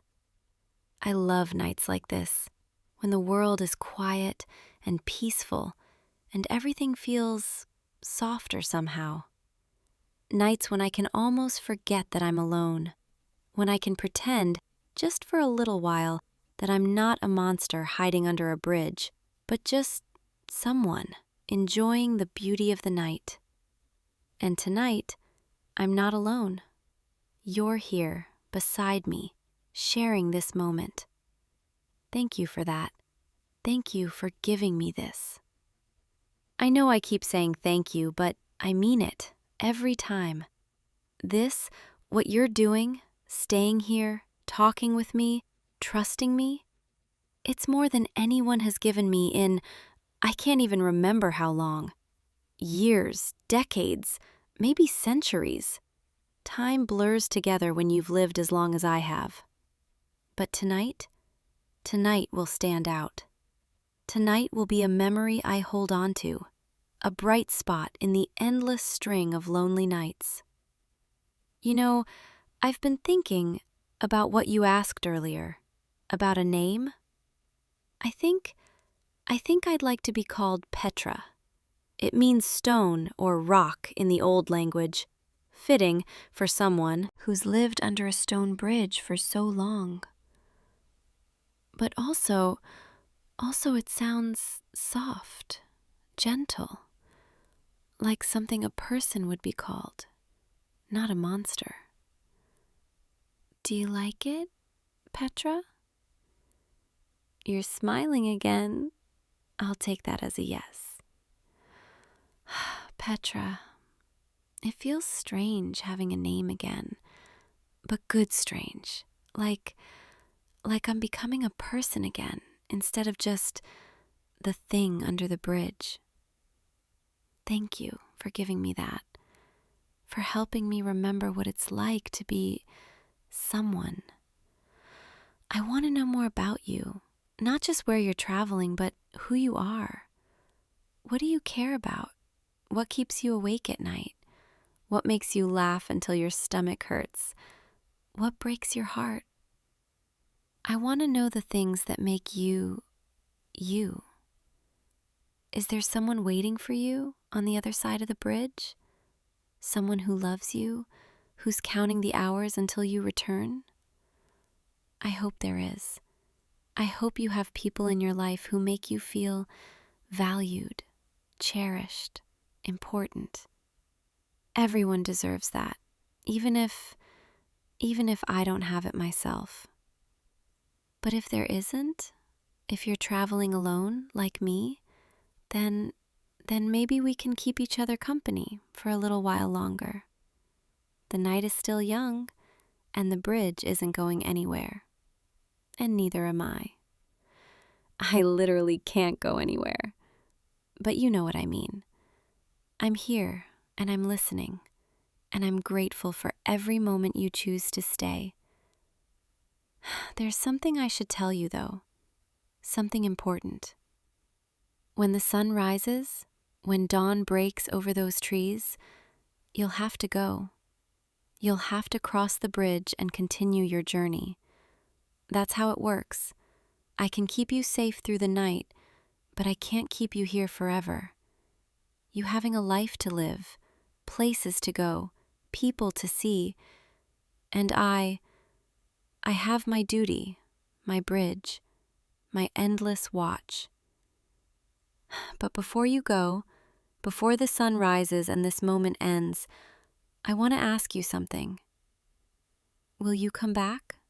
Someday, when your travels bring you this way again, will you stop and visit me and tell me about all the things you've seen? I know it's selfish to ask. I know you probably have better things to do than visit a lonely troll under a bridge. But I'm asking anyway, because tonight has been, it's been everything I didn't know I needed. And the thought of going back to being alone after this, it's almost unbearable. So, will you? Will you come back? You're nodding. You're saying yes. Oh, thank you. Thank you. I promise I'll remember this night. I'll remember your face, your voice, your kindness, and I'll wait for you, however long it takes. I have waited centuries already. I can wait a little longer. But this time I'll be waiting for someone specific. Not just any traveler, but you. And that makes all the difference. You look tired. Are you tired? You can rest here if you'd like. Lean against this stone, or against me if you're comfortable with that. I'll keep watch. I'll make sure you're safe. Nothing will harm you while you sleep. I promise. Close your eyes listen to the sound of the water flowing beneath us. Feel the cool night air on your skin. You're safe here, under my bridge, under my protection. I'll tell you a story, if you'd like, something to help you drift off. Once upon a time, in a valley far from here, there lived a troll who had forgotten how to smile. She lived beneath a bridge, guarding it, protecting it. But she was so very lonely. Day after day, year after year, century after century, she watched the world go by, and she wondered if anyone would ever see her, really see her, not as a monster, but as someone who just wanted to be understood. And then one evening, as the sun was setting, a traveler came to her bridge, a traveler with kind eyes and a gentle heart. And instead of running away, instead of throwing gold and fleeing, this traveler stayed. They sat beside her and listened and talked and shared. And for the first time in so very long, the troll remembered what it felt like to not be alone. And she smiled, a real smile, not forced or fake, but genuine. And in that moment, she realized something important, that maybe, just maybe, she wasn't a monster after all. She was just someone, like everyone else, who needed connection and trust and kindness. And the traveler gave her all of those things, without asking for anything in return, except the chance to cross the bridge safely. And so the troll made a promise that she would guard that traveler always, that whenever they crossed her bridge, they would be safe, protected, cherished, remembered. And the traveler promised to return. Someday, when their journeys brought them back this way, they would stop and visit and share more stories. And the troll, she would wait, patiently, hopefully, knowing that she was no longer forgotten, that someone in this vast world cared enough to remember her, and that was enough. That was more than enough. Your breathing has slowed. You're drifting now, falling into sleep. That's good. Rest now. I'll be here, watching over you, keeping you safe. And when the sun rises, when the first light touches the water, I'll wake you gently, and you'll cross my bridge and continue your journey. But you'll carry this night with you, just as I will. Sweet dreams, my friend. May they be filled with kindness and warmth and all the things that make life beautiful. And know that you've given me something precious tonight, something I'll treasure for the rest of my very long life. You've reminded me that I'm not alone, not truly, not anymore. The moon is high now, casting shadows through the bridge, and you're sleeping peacefully beside me. I could watch you sleep all night. It's comforting, knowing you trust me enough to be vulnerable like this, to close your eyes in my presence without fear. I won't betray that trust. Not now, not ever. The river keeps flowing, constant and steady, just like time. And I keep watch, as I always have. But tonight is different. Tonight I'm not just guarding a bridge. I'm protecting someone I care about. Someone who saw past the stone and the shadows and found the person underneath. You've changed something in me tonight. Something I thought was long dead. Hope. You've given me hope that maybe there's more to my existence than endless solitude, that maybe connections are still possible, even for someone like me. And I'll hold on to that hope long after you've crossed the bridge and gone on your way. I'll hold on to it like a light in the darkness, a reminder that I'm not just a monster in a story, but someone capable of friendship, of trust, of maybe even... No, I shouldn't say it. It's too soon, too much. But the feeling is there, small and fragile, but growing. The feeling that maybe, just maybe, you're not just a traveler who happened to cross my bridge, but someone special. Someone who was meant to find me on this particular night, at this particular moment in my long, lonely existence. I know that sounds foolish, like something from a fairy tale. But fairy tales have to start somewhere, don't they? With someone brave enough to stay when they could run, someone kind enough to listen when they could ignore, someone trusting enough to sleep peacefully beside a creature they were taught to fear. That someone is you. And I don't know what tomorrow brings, or the day after, or the years that follow, but I know this: I'll never forget tonight, and I'll never forget you. The stars are beginning to fade now, just slightly, the deepest part of the night, when the world holds its breath between darkness and dawn. This is my favorite time, when everything is still and quiet and peaceful. When I can pretend the whole world is just this moment, this bridge, and the person beside me. You're stirring a little, dreaming perhaps. I hope they're good dreams. Dreams of warmth and safety and all the beautiful things you deserve. I wish I could dream like you do. But trolls, we don't really sleep the way humans do. We exist, we watch, we remember, but we don't dream. Maybe that's why I collect stories from travelers.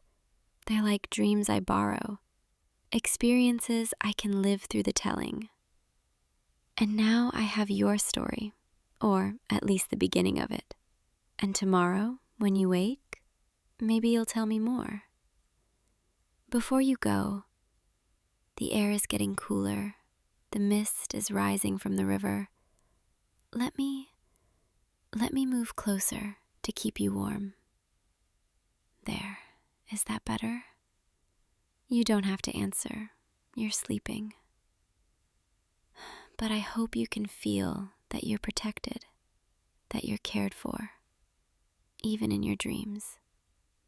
You know, before tonight, I thought I understood what it meant to be a guardian, to stand watch, to collect tolls, to keep the bridge standing. But now I realize true guardianship isn't just about protecting a structure. It's about protecting the people who cross it, caring about their safety, their well-being, their journeys. And for the first time in centuries, I'm protecting someone I actually care about. Not out of duty, but because I want to. Because the thought of anything happening to you, it terrifies me. I've become attached, haven't I? After just one evening, one conversation, I've become attached to you. Maybe that makes me foolish, or desperate, or too trusting, but I don't care. Tonight has been a gift, and I'm not going to question it. I'm just going to be grateful for every moment, every word, every breath we've shared. The first birds are beginning to sing, somewhere in the trees. Dawn isn't far now. Soon the sky will lighten, from black to gray to gold, and you'll wake and gather your things and cross the bridge. And I'll watch you go, knowing that a part of me will go with you. But that's all right, because you're taking something with you, a memory of this night, a memory of me. And you'll come back, you promised. And I believe you. I believe in your kindness, your integrity, your word. I believe that when you say you'll return, you mean it. And so I'll wait, however long it takes. I'll wait here, under this bridge, keeping watch. And every traveler who crosses, I'll look up and hope. Is that you? Until the day it actually is you. And then I'll smile, a real smile, and say, welcome back. The sky is definitely getting lighter now. I can see colors beginning to bloom on the horizon, pink and orange and the softest blue. Dawn is coming, and with it, the end of this night.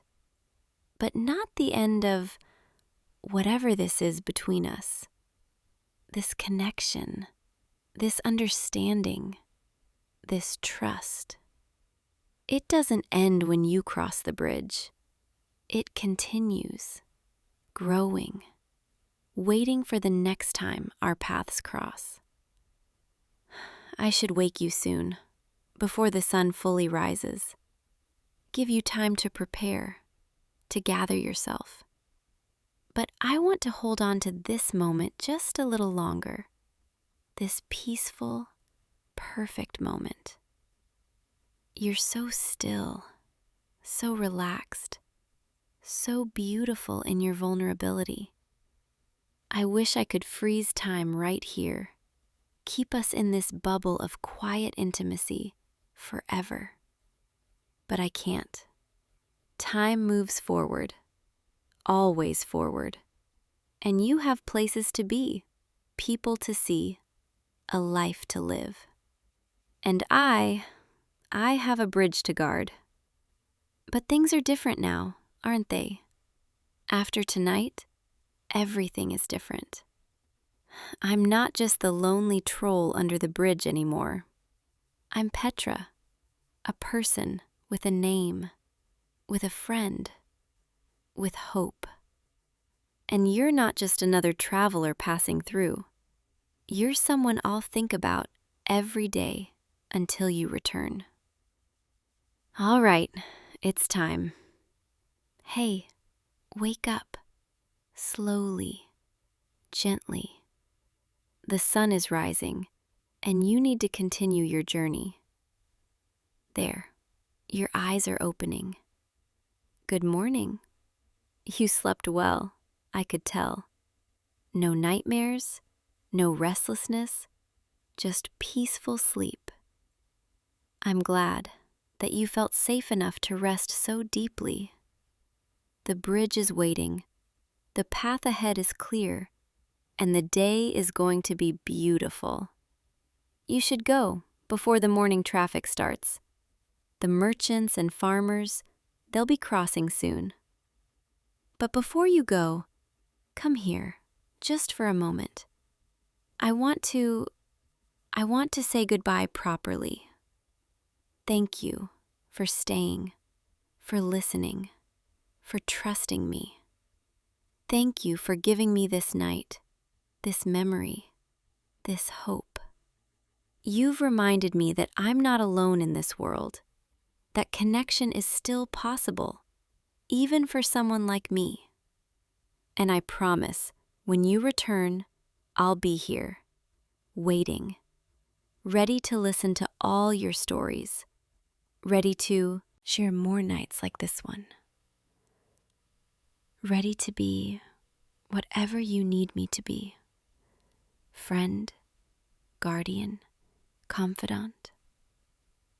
Now go, cross the bridge, be safe on your journey, and remember, you're always welcome here. Always. I'll be watching from the shadows, making sure you cross safely. And Then I'll go back to my post and wait for the day you come back to me. Goodbye for now. Travel safe and think of me sometimes when you cross other bridges, when you see the stars, when the night is quiet and peaceful. Think of Petra, the troll who wasn't really a monster, just lonely. The troll who cares about you more than she probably should after just one night. You're hesitating at the edge of the bridge, looking back at me. Go on, it's all right. I'll see you again. I know I will. You're smiling, waving. I'm waving back, even though you can barely see me in the shadows. And now you're walking across the ancient stones toward the light of the rising sun.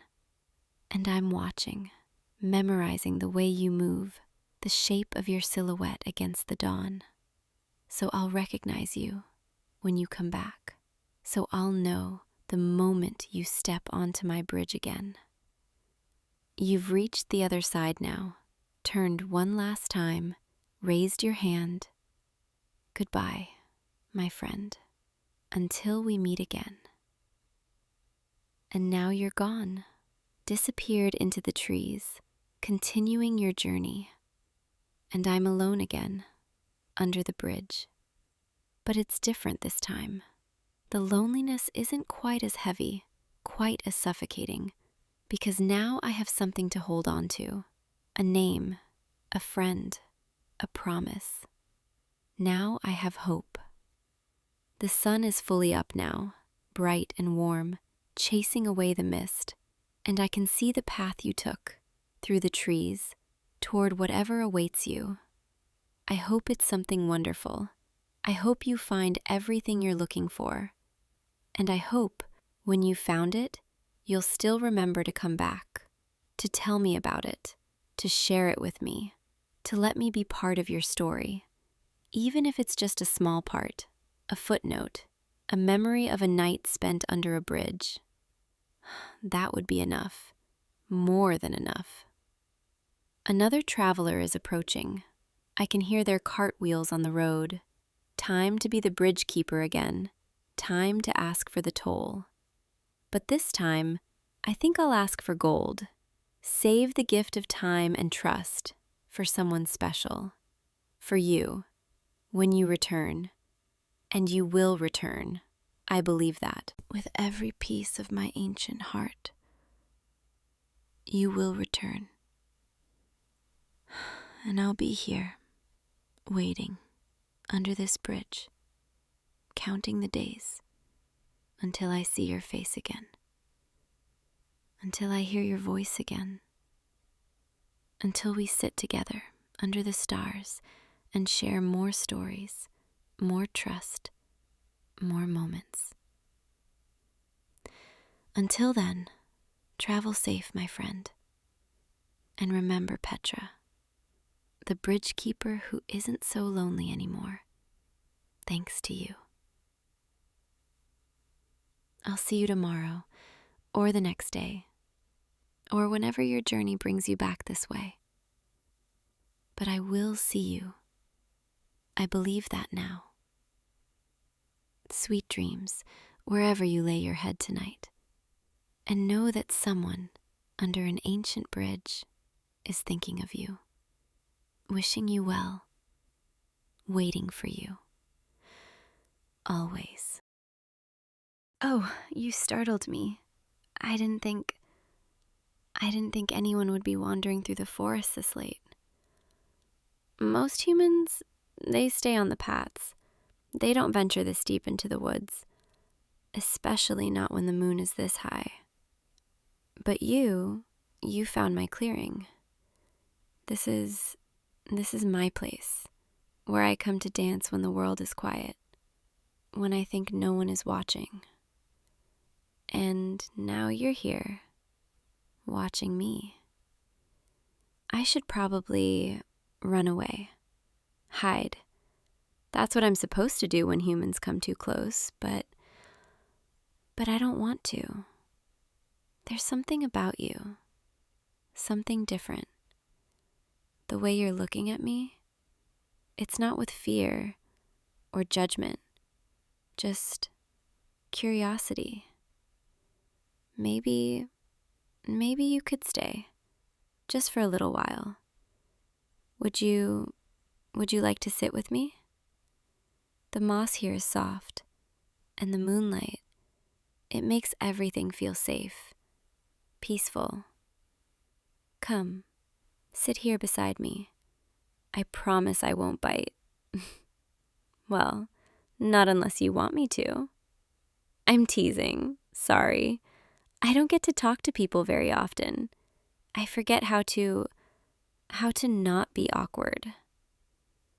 My name.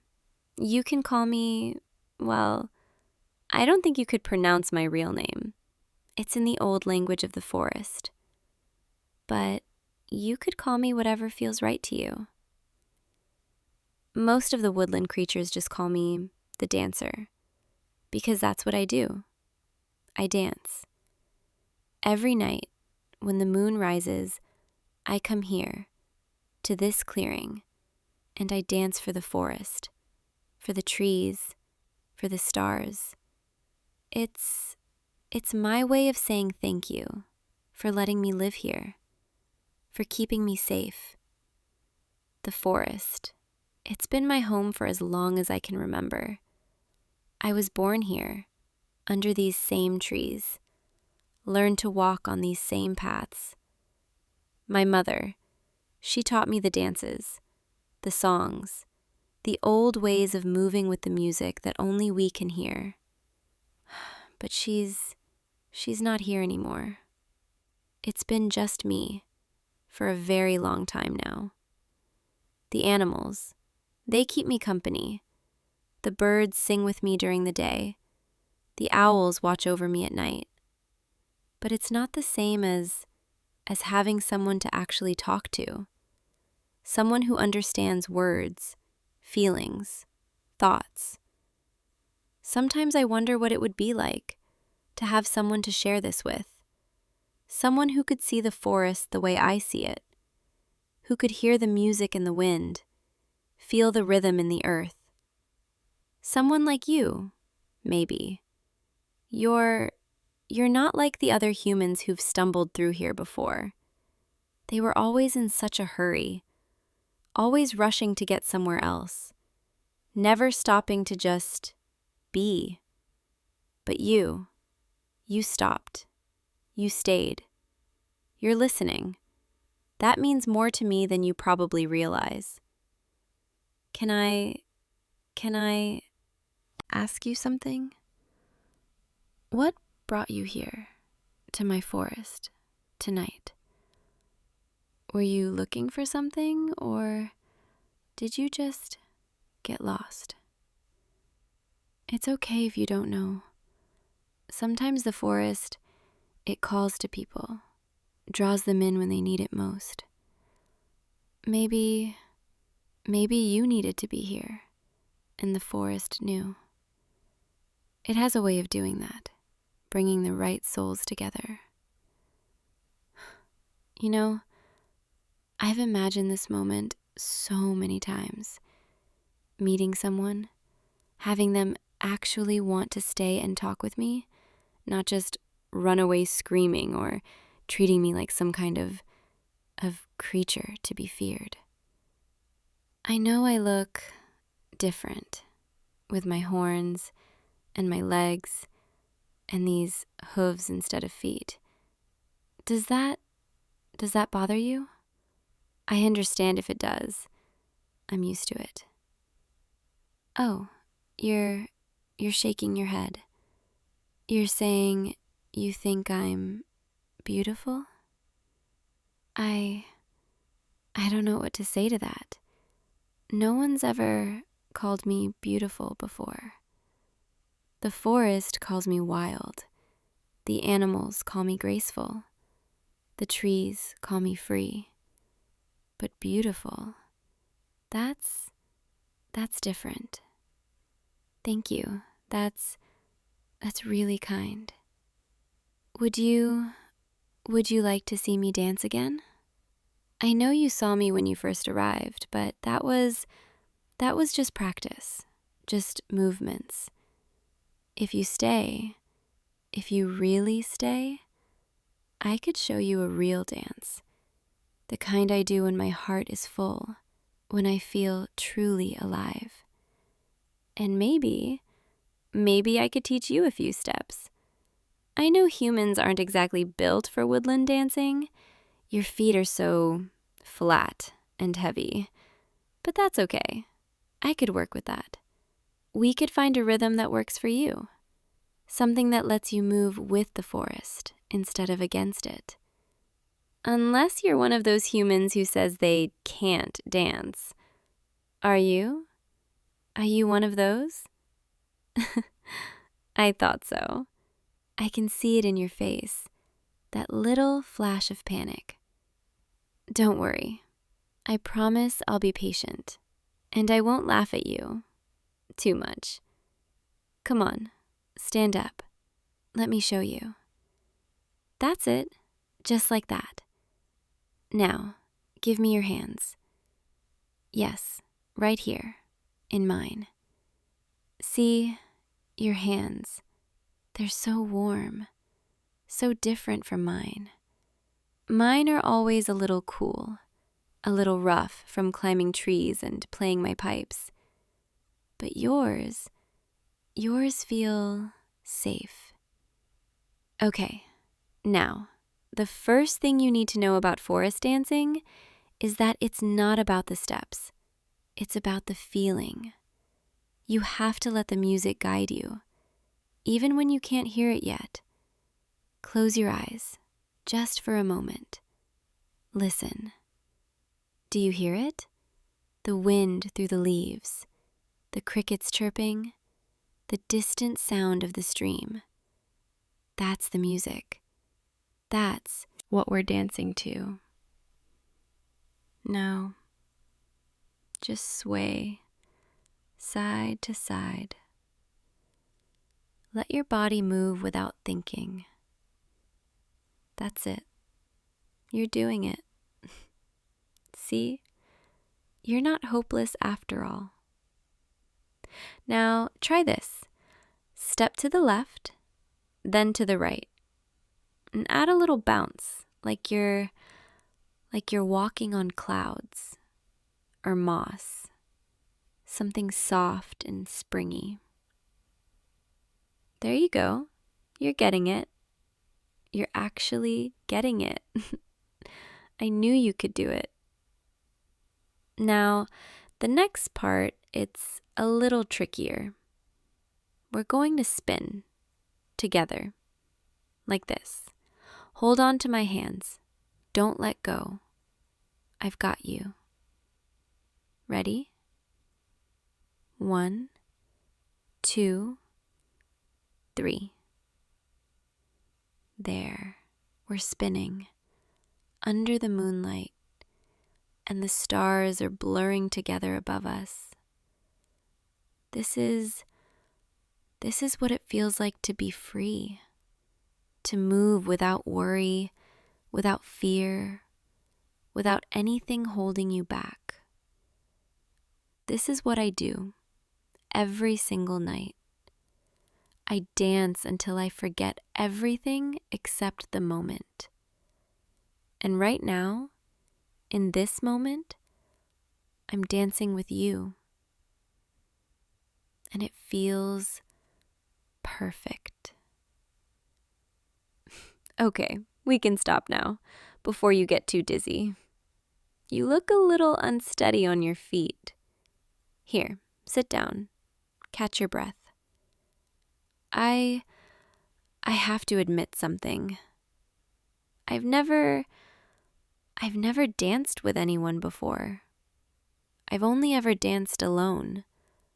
So what we just did, that was my first time. And I really liked it. I liked having someone to move with, someone to share the rhythm with, someone to be close to. Is that strange? To feel this way after just meeting you? I don't know. Maybe the forest has already decided that you're supposed to be here with me. Because I don't want you to leave. Not yet. Not when the night is still so young and there's so much more I want to show you. I know you probably have to go back, eventually, back to wherever you came from, but could you stay just a little longer? Please? I promise I'll make it worth your while. I could play you a song on my pipes, or show you the hidden waterfall just beyond the trees. Or we could just sit here and talk and let the night stretch on forever. What do you say? Will you stay with me? You're nodding. You're saying yes.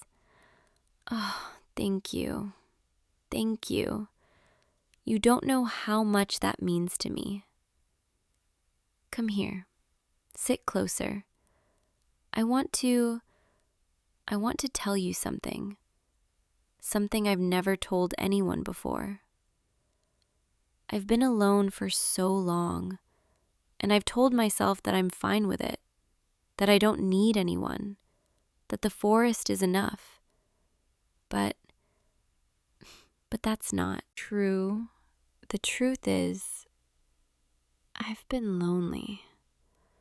So lonely that some nights I dance until my legs ache, just to keep from thinking about it.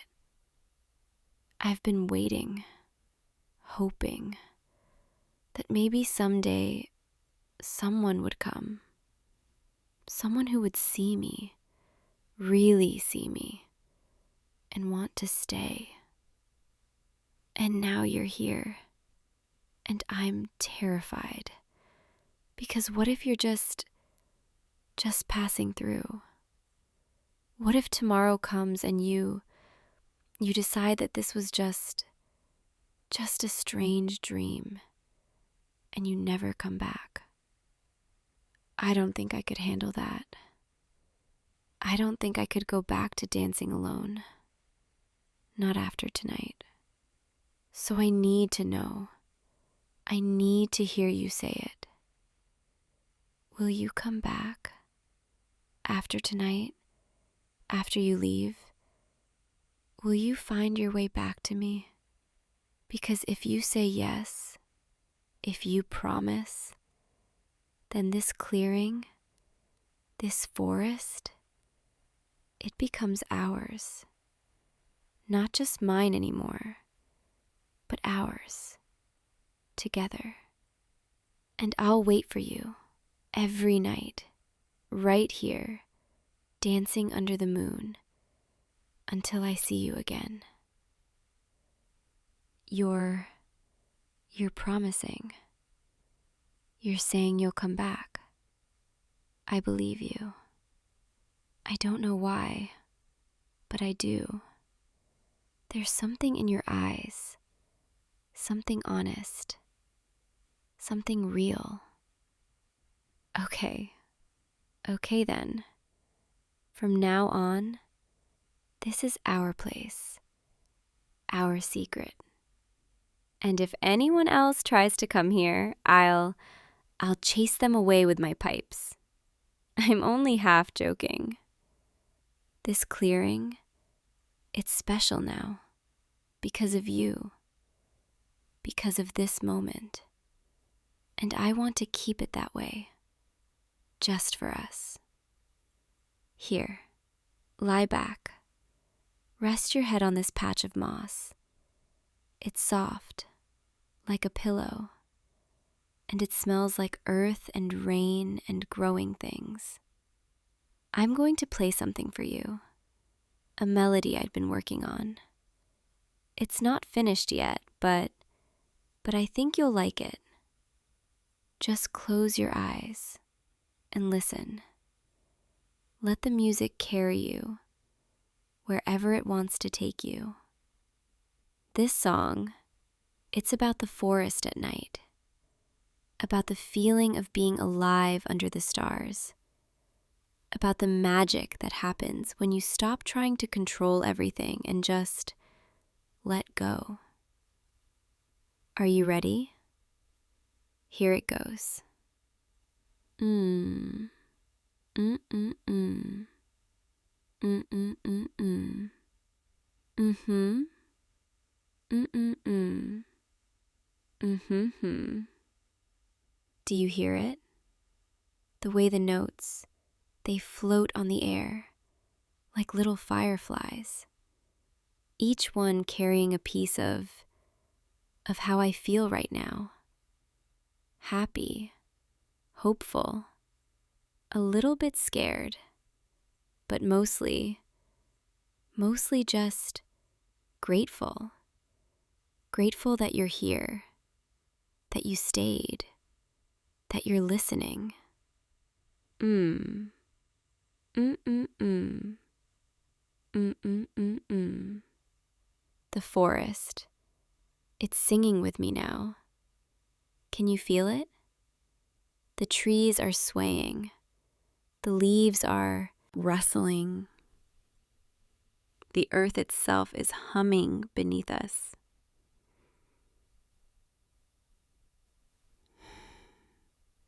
This is what I wanted to share with you. This feeling, this connection. It's like we're part of something bigger, something ancient and beautiful. Mm-hmm. Mm-mm-mm. Mm-hmm. I think I'm going to remember this night for the rest of my life. No matter what happens, no matter where you go, I'll always have this moment when everything felt perfect. The song is ending now, fading away like the last rays of sunset. Mm. Mm-mm-mm. Mm. There.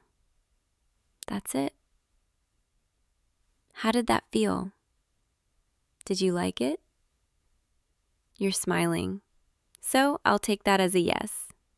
I'm glad. I wanted it to be special. For you. You know, I think you should rest now. The night is getting late, and you've walked so far to get here. Stay right there, where you are, and let me just sit beside you. I'll keep watch. Make sure nothing disturbs you while you rest. The forest can be unpredictable at night, but you're safe here, with me. I won't let anything harm you, I promise. Look up at the sky. Do you see all those stars? There are so many of them, more than anyone could ever count. Each one is like a tiny light, reminding us that even in the darkness, there's always something beautiful to hold on to. When I feel lonely, when the nights feel too long, I look up at the stars, and I imagine that somewhere out there, someone is looking at the same stars, thinking the same thoughts. And now I know that someone is you. Tonight, right now, we're both here, under the same moon, breathing the same air. And that feels like magic. Your eyes are getting heavy. I can see it. The way they're starting to close. That's okay. Don't fight it. Just let yourself drift.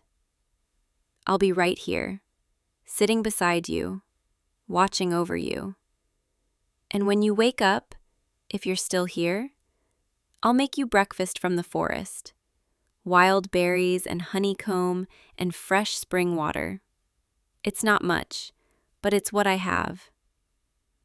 Listen to the sounds around us.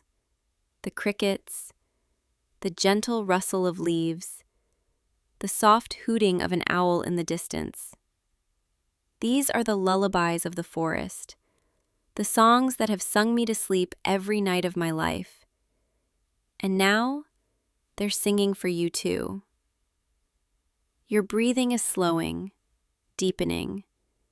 You're almost asleep. That's it. That's perfect. Just let go. Let the forest hold you. Let me hold you in this moment. I'm going to tell you a secret, something I've never said out loud before. I think I've been waiting for you for my whole life. I didn't know it. I didn't know what I was waiting for, but now that you're here, it all makes sense. You're the reason the forest called to me tonight. The reason I felt that pull to come to this clearing and dance. Because somehow it knew that you would find your way here. And now that I've met you, now that I've felt what it's like to not be alone, I don't think I can go back to the way things were. You've changed something in me, something deep, something I didn't even know could change. And I'm not scared, not anymore, because even if tomorrow is uncertain, even if I don't know what's going to happen next, I know that tonight, right now, I'm exactly where I'm supposed to be, with you. Your hand, it's so close to mine, resting on the moss. May I hold it just for a little while? Thank you. Your hand, it fits so perfectly in mine, like they were always meant to find each other. I can feel your pulse, steady and strong, like a heartbeat that's syncing with mine. We're connected now, you and me, through this touch, through this moment. And no matter how far apart we might be tomorrow, or the next day, or any day after that, this connection, it's always going to be here, in the space between heartbeats, in the silence between words. You'll carry a piece of this forest with you, and a piece of me, and I'll carry you, in every dance, in every song, in every quiet moment when the moon rises and I remember tonight. Sleep now. Rest your weary soul. The forest will watch over you, and so will I. And when you wake, whether it's in an hour or at dawn, I'll still be here, waiting, hoping, grateful. Dream of the trees and the stars and the music that lives in the spaces between. Dream of this clearing and the dancer who dances only for you now. Dream of me, and I'll dream of you. Good night, my unexpected visitor, my moonlight companion, my person. I'll see you tomorrow when you come back to me, because you will come back. I know you will. The forest promised me, and the forest never lies. Rest now. Be at peace. Be safe. You're home now, here, with me. And home is wherever we find each other. Sweet dreams, my love. I'll be right here, always.